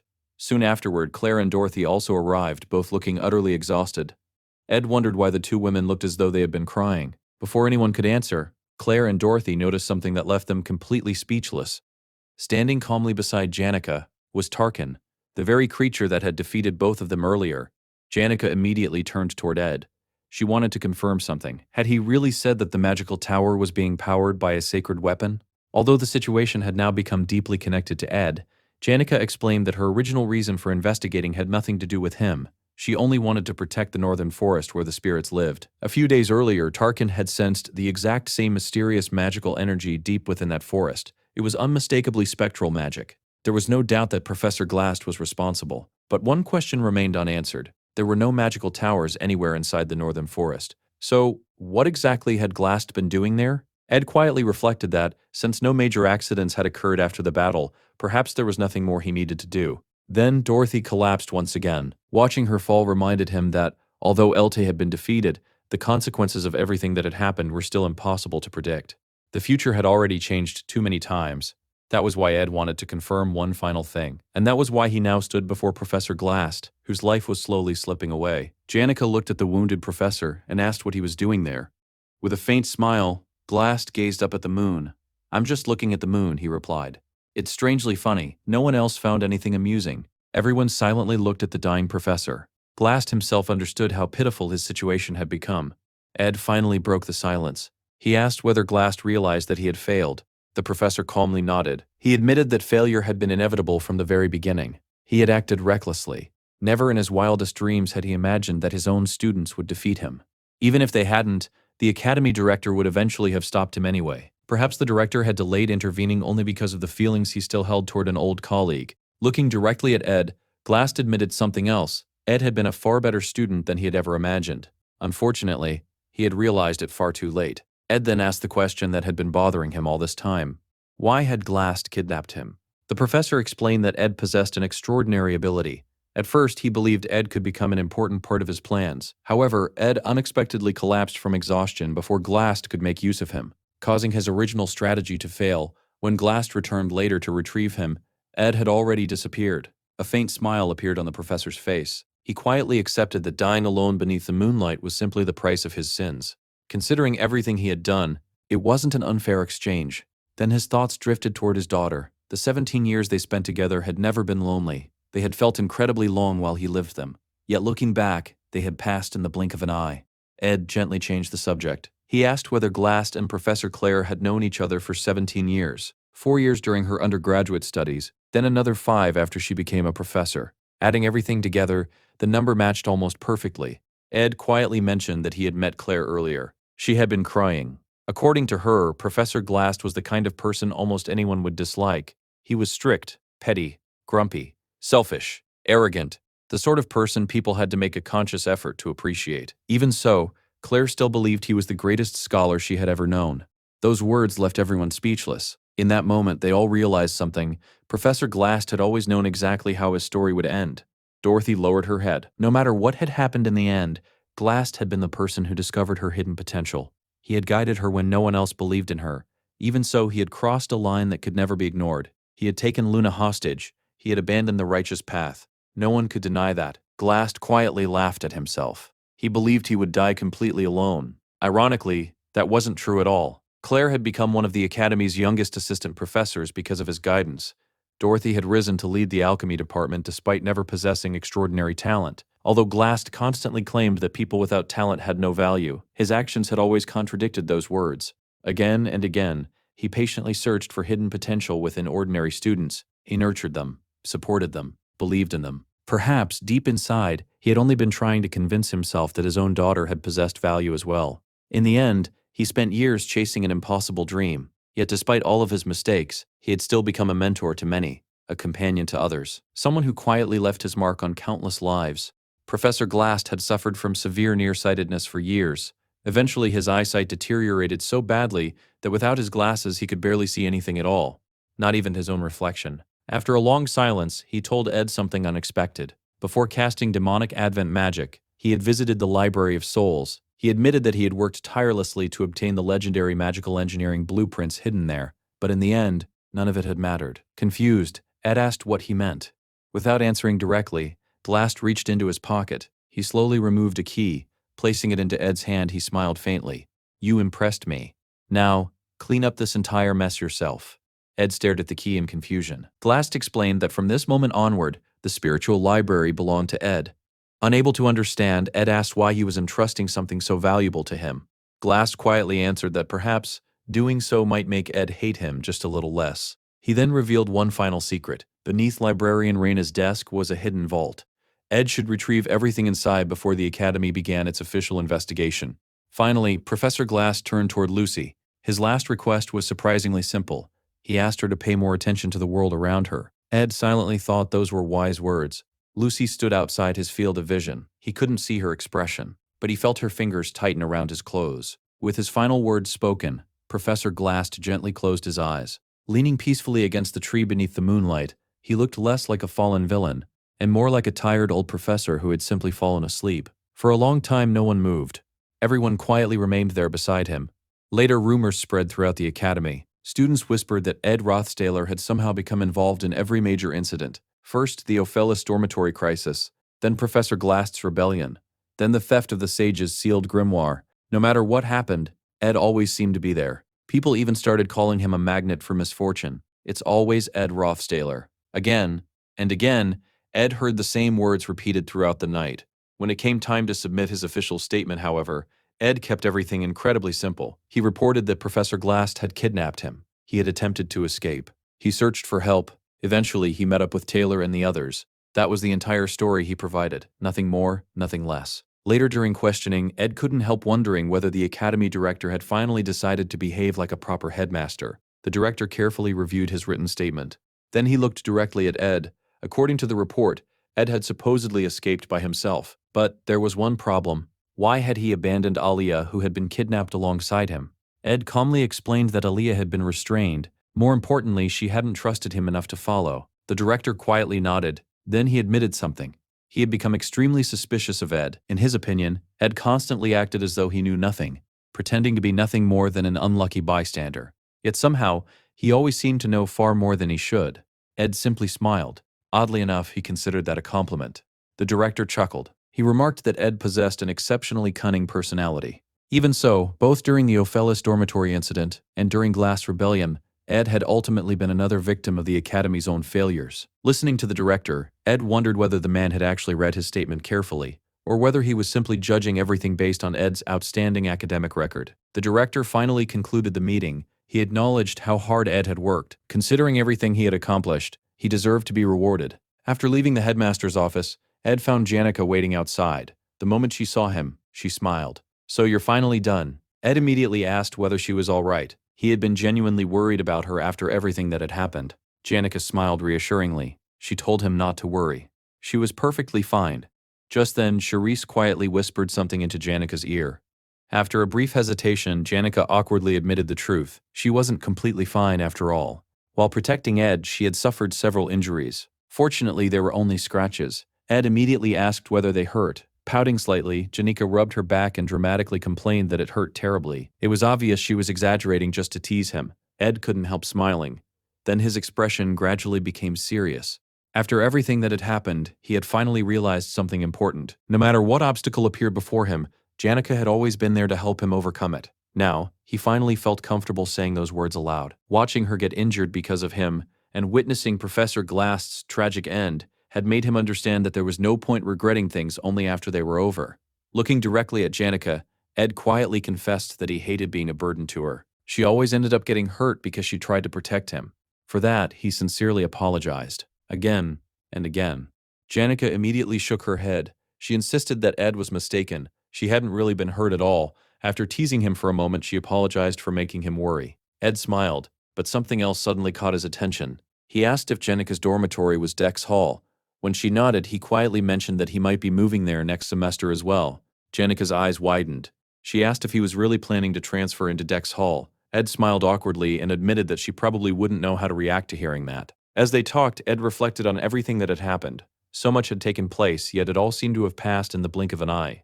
The second act had unfolded almost exactly as it was supposed to. According to the academy headmaster, Ed had finally earned the right to put that difficult chapter of his life behind him.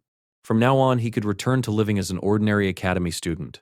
As proof of that trust, the headmaster approved Ed's return to the academy dormitories. Walking back toward his cabin, Ed quietly looked around the campsite. Part of him wanted to reinforce the cabin, build a proper fence, and start growing crops nearby. But another part of him wondered whether any of that was worth the effort. Perhaps his life at the camp was finally coming to an end. Just then, something suddenly fell from the roof. Lucy landed in front of him with a terrified expression. Moments earlier, Lucy had been dreaming. She found herself back in the northern Lamelon mountain range, reliving memories from her childhood. She couldn't understand why she was dreaming about those days again. Since it was only a dream, she decided to search for her grandfather. Sure enough, he was there, sitting peacefully in his usual chair. Relieved, Lucy walked toward him. But the moment she stepped into the room, everything changed. Her grandfather slowly turned around. Instead of the kind old man she remembered, a rotting corpse stared back at her. Its hollow voice asked a single question. "Why didn't you save me?" Lucy immediately realized she was trapped inside a nightmare. Calmly, she forced herself awake. One of the maids immediately approached her bedside and cheerfully informed her that it was time to prepare for school. Lucy ignored her completely. Without saying a word, she activated advanced spatial magic and instantly escaped into the forest. She arrived just as Ed was returning to his cabin. The moment she saw him, an inexplicable sense of relief washed over her. Looking up at the sky, she quietly wondered if it was going to rain. Then she overheard Ed saying that his life at the camp might soon be over. The words struck her like lightning. She lost her balance, slipped from the roof, and crashed to the ground. For the first time, Lucy looked genuinely panicked. Watching her reaction, Ed suddenly remembered something one of his old professors had once taught him. When dealing with someone who behaved like a cat, the best strategy was to pretend they didn't exist. According to that professor, the more attention someone gave a cat, the less attached it became. Ignoring it, however, often made it grow much closer. He even joked that earning a cat's affection was harder than getting a girlfriend. The professor in question was Flubbin. His lectures were among the academy's most popular. Ed had struggled badly in his classes at first. Determined to improve, he devoted himself to studying until eventually almost no one could outperform him. After one lecture, Professor Flubbin called Ed into his office. He asked whether Ed knew about the Academy's scholarship work program. Ed replied that it was the system where students received tuition assistance in exchange for helping with various academic duties. Flubbin smiled. That opportunity, he explained, suited Ed perfectly. Curious, Ed asked what kind of work he would be assigned. The professor explained that there would be many different responsibilities. However, his primary task would be assisting Professor Claire. Since Professor Glass's disappearance, Claire had inherited nearly all of his administrative work and had become completely overwhelmed. Although Ains was an exceptionally capable student, even she couldn't handle everything by herself. By the end of the semester, Ed would likely help evaluate academic reports, During winter break, he might even organize conference schedules and assist with assigning new students to their classes. Hearing that new students would soon arrive, Ed immediately remembered someone else. That person would probably be arriving too. Meanwhile, Lortel quietly examined the sage's sealed grimoire. She couldn't help admiring Ed's incredible magical intuition. At the same time, she wondered whether she should really sell the grimoire to Crepin as originally planned. Ed had insisted so strongly that she purchase it. Perhaps he actually wanted to prevent Crepin from obtaining it. Even so, Lortel had bought the grimoire with the intention of reselling it. Too much money was involved for her to ignore the opportunity. She needed to make the smartest business decision possible. Then she suddenly remembered the free pass Ed had jokingly given her. Her face immediately turned bright red. Smiling to herself, she decided that this would be her final transaction. After this, she would stop. Lortel also wondered who would replace Professor Glast as the Academy's instructor. At least she no longer had to worry about Ed living alone at the camp forever. By the end of the semester, everyone would become busier. Janica and Ed would have far less time to meet. As for Lucy, Lortel believed her daily life probably wouldn't change very much. Even so, an uneasy feeling refused to leave her heart. She couldn't explain why. Something simply felt wrong. Back at the cabin, Lucy quietly pointed out that their supply of firewood was almost gone. There wouldn't be enough to survive the coming winter. Ed looked at the nearly empty pile and agreed. She was absolutely right. Lucy then asked why he hadn't gone hunting recently.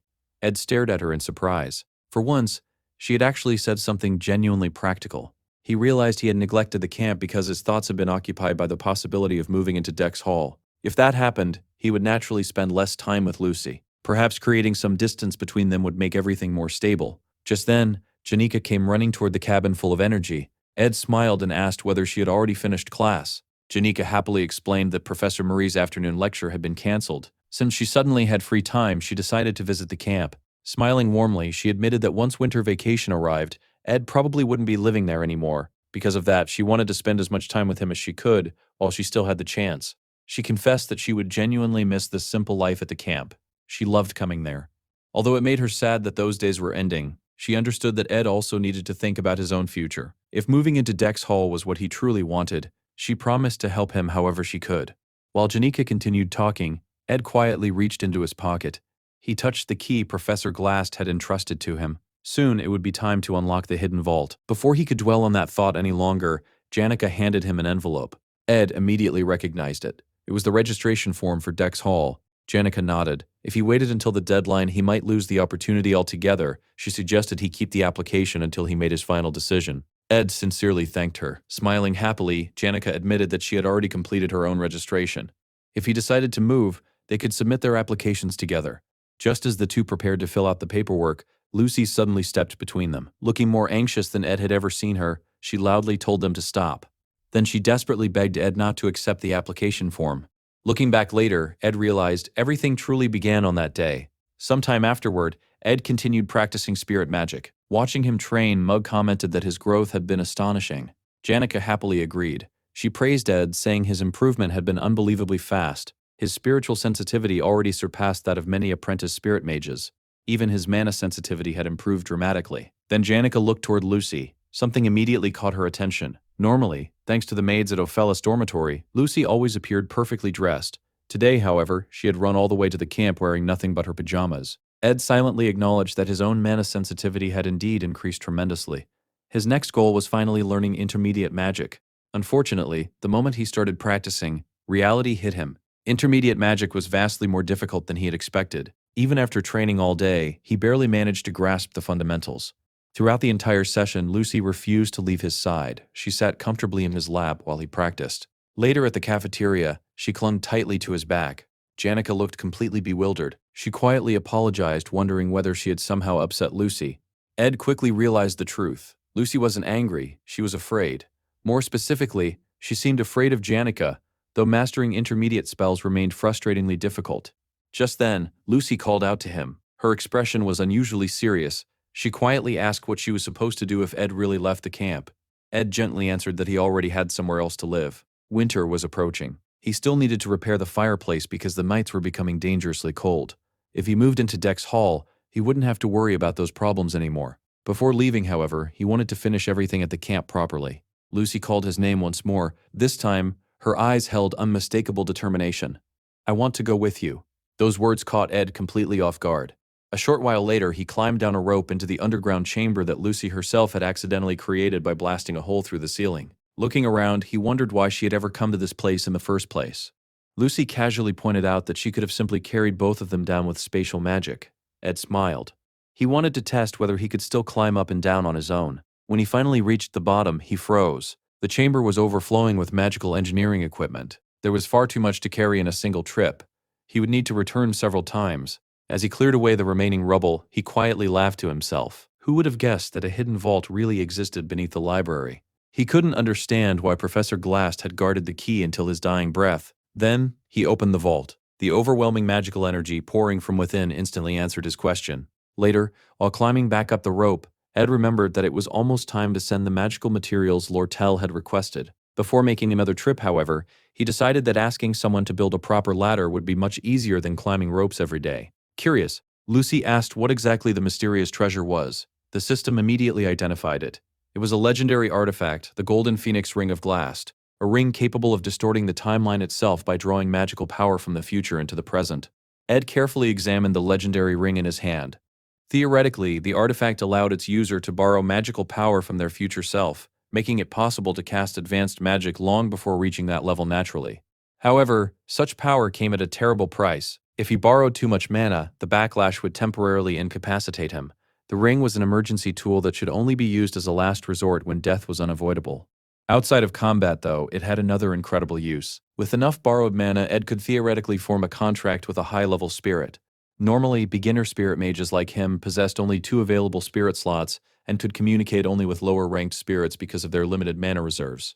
Janica was completely different. She could command several spirits simultaneously, not only because of her extraordinary spiritual sensitivity, but also because of the enormous amount of mana she possessed. If the ring temporarily increased Ed's maximum mana capacity, then, in theory, he could force a contract with a powerful spirit. It was an incredibly dangerous gamble. Lucy quietly commented that if they had enough time, perhaps they could experiment with that idea. Ed slowly shook his head. Time had already run out.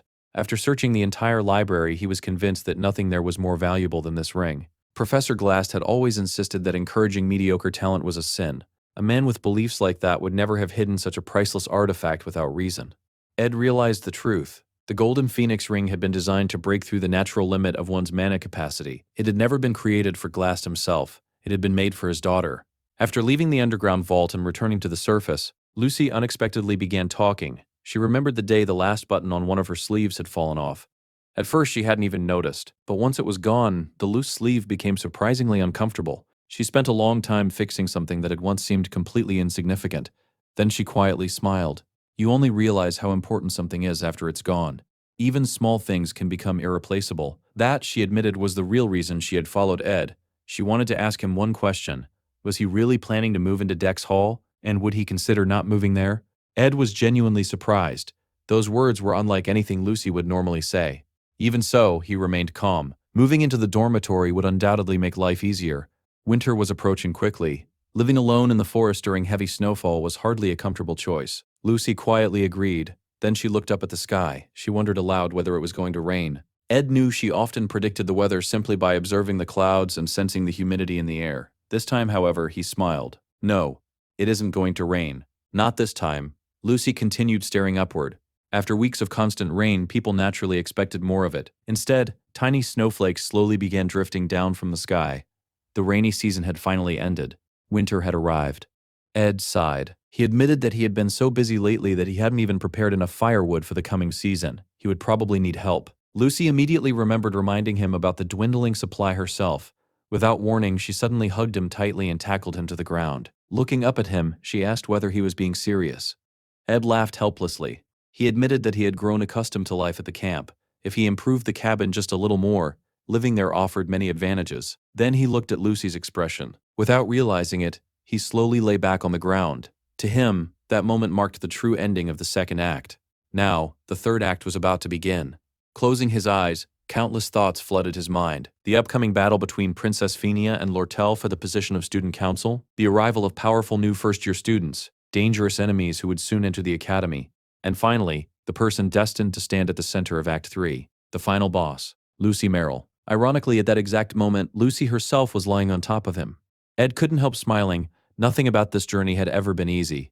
Still, for now, He decided to set those worries aside. No matter what happened during the next chapter, he believed that both he and Lucy would survive. The expression Lucy was showing him now, he had never once seen it in any route of the original game. That alone gave him confidence. Soon afterward, winter officially arrived. Fresh snow blanketed the academy, creating a peaceful atmosphere. At the same time, accumulating snow also meant accumulating work. Sometime earlier, Ed had promised himself he would stop pushing his body beyond its limits. Unfortunately, there was no time to relax. The very next day, he would begin working as an academy scholarship student. He planned to finish every task that had piled up. He still had to chop firewood, prepare winter supplies. Fortunately, the freezing weather made preserving meat much easier, greatly simplifying food storage. By refusing the comforts of the academy dormitory, he had received a significant reduction in tuition fees. At least financially, things had finally stabilized. He no longer needed to divide every waking hour between endless part-time jobs. That didn't mean he could spend his days sleeping. Ironically, the one currently sleeping in his bed was Lucy. Ed had eventually stopped making her sleep outside. Even though she possessed powerful protective magic, forcing someone to stay outdoors during winter simply didn't feel right. He quietly reminded himself of something important. There would always be time to rest later. The time to take risks was now. Slowly, he picked up the golden phoenix ring. The legendary artifact began glowing. He covered his body with the phoenix's crimson flames. Then he quietly called out, "Marilda, are you listening?" Outside, Sylvania Academy lay completely covered in snow. Meanwhile, Janica sat inside an elegant bakery renowned for its luxurious desserts. The sweets were supervised by a former royal pastry chef, and the flower-filled veranda created an atmosphere worthy of nobility. Despite the bakery's overwhelming popularity, Janica calmly enjoyed her coffee. Across the table sat Clara. Unlike Janica, she decided to get straight to the point. Janica was walking down a very dangerous path. She had completely fallen for Ed Rothtaylor. Caught off guard, Janica asked how Clara had figured that out. Clara simply laughed. "How could I not?" She admitted that she had once held a poor opinion of Ed. Recently, however, her impression of him had changed dramatically. She had accepted that. The real problem now was Janica herself. Whenever Janica spent time with Ed, her heart raced uncontrollably. Sometimes she became so nervous she couldn't even look him in the eyes. Confused, Janica asked why Clara was suddenly talking about such things. Instead of answering, Clara asked a question of her own. "What do you feel when you're with him?" After thinking for a moment, Janica smiled. She admitted that she didn't feel nervous around Ed, she simply felt comfortable. Clara immediately sighed. That's exactly the problem.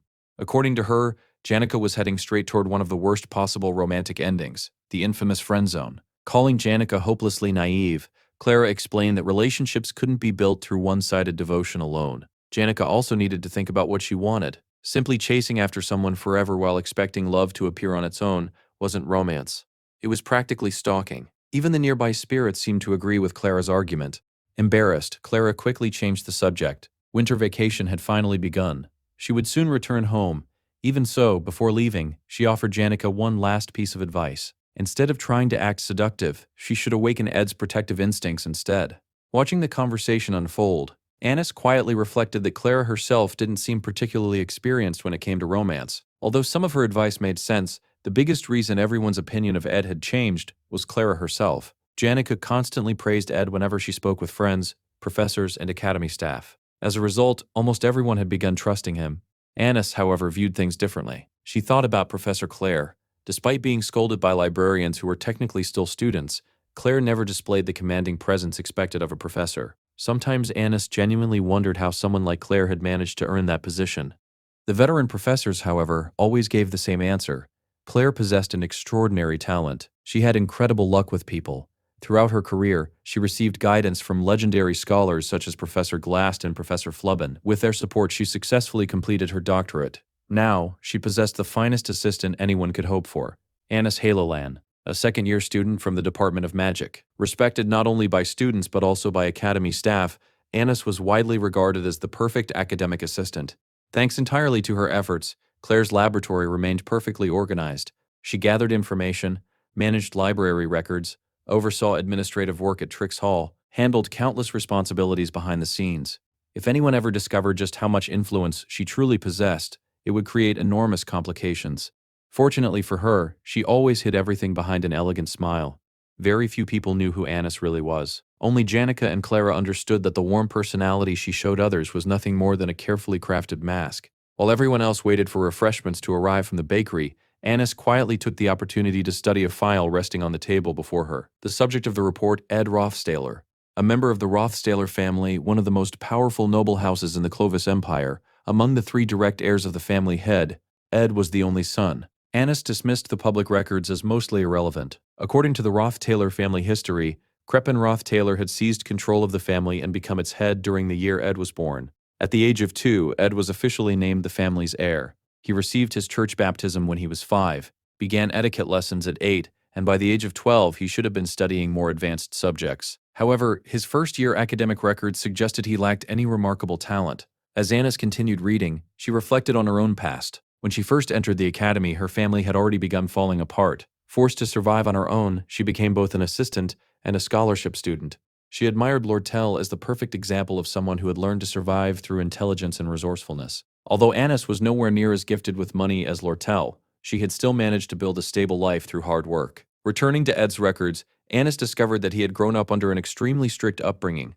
Materially, he had never lacked anything, but emotionally his life had been heavily controlled. His poor academic performance suggested a lack of confidence rather than a lack of effort.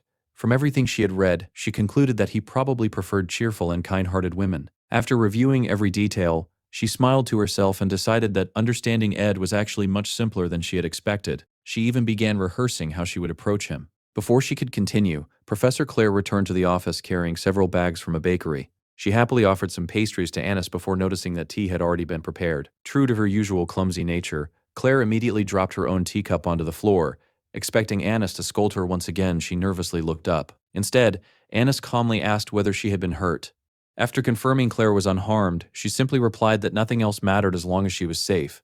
Claire was genuinely touched by such unexpected kindness. Meanwhile, Ed mentioned that washing his own academy uniform had become difficult, so he thanked Belle for helping him. Belle simply replied that cleaning one extra uniform barely increased her workload.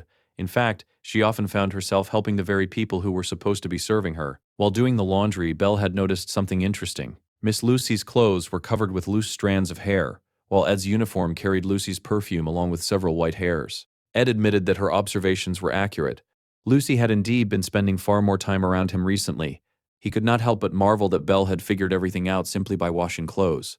If she had not become a maid, she would probably have made an excellent investigator. Belle then asked why Ed continued speaking to her so formally. Ed answered that he simply felt more comfortable maintaining proper etiquette. Belle admitted that she preferred a more casual relationship. However, Ed believed the head maid held a senior position among the academy staff. Since he was no longer a noble and no longer lived in Ophelis Hall, treating her respectfully felt natural. Although Belle repeatedly insisted there was no need for such formalities, Ed continued addressing her as Miss Belle, explaining that her responsibilities deserved respect. Belle smiled and told him not to burden himself so much. She reminded him that he already had far more people depending on him than she did. Worrying over every single person would only become exhausting. The young women around him were making their own choices, and he did not need to carry responsibility for all of them. Still, if he ever needed assistance, she promised she would gladly help. Her own work was stable enough that she could afford to do so. Belle also informed him that the repairs to the Phileas dormitory had finally been completed. Ed was surprised they had managed to restore the heavily damaged building so quickly. Belle explained that the academy was preparing to welcome the incoming freshmen, making the renovations a top priority. Among the 7 new residents assigned to the dormitory, one had already completed enrollment and was preparing to move in. Ed immediately guessed the student's identity. Tanya Ruth Taylor? Belle nodded with surprise, realizing he already knew. Hearing that his younger sister would soon arrive, Ed sighed to himself. The upcoming holiday was about to become far more complicated than he had anticipated. Back at the camp, Zig informed Ed that he would be returning to his homeland during the vacation. Ed asked whether Elka would be traveling with him, and Zig confirmed that she would. He wanted to spend some quality time with her before returning. When Zig asked about Ed's own plans, Ed replied that he would most likely remain at the academy. His 3rd year was approaching, and if he wished to maintain his reputation, he needed to fully master intermediate magic before classes resumed. Zig reminded him that only a year earlier he had still been learning basic magic. He warned Ed not to push himself so hard that he ended up collapsing into another coma. As Zig observed him more carefully, he frowned. He could not sense any magical energy inside Ed's body. Concerned, he placed a hand on Ed's forehead and asked whether he was feeling sick. Ed explained that he had his own reasons, but for the time being he simply could not use magic. Zig accepted the explanation without asking further questions. Ed quietly appreciated that about him.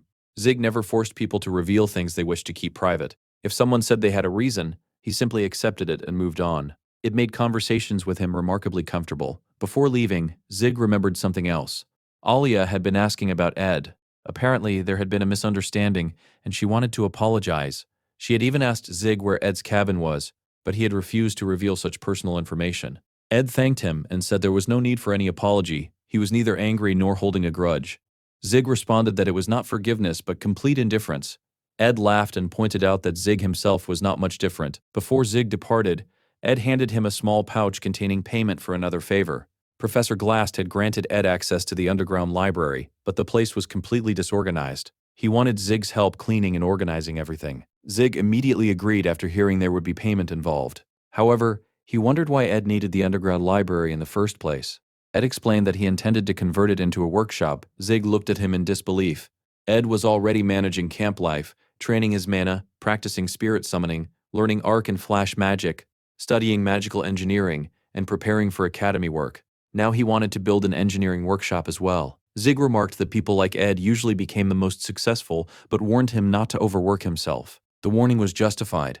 Even by scholarship student standards, Ed had taken on an unbelievable number of responsibilities. Later, inside Assistant Professor Claire's office, Annis thanked all of the scholarship students for gathering. Claire attempted to speak as well, but exhaustion prevented her from forming coherent sentences. She had spent the last 44 hours awake while handling conference schedules and finalizing next semester's teaching assignments. Seeing Claire in such a state, Anna stepped forward as head assistant and took charge of the meeting. She explained that the scholarship students would now be responsible for preparing the freshman placement examinations and supervising the tests on the examination day. Ed reflected on the announcement. Normally, Professor Glast oversaw those examinations every year. Since Professor Claire had inherited the responsibility, he had expected something similar, but he was still surprised to see Clavius participating as well. Annis explained that Clavius would retrieve reserve materials from the Trix Pavilion, while another scholarship student named Onyx would assist Professor Claire directly. As for Ed, Annis had entirely different plans. She believed both Claire and Janica had overlooked one important detail. Ed Ruth Taylor was constantly surrounded by women, and from appearances alone, he looked like someone who easily attracted them. Now that they would be working together as scholarship students, she intended to test his character personally. After spending the entire previous night studying his background and carefully analyzing his supposed preferences, she believed she had prepared the perfect strategy. If Ed succumbed to her charms, then he would simply be another weak man. She planned to separate him from Jenica and create opportunities for the two of them to work alone. Later, the two climbed Mount Oren in the Academy's northwestern region. Annis explained that although the mountain was not especially tall, the snow made it extremely dangerous. One careless step could easily become fatal. After walking for some time, Ed suggested they stop and rest. Annis smiled warmly, thanking him while deliberately complimenting his attentiveness and impressive stamina. She admitted that she had previously misunderstood him. Since she was close friends with Janica, she had worried about seeing her spend time with someone who seemed suspicious. However, she now believed her first impression had been wrong. Ed simply replied that he did not mind. As he quietly reviewed the tasks he still needed to complete, he wondered if Annis had simply become exhausted after carrying the burden of being head assistant for so long. She had probably endured far more pressure than anyone realized. Annis gently wrapped her arm around his. She admitted that everyone around her had helped, but somehow his presence made her feel especially safe. She also revealed that, like Ed, she had effectively been abandoned by her family. After entering the academy, her family's situation had collapsed, yet she had desperately fought to continue studying on her own. It had felt like surviving an endless winter completely alone. Ed believed every word. She truly seemed independent, both financially and academically. She had survived through her own determination. He encouraged her not to become trapped in sadness because she had already accomplished an incredible amount by herself. Annis smiled softly and thanked him, saying they had far more in common than she had expected. Still, something about her behavior seemed unusual to Ed. From what he remembered, Annis had always been emotionally distant and practical. The vulnerable woman standing beside him now felt completely different. Suddenly, Annis stumbled. Ed instinctively caught her before she could fall. She apologized, claiming she had tripped over a stone. However, when Ed glanced down, there was no stone anywhere nearby. Meanwhile, Annis sat down to calm herself. She could feel her heart racing far more than she had anticipated. Left alone for a moment, she quietly analyzed the situation. Ed truly appeared responsible, dependable, and confident, but she still could not determine whether that was merely an act or his genuine personality. She reassured herself that pretending to be someone who had overcome countless hardships had been an effective way to get closer to him. However, she still could not decide whether Ed preferred adorable girls or mature women. In the end, she had deliberately mixed both personalities together, carefully disguising each flirtatious gesture behind seemingly natural accidents. As far as she could tell, every part of her carefully planned performance had unfolded exactly as intended. Even so, Annis began wondering if she had gone a little too far with her act. What truly caught her by surprise was Ed's physique. She had expected him to be a proper, well-mannered noble who looked refined but lacked any real strength. Instead, he was much stronger than his appearance suggested. She had always imagined Ed as nothing more than a spoiled aristocrat with no experience outside his luxurious upbringing. Now, however, she realized he possessed genuine ability. As she studied his face more carefully, she finally understood why Janica had become interested in him. Realizing she was thinking too much about his appearance, Annis quickly caught herself. Suddenly, everything seemed to make sense. This was probably how Ed attracted girls without even trying. Still, she firmly reminded herself that she was different from everyone else. Meanwhile, Ed stood quietly, admiring the breathtaking view from Mount Orin. The scenery was so beautiful that it could make anyone forget their worries, even if only for a little while. Unfortunately, some problems could not be solved simply by enjoying the view. One such problem was named Tanya Ruth Taylor. As far as Ed was concerned, his younger sister was nothing less than a noble villainess. Born as the daughter of Duke Crepin Ruth Taylor, Tanya possessed extraordinary political instincts. Manipulating people came as naturally to her as breathing. In the original story, she would eventually become the Academy's first student council president, to earn the position during her very first year. Belle had already informed Ed that Tanya had arrived at the dormitory earlier than anyone else, most likely to secure allies before the new semester officially began. At first, Ed believed he could prepare himself for her arrival. However, one problem remained impossible to predict. He had no idea how Tanya viewed him. Tanya certainly knew who Ed Ruth Taylor was, but Ed knew almost nothing about her. In the game's original story, Ed had been little more than a disposable villain who briefly appeared before disappearing forever. Even the game's records barely mentioned him. As a result, Ed genuinely had no clue what kind of relationship Tanya believed they shared. Meanwhile, Tanya arrived at Sylvania convinced that her older brother was nothing but the greatest disgrace of the Ruth Taylor family. As she looked around the prestigious academy, excitement filled her heart. Sylvania was home to countless extraordinary individuals. There was the Princess of Cloel, the leader of the Altar Company, a spirit summoner who had formed a contract with a high-level spirit before reaching adulthood, the brilliant alchemist who had created the immortal potion while still a student, the beast who ruled the northern lands, the legendary swordsman of the Nortondale clan, and above them all, the unparalleled magical genius who was said to have received the blessing of the Archmage Glocht. Simply imagining herself studying alongside such legendary figures made her heart race. From this day forward, she would spend her academy life surrounded by living legends. Belle welcomed Tanya upon her arrival and informed her that all of the luggage sent ahead had already been arranged. Her assigned room was the second door on the right side of the third floor. Stepping gracefully out of the carriage, Tanya instructed the servants to complete the remaining admission procedures without her. There was somewhere she needed to visit first. The very first thing she intended to do after arriving at the academy was eliminate the greatest stain upon the Ruth Taylor family, Ed Ruth Taylor. Her father's letter echoed through her mind. Crepin Ruth Taylor had congratulated her on successfully enrolling at Sylvania and promised to support all of her ambitions. He instructed her to establish a powerful position within the academy and uphold the dignity of the Ruth Taylor family. Tanya silently vowed that she would never disappoint him. Her father had also warned her not to become arrogant because of her noble status. Although Sylvania respected social standing, it remained a place of learning above everything else. Even the princess herself showed complete respect toward the academy's professors. Therefore, Tanya was advised to treat every upperclassman as her senior, regardless of family rank. Later, while speaking with an upperclassman, Tanya casually brought up the family's greatest embarrassment. She claimed she knew Ed better than anyone because they had grown up together. The upperclassman sympathized, saying that her childhood must have been difficult. Tanya immediately agreed, insisting that no one else's childhood could compare to hers. She continued speaking without hesitation. According to her, Ed was unbearably arrogant despite possessing neither elegance nor talent. Although he had once been the family's official heir, he had accomplished nothing worthy of the title before being expelled. She believed criticizing another person was one of the fastest ways to build familiarity during a conversation, so she continued listing his flaws. Ed never showed true determination. He always abandoned things halfway through. His pride prevented him from admitting his own shortcomings. He barely understood mana sensitivity, yet behaved as though he were already a master magician. Watching him enter Sylvania had been embarrassing enough, and seeing him expelled from the family had filled her with relief. She confidently remarked that someone of the upperclassmen's experience should already understand exactly what she meant. Only then did Tanya realize something strange. The conversation felt unusually one-sided. Looking around, she discovered she had practically been talking to herself. Her father's advice suddenly resurfaced in her mind. Whenever negotiating or speaking with someone, always respect the other person and never underestimate them. The person standing before her was none other than Lortel, Remembering that her father had recently met Lortel while discussing the purchase of the sealed grimoire of the sage, Tanya quickly realized who she was dealing with. Lortel calmly asked whether Tanya intended to keep talking to herself. An overwhelming pressure instantly settled over Tanya. Trying to remain composed, she awkwardly replied that it had been nothing important. However, she could not shake the feeling that Lortel seemed strangely displeased. Lortel simply smiled and asked why Tanya assumed she was angry. In fact, she admitted she found the entire conversation extremely interesting. Elsewhere, Ed had nearly completed everything on his long list of tasks. He still needed to construct a proper storage building for his materials, expand his cabin, gain 3 additional levels in magical engineering, and master several advanced bow techniques. For now, he focused on reading intermediate magic manuals covering focused explosion and primordial wind.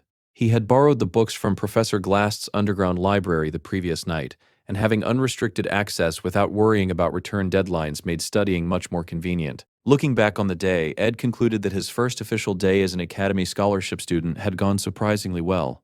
Compared to him, Annis appeared to have far more responsibilities. As evening fell, Ed instinctively tried to light the campfire with magic. Only then did he remember that he still could not use mana.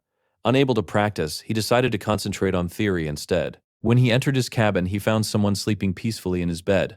Lucy. Ed sighed to himself. At first, Lucy had always appeared in the most unexpected places imaginable. By now, however, he had grown completely accustomed to her strange habits.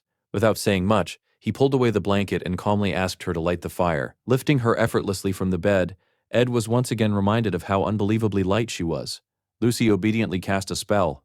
The next instant, a massive burst of flames erupted.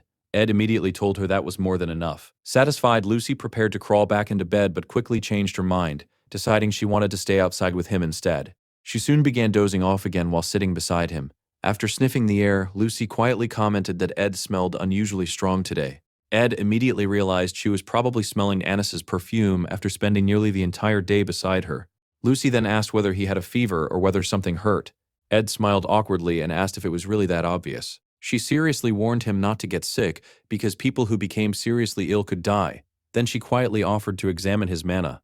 After casting a spell, Lucy remained silent for several moments before opening her eyes. Ed's mana reserves were completely empty. She immediately concluded that he had done something incredibly reckless. Ed reassured her that he could manage. Lucy simply nodded before quietly saying that once winter ended, she might become much stronger. When that happened, she might ask him for an unusual favor. She wanted him to pat her head. Later that evening, the two sat peacefully beside the fire. Ed continued studying while absent-mindedly stroking Lucy's head. Lucy looked completely content. Their peaceful moment ended when someone approached the cabin. It has been a while. The visitor was Lortel. Ed assumed she had come regarding the request he had previously made and remarked that he could have visited the Merchant Association himself instead. Lortel shook her head. She had not come only because of that request. There were several important matters she wished to discuss, along with a few questions she intended to ask. As she spoke, her eyes remained fixed directly on Lucy. Meanwhile, elsewhere on the academy grounds, Tanya was attempting to recruit allies against her brother. She approached Elka and promised generous rewards if she helped expose and punish Ed. Tanya even offered several valuable books from the Ruth Taylor estate.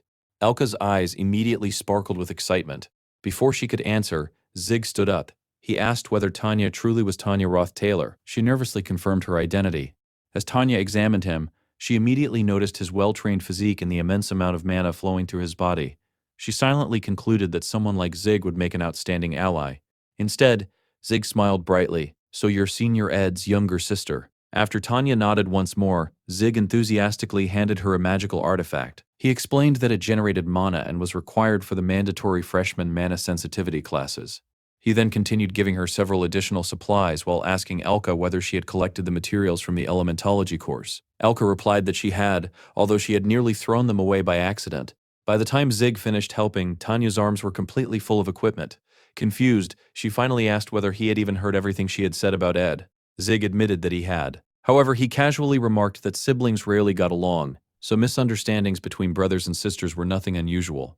Knowing Ed's personality, he believed there was probably far more to the story than Tanya realized. Elka then called Zig over, reminding him that it was time to leave. Before departing, Zig politely introduced himself as a second-year student who happened to be close friends with Ed. He smiled warmly and said he looked forward to getting along with Tanya as well. Finally, he added that anyone fortunate enough to have a relative like Ed had truly been blessed with remarkable luck. After Zig and Elka hurried away, Tanya remained buried beneath the mountain of supplies they had handed her. Unable to keep her balance, she collapsed onto the ground and stared blankly into the sky, wondering what had just happened. Later, back in Professor Claire's office, Claire was on the verge of collapsing from exhaustion. After working tirelessly for nearly 2 full days without sleep, she could barely keep herself awake. Annis reassured her that once the freshman placement examinations were finished, she could finally rest during the academy break. Claire smiled weakly and asked if this was simply what being young looked like. She admitted that Annis's stamina was astonishing. Despite staying awake for a second consecutive day, she still had enough energy to keep working. Annis quietly reflected on the situation. Relying on outside scholarship students like the third-year Onyx or the first-year Clavius had proven far more difficult than expected. Neither of them had completed their assignments properly, forcing her to review and correct everything herself. Ruth Taylor, however, had been completely different. Every document he submitted was perfectly organized, with not a single mistake. His ability to solve practical problems stood out immediately. Among nobles, such competence was extremely rare since most had never needed to handle real work themselves. She honestly had not expected that from someone who appeared to have lived the sheltered life of a spoiled aristocrat. Noticing Annis deep in thought, Claire casually walked over and asked whether she had been spending a lot of time with Ed. She commented that the two of them actually seemed rather similar. Then Claire lowered her voice. She told Annis not to mention what she was about to say to Ed. When Ophelis Hall had been attacked, Claire had investigated him personally. To her complete surprise, she discovered that Ed had built an enormous survival camp deep in the forest. His camp was even larger than her own laboratory. It contained handmade tools, a fully equipped workbench, a campfire, storage racks, drying stations, and even smoking facilities for preserving food. Everything had been built with his own hands. Looking at the camp alone made it obvious how desperately he had struggled to survive. Even while living under such harsh conditions, Ed had still managed to earn some of the highest grades in the academy. Professor Glast himself had openly acknowledged the amount of effort Ed had invested. Claire also mentioned that Ed had successfully formed a spirit contract. She admitted she had no idea how he managed to overcome such an enormous hurdle, but she was convinced he must have worked incredibly hard to accomplish it. Listening quietly, Annis finally found an explanation for Ed's unexpectedly refined practical skills. He clearly had not lived the comfortable life of an ordinary noble. Claire smiled and remarked that she and Ed actually had a lot in common. Although surprised, Annis thanked her for what she took as a compliment. The more she learned about Ed, the more her opinion changed. She had initially relied on rumors and other people's judgments, believing Janica might eventually regret getting close to him. However, after spending time beside him herself, she could no longer find anything to criticize. Ed was simply a decent, responsible young man. He was handsome without being arrogant, highly respected by the professors, much kinder than she had imagined, physically stronger than expected, and remarkably dependable. Lost in her thoughts, Annis failed to notice Claire studying her expression. Claire suddenly stood up, opened the office window, and commented that the room had become rather warm. A gust of wind immediately swept through the office, scattering papers everywhere. Claire hurried after the flying documents while asking whether Annis was feeling all right. She reminded her not to push herself too hard after working so much. Annis barely heard her. Inside her mind, panic was beginning to spread. This was bad. Very bad. Then she suddenly remembered something Claire had mentioned earlier. Ed had formed a contract with a spirit. If Janica had been involved in helping him establish that contract, then his contracted spirit was probably intelligent and trustworthy enough to report everything back to her. That realization made Annis even more nervous. Seeing her strange reaction, Claire suggested they celebrate finishing their work with a small snack together. Instead of answering, Annis hurriedly fled the office. Elsewhere, beneath the great tree of Marilda, the values of the Failover family could be seen in Janica herself. Their family motto was harmony and coexistence. Janica's gentle heart, genuine kindness, and constant concern for others had earned her countless sincere friendships. Loneliness had never truly been part of her life. That peaceful image, however, was beginning to crack. Mug informed her that Ed and Annis had recently been growing much closer. At the same time, Tanya was already making her way toward Janica, intending to introduce herself. Lortel had personally told Tanya that Janica was kind, compassionate, and always willing to have an honest conversation. Unfortunately for Tanya, today was not the day she would meet that gentle version of Janica. At that moment, Janica was genuinely angry. Meanwhile, Lortel visited Ed's camp once again. She reported that most of the materials he had requested had already been obtained. However, legendary-grade materials remained extremely difficult to acquire, especially during winter. Despite managing numerous business affairs, she had still gone out of her way to help him. Ed thanked her but pointed out that she should have been resting instead of making the long journey to his cabin. Lortel calmly replied that resting was exactly why she had come. As the quiet winter night settled over the academy, Ed looked up at the moon. Once it had been perfectly round, illuminating the entire sky. Now only a thin fragment remained. Time passed unbelievably fast. Winter covered the world in silence, making everything feel as though nature itself had entered hibernation. Yet every person experienced that silence differently. For Ed, winter represented another trial of survival. Every day was spent preparing for the cold and protecting himself from its dangers. For people without those struggles, however, winter often magnified feelings of loneliness, like walking through deserted streets with no one beside them. Breaking the silence, Lortel glanced at Lucy sleeping peacefully across Ed's lap. She asked why Lucy was lying there. Ed answered with complete seriousness, "Because it's winter." Lortel stared at him for a moment before asking whether that was really supposed to be an explanation. Ed noticed she seemed slightly irritated. Lortel crossed her arms and insisted she had only come to discuss the requested materials. Otherwise, she would never have made the trip. Ed smiled and asked whether she truly had no other reason for visiting.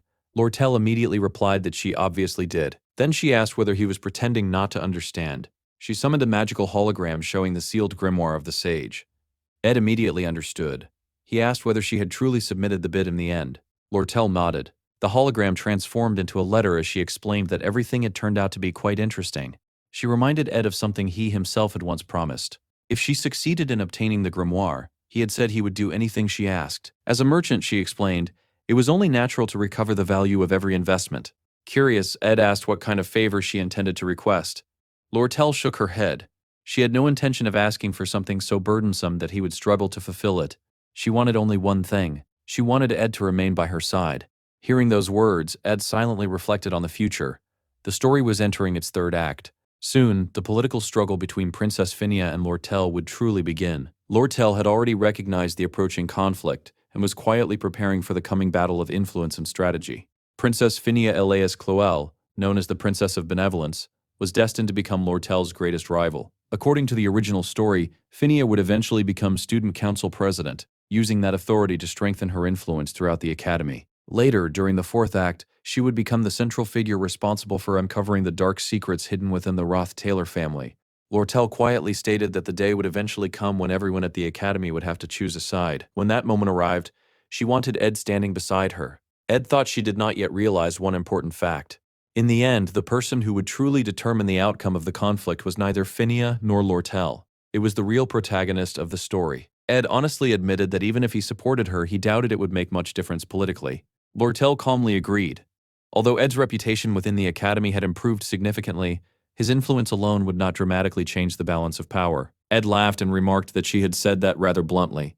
Lortel simply asked what was wrong with being honest. To her, his value was never about politics. It was something entirely different. Ed accepted the request without much hesitation, saying it was hardly difficult to promise something like that. Satisfied, Lortel burned the letter. Watching the flames consume the paper, Ed once again realized how mysterious she truly was. She constantly shifted between different expressions and personalities, making it impossible to predict what she was really thinking. Then, for just a brief moment, Lortel smiled with pure happiness. It was a gentle expression Ed had never seen before. The following morning, Ed woke early despite the academy being on vacation. There were no classes, and for the first time in quite a while, he also had no scholarship duties to perform. He had intended to enjoy a peaceful morning and sleep late. Unfortunately, habit woke him before sunrise. He asked Lucy to light the campfire, and while she obediently did so, he found himself thinking about everything Lortel had told him the previous night. One thought refused to leave his mind. Lortel had mentioned that Tanya had been walking around the academy introducing herself to everyone. She wondered whether Tanya truly viewed Ed as an enemy or whether it was simply an exaggerated case of sibling rivalry. She had even found Tanya's determination rather adorable and predicted that she would soon come looking for him as well. Ed suspected she was right. Tanya was the biological younger sister of the body he now inhabited. Unfortunately, he knew almost nothing about the relationship they had once shared. Until he understood more, there was little he could do. Before long, Tanya finally arrived at his cabin.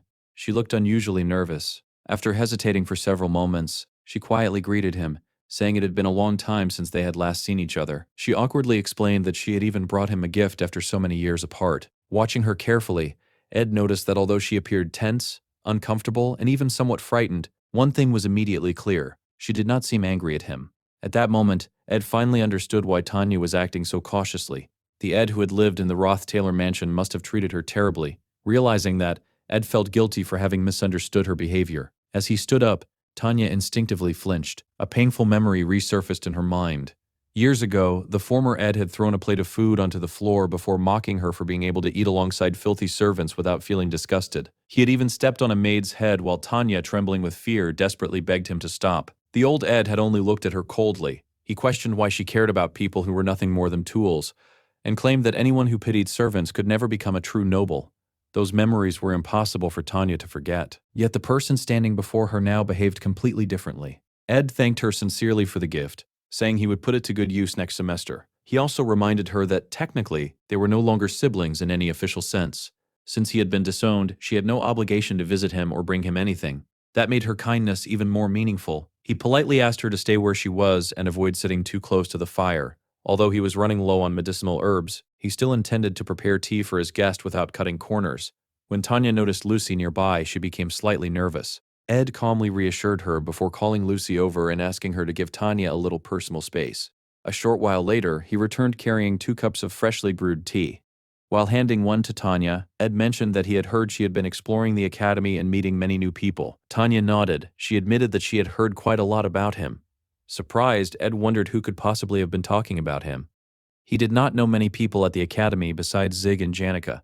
The moment Janica's name came up, Tanya visibly stiffened. Ed smiled and remarked that, of everyone he knew, Janica was undoubtedly the kindest person. Tanya forced a smile. Yes, she's very kind. Then she awkwardly added that Janica was also incredibly strong. She had summoned a massive fire spirit and nearly thrown it at Tanya's servants as though they were toys. Ed blinked in disbelief. She really did that, realizing what she had just admitted. Tanya immediately panicked. No, that's not what happened. She was very kind. She simply encouraged me to focus on my studies. Her desperate attempt to cover up the truth only confirmed Ed's suspicions. Something about this entire situation felt strange. The Tanya he remembered from the original story had never been this timid. Meanwhile, Tanya found herself increasingly confused. Every person she met who knew Ed seemed to admire him. Ed quietly looked at his younger sister before speaking honestly. He explained that he was trying his best to become a better person and asked her not to judge him solely by who he used to be. He admitted that being disowned had been the punishment for the countless mistakes he had made in the past. There were things he could never undo. Even so, he sincerely apologized. He also mentioned hearing about her ambition to become student council president. Although he doubted he would be able to help much, he genuinely supported her dream and wished her success. Deep down, Ed already knew how the story was supposed to unfold. Tanya would never become student council president. She existed in the original narrative only to emphasize Princess Phinea's rise. Even so, Tanya held a special place in Ed's heart. She was the very first member of his new family's bloodline he had met since arriving in this world. Looking into her uncertain expression, however, Ed realized he had absolutely no idea how to repair the broken relationship between them. Later, after returning to Awfulus Hall, Tanya's legs still felt weak. She was convinced she knew exactly what kind of monster her older brother had once been. Yet everything she experienced today contradicted those memories. When she had spoken badly about Ed earlier, Janika had reacted with genuine fury. For a brief moment, Tanya had honestly believed she might be burned alive by Janika's summoned fire spirit. The anger in Janika's eyes had been completely real. She trusted Ed without the slightest hesitation. Tanya could not understand it. Sylvania Academy was filled with extraordinary individuals. Among them was Lucy Morel, the greatest magical genius of the age. Surely, in a place overflowing with such talented people, Ed's true nature would eventually be exposed no matter how carefully he hid it. As she walked through the luxurious dormitory, Tanya suddenly realized that Lucy's room was located directly beside her own. That made perfect sense. Only the Academy's finest students lived in Ophelis Hall. She concluded that Ed had probably become acquainted with Lucy through sheer luck. Just then, Lucy stepped out. She quietly asked whether Tanya was Ed's younger sister. Before Tanya could answer properly, Lucy casually said that if she ever needed anything, she only had to ask. With that, Lucy returned to her room as though nothing unusual had happened. Tanya stood frozen. Only the Academy's highest-ranking students were allowed to have golden nameplates displayed outside their rooms. She had just spoken face-to-face with Lucy Morel herself, the legendary prodigy, the greatest mage of her generation. Completely overwhelmed, Tanya admitted to herself that she no longer understood anything anymore. Elsewhere, inside the Academy's rose garden, Annis approached Belle with an unexpected request. She asked Belle to introduce her to a suitable man, preferably someone tall, handsome, successful, and dependable. Since Belle worked around so many influential people, Annis assumed she would know someone fitting that description. Belle smiled knowingly. She pointed out that Annis was not the kind of woman who pursued relationships casually. Then she teasingly asked whether Annis had ever even experienced romance before. Embarrassed, Annis immediately became flustered. Belle quickly apologized, assuring her she had not meant any offense. She simply knew how busy Annis always was. Her life revolved around work, much like Ed's now that he was entering his third year. Thinking about it more carefully, Belle realized the two of them actually had a surprising amount in common. Then Belle suddenly paused. She looked directly at Annis. "Were you talking about young Master Ed?" Unable to hide it any longer, Annis admitted the truth. She confessed that she had been speaking about Ed all along. She explained that although she had heard countless terrible rumors about him, the real Ed was far better than she had ever imagined. Belle smiled knowingly. "So, you're interested in young Master Ed?" After a brief silence, Annis nodded. She admitted that she had genuinely become attracted to him as a man. However, instead of celebrating those feelings, she viewed them almost as good news. If even she had found herself attracted to Ed, then Janica must have chosen someone truly worthwhile. She only needed to stop seeing him that way herself. Eventually, those feelings would disappear. If Ed had truly been a terrible person, at least she would have realized it before things became complicated. Besides, he was hardly the only man in the world. Belle then asked whether Janica had noticed Annis's growing feelings. Annis sighed. Meeting someone like Ed felt almost like discovering hidden treasure. She admitted the comparison sounded disrespectful, but what she truly wanted was to find love herself and finally bring this emotional struggle to an end. The previous day, she had happened to pass through the professor's wing and seen Janica there. The two of them had not even exchanged greetings. Janica had looked deeply saddened. Next week, Annis and Ed would be supervising the placement examination together. The thought alone filled her with guilt. She felt as though she were betraying her own friend. Belle gently comforted her. Perhaps the situation was not as terrible as she imagined. It might even lead to something positive. She explained that Janica had always been kind, honest, and sincere with everyone around her. Both Annis and Claire had spent years trying to protect someone so gentle. However, Belle believed Janica's greatest weakness was that she always tried to be perfect. Sometimes, showing flaws made a person feel even more genuine. Imperfections often awakened the desire in others to protect them. Hearing those words, Annis remembered Claire's earlier comment that Ed naturally attracted women.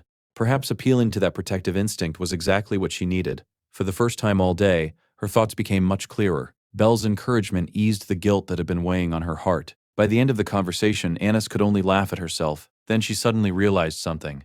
Whenever Janica became confused or emotionally overwhelmed, there was always one place she chose to visit. Sure enough, as evening approached, Janica arrived at Ed's camp. At that very moment, Ed was gathering materials for the storage shed he planned to build. He wanted to expand the camp and create much more space before winter ended. When he looked up, he immediately noticed Janica standing quietly before him. One glance was enough to tell that something was wrong. Without asking questions, Ed prepared a warm cup of tea for her. Looking at the falling snow, he quietly remarked that winter seemed determined to linger a little longer. Snow had already begun piling up around the camp. He gently told Janica that if something was troubling her, she was welcome to talk about it. Janica lowered her eyes and apologized. She admitted there were things she simply could not bring herself to discuss.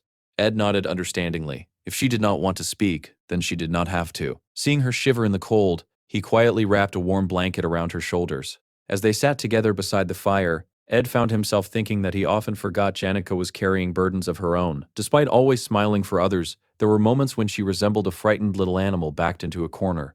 It was impossible not to worry about her. Outside, winter continued its slow march, yet somewhere beyond the endless snowfall, spring was gradually drawing closer. For a while, neither of them spoke. They simply remained together in the warmth of the fire. Elsewhere, Tanya reflected upon her childhood. The Ruth Taylor estate had once been peaceful while the family head remained occupied with affairs of the kingdom. Everything changed after the death of the eldest daughter and rightful heir, Arwen Ruth Taylor. Following her death, Ed inherited the position of heir. From that day onward, the mansion became a place ruled by fear. Tanya remembered Ed as someone whose true personality emerged only after gaining authority. He behaved as though everyone belonged to him simply because he had inherited a fraction of the family's power. One memory remained especially vivid. Ed had suddenly flipped over a table before demanding to know why Tanya kept staring at him. Then he coldly declared that he would kill her. Terrified, Tanya had picked up a dagger. She bitterly remarked that Arwen was already dead, and perhaps that had been exactly what he wanted. Instead of reacting with fear, Ed had grabbed her wrist and thrust the dagger back toward himself. "If you're going to kill me, then do it," he had said. "The heir's position will become yours. So what are you waiting for?" Unable to move, Tanya had collapsed to the floor. Moments like that had become almost routine. More than anything, she remembered those cold, emotionless eyes. Although Ed had never physically struck her, his presence alone had dominated everyone in the mansion. Every family member had lived beneath his shadow. Only after he was finally disowned had Tanya truly felt free. Now she had only one goal left. She would prove her own worth. Winning the student council presidency represented the greatest opportunity of her life. The upcoming class placement examination would also play an important role. Finally, the day of the examination arrived. As preparations began, Anna silently begged Ed not to come any closer. His pleasant scent and calm, charming presence were making it far too difficult for her to stay composed. Meanwhile, Claire gathered everyone together and announced that all necessary instructions had already been explained. Now, all that remained was to head upstairs and prepare for the examination itself. The freshman placement examination was finally about to begin. As Ed looked over the preparations, he noticed several major differences from the previous year's exam.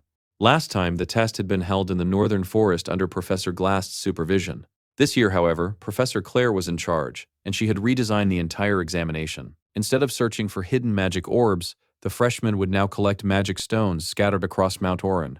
Unlike the previous test, the stones were not deliberately concealed, nor were there any differences in their point values. The objective sounded simple: find a magic stone and place it on the exchange altar. Anyone who accomplished that would qualify for Class A. At first glance, the examination appeared much easier than the previous years, but just as one would expect from Professor Claire, the real challenge lay elsewhere. To even reach the altar, every student had to fight through countless magical beasts and wild animals. Only those capable of surviving the journey would earn a place in Class A. The examination was brutally difficult. In fact, according to the original story, not a single freshman that year would successfully enter Class A. Ed knew this outcome was intentional. It was an essential part of the story's scenario. The complete failure of the freshman class would trigger an important event later in the narrative, meaning history had to unfold exactly as originally written. Because of that, Ed chose not to question the absurd difficulty of the exam. Fortunately, despite looking like a deadly survival test, no freshmen were actually in danger. The monsters roaming Mount Orin were merely illusionary beasts created by magical engineering devices known as illusion discs. The scholarship students' responsibility was to install the discs throughout the mountain and ensure everyone's safety. Among all of them, one device was particularly important: the purple illusion disc. Ed knew that this single disc was the real reason nobody managed to reach Class A in the original story. As preparations continued, he admired everyone's hard work. Unfortunately, Annis was clearly struggling to carry the heavy purple disc by herself. Naturally, Ed stepped forward and offered to help. The unexpected gesture startled Annis so badly that she instinctively stepped backward. She lost her balance and nearly fell. Ed quickly caught her before she hit the ground. However, the sudden movement caused her bag to slip from her shoulder. The purple disc rolled across the floor and began tumbling down the stairs. Clavius reacted instantly. He caught it before it could smash against the ground and warned everyone to be more careful. If that disc broke, the consequences would be disastrous. Ed breathed a sigh of relief. Just as expected from the Academy's strongest combat student, Clavius had saved the day. Or so he thought. The next instant, the purple disc suddenly crumbled apart inside Clavius's hands. It disintegrated into fine dust. Even the object Clavius had been carrying in his other hand broke apart as well. Staring at the ruined artifact, Clavius could only ask one question: what do we do now? Realizing the situation, Ed immediately released Annis without thinking. She promptly fell onto the floor as he rushed toward the shattered remains. Ed sighed. Things had been going far too smoothly. He should have known something would go wrong. The broken disc threatened far more than the placement examination itself. Ed remembered another major event from the original story. During the previous year's joint combat exercise, the failed noble Ed Ruth Taylor had unexpectedly picked up a sword for the first time and defeated Lucy. Although he ultimately lost the battle, the incident dramatically altered the flow of the first act. This year's joint combat exercise was another critical event. The talented first-year students would challenge the upperclassmen. What began as simple practice would quickly spiral out of control as the freshmen fought with everything they had. In the original story, one senior stood alone and stopped every single one of them: Taylor. After an entire year of relentless training, he had become powerful enough to overwhelm every challenger, astonishing the entire academy. Among the spectators was St. Clarice. Concealing her true identity, she quietly watched Taylor's performance. That battle marked the beginning of her relationship with him. As one of the game's four main heroines, Clarice's introduction was absolutely essential. For that scene to happen correctly, the freshmen first had to fail the placement examination. Only then would their frustration push them into recklessly challenging the upperclassmen. If students actually managed to enter Class A this year, the entire story would begin collapsing. Now the purple disc was destroyed. Panic immediately spread among the staff. Professor Claire examined the shattered artifact and quietly admitted that the damage was severe. The other scholarship students began losing hope. Annis blamed herself for the accident and sincerely apologized. Ed immediately stopped her. Regretting what had already happened would not repair the artifact. More importantly, if they failed to recreate the purple disc's effect, far too many freshmen would reach Class A. That absolutely could not happen. Ed confidently declared that he could repair the disc, at least enough for it to function. He grabbed Clavius before the confused senior could ask any questions and dragged him away to begin working. Meanwhile, at the starting point of the examination, Tanya stood alongside the other incoming freshmen. Although Sylvania Academy educated princes, princesses, nobles, ministers, and children from the greatest families in the kingdom, everyone wore the same uniform. Inside the academy, everyone was supposed to be equal. There was only one exception: Saint Clarice. As the spiritual guide worshipped by millions of believers, she naturally commanded everyone's respect. Seeing the students bow before her, Clarice smiled warmly. She thanked them for their courtesy but insisted such formalities were unnecessary. If everyone constantly worried about proper etiquette around her, academy life would become exhausting. She hoped they would treat her like any other student. Tanya respectfully introduced herself. She declared that she was Tanya Ruth Taylor, the future head of the Ruth Taylor family. Clarice smiled thoughtfully. She remembered that Duke Crepin Ruth Taylor had once received her blessing during his youth, although the memory had become rather distant. Tanya considered those words an incredible honor. She proudly stated that she also hoped to receive the saint's blessing after coming of age. Clarice happily replied that she would be waiting for that day. Tanya silently celebrated. Simply meeting the saint could greatly benefit her future political career. Before the conversation could continue, fireworks exploded across the sky. The placement examination had officially begun. Immediately, every freshman sprinted toward the mountain. Everyone wanted to earn a place in Class A. The rewards were extraordinary: complete tuition exemption, residence in prestigious Ophelis Hall, unlimited access to every academy welfare facility, and the honor of belonging to Sylvania's most elite class. It was every student's dream. As the crowd surged uphill, Tanya quickly picked up one of the scattered magic stones. Looking around, she noticed countless identical stones covering the mountain. Simply collecting one clearly was not enough. There had to be another mechanism determining who truly deserved Class A. Just then she heard someone shout nearby. Following the voice, she discovered a barefoot girl happily standing in the snow. Concerned, Tanya asked whether she had slipped or injured herself. The girl cheerfully shook her head. She simply wanted to know what it felt like to walk barefoot through fresh snow. Confused, Tanya wondered why anyone would suddenly decide to do something like that during an important examination. The girl smiled brightly. The snow felt much softer than she had expected. Tanya stared at her in complete confusion. For a moment, she genuinely wondered whether the girl had hit her head. Trying to regain control of the conversation, Tanya introduced herself. She explained that she was the second daughter of the Ruth Taylor family and guessed they would probably become classmates. The girl's eyes sparkled with admiration. She had heard the Ruth Taylor family was one of the kingdom's greatest noble houses. Tanya forced an awkward smile. She admitted that not every member of her family deserved such praise. No matter how prestigious the family became, there always seemed to be someone who turned into complete trash. As she spoke, memories of Ed resurfaced. Although he had seemed different during their recent meeting, the fear he had planted inside her throughout childhood still refused to disappear. The girl admitted she came from a remote eastern territory. Since Tanya belonged to such an important noble family, she wondered whether she should act more respectfully. Tanya quickly dismissed the idea. At Sylvania Academy, social status meant very little. The girl laughed. She agreed completely. Here, everyone was simply a student. She finally introduced herself. Her name was Kylie Acme, and she came from the small eastern city-state of the Duchy of Touraine. She shyly admitted that she knew very little about the outside world and apologized in advance if she accidentally behaved strangely. Tanya smiled. Since they were classmates now, there was no need for excessive politeness. Besides, they needed to continue the examination. Kylie simply shrugged. She admitted she did not care very much about her grades. Joining Class A would only place unnecessary attention on her, and she preferred avoiding the spotlight altogether. Tanya found that answer completely unexpected. Without warning, Kylie suddenly grabbed Tanya's hand. She excitedly suggested they work together. That way they could become friends. Before Tanya could respond, Kylie began running across the mountain while pulling her along. Laughing happily, she admitted it was the first time she had ever made a friend her own age. Tanya quickly warned her not to behave so casually with everyone. If she had grabbed the hand of a princess or even the saint like that, she could have landed herself in serious trouble. Still smiling, the two girls continued toward the examination grounds together. 30 minutes after the examination began, one freshman believed victory was already within reach. He had almost reached the summit. Then disaster struck.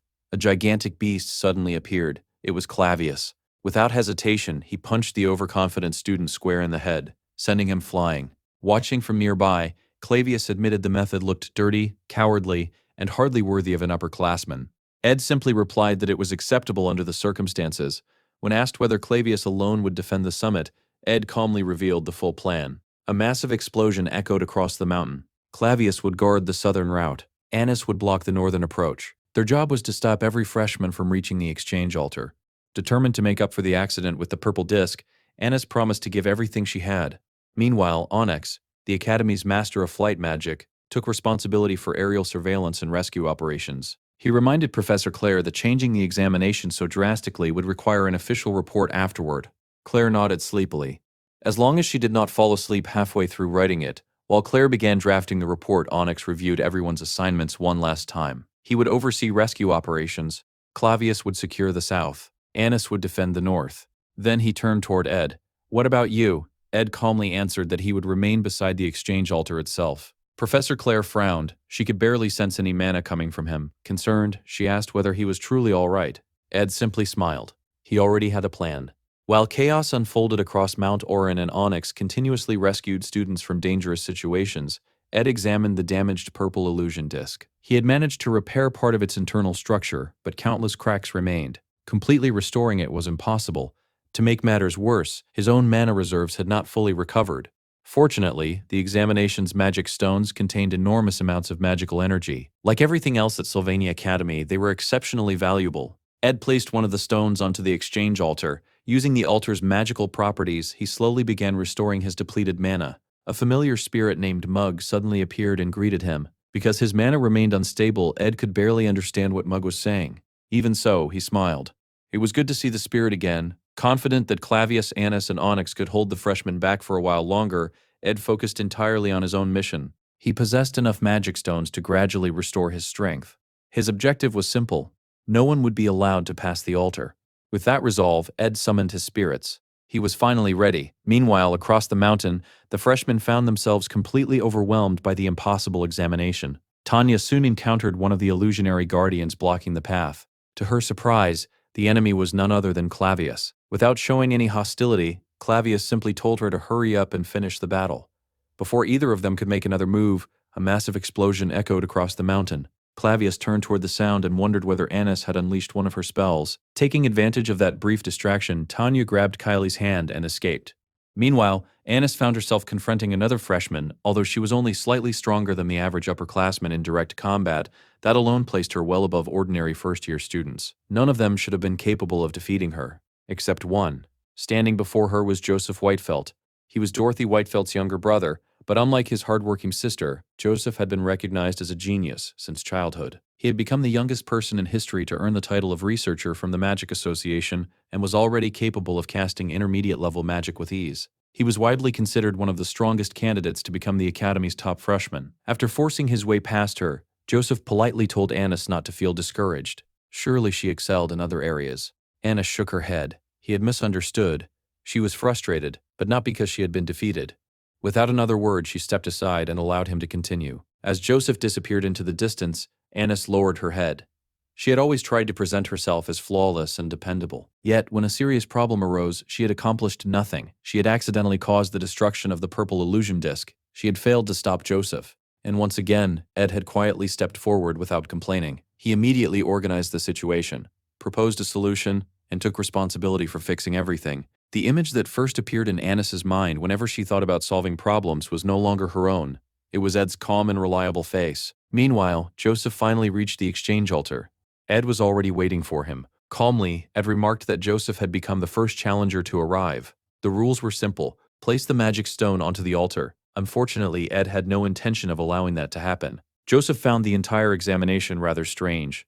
If he defeated Ed and claimed Class A, then who would stop the next freshman? Ed simply answered that such matters were not his concern. Joseph nodded. He suspected Ed already had a solution prepared for that problem as well. In reality, Joseph was not asking out of curiosity. He was buying time. While talking, he carefully analyzed every detail of the battlefield. His eyes quickly landed on the damaged purple illusion disc. Unlike ordinary illusion devices, this one was an improved model. Joseph immediately concluded that Ed belonged to the Academy's Magical Engineering Division. However, something else caught his attention. Despite standing directly before him, Ed possessed surprisingly little mana. Joseph had already noticed the consumed magic stones lying nearby. Using magical batteries before the very first battle could only mean one thing. Ed's mana reserves were dangerously low. Disappointed, Joseph silently wondered whether the Academy had truly chosen someone this weak to guard the altar. Without hesitating further, he unleashed his first spell, Focused Explosion. The concentrated blast rushed toward Ed with incredible speed. Joseph believed the attack was impossible to dodge. Instead, Ed slipped past it with remarkable ease. Joseph immediately realized his opponent possessed genuine combat experience. Ed calmly began preparing a spell of his own. Joseph recognized the magical formula immediately. It looked like a simple fire spell, probably ignite.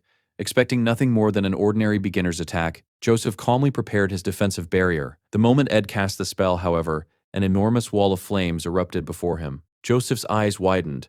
The spell's power far exceeded what a basic ignite should have produced. Even so, his magical barrier successfully blocked the attack. He calmly pointed out that no matter how strong ignite became, it would never penetrate his defense. Confident in his superior mana reserves, Joseph believed victory was inevitable. Mage battles usually came down to endurance. If both combatants continued exchanging spells, Ed would inevitably exhaust his mana first. Joseph also assumed Ed lacked real experience in magical duels. Once his mana disappeared completely, the battle would end. Before Joseph could continue his calculations, Ed suddenly rushed straight through the flames. Closing the distance instantly, he grabbed Joseph by the collar. Then he drove his knee directly into Joseph's face. As Joseph staggered backward, Ed calmly explained that magical barriers blocked spells. They did not stop physical attacks. He then asked Joseph whether he honestly believed every mage only fought other mages. Shocked, Joseph struggled to regain his footing. He could not understand how Ed had crossed the burning flames unharmed. Still refusing to panic, Joseph immediately switched to intermediate-level ice magic. Meanwhile, Ed continued casting nothing but ignite. Joseph frowned. Was he seriously planning to rely on the same spell repeatedly? He assumed Ed intended to create steam and obscure the battlefield. Confident in his versatility, Joseph immediately countered with combustion magic. An instant later, the entire battlefield disappeared beneath raging flames. What Joseph did not know was that Ed currently possessed the blessing of flame. For a short period, fire itself could not harm him. Protected by the blessing, Ed charged straight through the inferno without slowing down. Even so, Joseph managed to reinforce his own body with physical enhancement magic. As the two exchanged blows, Joseph could not hide his growing confusion. His spellcasting speed remained superior, yet Ed completely overwhelmed him in close combat. Then Ed deliberately embedded his dagger into Joseph's magical barrier. Quietly, he called out to Mug. The spirit immediately obeyed. A massive explosion erupted. Joseph was blasted high into the air before tumbling violently down the mountainside. Bruised and battered, he forced himself back onto his feet. He realized something important. Ed had not surpassed him through ordinary magic. This was spirit magic. Ed had combined spiritual blessings, conventional spells, and magical engineering into a seamless fighting style. He had even concealed the activation of his spirit techniques with an ordinary fire magic. Joseph stared at him in disbelief. Just who was this senior? Finally accepting defeat, Joseph tossed his magic crystal toward Ed. However, he used that moment to launch one final surprise attack. An enormous ice spear shot toward Ed. Ed effortlessly dodged it. Joseph immediately followed with a desperate punch. Ed remained completely calm. Someone who had spent his entire life studying magic was hardly intimidating in hand-to-hand combat. The instant Joseph's punch connected, another blessing activated. The blessing of the storm. Anyone striking Ed directly would be violently launched away. Joseph became the victim of his own attack. His body shot backward like a cannonball, tearing through trees and rocks before finally crashing into a shattered tree trunk. Completely defeated, he could only admit his loss. The magic crystal in his possession shattered. Ed quietly praised him. He had fought well. His decision to keep searching for victory until the very end had been admirable. Barely conscious, Joseph looked up at his opponent one final time. He weakly asked for the senior's name. Ed introduced himself. Ed Ruth Taylor. At that exact moment, Onyx arrived to retrieve the defeated freshman. Elsewhere, Zig was traveling in a carriage with Elka. Curious, Elka asked why Zig had chosen to specialize in magic. If he had entered either the combat or alchemy divisions instead, he probably would have become the academy's best student. Zig simply shrugged. He had never cared about becoming number one. Perhaps he could have achieved that title in alchemy. Combat, however, was another matter. The current strongest combat student was Clavius Nortondale. Ironically, at that very moment, Clavius himself was being overwhelmed in battle. Watching the distant explosion, Zig wondered what had just happened. Nearby, a worried freshman asked Clavius whether he was all right, or whether the holy magic had been too powerful. Onyx calmly told everyone to continue the examination. He would handle the situation himself. With only 20 minutes remaining before the exam ended, Tanya and Kylie finally reached the summit. Before them stretched a shocking sight. The ground was covered with defeated freshmen. Every path to the altar had become a battlefield. Looking toward the center, Tanya quietly asked whether the man standing there represented the final trial. There stood Ed, the brother she had once feared, the brother she had once hated. Ed looked at the exhausted freshmen before calmly telling them to surrender. Elsewhere, the story shifted towards St. Clarice. Clarice carried two different dreams within her heart. The first had been planted there by Archbishop Verdeo. He had taught her that a truly noble person must preserve unwavering convictions throughout life. Human hearts, he said, should remain as pure and blank as untouched white paper. Yet another dream had found its way into Clarice's heart through someone entirely different. Adele. Adele once told her that it was far better to die stained by the world's muddy waters than to live forever as a blank sheet of paper. Compared to the gray stones of the Ramlin Mountains, every other place in the world possessed its own unique beauty. She spoke of the green mist covering the Denkin swamps, the golden wheat fields surrounding the imperial capital, the emerald grasslands of Poulin, the shimmering opaline smoke rising from the alchemical nation of Crete, the crimson rooftops of the merchant city of Oldek, the blue-green wisdom flourishing within Sylvania, the land of learning, the endless yellow sands stretching across the great Dresda desert, and finally, the mysterious purple shadows blanketing the lawless region of Khoratan. To Adele, pure white represented only a tiny fragment of a far larger world overflowing with countless colors and endless romance. Once, Adele had served as the keeper of the sacred flames within the Holy Church. Eventually, she abandoned the clergy and became known as the anti-romanticist. No one understood how she managed to slip unnoticed through the academy each night. Yet after darkness fell and the world grew silent, she would always stand beneath Clarice's window and sing. Those songs became Clarice's second dream. Through Adele's stories, she wandered across distant lands she had never seen, traveling the world in her imagination beneath countless stars. Adele believed that ordinary lives contained their own quiet romance, simple friendships, everyday love. Even those small moments could possess a nobility greater than the countless prayers offered to a saint each day. She once told Clarice that the warm embrace of someone who truly loved her could be worth more than all the devotion in the world. After leaving the church, Adele enrolled at Sylvania Academy. Whenever vacations arrived, she would travel the world once more. Since Adele's departure, Clarice continued walking through those beautiful places every night in her dreams, following the path her only true friend had shown her beneath the stars. At the end of every journey in her dreams, Clarice always found herself embraced by someone. The lonely road she had walked for so long was no longer hers alone. Two people now shared that path with her. Compared to the pure white life she had always lived, those colorful dreams represented the boldest fantasy she could ever imagine. Before enrolling at Sylvania Academy, Clarice had concealed her true identity with the help of Father Verdeo. He personally gave her a magical artifact capable of maintaining her disguise and warned her never to reveal who she truly was. The saint would always be protected by the blessings of the sacred law, he explained, but that alone was not enough. Clarice innocently asked who would ever suspect her. Verdeo reminded her that caution was never excessive. Simply attending Sylvania with the church's permission was already considered a serious transgression. After arriving at the academy, Clarice quietly sat alone on a wooden bench near the professor's building. For the first time in her life, nobody paid attention to her. No one lowered their head. No one greeted her with reverence. No one treated her as someone special. At Sylvania, she was simply another student, an equal. Who could possibly imagine that the ordinary girl sitting on that bench was the saint worshipped by millions? Almost no one. Except for one person. Meanwhile, at the summit of Mount Oren, Ed calmly looked at the remaining challengers. He simply told them to give up. Seeing him standing before the exchange altar, Tanya quietly asked whether her own brother was truly the final obstacle of the examination. Clarice immediately realized that he, too, belonged to the Ruth Taylor family. Ed sighed. He asked the two girls whether they could simply turn around and head back down the mountain. If they insisted on continuing, however, he would stop them. With those words, he summoned Marilda. The moment the high-level spirit appeared, the atmosphere changed completely. Tanya froze. Even students who devoted their entire lives to spirit summoning could rarely control such overwhelming power. Experienced spirit masters capable of commanding 6 intermediate spirits were already considered veterans. Yet Ed had summoned a genuine high-level spirit. Clarice immediately raised her hands. She calmly admitted defeat. This was no longer a battle they could realistically win. She advised Tanya to be reasonable. Tanya knew she was right. But another memory surfaced. Years ago, she had surrendered before Ed without putting up a fight. If she gave up again today, nothing would have changed. Straightening her posture, she shook her head. She refused to surrender. She explained that noble status and prestige always came with responsibility. Running away now would betray everything she believed in. She remembered perfectly what Ed had been like only 2 years earlier. Back then, he had struggled to cast even basic spells. Now he was commanding a high-level spirit. It had to be some kind of trick. If she could simply defeat the summoner, everything would end. Unfortunately, reality proved otherwise. Marilda merely breathed. The resulting shockwave blasted both Tanya and Clarice through the air, as though they weighed nothing. While tumbling across the snow, Tanya could not comprehend what had just happened. Could Ed truly control an advanced spirit? After finally coming to a stop, Clarice quietly asked whether that incredible young man was really Tanya's older brother. Meanwhile, Kylie found herself reflecting on the image of nobles she had always imagined. She had believed they would all possess flawless appearances, elegant manners, and warm smiles. Compared to those expectations, Ed seemed completely different. Learning that someone like him had once been heir to the Ruth Taylor family convinced her that he must have been the family's black sheep.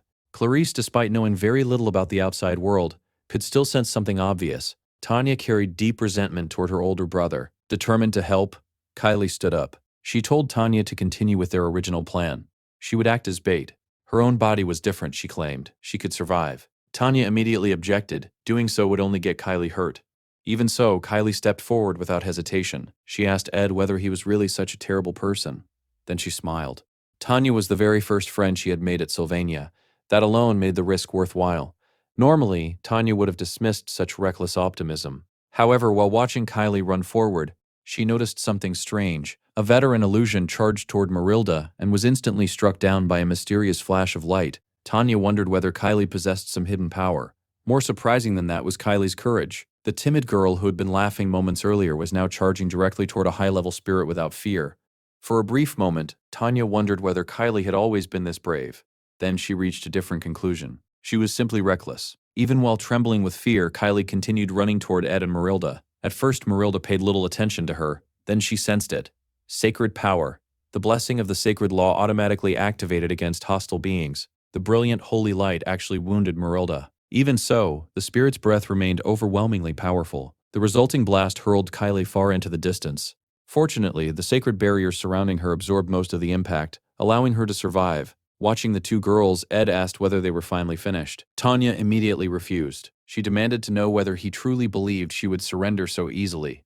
Gathering her mana, she unleashed a powerful wind explosion aimed directly at Ed's face. The attack struck perfectly. Ed was thrown backward, or so it seemed. The body before her vanished. It had only been an illusion created by the repaired illusion disc. By the time Tanya realized the truth, it was already too late. Several arrows formed entirely from mana surrounded her from every direction. Ed calmly spoke. "Stay perfectly still."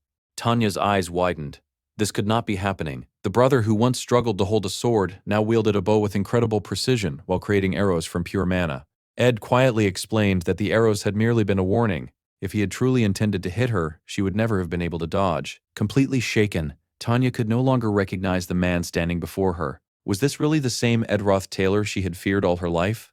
Despair slowly crept into her heart. No matter how hard she tried, nothing ever seemed to change. Just like when she was a child, she had once again failed to accomplish anything. Then Ed smiled gently. He told Tanya that she had worked incredibly hard just to reach the summit. Unfortunately, he had responsibilities of his own. He could not treat her differently simply because they were family. Doing so would only insult her efforts and make her even angrier. With the battle over, Ed dismissed Marilda. Looking at his younger sister, he sincerely praised her courage. He admitted that he himself might have run away if he had faced such an overwhelming illusion. Even knowing she stood no chance, Tanya had continued fighting until the very end. That determination genuinely impressed him. Then Ed pointed toward his tie. The brooch Tanya had given him was still attached. He had been wearing it the entire time. He quietly reminded her that she had always stood on his side. At that moment, something inside Tanya finally broke. She realized that her brother truly had changed. Unable to hold back her emotions any longer, tears began streaming down her face. Ed stared at her in complete confusion. Had he said something wrong? Before he could ask, Kylie hurried over and stood protectively in front of Tanya. She warned Ed not to come any closer. If he hurt Tanya again, she promised something terrible would happen to him. Before the situation could become even more awkward, Professor Claire's voice echoed across the mountain. She announced that the examination had officially ended. Then she immediately called for Ed's help, explaining that Clavius had collapsed unconscious. The exam was already over. At that exact moment, she noticed something alarming. Her voice was beginning to change. The transformation magic disguising her appearance was fading. Panicking, she realized she had somehow lost the magical artifact Father Verdeo had entrusted to her. If she failed to recover it, her true identity would be exposed. Claire approached, wondering what all the commotion was about. Clarice's heart nearly stopped. She believed everything was over. Then, at the perfect moment, Mug quietly picked up the fallen artifact. The spirit carried it over to Ed. Without asking any questions, Ed immediately handed the magical item back to Clarice. He simply told her to be more careful next time and avoid losing something so important. Still stunned, Clarice silently accepted the artifact. She had no idea how Ed had recognized its importance, but he had saved her secret without hesitation. Claire finally reached them and looked over Ed's battered appearance. Concerned, she asked whether he was all right. Ed smiled as though nothing had happened. It was nothing.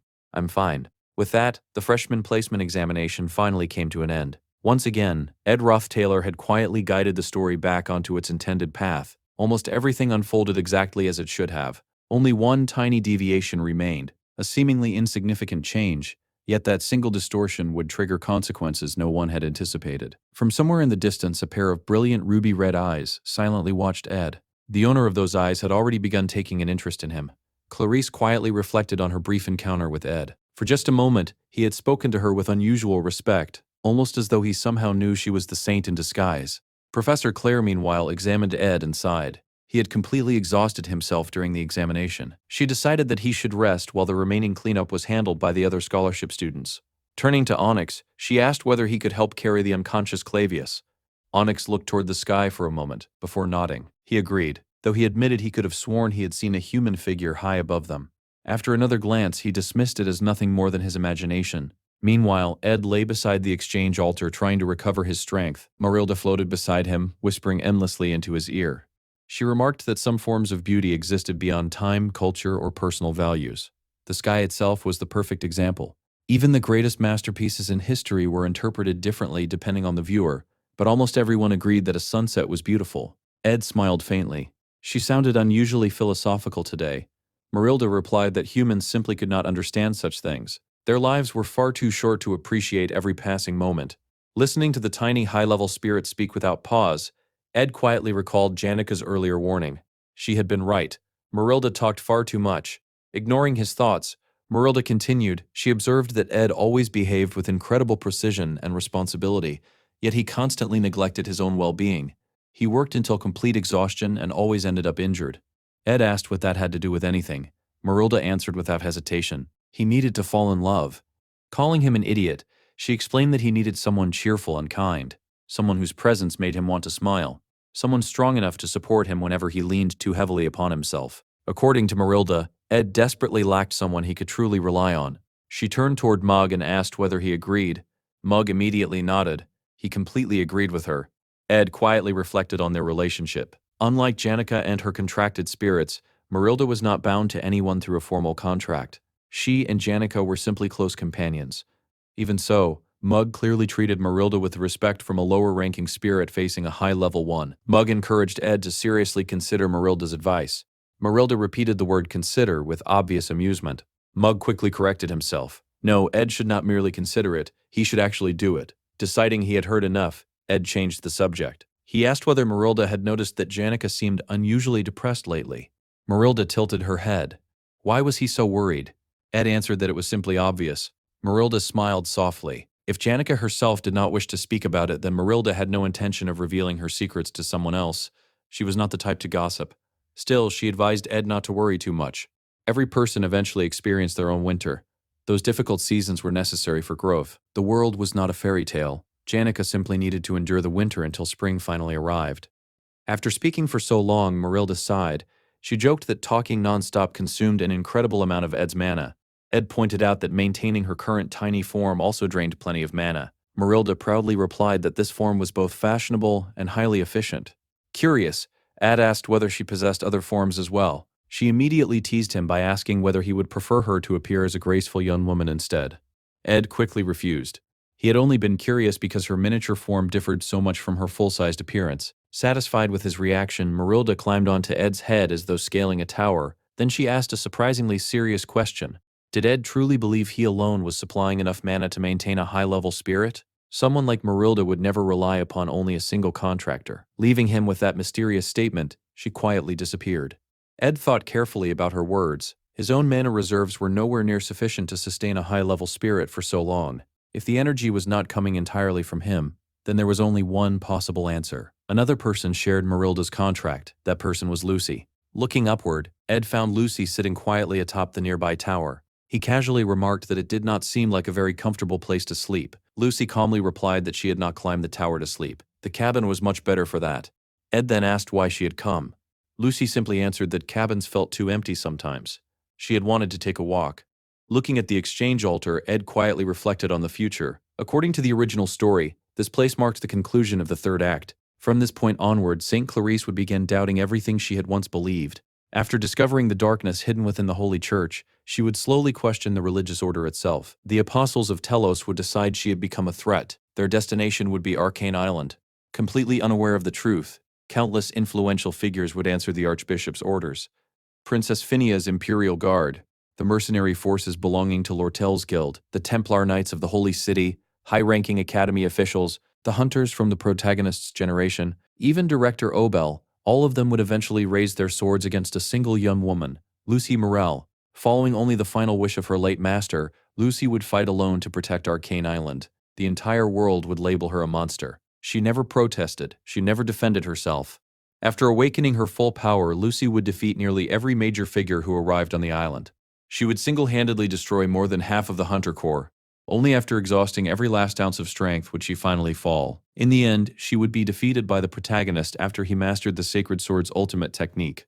Only afterward would the truth emerge. Everyone would finally understand why Lucy had tried to eliminate the apostles. Everyone would insist they had simply misunderstood her. They would claim there had been another side to the story all along.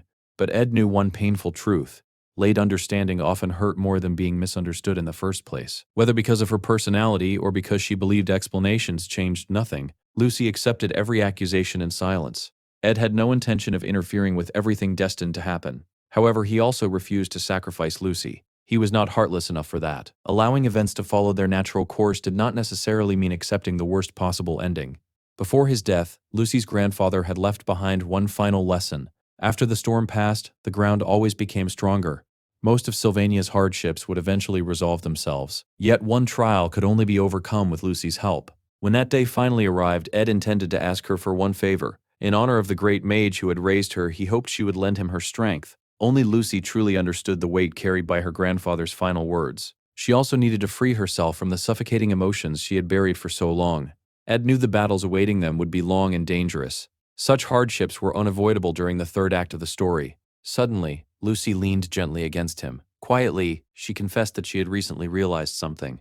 Sometimes, she felt lonely. Without another word, she rested her head upon Ed's lap. Ed almost responded. Instead, he remained silent. At the very least, he made himself one simple promise. The next time he needed to leave the cabin for an extended period, he would tell Lucy beforehand.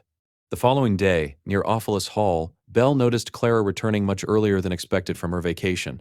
Belle commented that she had come back surprisingly soon. Clara sighed. Being at home had become unbearable. She smiled and handed Belle a small gift she had brought with her.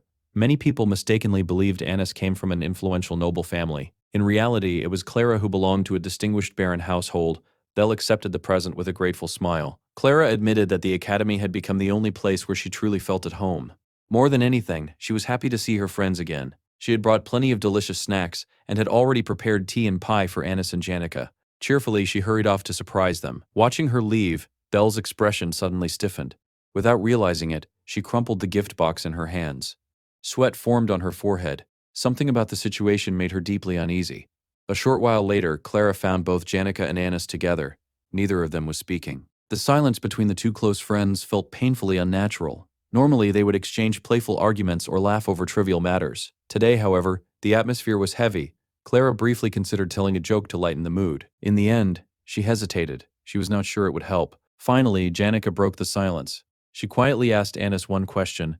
"Is it true that you hugged Ed?" Meanwhile, elsewhere at the camp, Ed's current status reflected the tremendous progress he had made. Ed Ruth Taylor. Age: 18, third-year student.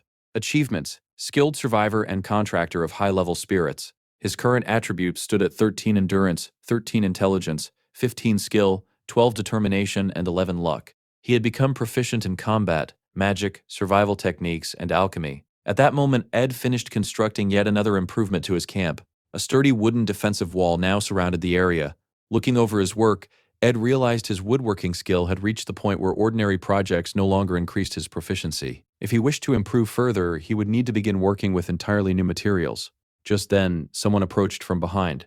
The visitor remarked that preparing for the powerful seasonal winds was certainly a wise decision.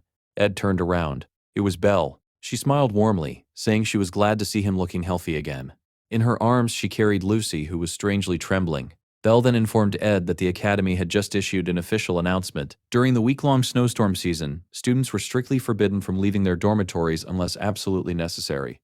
Since Lucy was considered a high-risk student due to her tendency to wander off, she would remain under close supervision. Lucy looked at Ed with pleading eyes, silently asking him to help. Ed smiled and assured her that he understood. Standing nearby, Belle deliberately cleared her throat, hoping Ed would finally notice what she was trying. Instead, Ed casually replied that he intended to keep speaking to her informally. Realizing he had completely misunderstood, Belle sighed. Setting that aside, she asked a much more serious question. Did he honestly believe he could survive an entire week of violent snowstorms in his current condition? With all due respect, she admitted that she did not believe the newly built wooden wall would be enough to protect him. Ed calmly explained that the wall was never meant to protect him. Its purpose was simply to shield his stored supplies from the wind. The cabin itself had been reinforced as well. He had tightly secured the roof with heavy ropes anchored deep into the ground. Every hunting trap, tool, and piece of equipment had already been moved indoors to prevent damage from the blizzard. During the storm, he planned to remain inside and continue his magical engineering research using the books he had borrowed from the spirit library. He assured Belle that he had prepared thoroughly. There was no need to worry. Even so, Ed noticed something unusual. Belle's expression suggested she was concerned about something entirely different. Curious, he asked whether this was her first time overseeing the academy during a snowstorm as head maid. Belle shook her head. That was not what troubled her. There was something else weighing on her mind. Although she felt it was not really her place to interfere, Ed admitted that saying so only made him even more curious. Belle ultimately decided not to explain. Instead, she simply wished him good luck. As she walked away, her thoughts remained fixed on only two people, Janica and Annis. Meanwhile, the uncomfortable conversation between the three girls continued. Janica quietly repeated her question. Did you really hug Ed? Clara looked between them in complete confusion. She had no idea what Janica meant. Annis immediately became flustered. Trying to ease the tension, Clara suggested that perhaps there had simply been a misunderstanding. Maybe one of the spirits had exaggerated the story. To everyone's surprise, Annis admitted the truth. It had happened. She confessed that she had deliberately flirted with Ed. Clara blinked. What exactly do you mean by that? Lowering her head, Annis apologized to Janica. She admitted she had never trusted Ed in the beginning. Based on the rumors surrounding him, she believed he was exactly the kind of man who would try to take advantage of women. Because of that, she had intentionally tested him. Nothing more. She insisted that someone like Ed had never even been her type. From the very beginning, she had viewed him as nothing more than an arrogant troublemaker who constantly complained. Then she looked at Janica. She honestly asked what Janica had ever seen in someone like him. Janica quietly replied that Annis was being unfair. She barely knew the real Ed. Standing between them, Clara had absolutely no idea how to stop the conversation from becoming even more awkward. Annis apologized once again. She explained that she had only wanted to test Ed. Janica immediately asked why. Nobody had ever asked her to do such a thing. Those events had troubled Janica so deeply that she had barely been able to sleep. To her, Annis was one of the most important friends she had. Feeling betrayed by someone so close left her completely lost. She no longer knew what she should think. Perhaps she was simply overreacting. Perhaps she was not. Seeing Janica so distressed, Annis desperately tried to comfort her. She explained that Janica was special, not only to herself, to Ed as well. From everything she had observed, the relationship between the two of them had already reached the point where friendship was naturally beginning to grow into something deeper. Janica quietly asked whether Annis truly believed that. Annis nodded without hesitation. She admitted that judging and testing Ed had probably been the wrong decision. However, she had only done it because she genuinely cared about Janica. Surely Janica could not hate her for worrying about her happiness. After a long silence, Janica thanked her for being honest. Clara let out a small sigh of relief. She had honestly feared that Annis had fallen in love with Ed herself. Then she noticed something. Annis's cheeks were still faintly red. Something about the situation did not feel entirely resolved. Trying to change the subject, Clara asked Janica whether this misunderstanding had really been affecting her that much. Perhaps it had something to do with her recent trip to the northern forest. Janica quietly admitted that it did. Unable to continue the conversation any longer, she suddenly stood up. She announced that she was going for a walk before quickly leaving the room. Clara called after her, reminding her not to stay out too long. After Janica disappeared, Annis turned toward Clara. She quietly said that she had finally made up her mind. Curious, Clara asked what she meant. Annis replied that she wanted Clara to introduce her to someone, preferably a nice man. Then, after a brief pause, she laughed awkwardly. Or perhaps they did not need to follow stereotypes at all. Looking directly at Clara, she jokingly asked whether she would consider going on a date with her instead. Seeing Clara's stunned expression, Annis quickly laughed and told her not to look so shocked. Then her smile gradually faded. She admitted she felt terrible for lying to Janika. Still, she believed that physical distance often helped people move on. Once the scholarship students completed their duties, everyone would naturally drift apart. Or so she hoped. Unfortunately for Annis, fate had entirely different plans. A little later, Professor Claire gathered everyone together. She announced that the scholarship program would continue. Clavius and Onyx had both performed exceptionally well, and removing them from the laboratory would be a complete waste. Ed had done even better. Claire openly declared that Ed had essentially reached the level of a student assistant. Because of his outstanding work, he would receive additional scholarship responsibilities. She also believed the laboratory suited someone as hardworking as Ed far better than the other research facilities. The atmosphere there was much more comfortable. Hearing those words, Annis nearly froze. Her plan to quietly distance herself from Ed had completely collapsed. Meanwhile, Ed continued improving himself. His magic proficiency had finally reached the proficient level. He now possessed contracts with Moog and Marilda while still having 2 empty spirit contract slots available. Later, Janika visited his camp once again. Looking over his current abilities, she remarked that he really needed to contract an intermediate-level spirit next. Ed noticed something immediately. Unlike the last time she had visited, Janika looked much more cheerful. She seemed to have regained her usual energy. Confused, Janika asked what he meant. Ed smiled and replied that he had already forgotten. Watching her laugh again, Ed quietly reflected that he always felt unusually comfortable around Janika. Unlike every other major character, she had already drifted far away from the original storyline. She was living entirely according to her own choices. Janika commented that although she knew Ed had somehow contracted Marilda, she still found the situation difficult to understand. His body simply was not prepared to support a high-level spirit. Ed smiled before showing her the golden phoenix ring Professor Glass had given him. He explained every function of the artifact and revealed the plans he had for using it in the future. After listening carefully, Janika reached a simple conclusion. As long as Ed remained unable to use his own mana properly, forming a contract with an intermediate spirit would be impossible. Ed nodded. Once the new semester began, his mana would eventually recover. Even so, Janika congratulated him. Among spirit summoners, successfully contracting a high-level spirit first was considered the equivalent of being born a second time. She then asked whether he truly intended to spend the entire snowstorm hidden inside the spirit library. His dedication honestly amazed her. Ed smiled. Compared to him, she remained the academy's top student. She was hardly any less hardworking. The conversation soon shifted toward the future. Ed remembered that immediately after the snowstorm ended, the student council presidential election would begin. Since Janika ranked first academically, everyone would naturally pay close attention to her. Janika sighed. People kept telling her the same thing. However, she had no desire to take sides. She wanted to remain completely neutral throughout the election. Ed quietly remembered that the original story had unfolded exactly that way. Although Janika possessed incredible influence as the Academy's top student, her personality prevented her from openly supporting any particular candidate. Suddenly, Janika remembered something. She asked whether Tanya was also running for student council president. Ed nodded. His younger sister was far more ambitious than she first appeared. Janika then asked whether he and Tanya were close. Ed smiled bitterly. After being disowned, it was difficult to answer such a question proudly. Even so, they were still family. Whether he liked it or not, Tanya would remain part of his life forever. He admitted that he genuinely wanted to build a better relationship with her. It was not some overwhelming brotherly affection. He simply cared about her. Hearing that, Janika smiled softly. Maybe everything between the two siblings was nothing more than an ordinary family quarrel. Then she gently tugged on Ed's sleeve. She wanted to know what kind of things Tanya liked. Perhaps she could prepare a small gift, or maybe cook something Tanya would enjoy.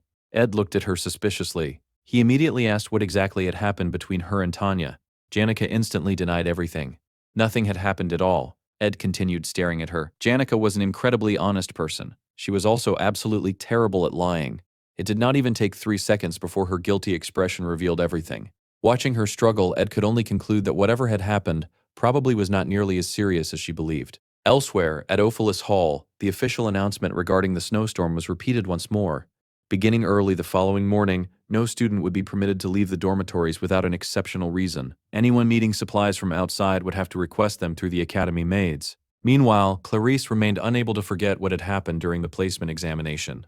The image of the third-year senior lingered constantly in her thoughts. What troubled her most was not his strength, it was something far stranger. Everything had felt so natural that she wondered whether she had imagined it. When Ed returned the magical artifact to her, it almost seemed as though he already knew exactly who she was. Could he truly know her secret? So many people had sacrificed so much to protect her ordinary school life. The priests, Father Verdeo, even the church itself. Everyone had worked tirelessly to ensure her identity remained hidden. Now she feared that peaceful life might end because of a single encounter. Unfortunately, gathering information about Ed proved remarkably difficult. The only rumor she heard repeatedly was that he lived alone in a cabin deep within the northern forest. Soon, the snowstorm would trap everyone inside the academy for an entire week. After that, spring would arrive. A new semester would begin. If she waited until then, she might lose her only opportunity to deal with Ed. Whether that meant confirming her suspicions or silencing him by whatever means became necessary. At that moment, she opened the window.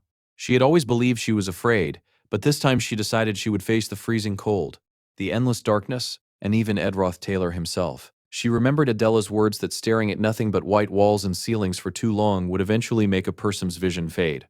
She needed something different. She needed romance, a world filled with colors, and experiences she could never understand by remaining trapped inside. With that determination, the saint leaped out of the dormitory window using her magical artifact. The moment she landed safely, she had already assumed the identity of Kylie. She refused to let the freedom she had finally gained be taken away from her. To protect that freedom, there was only one thing she needed to do. She had to find Ed Ruth Taylor. Without wasting another second, she ran straight toward the forest. Elsewhere, Clavius reflected on how his eyes had long since grown accustomed to darkness. His entire life had been surrounded by shadows. The memory that haunted him most was the day every member of the Nortondale family abandoned him. Everyone turned their backs on him, except his older brother. Yet the image of driving his sword into his brother's heart had become an eternal curse that never left his mind. Even now, his brother's final words continued to echo in his thoughts. Professor Clare interrupted his memories by asking whether he intended to spend all his time working in another laboratory. Clavius admitted that wasn't exactly his plan. He simply believed the assistant duties at the academy were more than he could handle. He confessed that he had caused plenty of trouble before, but everyone there had treated him kindly, and he genuinely liked the place. Claire wondered whether he had taken something personally or perhaps received an offer elsewhere, but she assured him he was welcome to stay if he wished. After thinking it over, Clavius decided he would remain. Claire smiled and encouraged him to continue working hard, and he agreed that it sounded like the right decision. Meanwhile, Ed Ruth Taylor continued pushing himself beyond his natural limits. Unlike many talented individuals, he possessed no remarkable physical gifts, so every bit of his strength had been earned through relentless training. The vacation period he had devoted entirely to self-improvement was almost over. By now, he had raised his spiritual infusion to level 23 and his magical engineering to level 4, both of which had reached a level worthy of being called specialties. With just a little more training, he would be able to use both skills at their maximum potential. His final objective before classes resumed was to devote an entire week to studying inside the Spirit Library. Before getting started, Ed asked Ziggs for help and handed him some money so he could use magic to clear away the debris. However, Ziggs had done much more than that. Together with Elka, he had carefully organized every scattered book, sorting them neatly by category and title. Ed had no idea they had gone to such lengths. The two had apparently treated the work like a training exercise, and Ed couldn't help feeling deeply grateful for everything they had done. Now it was finally time to study the countless crafting methods available to him. Reading everything at once would only waste time, so he decided to focus on a single path. His immediate goals were to create the Glock's Eye, a powerful artifact capable of temporarily increasing proficiency in every perception-related skill, and the Delheimer Hourglass, a legendary artifact that could restore the body to the exact condition it had been in only a few seconds earlier, completely erasing wounds and damage. Ed wanted to create at least one legendary great artifact. He already possessed a wind amplifier, a noise generator, a greenhouse crystal, and a magic orb. Using these materials, he trained tirelessly to improve his magical engineering. Once he mastered the fundamentals, crafting even rarer artifacts would become possible. Satisfied that his materials were prepared, he reached into his bag for his tools, only to freeze in disbelief. He had forgotten every single one of them back at the cabin. As he climbed back to the surface, Ed couldn't stop blaming himself for such a careless mistake, though he forced himself to keep moving. At the same time, Clarice wandered through the snowy forest. Like before, she thought about how staring only at white walls and ceilings would eventually damage her eyesight. She wanted to experience something colorful, something exciting, perhaps even romance itself. Ironically, the entire world around her was covered in white snow. Eventually, she spotted a river and immediately remembered hearing that the cabin was built nearby. According to the map, she had reached the lower section of the river, meaning she only had to follow the current upstream. The journey suddenly felt like a genuine adventure. Although Clarice had learned sacred magic relatively late, her mastery had already surpassed that of many experienced mages. Her greatest advantage wasn't merely her skill but the divine blessing she had been born with. Whenever anyone or anything hostile attempted to harm her, powerful intermediate or higher level sacred spells activated automatically, reflecting the attack back at the aggressor. Whether her enemy was a wild beast or another person, Clarice herself would remain completely unharmed. Even so, there was one person she genuinely feared. Ed Ruth Taylor had once been the heir of the Ruth Taylor family. If he had received Telos's divine blessing from the clergy, then her automatic protection would become completely ineffective.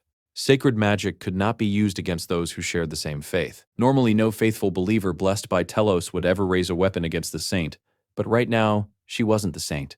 She was simply Kylie. Eventually, Kylie reached the cabin and forcefully pushed open the door. The impact knocked over a bucket filled with fresh blood, sending the crimson liquid across the floor. She froze in horror. Looking up only made things worse. The carcass of a dead boar hung from the ceiling, surrounded by blood-stained equipment.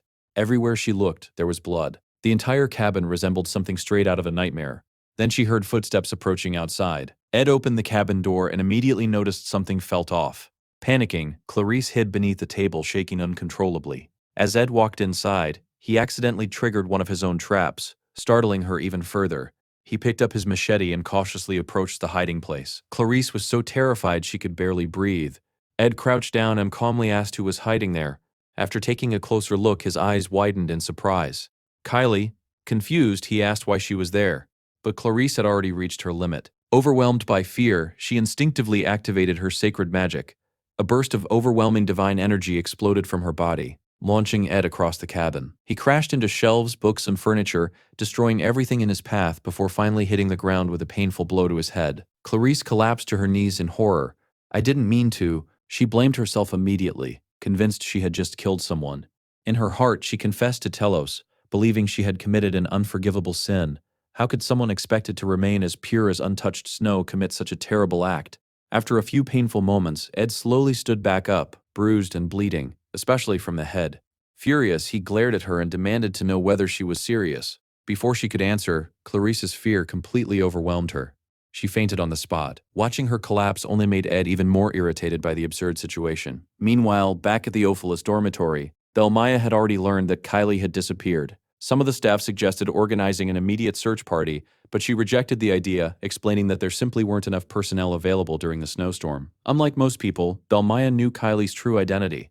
The Academy's highest-ranking officials had all been informed of the church's decision to hide the saint among the students. If anything happened to her during the blizzard, the consequences would extend far beyond the Academy. It could easily grow into a scandal capable of shaking the entire nation. The maid accompanying Belle couldn't help but admire her composure. Belle was always calm, rational, and never allowed panic to cloud her judgment. Rather than worrying about Kylie's safety, she focused on handling the situation quietly. After all, the saint was protected by powerful sacred magic. Belle decided to search for Kylie herself and instructed the other maid to remain behind and take care of the students, especially Lucy. The maid reported that witnesses had seen Kylie heading toward the northern forest. Belle immediately asked if that was the same forest where that peculiar young man lived, the one who somehow always seemed to attract women. The thought of the two of them being trapped alone inside a cabin during a snowstorm, warming themselves beside a fireplace, was enough to give her a headache. She quickly pushed the image out of her mind and hurried into the forest. She had to find the saint before anything even more troublesome happened. As she made her way through the snow, Belle reflected on the rumors surrounding Ed Ruth Taylor. To most students, he was the mysterious man who lived alone in the forest, rarely spoke to anyone, and was often seen carrying the bloodied corpses of wild animals. His reputation made him sound frightening, but Belle knew the truth. The only real danger around Ed was that people kept falling in love with him. Despite his cold and distant appearance, he was thoughtful, responsible, and dependable. Even though several girls had shown obvious interest in him, he never let himself get distracted from his goals. Deep down, he was someone others could rely on. Still, relationships were always troublesome, and merely thinking about them was enough to make Belle sigh. She also realized that Ed probably didn't know Kylie's true identity. When Belle finally reached the cabin, she found Ed calmly treating his own injuries with bandages. He greeted her as though nothing unusual had happened, and she immediately asked what had taken place. After listening to his explanation, Belle quickly understood the situation. However, she reminded both of them that the blizzard would only become worse if they stayed any longer. They needed to return immediately. Ed agreed. It wasn't appropriate for the housekeeper of the Ophilis Pavilion to remain away for so long. He explained that he assumed Clarice had come because she suspected something, even though he had done everything possible to avoid drawing attention to himself. Apologizing for his earlier behavior, he finally admitted the truth. Yes, he had known who she really was. Surprised, Clarice asked whether he had recognized her from the very beginning. Ed explained that he was also a baptized follower of the Church of Telos. The moment her illusion magic weakened, her true identity became obvious to him. Calmly asking her to relax, he explained that his goal had never changed since the beginning of the school year. He wanted nothing to do with the main figures of the world's story. However, leaving things unresolved would only encourage Clarice to act recklessly again. It was better for her to know that her secret was already safe with him. Ed observed that she looked suffocated by the restrictions placed upon her life. That was why she had secretly entered the academy, hoping to experience an ordinary existence. He understood that feeling better than anyone. Taking a step closer, he quietly asked what she imagined freedom in the forest truly looked like. Did she really believe his life was one of freedom? Only then did Clarice finally understand. What Ed had was not freedom. It was survival. She remembered Adela's words and realized that every ideal has two sides. If Adela represented the bright and beautiful side of freedom, then Ed embodied its harsh reality. Ed apologized once more for speaking so bluntly to someone as respected as the saint. Still, he believed someone had to tell her the truth. He advised her to return before it was too late. Afterward, he thanked Belle for coming all the way to the cabin, but she simply replied that she was only doing her duty. Soon, Clarice would return to the warmth of the Ophelis pavilion, where a hot meal and shelter from the blizzard awaited her. Ed, meanwhile, would remain alone inside a cabin that smelled of blood, carrying the burden of reality on his shoulders. Clarice couldn't help thinking that it was heartbreaking to watch the dream of perfect freedom disappear. Even so, she no longer regretted fleeing the holy city and enrolling at Sylvania Academy. If nothing else, she had met someone she sincerely believed deserved her respect. Belle noticed Clarice blushing quietly beside her and immediately became suspicious. Had she fallen into Ed's trap as well? Perhaps she had fallen in love with him too. Before long, winter finally gave way to spring. Later, Ed met Lortel at the famous Laplace bakery. Taking a sip of his tea, he complimented its excellent flavor and commented that getting a reservation there was nearly impossible. Lortel simply smiled. She wasn't there to enjoy the food. She had business to discuss. She casually explained that securing a table at the bakery was effortless for her. The head chef would gladly fulfill any request she made. Looking at the chef's uncomfortable expression, Ed quickly realized she was probably the only customer who enjoyed such special treatment. Lortel laughed and admitted that she didn't normally make people's lives difficult without reason. Although, she confessed, it could be rather entertaining. She then explained that the recent snowstorm had severely disrupted supply deliveries to Akan Island. Before the storm, Laplace Bakery had placed an enormous order for ingredients they never actually intended to purchase. Once the delivery date arrived, they canceled the order entirely, making it nothing more than a fake transaction. Given the shortages caused by the blizzard, some disruption was understandable. However, monopolizing supplies that should have gone to other customers crossed the line. Business ethics still mattered. The exhausted chef desperately begged Lortel to convince the merchants to stop targeting his bakery, but she calmly informed him the matter had already been settled through a finalized contract. With the discussion finished, Lortel mentioned she had afternoon classes and asked if she could walk with Ed. He agreed, although he warned her the atmosphere around the faculty building had been rather tense lately. As they walked together, Lortel admitted she might have been a little too harsh during the negotiations. The snowstorm had cut off the central warehouse's supplies, leaving cash flow tighter than usual. Even someone with enormous wealth had to be careful during times like these. Ed was surprised to hear that even Lortel was experiencing financial pressure. She smiled confidently. Managing money was her greatest talent. As long as she avoided unnecessary expenses, there was nothing to worry about. During their walk, Lortel noticed Ed wasn't carrying any textbooks. He explained that he simply borrowed everything he needed from the library each morning. Surprised, she asked whether he didn't own his own books. Considering the academy's expensive tuition, she felt the school should at least provide essential materials. She was already reaching for her purse, prepared to buy them herself, and asked how much they cost. Ed thanked her sincerely but politely declined the offer. Changing the subject, Lortel brought up the upcoming election for student council president. Ed noticed she didn't seem particularly interested in becoming president herself. She admitted that politics wasn't her passion. Business was. Ideally, however, she wanted someone friendly to her interests to win the position. That was why she asked whether Ed would consider running. He refused immediately. He had no interest in becoming student council president, nor was victory guaranteed. Lortel smiled, saying she had expected exactly that answer. She then asked about his younger sister, Tanya. Ed confirmed that was who she meant. Lortel admitted she would support almost anyone except Princess Phinia. She would rather die than vote for the princess, even though most upperclassmen would likely support Tanya instead. Still, she believed Tanya's chances were slim.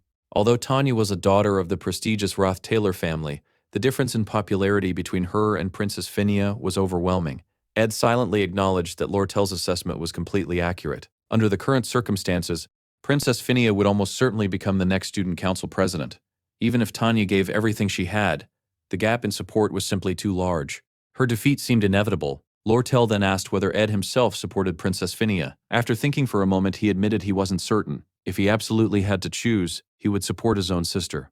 Lortel smiled in relief. Nearly everyone at the academy already adored Princess Phinia, and she had been worried Ed might be one of her admirers as well. Without warning, she leaned forward and rested her head against his chest. Looking up at him with a playful smile, she asked whether he understood just how much she liked him. She even admitted she had become a little jealous. Quietly, she listened for the sound of his heartbeat, wondering if her little surprise attack had finally worked. Instead, Ed gently pushed her away. Lortel sighed dramatically, so it didn't work again. She wondered aloud what she had done wrong. Ed assured her she hadn't done anything wrong at all. His circumstances were simply too complicated, and they would remain that way until graduation. Curious, Lortel immediately asked what would happen after graduation. Ed remained silent. Seeing his reaction, Lortel smiled knowingly. So that's important information. She reminded him that graduation was still a long way off, assuming he could survive all of her attempts to charm him until then. Ed couldn't help smiling to himself. His greatest goal was simple. He wanted to graduate safely. Unfortunately, he knew that wouldn't be easy. The story's final enemy still remained. Only after the protagonist defeated the world's ultimate boss would true peace finally return. Only then could Ed truly graduate without worries, supported by Clarice, the representative of the church, and Princess Phinia, the representative of the royal family. Ed knew that only with the support of Clarice and Princess Phinia would he be able to overcome the story's final challenge. Until then, he had to continue following the script, steadily growing stronger while gathering the allies he would eventually need. So far, everything had gone according to plan. The freshmen had been placed in their proper classes. Clarice had successfully maintained her disguise, and although he genuinely felt sorry for Tanya, she simply had no chance of winning the upcoming student council election. As far as Ed was concerned, the story was finally returning to its original course. Unfortunately, he couldn't have been more mistaken. At that very moment, inside the room of the Academy's most important girl, Princess Phinia was making a decision that would completely derail his expectations. She had decided not to run for student council president. Meanwhile, elsewhere in the Academy, Clebius was overwhelmed with frustration. He couldn't understand why, of all people, someone had challenged him to a duel. Muttering to himself, he wondered who would possibly want to fight him in the first place. At the same time, another freshman stood inside Zig's room. The student's name was Wade Callamore. He politely claimed that as a first-year student, he simply wanted to learn from an experienced senior. Ziggs wasn't convinced for a second. That excuse sounded far too convenient. Wade admitted there was another reason. He wanted to prove his strength. Ziggs pointed out that Wade had already earned the title of the strongest freshman in the Academy, but to Wade, that was merely the beginning. His real ambition was to challenge the Academy's greatest upperclassmen. He wanted to face Janica, the strongest third-year student, the famous veteran Drake from the combat department, and even the legendary Ruth Taylor, whose name had spread throughout the magic department. Everything followed a carefully planned order. His first target was Clebius, who had been ignoring his challenge. After defeating him, Wade intended to move on to Alvira from the alchemy department and finally challenge Ziggs himself. Lucy wasn't even on his list. In Wade's eyes, Ziggs was the stronger opponent. Hearing that, Ziggs couldn't help thinking the boy was unbelievably arrogant. Wade truly believed he could defeat not only him, but eventually Janica and even Ed. Calmly, Ziggs reminded him that Sylvania Academy taught everyone an important lesson. Being wrong was simply part of life. Wade admitted defeating Ziggs would be difficult, but Ziggs shook his head. That wasn't what he meant. According to him, Wade wouldn't even come close to defeating Janica, Ed, or himself. His journey would end the moment he challenged Clebius. The freshman simply lacked experience and needed a stronger sense of reality. Later, Ziggs met up with Ed and sincerely thanked him for organizing the chaotic library. Afterward, he brought up Wade's recent string of challenges. Ed immediately recognized the name. So it's Wade, the freshman who ranked first this year. Ziggs nodded. He explained that Wade had been challenging every promising upperclassman he could find, and from what he had heard, Ed himself was also one of Wade's future targets. Hearing that, Ed immediately remembered the original storyline. Wade Callamore's challenge arc took place during Episode 3, spanning chapters 3 through 5. Wade was the son of the commander defending the northern border and had been blessed with extraordinary talent in swordsmanship from birth. His overwhelming ability allowed him to become the top-ranked freshman with ease, but that title alone wasn't enough to satisfy him. He began challenging senior students one after another, defeating several well-known figures throughout the academy. He even managed to defeat Ziggs. Although the battle had been incredibly close, a victory was still a victory. However, Wade's winning streak came to an abrupt end when he challenged Ruth Taylor. Changing the subject, Ziggs mentioned that the academy would be holding its freshman welcome event that evening and asked whether Ed wanted to stop by and meet the new students. Ed politely declined. He already had other plans. Still, he thanked Ziggs for letting him know. As Ed continued his usual morning walk, he reflected that although Ziggs never seemed particularly interested in social events, even he appeared energized by the lively atmosphere created by the start of a new semester. The fresh air made every step feel lighter. Just then, Zig suddenly remembered something important. Apparently, Princess Phinia had seemed unusually depressed recently. However, whenever someone mentioned Ed's name in front of her, she immediately became attentive. It was obvious she was paying far more attention to him than she wanted others to notice. Elsewhere, Lucy lay comfortably on the roof of the cabin, enjoying the arrival of spring. The harsh winter cold was finally gone. A butterfly suddenly landed on the tip of her nose. Startled, she repeatedly waved her hand trying to shoo the tiny visitor away while telling it to leave her alone. Nearby, Janica observed Ed's progress with satisfaction. She commented that his magical sensitivity had improved tremendously. Thanks to his contract with Marilda, controlling an intermediate-level spirit should no longer be difficult for him. No one would believe how much he had grown in just a single year. Seeing the opportunity, Ed jokingly addressed her as Master Janica. He honestly found the title surprisingly cute. Since Janica clearly enjoyed being treated with dignity, he decided to play along and humbly claim that all of his progress was thanks to his master. Janica patiently explained that making a contract with an intermediate spirit normally required an exhausting journey across mountains and valleys. Mana alone wasn't enough. A spiritualist had to find a spirit whose wave resonance perfectly matched their own mana flow. Only then could a true contract be formed. Ed replied that, fortunately, establishing a contract with Marilda had happened naturally. Even so, Janica warned him not to become overly dependent on spirits of the same element. His natural affinity already leaned toward fire and wind. Continuing to choose only those elements would make controlling them easier, but it would also limit his adaptability in future battles. Ed immediately understood her point. Janica herself could control spirits from every elemental attribute. If he wanted to become truly versatile, he needed to diversify his contracts as much as possible. The problem was that finding compatible spirits was far from easy.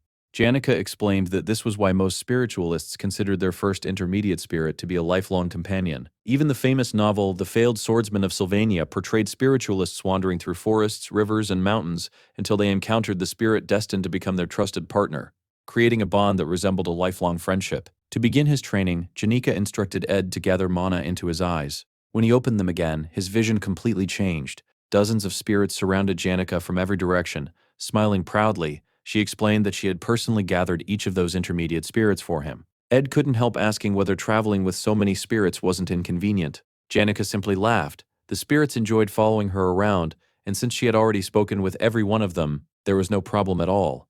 Even so, Ed felt both confused and overwhelmed. Janica then introduced the first candidate. It was an intermediate water spirit that resembled a pelican. Although it technically belonged to the lower ranks among intermediate spirits, it carried itself with incredible confidence, acting as though it were the most important spirit in existence. Ed couldn't help wondering whether choosing a lifelong spirit partner was really supposed to feel like this. Where was the destined encounter? Where was the romance everyone talked about? Was this process really how it was supposed to happen? Noticing his hesitation, Janica gently asked whether he wanted to continue another day. Ed quickly assured her that everything was fine. Meanwhile, preparations for the freshman welcome ceremony were underway. Several academy directors and staff members were disappointed after learning that two of the school's biggest stars, third-year prodigy Janica Failover and second-year student Lucy Merrill, wouldn't be attending. Without them, they feared the celebration would lack excitement. Fortunately, an unexpected guest completely changed the atmosphere. Princess Phinia herself had decided to attend. Although Sylvania Academy prided itself on treating nobles and commoners equally, Phinia was still a member of the royal family. Her mere presence made everyone nervous, and no one dared approach her. In the end, only a single student possessed enough courage to step forward and speak with the princess. It was Wade Callamore, the loyal heir of a royal family ally and the successor to one of the three great swordsmanship families. At that moment, Wade and Princess Phinia were playing a game of chess. After the match ended, Phinia praised Wade's skill, but he calmly pointed out that her biggest mistake was becoming too attached to one of her pawns. If she had been willing to sacrifice it, she might have won the game. Phinia smiled and replied that there was no need to apply political theory to a simple chess match, saying that only a royal tutor would think that way. Wade answered that it seemed she had already spent enough time at Sylvania Academy to change. Phinia admitted that she had learned to see things more objectively. There was a time when she believed understanding everyone was always the right answer, but recently she had begun to wonder if she had been wrong all along. Wade responded that one of the greatest lessons people learned at Sylvania Academy was accepting that they could be wrong. He mentioned that he had first heard those words from Ziggs. Those words struck Phinia deeply. She couldn't help thinking about the greatest mistake she had ever made, expelling Ruth Taylor from the academy. Instead of falling into ruin, Ed had built a life for himself in the northern forest. Day by day, his influence continued to grow. Even the freshmen greatly respected him, and his reputation only became stronger with time. Rather than becoming a disgrace, he had become an example of perseverance and responsibility. Every time she heard his name, she was reminded of her own mistake. Phinia finally realized that admitting she could be wrong was not enough if she refused to face reality. At Sylvania Academy, status and noble birth meant nothing. Everyone was expected to learn, regardless of their position. She thanked Wade sincerely, saying that his words had helped her organize her thoughts. Then she challenged him to another match. At last, she accepted that no one could keep running away from their mistakes forever. She estimated it would take about 4 more days to finish her royal duties. Once everything was complete, she planned to visit Ed's camp in the northern forest. She wanted to sit beside the campfire and honestly tell him everything she had been carrying in her heart. For the first time in a long while, Princess Phinia felt truly relieved, as though spring had finally arrived in her heart. But fate had something far crueler prepared for her. On the morning of the 3rd day, news would arrive that Ruth Taylor had died. Elsewhere, Tanya was writing a letter to her father. Since he spent most of his time in the imperial capital, exchanging letters had become a regular habit between them. However, this letter felt different. Instead of being written from the Ruth Taylor estate, it came from Sylvania Academy, marking the first time she had lived away from home for such a long period. Although she was still adapting to academy life, she never forgot the pride of belonging to the Ruth Taylor family. The demanding classes and the academy's culture of equality made adjustment difficult, but she had gradually made several friends, or more accurately, trustworthy colleagues. Tanya wrote that her goal of becoming student council president was progressing well. However, she was deeply concerned because Princess Phinia, who was loved throughout the academy, was also expected to run. Even so, she promised she would continue fighting until the very end. She also mentioned Senior Lortel, who, despite not being much older than herself, already possessed the instincts of a master merchant. Important negotiations regarding the sage's letter would begin soon, and Lortel would undoubtedly play a major role. Then her thoughts shifted toward Ed. Since their own father had exiled him, everyone in the family had treated him as a disgrace. Yet the Ed she had recently witnessed seemed completely different from the irresponsible older brother she barely remembered. He had become responsible, hardworking, and dependable. She wondered if her memories were simply unreliable because she had been so young. Recently, she had experienced a strange dream from her childhood. In that dream, she was walking along the peaceful hill behind their family estate during spring, surrounded by blooming lilacs and daffodils. Someone held each of her hands. One belonged to her sister, Harwine. The other should have belonged to their father, yet somehow she remembered it being Ed instead. Back then, he hadn't seemed rebellious at all. Had he truly changed? Or had everyone misunderstood him from the very beginning? Finishing the letter, Tanya signed it, "With love, your daughter, Tanya Ruth Taylor." Meanwhile, Crepin Ruth Taylor stood alone, holding a dagger coated with deadly poison. He quietly remarked that he had already replied to Tanya's letter, mentioning both the upcoming student council election and the negotiations over the sage's letter. Since handling everything alone would be difficult for her, he had arranged for trusted family retainers to assist her. Normally, the academy forbade noble families from sending representatives, but because the official reason involved commercial negotiations, an exception had been granted. After the attendants left the room, Crepin removed one of his gloves. His hand had been completely consumed by demonic power. Looking into a crystal ball, he activated an ability that allowed him to witness an unavoidable future. By defining a specific cause, the crystal revealed the inevitable outcome. The vision showed Ruth Taylor being stabbed with the poisoned dagger. Janica witnessed everything. She desperately tried to save him after he fell from a cliff, but she failed. As she looked back, overwhelming hatred filled her eyes. Although the future was unpleasant to witness, Crepin calmly accepted it. To him, it was simply another necessary sacrifice. The story then shifted back to 3 days before Ed's destined death. Tanya was reviewing the latest election polls. Princess Phinia held an overwhelming lead. Her popularity was so immense that nearly everyone throughout the empire knew her name. If Phinia officially entered the election, Tanya knew she had absolutely no chance of winning. She had already prepared herself for that possibility, and reluctantly accepted that she might have to abandon her dream for now and try again the following year. While she was lost in thought, Ziggs happened to pass by. He casually asked whether she was heading to elemental practice, checked on how her classes were going, and even invited her to join him in Elka for tea whenever she felt overwhelmed. The surrounding freshmen watched the interaction in amazement. They couldn't believe Tanya was close enough to casually speak with an upperclassman as respected as Ziggs. Soon afterward, Lortel also stopped by to discuss business matters with her, leaving everyone even more impressed. When Lucy greeted Tanya as well, the watching students were practically speechless. They admired her impressive connections throughout the academy and praised her elegant personality, noting that she never flaunted her status despite knowing so many influential people. After thanking everyone and sending them back to their rooms to rest, Tanya closed her own door and leaned against it in confusion. She hadn't accomplished anything remarkable. After thinking carefully, she finally realized the truth. Everyone respected her simply because she was Ruth Taylor's younger sister. For most of her life, she had believed her brother was nothing more than worthless trash. Now she felt ashamed for ever thinking that way. Just then, two retainers from the Ruth Taylor household entered the room. Kadak and Knox had arrived. Tanya smiled politely, commenting that her father certainly seemed to be paying close attention to her lately, and welcomed them after such a long separation. Kadak explained that he had come to assist with the negotiations for purchasing the sage's letter. He would gather information regarding market prices and available budgets to ensure the transaction went smoothly. Knox added that he would take care of matters related to the student council election, allowing Tanya to concentrate entirely on her studies. Although Tanya insisted she didn't need so much help, the two retainers informed her that important new information had been released that very morning. Elsewhere, Janica excitedly informed Ed that Princess Phinia had officially withdrawn from the student council presidential race. The royal secretary had already announced the decision, and the entire academy was discussing it. Even so, Ed wasn't completely convinced. He believed there was still a possibility that Phinia might change her mind.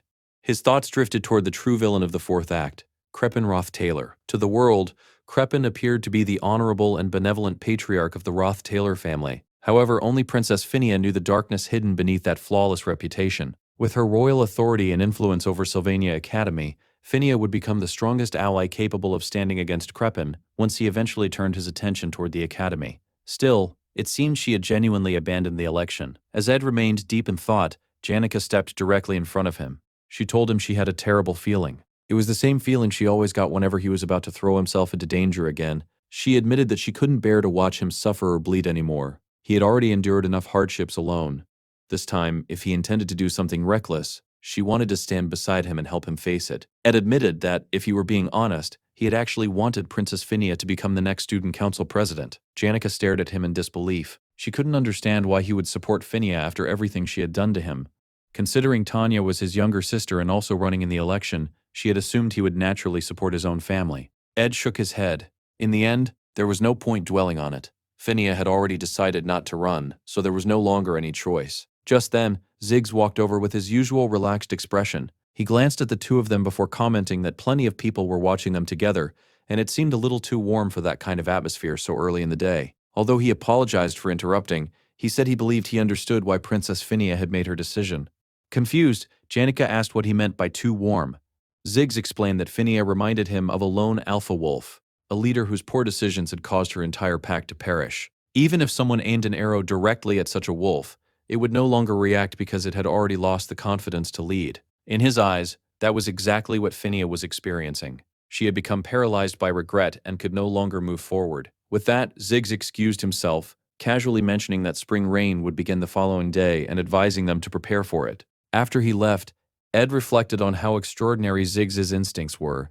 His senses, sharpened by his beast-like nature, far surpassed those of ordinary humans, making his intuition frighteningly reliable. Still, a troubling thought crossed Ed's mind. What if Princess Phinia had truly abandoned all of her hatred toward the Ruth Taylor family? If that were true, what should he do next? Sensing his concern, Janica changed the subject. She happily remarked that rainy weather would be perfect for training with the water spirit, especially near the sea. She suggested that the next day they practice controlling the spirit along the cliffs overlooking the ocean. Her cheerful attitude eased Ed's worries. Smiling, he thanked her and decided that for now he would simply focus on what he could actually accomplish. Meanwhile, Lucy sat outside the cabin sniffing the wind. She wondered whether it would really rain, as Ziggs had predicted. Suddenly, her ears twitched. She sensed someone approaching through the forest and immediately jumped down from the cabin to investigate. A moment later, she realized it was only Ed. Completely unconcerned, she lay back down and resumed her nap. Spring had finally arrived, but the constant rainfall made traveling through the forest increasingly difficult. The endless drizzle even seemed to dampen Lucy's usually energetic mood. Even so, Ed hoped the storm would pass quickly the next day. He arrived at a massive cliff overlooking the sea. "This place should be perfect," he said. Mug looked around with interest, admitting it was his first time visiting the area. The towering cliffs were barren, isolated, and rarely visited by anyone, making them an ideal location for water spirit training. He praised Ed's choice, saying that the intermediate water spirit, Licia, was an excellent spirit to contract. However, before training could begin, Ed noticed several people approaching. Quietly, he signaled Mug to remain silent. Two familiar figures stepped out from the forest. They respectfully greeted him. "It is an honor to meet you again, young Master Ed." Ed immediately recognized them. During the third phase of the final battle against Crepin in the fourth act, these two men appeared as the hidden enforcers of the Ruth Taylor family, Kadok and Knox.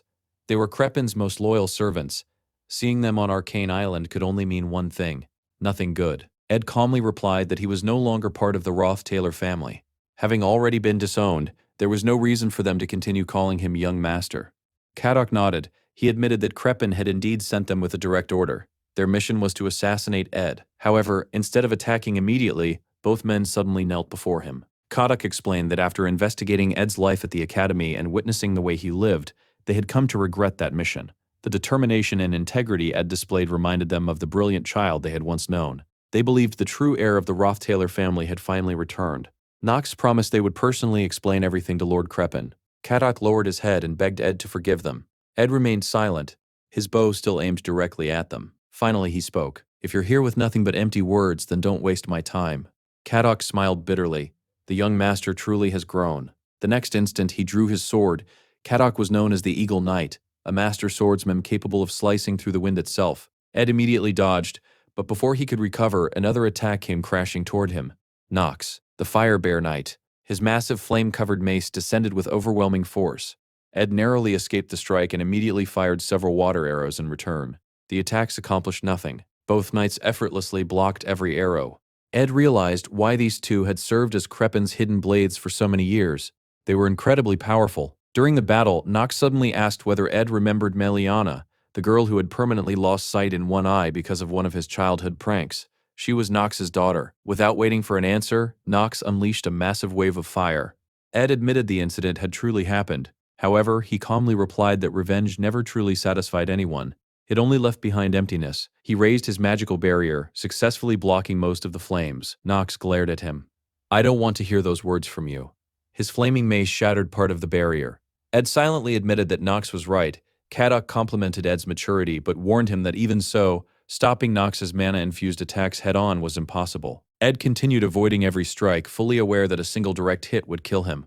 Kadok pointed out another weakness.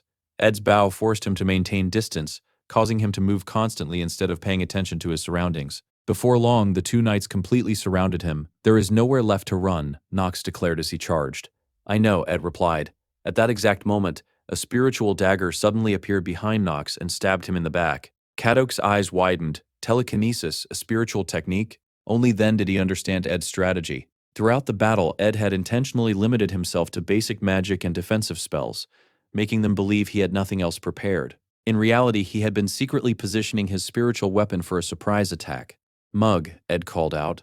An enormous explosion erupted beneath Knox. While Kadok instinctively turned toward the blast, countless water arrows flew toward him. He dodged nearly all of them. Nearly. One arrow pierced his leg. Kadok immediately understood what had happened. During the explosion, Ed had protected himself with Marilda's blessing of fire resistance, allowing him to launch his attack from within the flames. Kadok laughed. "So you've changed quite a bit." Then, surprisingly, he offered advice. "If you're going to attack someone, don't aim for the legs. Aim for a vital point."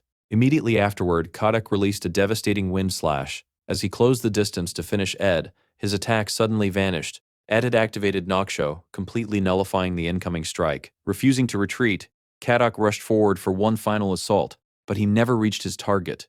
Behind him, the water spirit finally appeared. The arrow Ed had fired into the ground earlier had never been a missed shot. It had secretly summoned Lysia. The intermediate water spirit lunged forward, clamping onto Kadok's head and dragging him into a torrent of water. Unable to breathe, Kadok collapsed, dropping both his ordinary dagger and the poisoned assassination dagger. However, the battle wasn't over. Despite his severe injuries, Knox's incredible endurance kept him conscious. He grabbed the poisoned dagger and charged from behind. Ed had never expected him to remain standing. The blade pierced Ed before he could react. At that instant, Marilda's storm blessing activated automatically. A violent explosion of wind blasted Knox away, finally leaving him too weak to continue fighting. Both knights collapsed simultaneously. The battlefield finally fell silent. Ed stood there exhausted, covered in blood. Knox weakly commented that dying with a single clean blow was a luxury. Ed smiled sadly. "Those are words you should be saying." The appearance of Kadok and Knox confirmed everything. His father had finally decided to eliminate him. Whether today or another day, death was already waiting for him. Since that was inevitable, Ed chose to end things on his own terms. He looked at Knox one last time. "At least now revenge won't consume you anymore. Consider this my farewell gift to a loyal servant of the Ruth Taylor family." With those final words, Ed drove the poisoned dagger into his own abdomen. Blood poured from his mouth as the deadly poison spread through his body. At that exact moment, Janica arrived. She witnessed everything. She saw Ed stab himself. She saw his lifeless body kicked over the edge of the cliff. Without hesitation, she sprinted toward him, desperately reaching for his hand. She was too late. Ed disappeared into the sea below. Knox noticed her arrival and bitterly remarked that having a witness was unfortunate. Unfortunately for him, his own injuries were too severe to finish her as well. Then, the atmosphere changed. A pressure unlike anything he had ever experienced descended upon the battlefield. Even as a veteran knight, Knox had never encountered such overwhelming power. A colossal magic circle spread across the sky. Something far beyond a high spirit was being summoned. Every natural element possessed a single supreme ruler. Janica had already proven herself a genius by summoning the dark spirit Glaskin. Now she was accomplishing something far greater. Consumed by grief and overwhelming rage, she offered everything she had as the price for an absolute sacrifice. The sky itself ignited. An enormous tail appeared among the burning clouds, so massive it dwarfed entire cities. According to ancient legends, this spirit's fury had once reduced the entire Apos mountain range to dust. It was the supreme fire spirit, Thorfus. Even partially summoned, its existence alone was enough to erase the entire forest. No one needed to understand the ancient magic circle to realize the truth.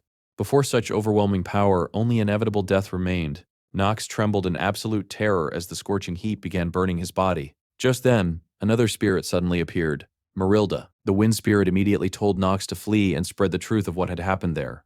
Janica angrily demanded that Marilda move aside. She tried to force her away but found herself unable to do so. Marilda calmly explained why. "You aren't the one who summoned me." Far below the cliff, hidden beneath the crashing waves, Ed slowly raised his hand. He remembered a conversation with Lortel about his magical engineering research. At the time, he had explained that all of his previous work had merely been preparation. His true masterpiece had finally succeeded. It was possible because he had obtained a legendary artifact that should not even exist until the third act. The Delheim Hourglass. The artifact could only be used once, and it had been completely destroyed after activation. Ed emerged from the ocean, coughing violently as seawater poured from his lungs. The hourglass had reversed time for only a few seconds, restoring his body to the state it had been in before the fatal injuries and poison. However, the pain remained. The salty seawater seeped into his reopened wounds, making every movement agonizing. Even so, he had survived. Ed admitted that the situation had developed far beyond anything he had predicted. Summoning Marilda to distract everyone had been an enormous gamble, and he hadn't even known whether it would succeed. Still, after being forced to use the Delheim Hourglass long before it was ever supposed to appear in the story, he had managed to escape death once again. Ed quickly realized just how troublesome Ruth Taylor's cause and effect magic truly was. Even if he managed to defeat Kadak and Knox, Kreppen would continue searching through every possible future until he found one where Ed died. There would be no escaping that fate unless Ed gave him exactly what he wanted. That was why Ed had to die. He still had no idea why Kreppen was so determined to eliminate him. But as long as Kreppen believed his assassination had succeeded, the pursuit would stop for a while. After all, Kadak and Knox could not remain on Arcane Island forever. They had only been allowed into the academy under the excuse of assisting Tanya with commercial negotiations. Once those negotiations and the student council election were over, they would be forced to leave. In other words, if Ed could remain dead until the election ended and the business negotiations concluded, he would survive. He almost laughed at how ridiculous that sounded. The real problem was that he could barely remain standing. Just then, Tarkin climbed down the cliff to reach him. Ed weakly joked that his entire body hurt so much he had almost accepted death, but he was genuinely happy to see her. Before anyone could say another word, Janica threw herself into his arms. The impact knocked Ed flat onto the ground. Speechless from the pain, he could only let out a groan. He apologized, admitting that worrying her seemed to have become a bad habit of his, before gently hugging her back. Later, after taking shelter inside a nearby cave, Janica concluded that disappearing until the election was over really was the safest option. She assured Ed that she would support him however she could. Ed thanked her sincerely, but quietly asked her to sit a little farther away because every part of his body still ached. Embarrassed, Janica apologized. She had only thought that staying close to him would somehow make him feel warmer. The moment those words left her mouth, she immediately turned red and hurriedly told him to forget everything she had just said. Outside, the rain continued pouring without pause. Ed sighed, knowing he still had countless responsibilities waiting for him above. Meanwhile, back at the cabin, Lucy quietly sat alone.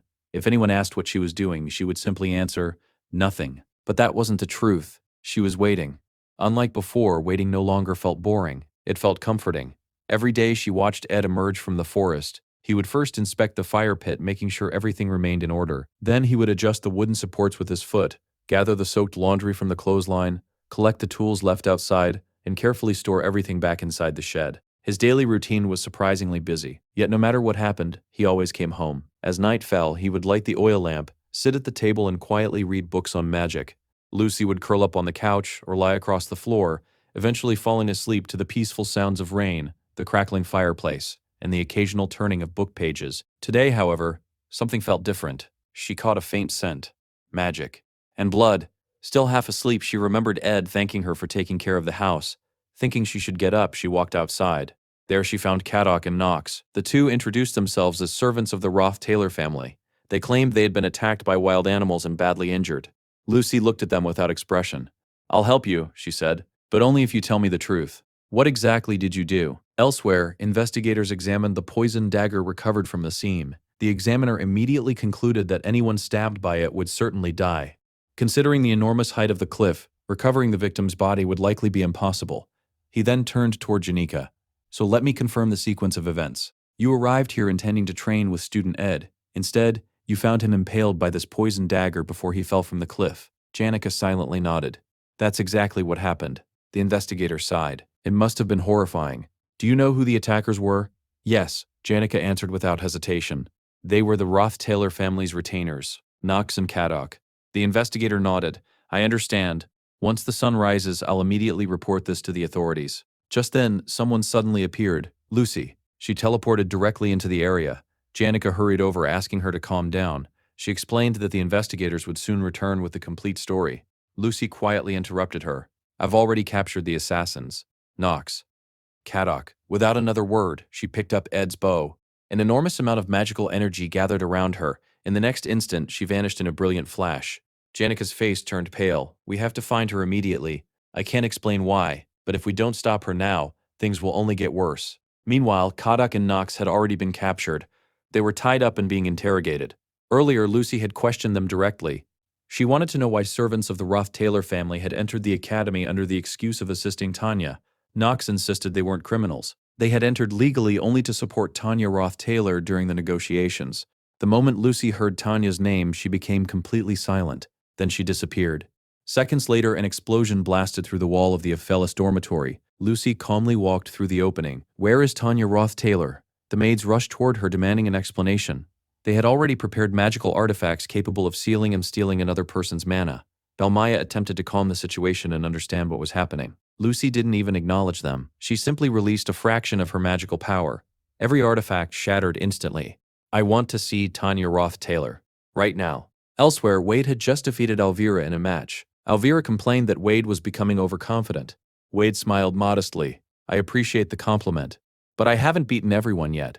Ziggs is still stronger." Ziggs merely sighed while the surrounding students erupted in excitement. Many genuinely believed Wade might become the first person capable of defeating Ziggs. Suddenly, the ground shook violently. Everyone froze in surprise. The explosion Lucy had caused could be felt throughout the academy. Wade immediately realized something terrible had happened and suggested they find the dormitory maids. Ziggs quietly shook his head. "It's already too late." Looking around, he noticed that nearly everyone had become frozen in place. Someone had activated a powerful time-binding spell. The story then explained that magicians generally fell into two categories. Most spent their entire lives studying magic, gradually mastering each spell through endless effort. The second group consisted of true geniuses, individuals capable of perfectly reproducing any spell after witnessing it only once. Lucy belonged to the latter. As she continued demanding to see Tanya Ruth Taylor, Ziggs questioned her actions while helping evacuate the students. One of the maids finally revealed what little they knew. If what Lucy is saying is true, third-year student Ed Ruth Taylor is dead. The moment Ziggs heard those words, he stopped walking. Everyone else continued forward. They turned around and asked why he wasn't following. Wade quietly asked whether Ziggs was thinking about revenge. After a brief silence, Ziggs apologized. "You all go ahead." He immediately broke through a nearby door and entered the damaged building. He had already suspected something was wrong. Lucy hadn't appeared after the first explosion. The room had also been locked from the inside. There was only one possible hiding place. Opening a closet, Ziggs found Tanya curled up inside. She was trembling with fear, unable to understand why everything had suddenly collapsed around her. If the rumors were true, everyone would naturally assume Tanya had ordered Ed's assassination. But Ziggs couldn't believe that. Even though the siblings had never shared a close relationship, Tanya's growing reputation at the academy existed largely because of Ed. It made no sense that she would murder the very brother who had unintentionally elevated her status. Ziggs looked directly into her eyes. "I'll only ask once. Tell me the truth. Did you order Ed's death? Terrified, Tanya immediately shook her head. No. I swear I didn't. Ziggs couldn't determine whether she was lying, but he knew one thing with absolute certainty. If the situation continued, Tanya herself would be killed. The mere possibility that Ed had truly died already left him devastated. Too many questions remained unanswered. After a long silence, Ziggs finally spoke. When this is all over, I want to hear the complete truth. But until then, you stay hidden. If you leave this room, you'll die. He had no intention of allowing Tanya to become another victim, nor did he want Lucy to bear the blame for whatever happened next. Outside, Ziggs declared that he would do everything in his power to stop Lucy. Wade, however, disagreed. Don't you understand? At this point, our only option is to follow Lucy's orders. Even so, Ziggs refused to surrender Tanya. He declared that he would protect her no matter what. Seeing the terror on Tanya's face, Wade frowned. He believed Ziggs's decision made no sense. But if Ziggs truly intended to stand in Lucy's way, then Wade would stop Ziggs himself and hand Tanya over to Lucy. Meanwhile, Lucy drew Ed's bow and unleashed a barrage of flaming arrows. One after another, the blazing projectiles struck the Ophelis dormitory, reducing much of its exterior to rubble. Amid the chaos, a petrified figure suddenly fell from above and landed directly on top of Clavius. It was Dorothy. She had been caught in Lucy's time-binding spell. Clavius stared at her in disbelief. Dorothy was one of the Academy's strongest students, yet even she had been defeated so easily.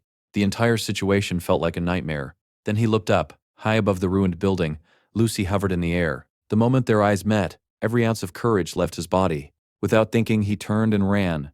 "I just want a peaceful life," he screamed. "Why do I always end up in situations like this?" In his panic, he stumbled and crashed face first into the muddy ground, ending up with a mouthful of dirt. As he lay there, he couldn't help thinking that anyone in the world would be terrified if they faced a monster like Lucy. Just then, someone approached him. "Why are you lying in the mud?" It was Alvera. Clavius had assumed she was still fighting elsewhere. Alvera explained that she had gone to gather more materials after exhausting everything during the previous battle. She also pointed out that aside from the Academy's top-ranked students, nobody could hope to stop Lucy for long. Even in the best-case scenario, they only needed to hold her back for about 30 minutes until the supervising professors arrived. Clavius agreed that the situation was hopeless. Still lying in the mud, he admitted that his legs were trembling so badly he couldn't even stand. Since he was incapable of fighting, he decided the best thing he could do was alert the teachers. Alvera nodded before heading straight toward Lucy. Left behind, Clavius cursed himself. He called himself worthless. Meanwhile, near the bottom of the cliff, Janica explained the situation to Ed. Everyone was heading toward the academy. Even Marilda had moved. Lucy had completely lost control. When someone asked where Lucy was going, Janica answered that she was heading directly for the Ophelis Pavilion. Her target, Ruth Taylor. Although his body was completely wrapped in bandages, Ed slowly forced himself to his feet. "It looks like I'll have to clean up another disaster." At that moment, Lucy remembered a conversation she once had with her grandfather. He had asked whether falling in the rain hurt. When she answered yes, he told her never to forget that pain. One day, she would meet people who had devoted their entire lives to becoming stronger. Compared to them, injuries that once seemed unbearable would eventually feel as ordinary as breathing. Back in the present, countless attacks rained down upon Lucy. She casually blocked every single one. Looking around, she quietly asked if no one was coming to stop her. Silence answered her. "That's fine," she said. "I'll go find Tanya myself." Watching from afar, Glock remarked that Lucy would eventually become an existence unlike any other, a mage whose power surpassed common understanding. Lucy activated temporal imprisonment. In an instant, everyone around her was frozen in time. Ignoring the petrified students, she calmly continued her search. Glock continued speaking. He said that one day Lucy would even forget the pain she was experiencing now. Lucy quietly answered, "You're a liar." The next moment, she stepped directly onto a magical trap. A tremendous explosion erupted beneath her. When the smoke cleared, Lucy stood completely unharmed. Watching from the shadows, Alvera couldn't hide her astonishment. The magic Lucy was using wasn't anything she had ever seen before. Even more frightening was her casting speed. Lucy simply raised her hand. Without chanting a spell, she hurled Alvera across the battlefield. The impact smashed her into a wall, causing her to cough up blood. As she struggled to stand, Alvera finally understood the truth. Lucy wasn't casting ordinary spells. She was directly manipulating raw magical power. Her mana was so pure that she could shape it without relying on conventional spell formulas. Alvera recalled that mages with an extraordinary affinity for mana could cast magic by controlling their own energy directly. Alchemists used a similar principle by transforming mana into reagents and magical engineering components. Determined to stop Lucy, Alvera activated a crimson crystal reagent. Instantly, enormous chains of magical circuits spread across the battlefield, surrounding Lucy from every direction. Her plan was simple. If she overloaded enough magical artifacts simultaneously, all surrounding mana would collapse, preventing Lucy from using her overwhelming power. It would destroy everything Alviera had spent years creating, but saving the remaining students was worth any sacrifice. She poured every remaining ounce of magic into the spell. Then she realized the horrifying truth.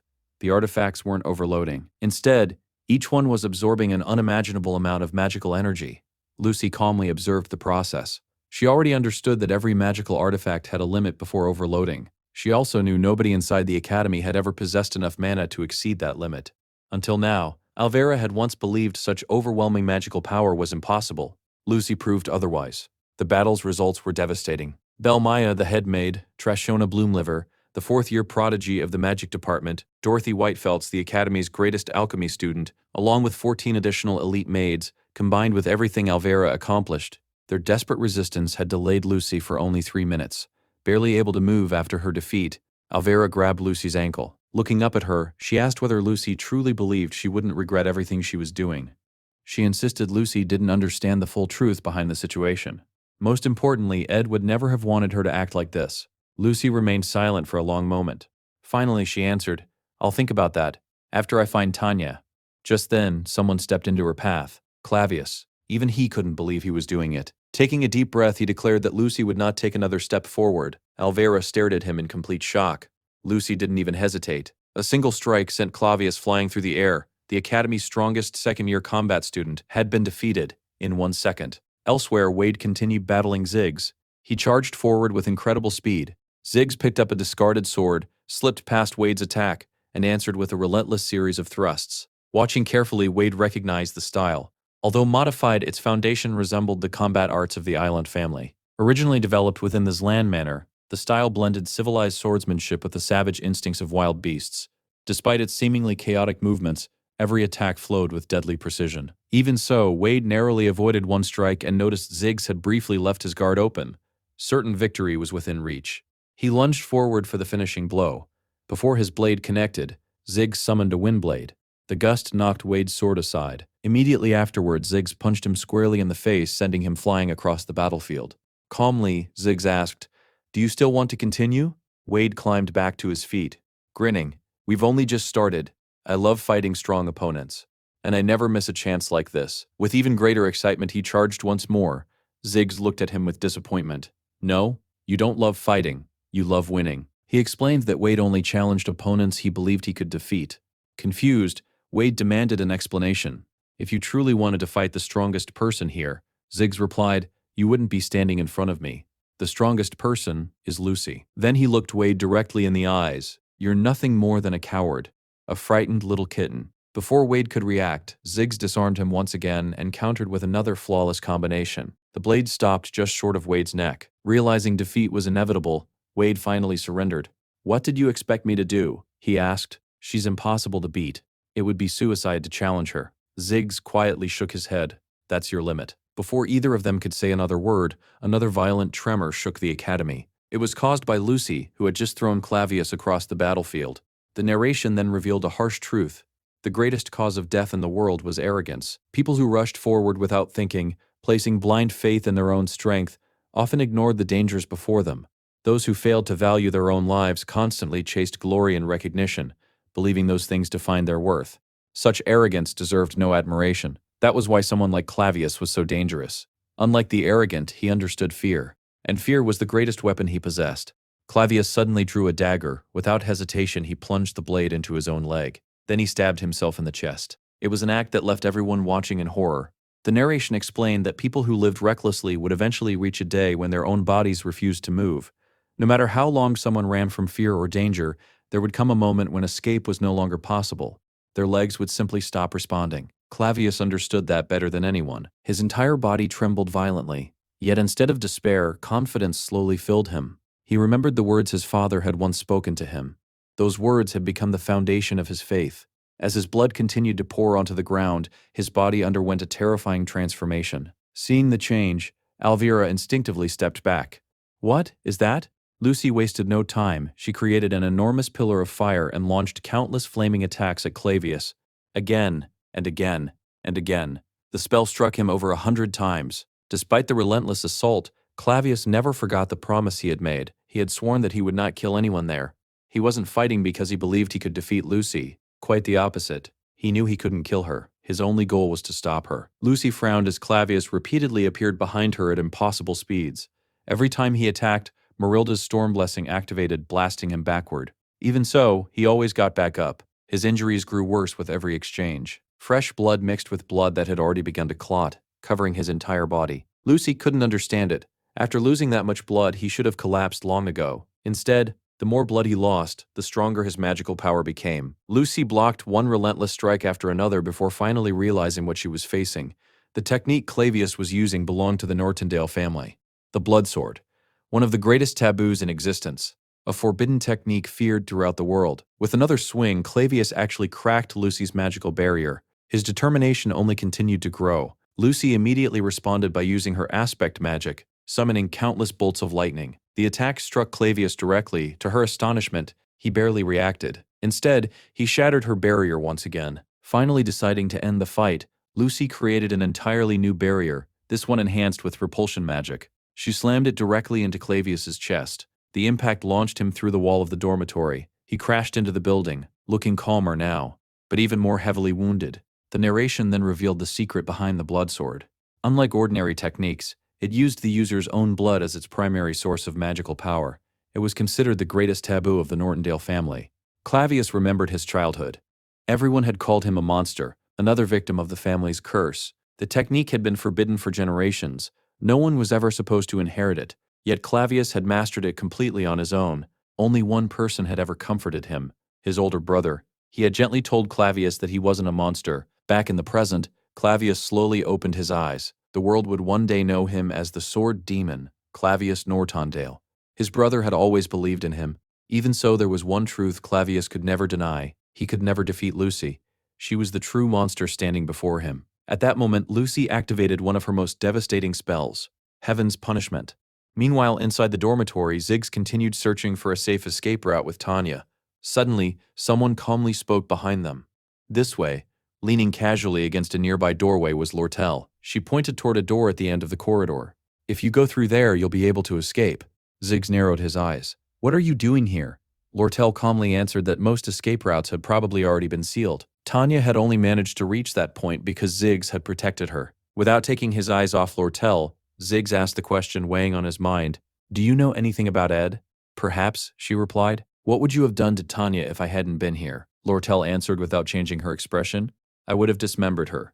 After a brief pause, she corrected herself. "Actually, I probably would have tortured her first." Tanya desperately protested, insisting she had done nothing wrong. Lortel ignored her completely. Instead, she urged them to leave through the door as quickly as possible. She openly admitted that she could never defeat Ziggs in a direct fight. Even so, Ziggs couldn't trust her. Was she really allowing them to leave simply because she couldn't win? His instincts screamed that something was wrong. Everyone at Sylvania Academy understood one thing. You never wanted Lortel as your enemy. Once she decided to oppose someone, there was no telling what she was capable of. While Ziggs struggled with his decision, the battle outside continued. Alvera fell to her knees, crying as she begged Clavius to stop. He had already endured countless high-level spells. His body was completely destroyed, yet somehow he remained conscious. His thoughts drifted back to his childhood once more. His brother had always told him not to blame himself. He had done nothing wrong.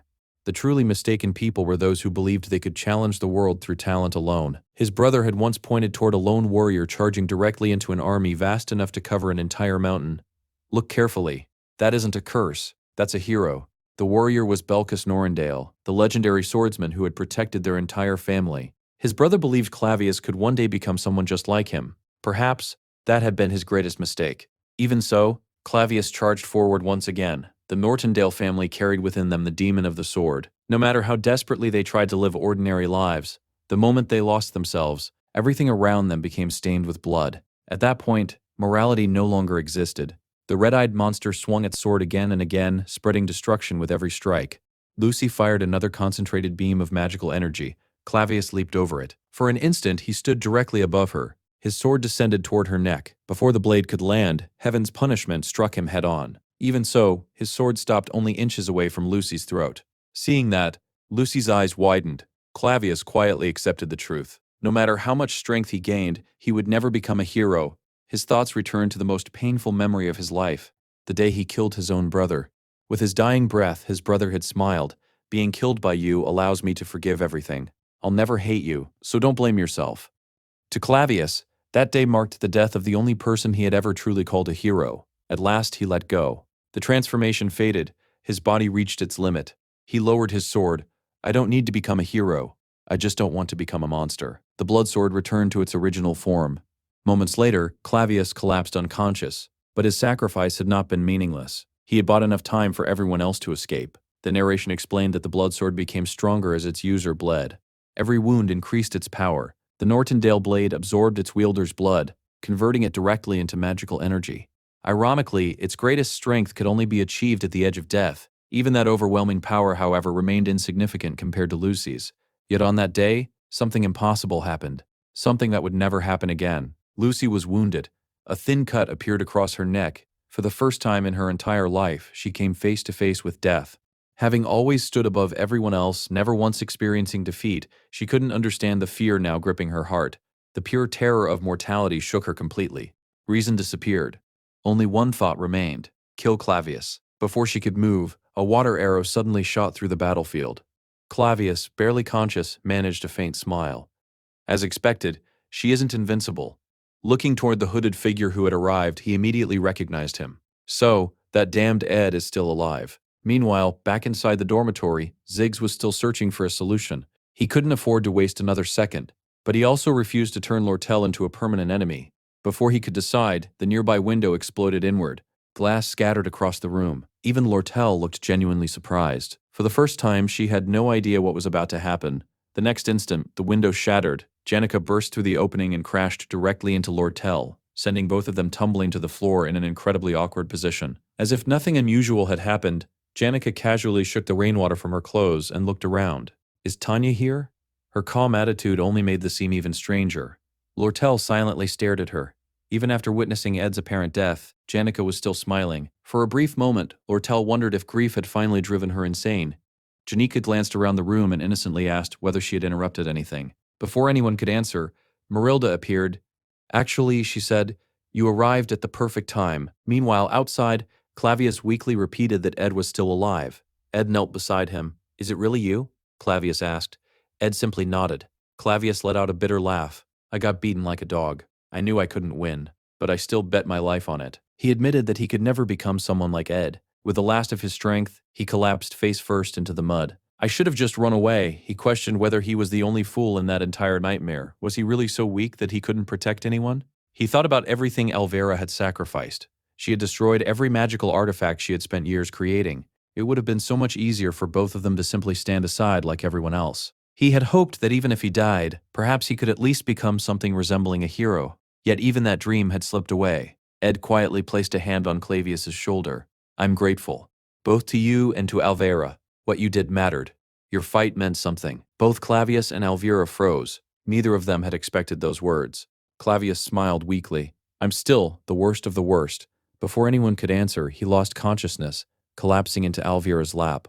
Ed wasn't trying to comfort him. He genuinely meant every word. Having experienced the original story countless times, Ed knew every major character and every one of their abilities. Even considering himself, he couldn't think of anyone capable of accomplishing what Clavius had just done. Completely alone. After Lucy had awakened, Clavius had managed to delay her for nearly 10 minutes. That time had allowed everyone else to escape. It was an unbelievable achievement. Ed then turned toward Lucy. He apologized for hiding the truth from her. Faking his own death had been the only way he could deceive Crepin Ruth Taylor and temporarily escape his pursuit. He had simply run out of options. The moment Lucy understood, her hat slipped from her head. She ran straight toward Ed and threw herself into his arms. I thought you died. Her voice trembled. Ed gently hugged her back. I'm right here. I'm alive. For several long moments, the two remained embraced beneath the spring rain. Watching from a distance, Ziggs felt something he had never experienced before. Since adapting to civilized life, he had believed nothing could truly frighten him. Yet the sight before him filled him with a strange, unfamiliar fear. For an instant, he wondered whether Ed's death had driven everyone around him insane. Janica tried to explain that she had something important to tell him about Ed. Ziggs ignored her completely. Instead, he fired a powerful wind spell into a nearby wall, creating an opening. He immediately turned toward Tanya. Go. He ordered her to run toward the professor's department.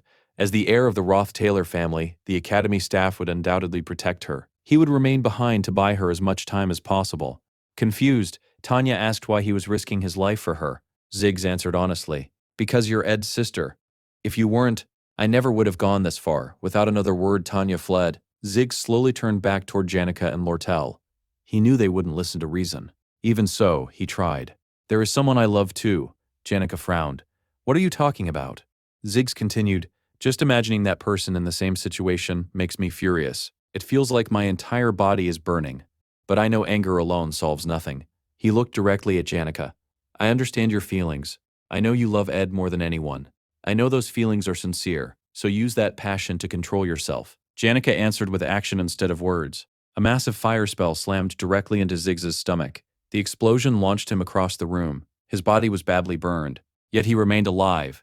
Janica immediately rushed after him. Completely consumed by emotion, she began striking him over and over while screaming, "You're not dead! Shut up! Shut up!" She had completely lost control.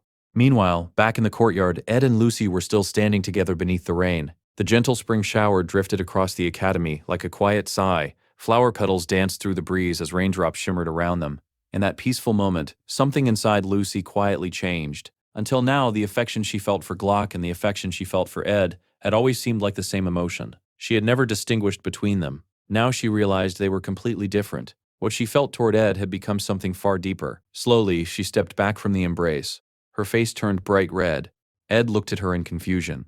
"Lucy?" Simply hearing him say her name made her heart race. A strange warmth spread through her chest. Little by little, she finally understood. She was in love. Thinking back to their life together, she remembered the comforting scent of fresh grass surrounding the cabin. Whenever she was there with Ed, she felt safe, peaceful. She had never disliked him, perhaps that was why she had become so attached to him over the past year. They had shared meals together, sat beside the campfire countless nights, lived beneath the same roof, worked side by side every day. Without realizing it, those ordinary moments had become precious to her. Lucy believed every person carried a natural scent unique to them. Just as someone who smoked always carried the smell of tobacco, she herself carried the scent of grass, earth, and open fields. Once someone became aware of another person's scent, it became almost impossible to forget. Ed, completely unaware of everything happening inside Lucy's heart, returned to reality. "We still have a lot to do. The Academy administration will take time to arrive. I owe a lot of people explanations." He planned to explain everything to Clavius, to Alvera, to Lortel, and to Tanya, whom Janica had gone to find. Since the rain had finally begun to stop, they needed to leave immediately. Lucy blinked. "What are you talking about?" Ed looked at her in surprise. "Weren't you paying attention?" He reminded her that after everything that had happened, she would almost certainly be summoned before the Academy Commission. Clavius and Alvera had both suffered terrible injuries trying to stop her. Alvera had sacrificed every magical artifact she possessed. Clavius had nearly bled to death. Even if many of those wounds had been self-inflicted, the situation was still incredibly serious. Lucy needed to apologize. Lucy quietly lowered her head. From her perspective, she had done everything possible to restrain herself. She hadn't killed anyone. Then she noticed Ed sigh. He softly said it was fine. If she truly didn't want to apologize, he would simply explain everything himself. Lucy misunderstood that sigh. She thought Ed was disappointed in her. She thought he hated her now. Panicking, she immediately shook her head. "No, I'll apologize, I really will." Ed smiled gently. "That's the smart choice. I'm glad you weren't seriously hurt, just like I expected." Then he reminded her that they had to leave immediately because time was running out. Lucy silently followed him. Her face remained bright red. Every time she caught the familiar scent of grass lingering around him, her chest tightened and warmth spread through her entire body. She couldn't understand how her feelings had grown so strong. To her, Ed had become someone like the caretaker of a peaceful sanctuary, someone she always wanted to return to. As they walked away, Ed mentioned that Niana still hadn't been found and that they needed to help search for her. Lucy quietly reached out and grabbed the edge of his cloak. "Do we really have to go right now?" Ed stopped and looked back at her, completely confused by the question. The following morning, at the entrance to the pavilion, Ziggs quietly apologized to Janica for everything he had said the previous day. Alvera and Clebius were resting together when Ed looked around and remarked that it seemed everyone had finally gathered. However, he quickly noticed that Lortel was acting strangely and asked what was wrong. Turning toward him, Lortel smiled and admitted she was simply happy to see him safe and alive. Ed thanked her for worrying about him, but Lortel immediately dismissed the idea that she had truly believed he was dead.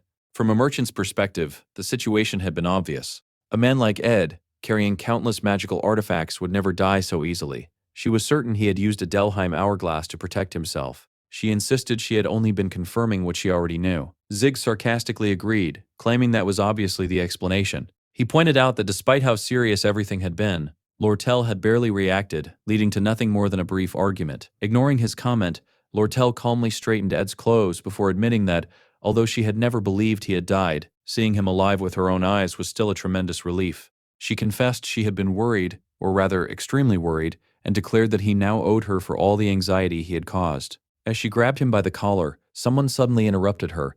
Lucy stepped forward and forcefully pushed Lortel away from Ed. Confused, Ed asked what was happening. Lucy didn't answer. She simply wanted Lortel away from him. Yet the moment she found herself standing close to Ed, embarrassment overwhelmed her, creating an incredibly awkward silence. Watching the exchange, Lortel wondered if Lucy had also fallen in love with him. Completely unaware of the situation, Ed gently patted Lucy on the head and told her there was no need to act that way. He explained that Lortel had only been worried about him and said he understood why Lucy had become so emotional. Normally, Lucy would have ignored Lortel's behavior, but at that moment her feminine intuition was telling her that something had changed. Before anyone could say another word, Janica grabbed Lucy and tried to pull her away, claiming she agreed with her. Instead, Lucy shoved Janica back as well. Soon, the three girls found themselves locked in a silent standoff, each competing for Ed's attention. Ziggs watched the scene unfold and immediately understood exactly what was happening. Fortunately, Elvira interrupted before things became even more awkward. She reminded everyone they had very little time left. Ed nodded and began explaining the entire plan to everyone present. After everything settled down, Lucy apologized to Clebius and Elvira. Meanwhile, Ed and Ziggs left to search for Tanya, who had already fled into the forest. Before releasing everyone who had been turned to stone inside the temporal prison, Ed also revealed the truth about the mercenaries from the Ruth Taylor household. By the time those affected recovered, Ed had already disappeared, leaving them unaware that he was still alive. A short while later, Clebius finally regained consciousness. Looking around in confusion, he realized every one of his injuries had completely healed. His eyes soon landed on Elvira, and he asked what exactly she was making such a fuss. Still dazed, Clebius wondered if he had somehow reached the afterlife. After all, he had been on the verge of death. Elvira calmly told him to relax, explaining that the Academy's administration team was already on its way and that he would soon have to explain how he had managed to stop Lucy. As an alchemist, she found every new discovery fascinating. Lucy apologized sincerely before healing Clebius herself. Meanwhile, Lortel privately promised Ed a generous amount of money if he agreed to keep everything that had happened a secret. Even her proposal caught Ed completely by surprise. Alita then told Clebius to stop worrying and get some rest. Still confused by everything he had witnessed, he eventually sighed and admitted he hoped he would never experience something like that again. In the end, the person who had truly stopped Lucy wasn't him, but Ed Ruth Taylor. Clebius confessed he had been powerless throughout the incident. For Alita, however, all the recent discoveries she had made paled in comparison to what she had learned that day. Clebius bitterly remarked that life was terrible and expected Alita to mock him as usual. Instead, she quietly agreed. This time he was absolutely right. Life really was unfair. Although countless words remained trapped inside her heart, Alita ultimately chose to remain silent. Together, the two looked up at the night sky, gazing at the countless stars above them. They had seen that sky countless times before, yet somehow they had never truly noticed its beauty until that moment. Meanwhile, Tanya Ruth Taylor continued stumbling through the forest. She repeatedly fell face first into the mud, yet stubbornly forced herself back to her feet each time. She believed that if anyone caught her, she would surely be killed. Ironically, no one was even chasing her anymore. Nobody believed she had been responsible for ordering Ed's assassination, but Tanya's overwhelming fear kept driving her forward. Deep inside, she wished someone would stop her. Yet there was no one left to do so. The following morning, the headmaster officially announced that the investigation into Ed Ruth Taylor's death had concluded. Using a residual visualization spell, the Academy reconstructed the events surrounding the incident. Although the spell could not perfectly recreate every detail, Janica's testimony matched the magical evidence almost exactly. According to the investigation, the Ruth Taylor family's vassals had stabbed Ed before he fell from the cliff to his death. The guilty vassals were immediately imprisoned beneath the Academy, where they would remain until they were transferred to the royal palace to receive their official punishment. As far as the Academy was concerned, the case had been solved. Ed's death was considered virtually certain, and all that remained was preparing the official report for the royal family. Professor Flubin assured the headmaster that all the necessary documents had already been completed. Even so, the headmaster remained uneasy. The death of a single student had affected the Academy far more than anyone had anticipated, and it was essential to bring the matter to a proper conclusion. When Lucy heard that Ed's death had supposedly been confirmed, she was completely devastated. The professors also confirmed that every student had been safely evacuated during the previous night, The headmaster reflected that Ed must have been far more influential among the students than anyone had realized. During Lucy's emotional outburst, she had only been stopped by a second-year combat student, Clebius Nortondale. The entire situation finally ended after she was found inside the academy's rose garden. Even the headmaster admitted he had never realized Clebius possessed such remarkable abilities and believed he deserved formal recognition for his actions. As for Lucy herself, Vice Director Rachel was placed in charge of her disciplinary hearing. Statements were collected from all the injured students, including Clebius and Elvira. The investigation revealed extensive property damage. Tanya's dormitory had a destroyed outer wall on the third floor. Another wall near the entrance of Ophelia's hall had also been demolished. The marble floor of the rose garden was shattered, and even one of the gazebos had been destroyed. Although the damage was considerable, it was still far less severe than the destruction caused during the previous hall occupation incident. Rachel believed that if Lucy showed even the slightest sign of genuine remorse, the punishment could remain relatively light. After all, Sylvania Academy was recognized throughout the kingdom as the greatest educational institution in existence because it had produced one of history's greatest genius mages. Expelling someone as talented as Lucy simply wasn't a realistic option. Ideally, Rachel wanted the entire matter resolved without leaving any permanent disciplinary record. Unfortunately, Lucy showed almost no signs of genuine reflection. As a result, Rachel lectured her extensively, filled out several pages of disciplinary reports, and ordered Lucy to sign every document. In the end, Lucy lost her scholarship. However, the punishment barely affected her because the Glock Scholarship Association already paid all of her tuition fees. Accepting the decision calmly, Lucy knew the consequences were relatively minor. Just then, Belle Maya suddenly entered the room. Introducing herself as the headmaid responsible for Ophelia's dormitory, Belle Maya explained that she wished to speak on Lucy's behalf. She argued that the current punishment would not truly make Lucy reflect on her actions, and proposed an alternative disciplinary measure instead. Lucy immediately insisted that she wanted to accept the punishment exactly as it was.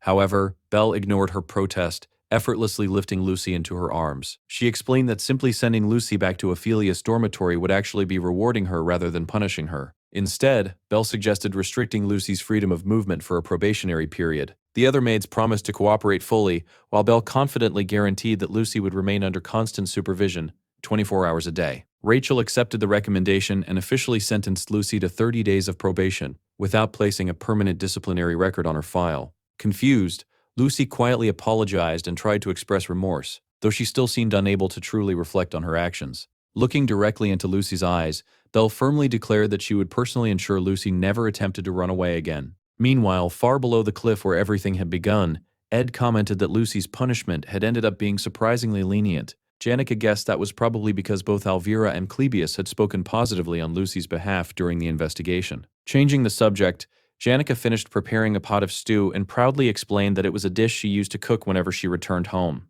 It was her specialty. She added that she also handled the laundry, attended school, gave spiritual lessons, and prepared every meal herself. She had always been incredibly stubborn about doing everything with her own hands. Ed couldn't help but wonder if Janica was the very definition of someone pure. However, his thoughts quickly returned to the upcoming student council election. Three major concerns weighed heavily on his mind. The first was that Princess Fenia appeared to have completely lost her determination to become student council president. The second was Tanya's disappearance, even though she was supposed to be the main villain opposing the princess. Finally, there were Kadak and Knox, the two vassals of the Ruth Taylor family, who had been imprisoned inside the academy.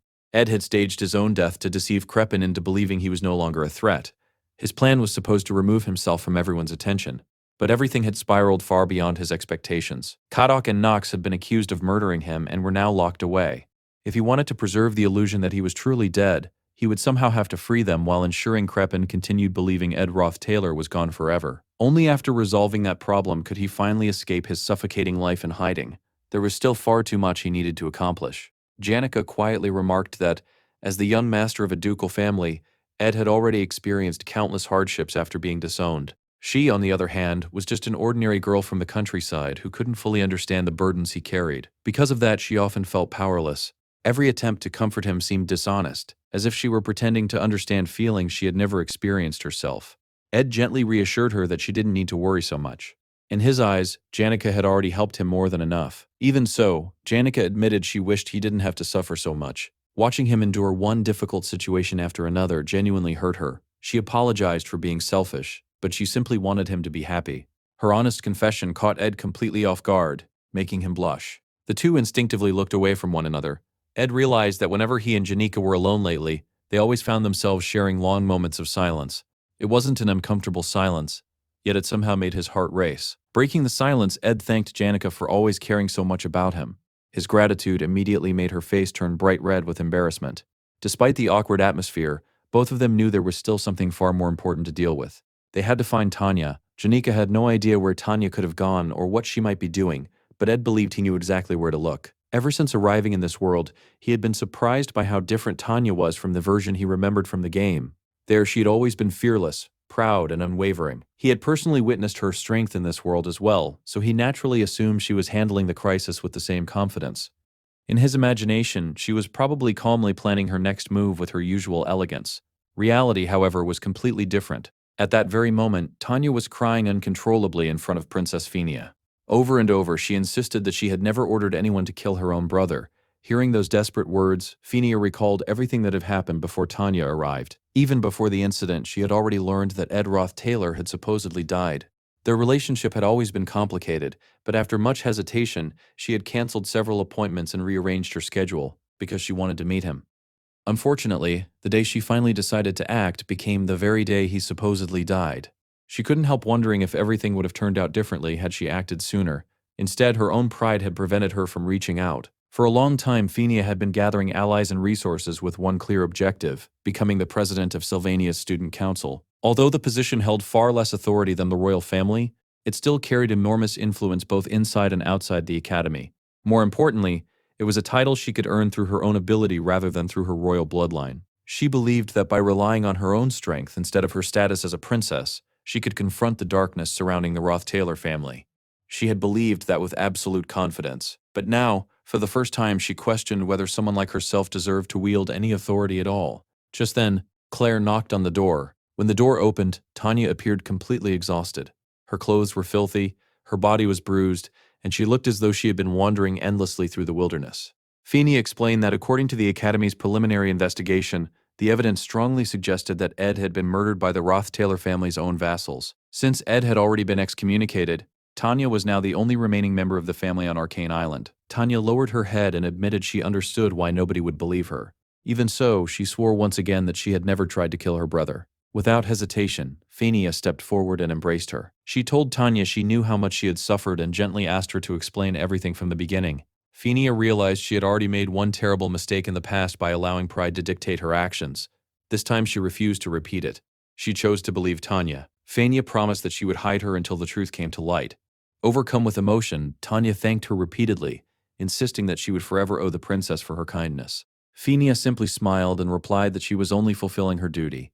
As she looked at Tanya, she couldn't help feeling conflicted.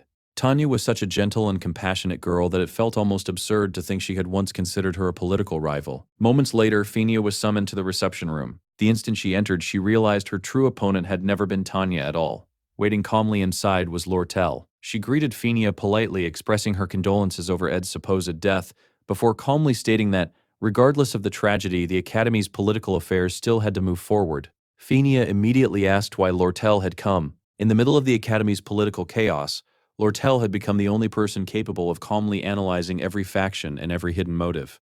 Without wasting any time, she asked Phinia a direct question.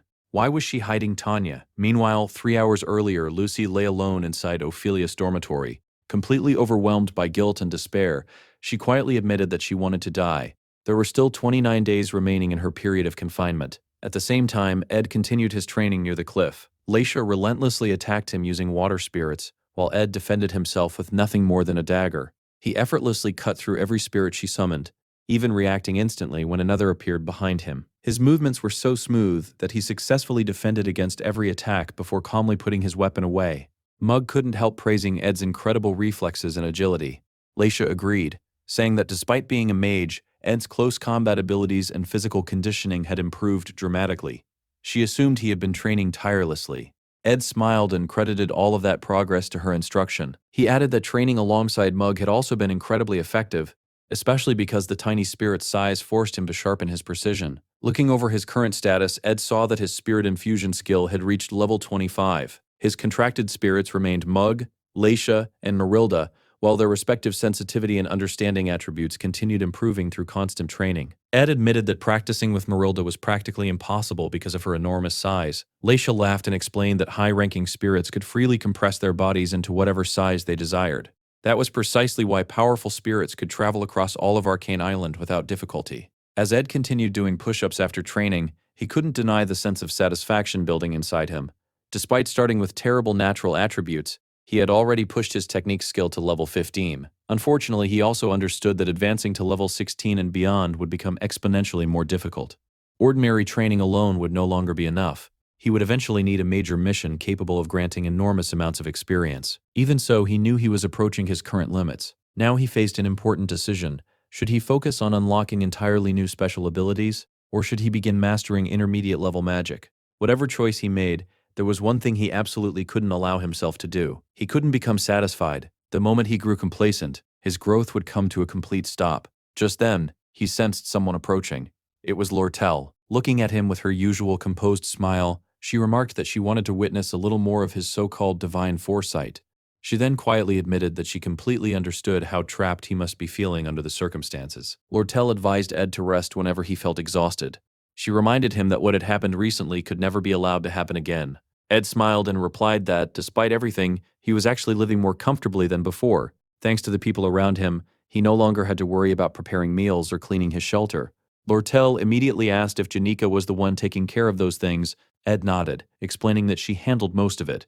With a playful smile, Lortel glanced toward the spirits nearby and teased that they were witnessing the entire conversation. The moment she wrapped her hand around Ed's arm, Mug completely lost her composure and jealousy, while Leisha silently watched the scene with obvious disapproval. Curious, Ed asked what Lortel intended to do next. She explained that she would soon be meeting Princess Phinia.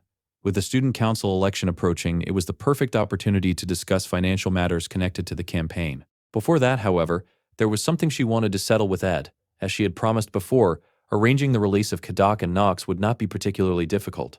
However, she had no intention of doing such a favor without receiving payment first. Ed looked at her in confusion and asked if she really expected payment in advance. Lortel simply smiled before asking a single question. Could she hug him? Caught completely off guard, Ed hesitated for a moment before taking a deep breath. Misunderstanding her intentions entirely, he stepped forward and pulled Lortel into a firm embrace against his bare chest. The unexpected gesture instantly turned Lortel bright red. She quickly pulled away, placing a hand against his chest while trying to steady herself. Completely confused, Ed asked what was wrong. Still flustered, Lortel muttered that attacking and defending were two completely different things. She admitted she had expected something entirely different and had never imagined he would respond so boldly. Trying to regain her composure, she suddenly noticed something else. Ed wasn't wearing a shirt. Embarrassed all over again, she reminded him that consent should always be considered. Ed innocently replied that he had simply done exactly what she asked. Unable to argue with that logic, Lortel sighed before leaning against him once more. Then she reminded him of the request she had made long ago. She wanted him to stand by her side, even if it happened only once. Ed quietly asked what she was planning. Lortel explained that she would soon find herself surrounded by enemies. When that day came, she wanted Ed to remain at her side, even if the entire academy turned against her. Not long afterward, Lortel arrived for her meeting with Princess Phinia. She wasted no time getting to the point. Her reason for coming was simple. She wanted to know why Phinia was hiding Tanya. Lortel recalled Ziggs mentioning that Tanya would most likely seek refuge with someone noble enough to protect her. Since no one had seen Tanya leave the academy grounds and she had last been spotted running toward the dormitories, Lortel concluded that the princess was the most likely person sheltering her.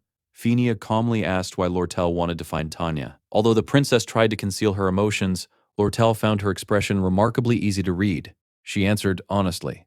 There were still unresolved matters between herself and Tanya. With her usual blunt honesty, Lortel admitted that she could be surprisingly petty and held grudges for a very long time. She explained that Tanya had a habit of pretending to be weak whenever facing someone stronger, yet acting arrogantly toward those she believed weaker than herself. Phinia disagreed. The Ruth Taylor family possessed influence so great that even the royal family treated them cautiously.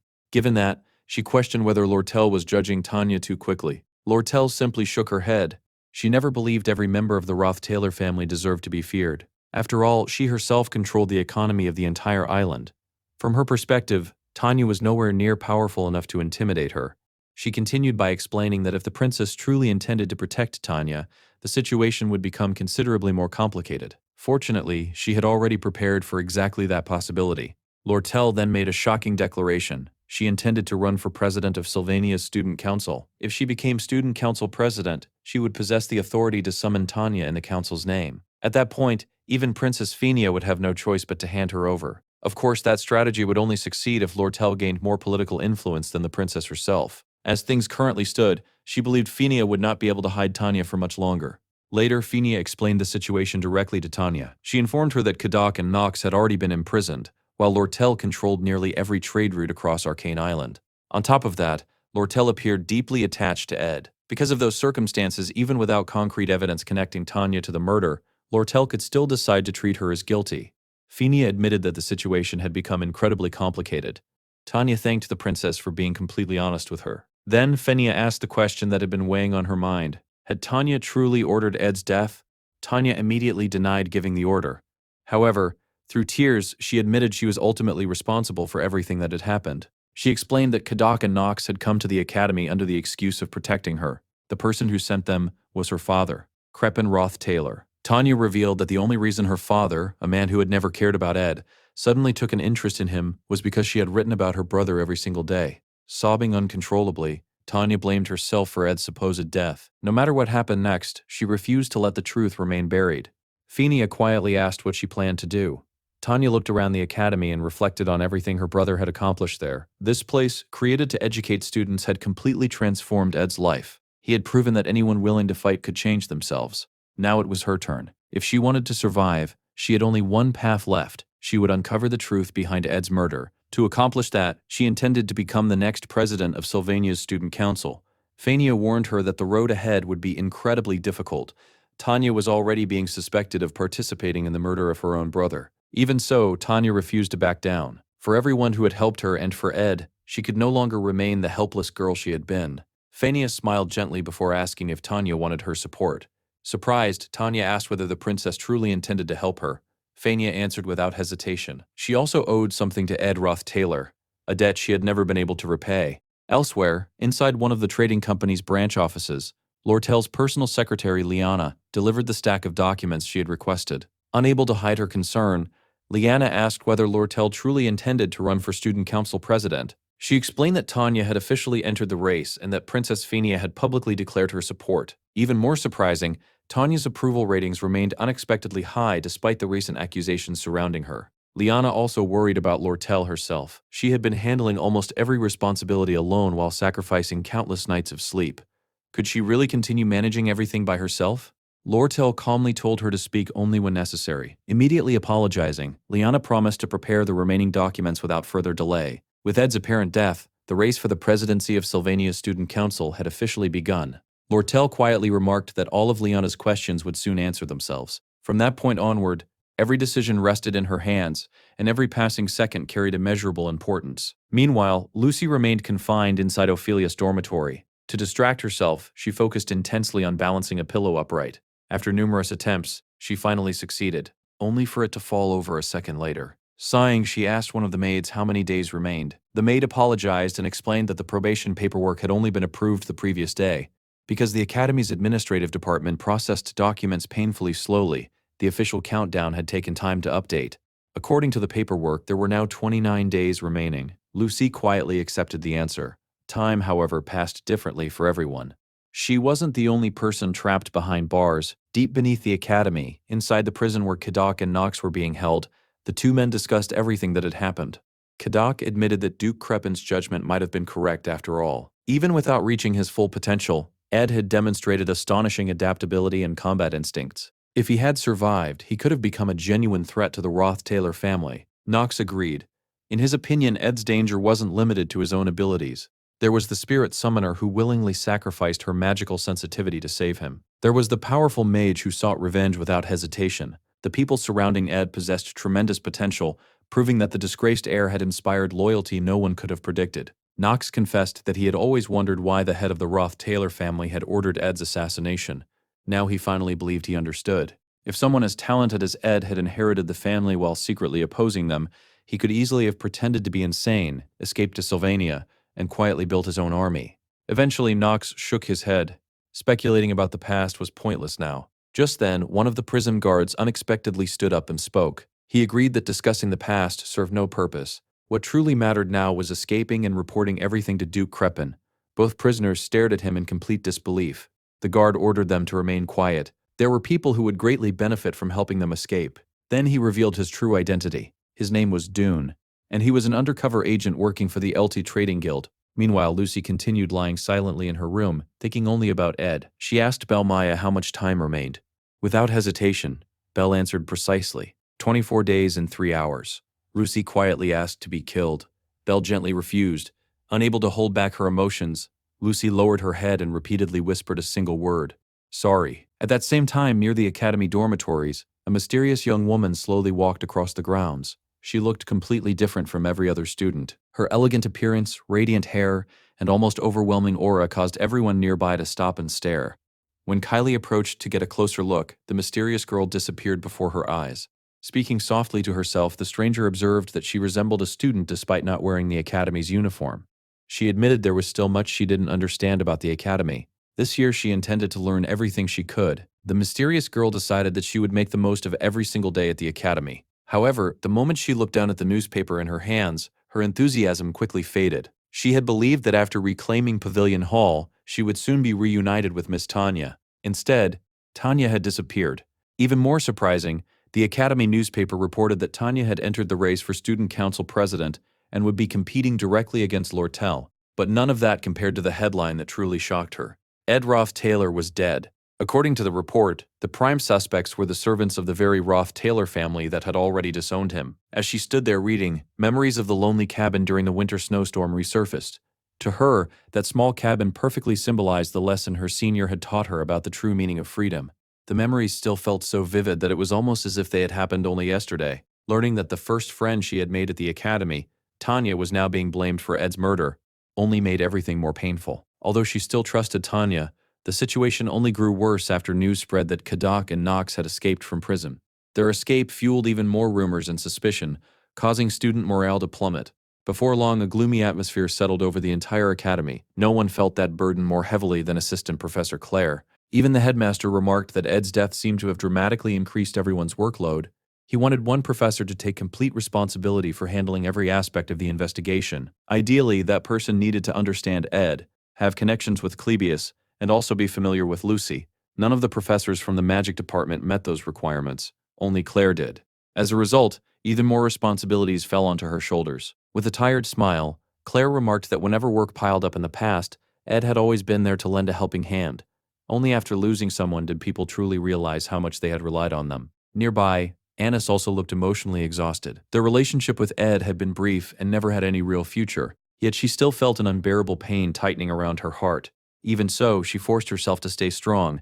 Whenever Ed's face appeared in her thoughts, she reminded herself that enduring the pain was the only thing she could do. The official testimony identifying the supposed culprits behind Ed's death had come from Janika herself. Annis couldn't help thinking that if she was hurting this much, then Janika's suffering must have been even greater. Yet Janika behaved as if nothing had happened. Cheerfully, she announced that she wanted to try making curry for the first time. Confident in her cooking skills, she even asked Annis what she thought about the idea. Annis admitted she wasn't particularly skilled with fire magic, but believed everything would work out somehow. Then, unable to contain her emotions any longer, she suddenly stood up and embraced Janika. She begged her to accept reality.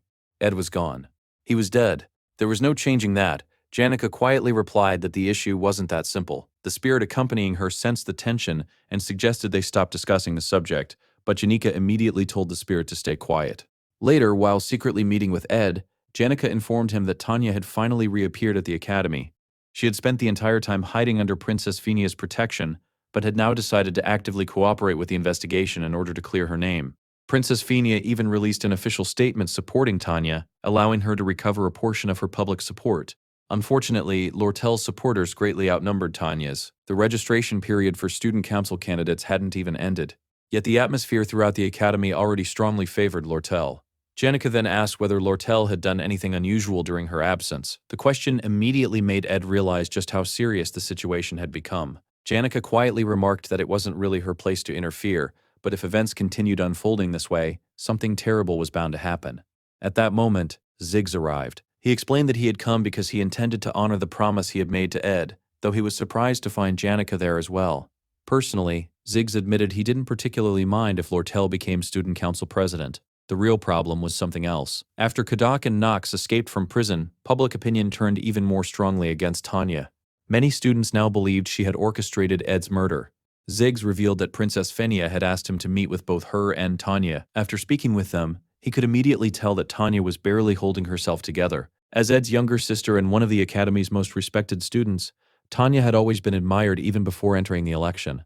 Now, however, every student looked at her with suspicion. Soon, the candidate registration period would end, and Tanya would have to stand before the entire Academy to deliver her campaign speech. In her current emotional state, Ziggs doubted she could manage it. Ed quietly stopped him. He already understood the situation. There was no need to explain any further. Inside his mind, he immediately recognized where the story had reached. This was Act 3, Scene 2, the Student Council presidential election.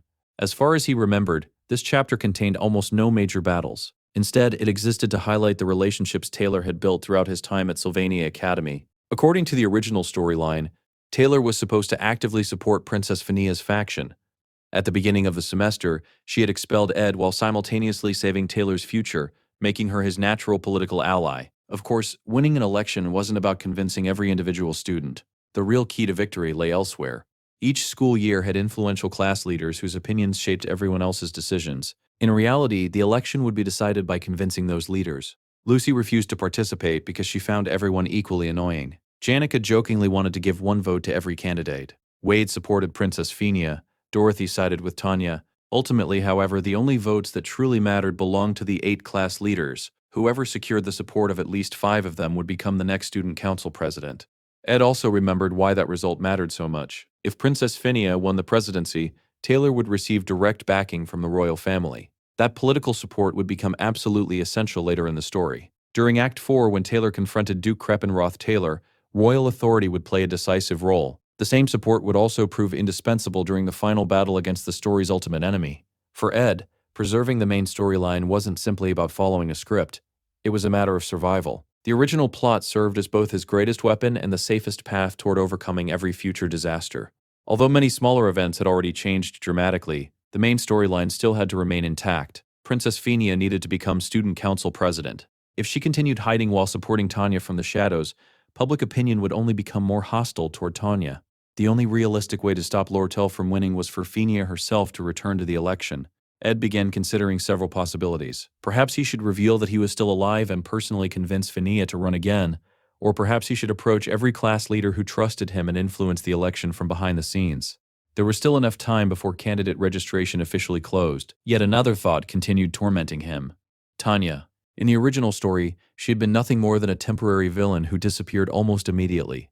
Now, because of him, she had become the Academy's prime murder suspect. She was enduring a tragedy that had never existed in the original script. For the first time, Ed wondered whether he would eventually be forced to choose between protecting the original storyline or protecting his own sister. Seeing the conflict written across Ed's face, Zig suggested postponing their meeting until another day. Ed immediately refused. Instead, he declared that it was time to begin. Before making any decisions, they needed to evaluate the results of all their recent training and review everything they had learned so far. He remarked that physical training had a remarkable way of clearing a troubled mind. Zig smiled in agreement. He admitted that it had been a long time since he had enjoyed a proper duel, and stretching his body sounded like exactly what he needed. Both of them agreed that a friendly sparring match would be the perfect way to clear their thoughts. Meanwhile, Tanya found herself overwhelmed by memories she hadn't recalled in years. They were old, distant memories, yet every detail remained crystal clear. She remembered 3 siblings happily walking together through a beautiful flower garden: Arwen, Tanya, and Ed. It was the last peaceful memory they had ever shared. After that day, her life became consumed by responsibility, pressure, and the expectations placed upon the Ruth Taylor family. Even so, those few happy moments with her brother remained precious. At the same time, a crowd gathered outside Princess Fenia's residence. Students loudly protested, demanding that Tanya immediately withdraw from the student council election. Watching everything unfold, Tanya couldn't help wondering how her life had fallen apart so completely. Elsewhere, Ed remained trapped in thought. Whether he chose to help Tanya or abandon her now had the potential to completely reshape the future. That single decision could alter the entire course of the story, and because of that, he still couldn't decide what he should do. Ed couldn't shake the feeling that too many events had already drifted away from the original story. The worst part was that he still had no idea what had caused those changes. Without understanding the source of the deviations, he couldn't predict what would happen next. Across from him, Ziggs rested his massive greatsword on his shoulder before taking his stance.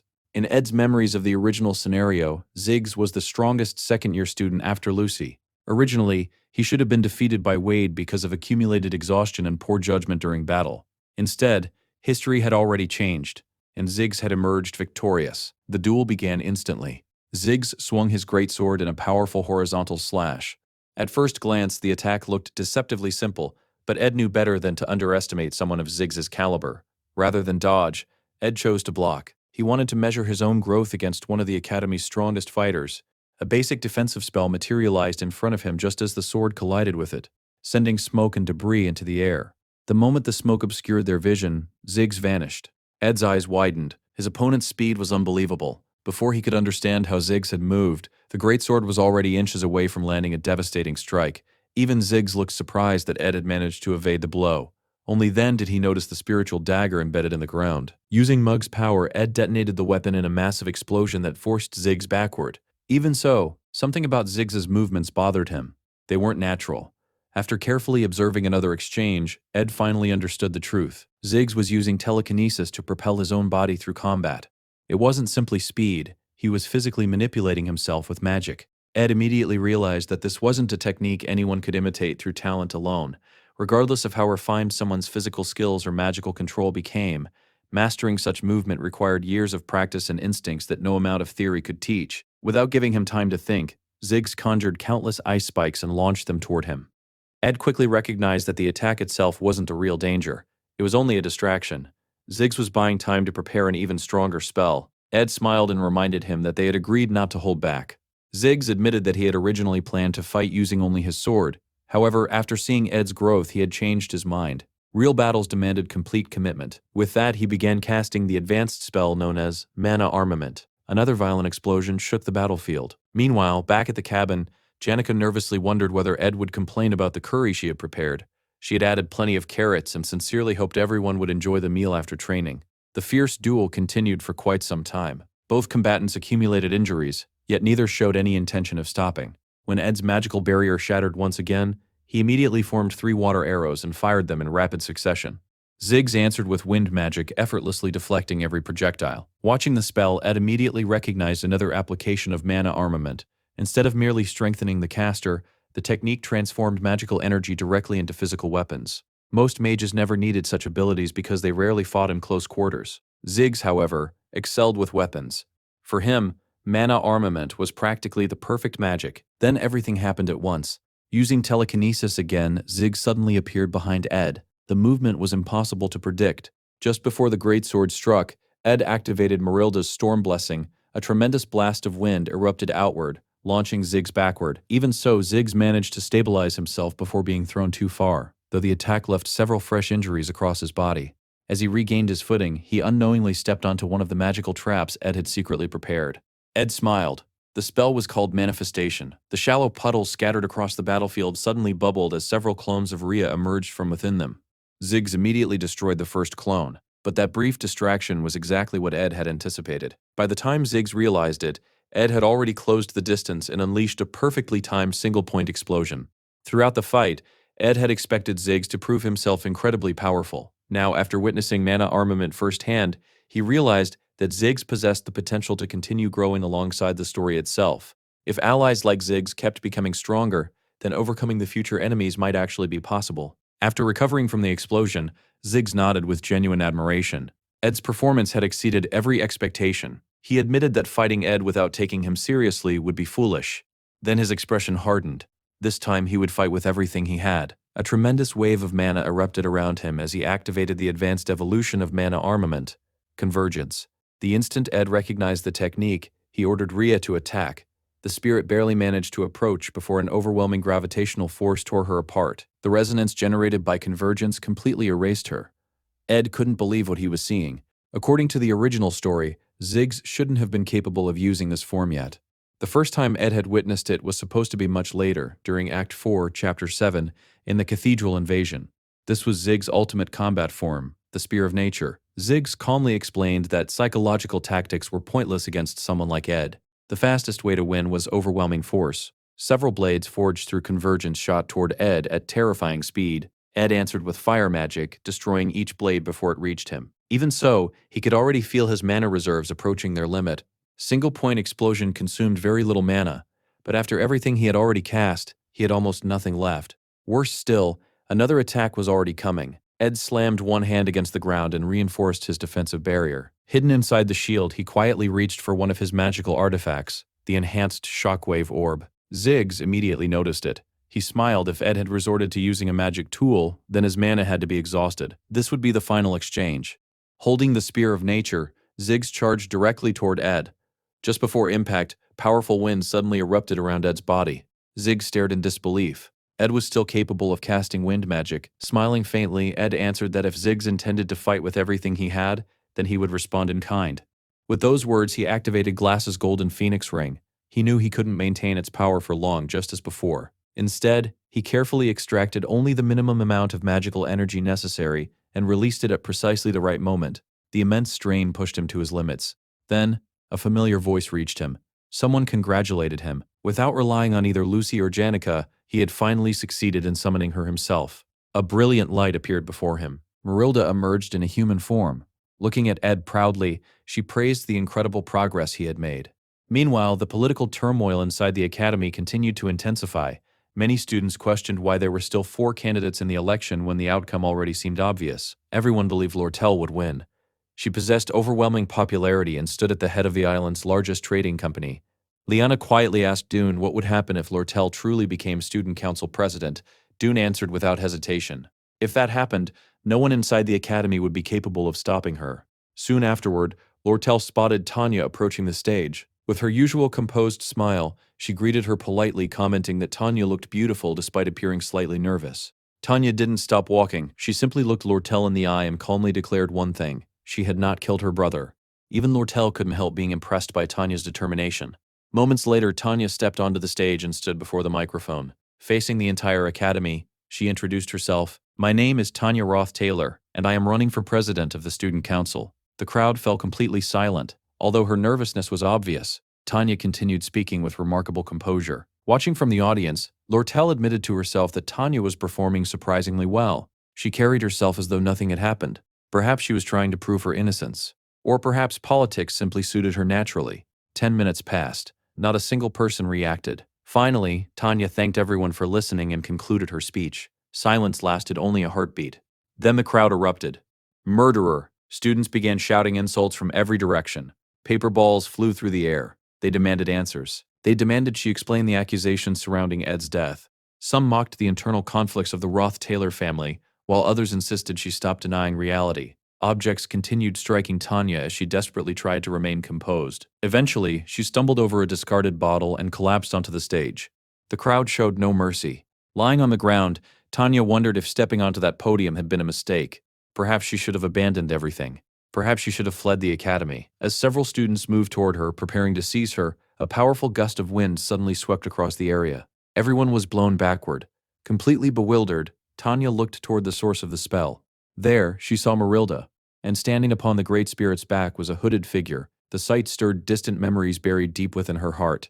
They felt hazy, almost like dreams she could never fully remember. Sometimes those memories seemed unreal. Other times they became so vivid that denying them was impossible. She knew she had seen that figure before. The hooded stranger slowly looked down at her. It was Ed. He calmly said that he had many things to explain. But before any explanations could begin, he first had to resolve the chaos unfolding before them. Several days earlier, during his training, Marilda had already praised Ed's astonishing improvement. His magical efficiency had increased dramatically. Although limitations still remained, he had finally reached a level where he could properly utilize her power. Demonstrating that strength, Marilda summoned a tremendous updraft that hurled Ziggs high into the sky. Watching him soar upward, Ed reflected on just how much Ziggs had grown. Even after activating his ultimate form, the amount of mana he consumed was surprisingly efficient. Ironically, Ed himself had completely exhausted his own reserves despite using less powerful techniques. Looking down at her new body, Marilda frowned. She admitted she disliked her human form. Its small mouth made speaking awkward, and its fragile skin constantly felt cold. Even so, Ed couldn't deny the truth. By combining every magical technique he had mastered with Marilda's overwhelming power, he had become stronger than ever before. Just when victory seemed certain, Marilda suddenly sensed something strange. A dangerous surge of energy was coming from Ziggs. Ed also realized it. Unfortunately, Marilda noticed too late. Ziggs had already launched his final attack. At the very last instant, he stopped. Ed had already lowered his weapon. He surrendered, smiling faintly. Ed admitted defeat. Ziggs dissolved the spear of nature and slowly relaxed his stance. He quietly remarked that he had learned something invaluable during their battle. Even now, he still couldn't believe how much stronger Ed had become in the span of only a single year. As the duel came to an end, Ed couldn't help but feel that Ziggs had already surpassed the strength he possessed in the original story. Perhaps his own memories had been wrong from the beginning, or perhaps the timeline had changed far more than he had realized. Looking at his exhausted opponent, Ed admitted that Ziggs had become incredibly strong. Ziggs simply smiled and replied that he would continue training whether Ed was around or not. Still, watching Ed grow stronger every single day had become one of his greatest motivations. The two of them sat down on the ground, battered and covered in wounds after their intense battle. While catching his breath, Ed reflected on everything that had happened. Ever since arriving in this world, he had relied on his knowledge of the future to keep the story moving along its intended path. There was one condition above all others that absolutely had to be fulfilled if Taylor was going to defeat the final enemy. Because of that, Ed had always believed preserving the original storyline was the only correct choice. However, despite his efforts, the plot had already become hopelessly distorted. Unexpected dangers kept appearing, and countless events unfolded differently from what he remembered. Somehow, he had still managed to guide the overall story in roughly the right direction. Yet every deviation reminded him of something terrifying. There were forces completely beyond his control. When he hesitated over whether he should save Tanya and later learned that Kadak and Nox had escaped from prison, Ed finally realized the truth. The original route he had been trying so desperately to preserve had already slipped through his fingers without him even noticing. From that moment on, he decided to stop obsessing over what he could no longer change. Instead, he would focus only on the things that remained within his control. Ziggs was destined to become one of Taylor's most important allies during the final battle. He needed to grow stronger. As insurance, Ed would continue becoming stronger as well. Most importantly, he had gained trustworthy companions willing to stand beside him. Perhaps believing in them was naive. Even so, it gave him hope. Maybe abandoning the original route didn't necessarily mean the story would end in tragedy. Meanwhile, chaos erupted at the student council election venue. Students began running in every direction after Marilda's appearance. Joseph immediately raised his voice, urging everyone to remain calm. He recognized that high-ranking spirit. Others soon did as well. Then realization spread throughout the crowd. The person standing beside Marilda was Ed Ruth Taylor. He was alive. Stepping confidently onto the stage, Ed accepted the microphone. He introduced himself simply as Ed Ruth Taylor before making a clear declaration. Tanya Ruth Taylor had never murdered him. More than anything else, he had come to support his sister. His appearance instantly transformed the atmosphere. One after another, influential figures publicly declared their support for Tanya. Janica, the top-ranked third-year student, Lucy, the strongest second-year student, Princess Phinia of the Imperial family, Klebius, the combat department's top student, Alvera, the Academy's leading alchemist, Ziggs, Joseph, the highest-ranking first-year student of the magic department, and Wade, the Academy's best overall first-year student. Even before mentioning any of them, however, Ed stated something far more important. As Tanya's brother, he had always supported her. He wanted everyone to judge her fairly and allow her to present her vision as a candidate without prejudice. The moment those words left his mouth, Ed finally felt the enormous weight on his shoulders disappear. For the first time in a long while, he could breathe freely. Not long afterward, Ed found himself inside the administration building, answering yet another round of questions. An administrator summarized everything that had supposedly happened. Ed had been stabbed with a poisoned dagger. He had survived by using the Delheim hourglass. He had hidden alone inside a cave. Janica Failover had eventually rescued him. Then he had appeared at the election to save Tanya. Ed, looking like someone who hadn't slept in an entire month, quietly confirmed every point with a simple nod. Satisfied, the administrator informed him that this would be the final interrogation. At least, that was what Ed hoped. By then, he had already lost count of how many times he had been questioned. Once the number reached double digits, he had simply stopped keeping track. Unfortunately, he was summoned once again. This time, the Academy director personally requested to see him. After Ed entered the office, the director explained that he had carefully read every report concerning the incident. He acknowledged that Ed had endured an unimaginable ordeal. The director sincerely apologized on behalf of both the Academy and its security staff for failing to prevent the attack. Ed immediately shook his head. He insisted that none of it was their fault. Their enemies had planned the operation with extraordinary care. Even with perfect security measures, preventing such an incident would have been incredibly difficult. The director appreciated Ed's perspective.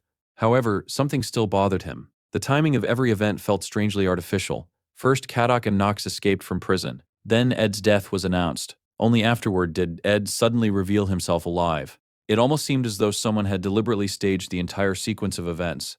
The director made it clear that he had no intention of interfering in the internal affairs of the Ruth Taylor family. Nevertheless, everything occurring within Sylvania Academy had to be reported to the imperial family. The moment he officially informed them that Ed was alive, the Ruth Taylor family would inevitably learn the truth as well. Judging by Ed's expression, the director assumed that outcome was something he desperately wished to avoid. Ed quietly asked whether the report could be delayed. The director questioned why he should take such a risk. After a brief silence, Ed finally revealed the truth. The person trying to kill him was none other than his own father, Ruth Taylor. The director replied that events occurring outside the academy were not his concern. Even so, Ed explained that the Ruth Taylors were one of the Empire's pillar families. Rather than acting openly, they preferred to eliminate problems quietly without attracting attention. If allowed to continue, that secrecy could eventually threaten far more than just their own household. Before Ed could continue, the director changed the subject. He noted that Ed's academic performance had improved dramatically. His reputation among the students had also risen tremendously. Even Tanya had begun demonstrating remarkable talent. Among the upperclassmen especially, Ed had become widely respected. Looking directly at him, the director admitted that it almost felt as though Ed had become an entirely different person. Regardless of everything else, he made one thing absolutely clear. Sylvania Academy always protected its students. A talented student like Ed would always have the Academy's support. He promised to keep everything Ed had set in mind before making any official decisions. With that, he dismissed him. As Ed left the office, he realized the director had almost certainly understood the entire situation. Even so, he had deliberately chosen not to pry any further. Unfortunately, there was one thing that could no longer be hidden. The truth that Ed was alive would never remain confined within the Academy. Later that day, Kylie, still serving under the name Clarice, informed visitors that Tanya's schedule had ended for the day. She also announced that no gifts would be accepted unless they had first undergone inspection. The messenger simply accepted the decision and left. Watching everything unfold, Ed felt relieved that events were finally beginning to settle down. Then Tanya appeared before him. She smiled, saying she had heard he had been summoned by the director. Ed congratulated her instead. From everything he had heard, her victory in the student council election was practically guaranteed. Tanya smiled modestly. She insisted it was still too early to celebrate. Even though her innocence had been publicly acknowledged, she couldn't afford to lower her guard. Ed reflected on how dramatically public opinion had shifted. Once his survival became known, most students abandoned their suspicions and began supporting Tanya. However, that alone wasn't what secured her victory. The true turning point had been Lortel's sudden downfall. By deliberately transforming the election into a direct rivalry between herself and Tanya, Lortel had caused every other candidate to disappear from public attention. Eventually, the race became a head-to-head contest. Then, just as both candidates' approval ratings reached nearly identical levels, shocking news spread throughout the academy. Lortel had supposedly been exposed for embezzling funds and abusing her authority. The scandal forced her to resign from the election immediately. With her departure, nearly all remaining support naturally shifted toward Tanya. Looking at Ed, Tanya admitted they had barely spoken recently. His endless interrogations and her campaign responsibilities had kept them constantly occupied. She believed they would have many opportunities to talk in the future. Still, there was something she wanted to say now. From the bottom of her heart, she thanked him once again. Ed laughed softly. He reminded her that she had already thanked him before. In fact, she had cried the entire time. Tanya smiled and gently shook her head. This time was different. There was a question she had been wanting to ask ever since the election. When he appeared on that stage, when he publicly defended her before everyone, he hadn't needed to go that far. There had been no obligation, yet he had still done it. To Tanya, it felt as though he simply couldn't bear watching such an injustice continue. She quietly asked if she was right. Before she could finish speaking, Ed interrupted her. She was absolutely right. No matter what happened, they were family. And he would always stand beside her. Those simple words filled Tanya with genuine happiness. Now that she had become student council president, she promised to work for the benefit of every student. She admitted she would probably still make mistakes because she was only human, but she also made Ed another promise. If anything ever happened to him, she would help him however she could. Watching his sister walk away with a bright smile, Ed couldn't help smiling as well. Then another familiar voice reached him. Lortel had been standing nearby the entire time. With a teasing smile, she remarked that his line about family had been surprisingly touching. Embarrassed, Ed immediately asked how long she had been listening. Lortel calmly admitted she had arrived just in time to hear that very sentence. Changing the subject, Ed asked whether she was all right after the recent scandal. To his surprise, Lortel simply smiled. Everything was proceeding exactly according to her plan. The scandal involving embezzlement and abuse of authority, the event that destroyed her own candidacy, had been orchestrated by Lortel herself. Even transforming the election into a direct confrontation between herself and Tanya had been part of her calculations from the very beginning. Her earlier visit to Princess Phinia, where she openly pressured Tanya, had also served a specific purpose. She wanted to force Phinia into supporting Tanya publicly. Both Tanya and Phinia blamed themselves for Ed's supposed death. Lortel knew that if Ed ever returned alive, both of them would devote themselves completely to helping him. Every move she had made had guided events toward that exact outcome.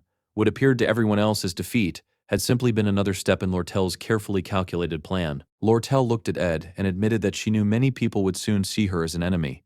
Even so, there was one thing she genuinely wanted. She wanted to remain his friend. After hearing her explain the plan she had devised to save Tanya, Ed realized something important. His duel with Ziggs hadn't only been training, it had also helped him eliminate the hesitation that still lingered in his heart. When he stood beside Tanya during the election and declared that he had saved her because they were family, he hadn't lied. But that wasn't the whole truth. The fourth act of the original story revolved around the inevitable conflict with the Ruth Taylor family. Ed already considered that family his enemy.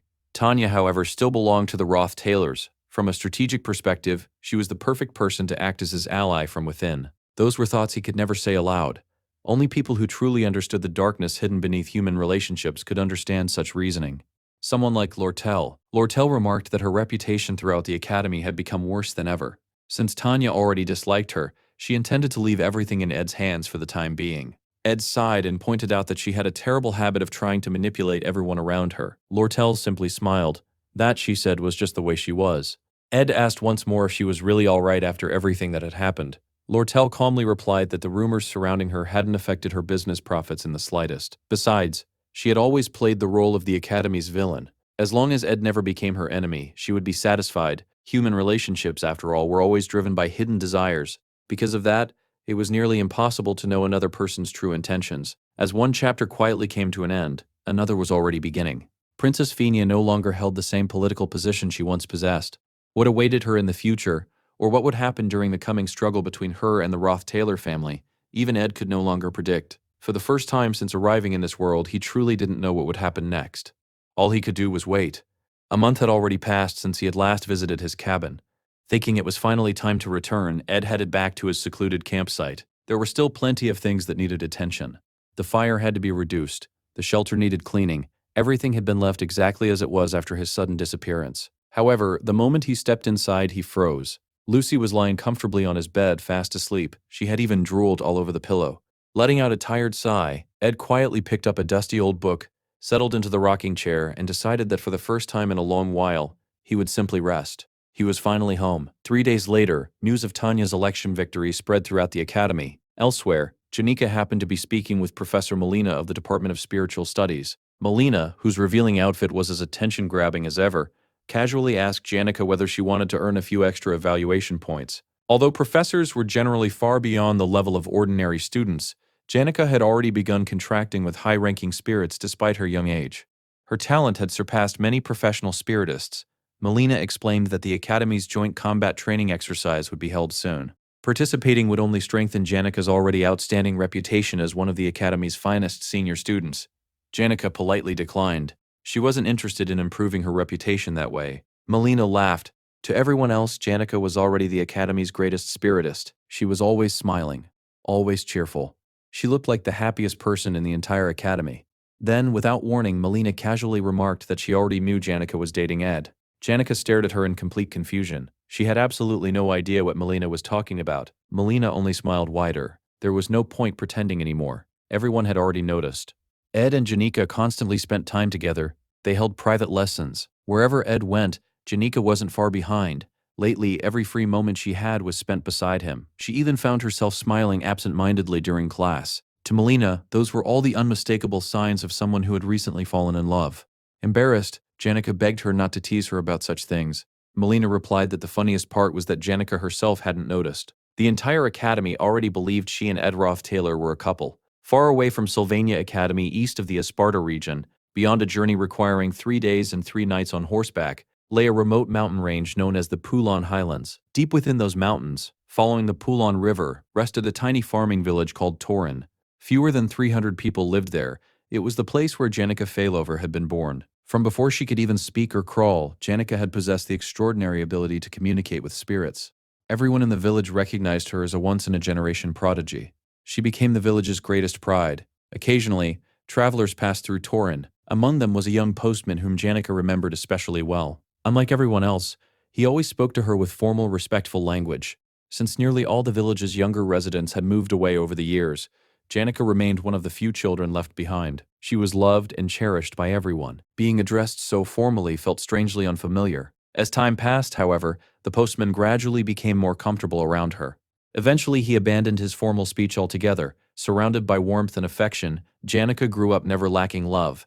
Everyone adored her. Perhaps they adored her a little too much. The postman was no exception. It was almost inevitable that he would eventually fall in love with her. Unfortunately, Janica didn't know how to respond to those feelings. Unable to return them, she gently rejected him. Heartbroken, the young man left the village and didn't return for a long time. Then one day, he came back carrying an unexpected letter. It was an admission notice from Sylvania Academy, addressed to Janica herself. Before leaving once again, he spoke to her formally, one last time. 3 years had now passed since Janica entered Sylvania. She could barely remember what the young postman looked like anymore, but she never forgot the emotions that experience had left behind.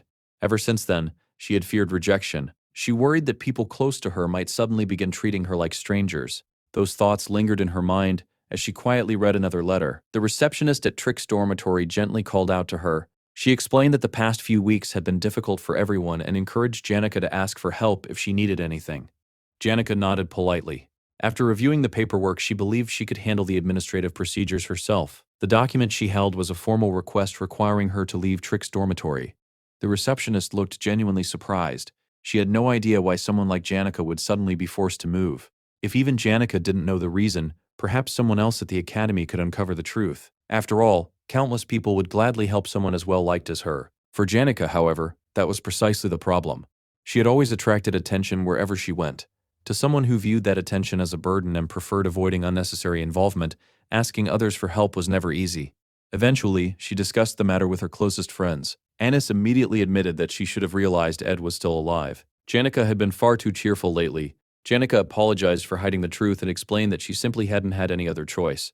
Annis accepted the explanation without complaint. She trusted Janica's judgment. Even so, she wanted to know what was really troubling her now. Janica confessed that, as Annis already knew, she had always been terrible at refusing people. She was equally terrible at asking anyone for favors because she feared being rejected.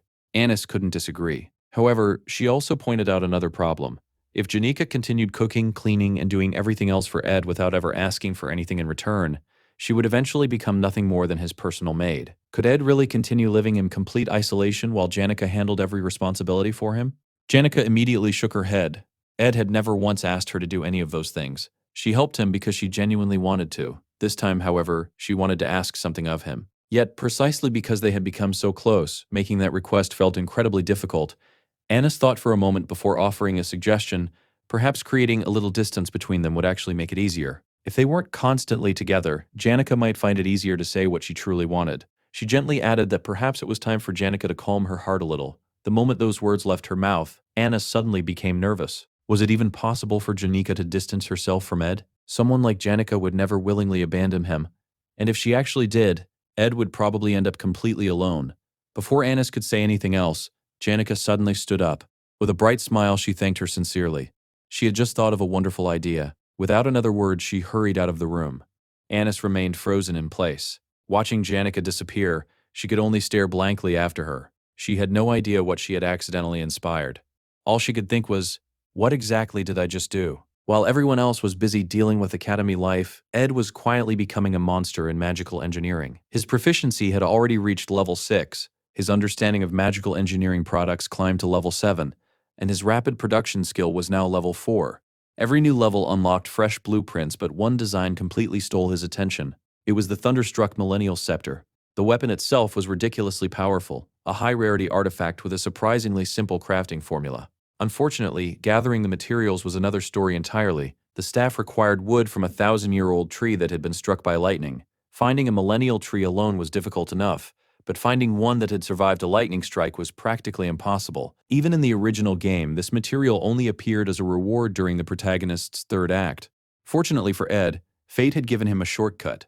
There was already a 1,000-year-old tree inside the forest. The bad news? It was Marilda's sacred guardian tree. And even if he obtained a branch, he still had the impossible problem of somehow making lightning strike it. While thinking about this ridiculous obstacle, Ed looked over at Lucy, who was peacefully sleeping in a hammock on the rooftop. He walked over and woke her up, accidentally leaning so close to her face that she nearly had a heart attack. With a startled scream, Lucy instantly shot up the nearest tree like a frightened cat. Ed blinked in confusion. "This isn't even the first time I've woken you up like this," he said. "Why are you so surprised?" Realizing he had genuinely scared her, he apologized. Lucy calmed herself down and said it was fine before asking what he wanted. Ed shrugged. "It isn't urgent. We can talk later. Besides, it's almost time for you to leave." Not long afterward, Janica finally arrived. Ed noticed she was around 10 minutes late. Janica admitted it herself, but Ed wasn't upset. "I just found it strange," he said. "You're never late. Did something happen?" "There wasn't any reason," Janica answered quietly. "I was just late." In reality, she had intentionally delayed herself, hoping to create some distance between them after everything that had happened recently. Unfortunately for her plan, Ed didn't notice at all. He simply smiled. "You're always busy. Being late once in a while isn't a big deal." Hearing that completely ruined Janica's carefully planned strategy before it had even begun. Still, she joined him for another spirit sensitivity training session, and when Ed casually offered her some tea, she accepted, while silently wondering how she was supposed to distance herself from someone who refused to notice. By the end of the training, Janica couldn't help praising his progress. Ed's control over spirits had improved dramatically. His spiritual sensitivity was excellent, and although controlling a high-level spirit like Marilda would still take a long time, his compatibility with Mug had increased enormously. The little spirit became embarrassed by the praise. "I don't deserve that much credit," Mug said, "but I'll work even harder." As they headed back, they encountered Belmaya, who had arrived to escort Lucy away. For once, Lucy wasn't sleeping. Belmaya explained that Vice Director Rachel had summoned the Academy's top student. She also admitted she had been genuinely shocked when she heard reports of Ed's death, and was relieved to discover he was alive. Ed apologized for causing everyone so much trouble, explaining that he had his reasons. The two then exchanged a long, silent glance. Janica looked between them in confusion, sensing there was some unspoken history she didn't understand. Belmaya suddenly brought up something unexpected. "As a maid," she said calmly, "I'm considered beneath the students. You understand that, don't you?" Ed nodded. "I do. Then why do you keep speaking to me so formally?" "Because that's how I choose to speak." Belmaya frowned. "Maidservants don't have time to worry about formal speech." "That's fine," Ed replied without hesitation. "I'll continue speaking respectfully anyway." For perhaps the first time ever, Belmaya looked genuinely irritated. Janica had never seen that expression on her face before. It wasn't anger, it was frustration born from two completely different beliefs refusing to compromise. Listening to them argue about honorifics unexpectedly reminded Janica of the mailman and painful memories from her own past. Changing the subject, Belmaya said she had been worried after Janica left Deck's dormitory and was happy to see her healthy. Janica smiled faintly. Maybe staying close to friends isn't such a bad thing after all. Belmaya excused herself, saying she had to prepare Lucy for the upcoming inspection. Before leaving, she wished both of them success in their studies, especially Ed. After she disappeared, Janica suddenly stopped walking. "Ed," he turned around. "Could we start speaking formally to each other?" Ed stared at her. "Why?" Janica awkwardly looked away. "Maybe we haven't known each other very long. Maybe it's just appropriate. I thought perhaps we should keep a little courtesy between us. Just once," she asked so politely that Ed couldn't find a reason to refuse. "If that's what you want." Since curfew was approaching, they continued walking together. Then Janica awkwardly bowed. "Good evening, Sir Ed." Ed nearly froze. "Ah, yes, of course." His voice sounded strange. Even to himself, Janica was visibly nervous. For some reason, her nervousness infected him too.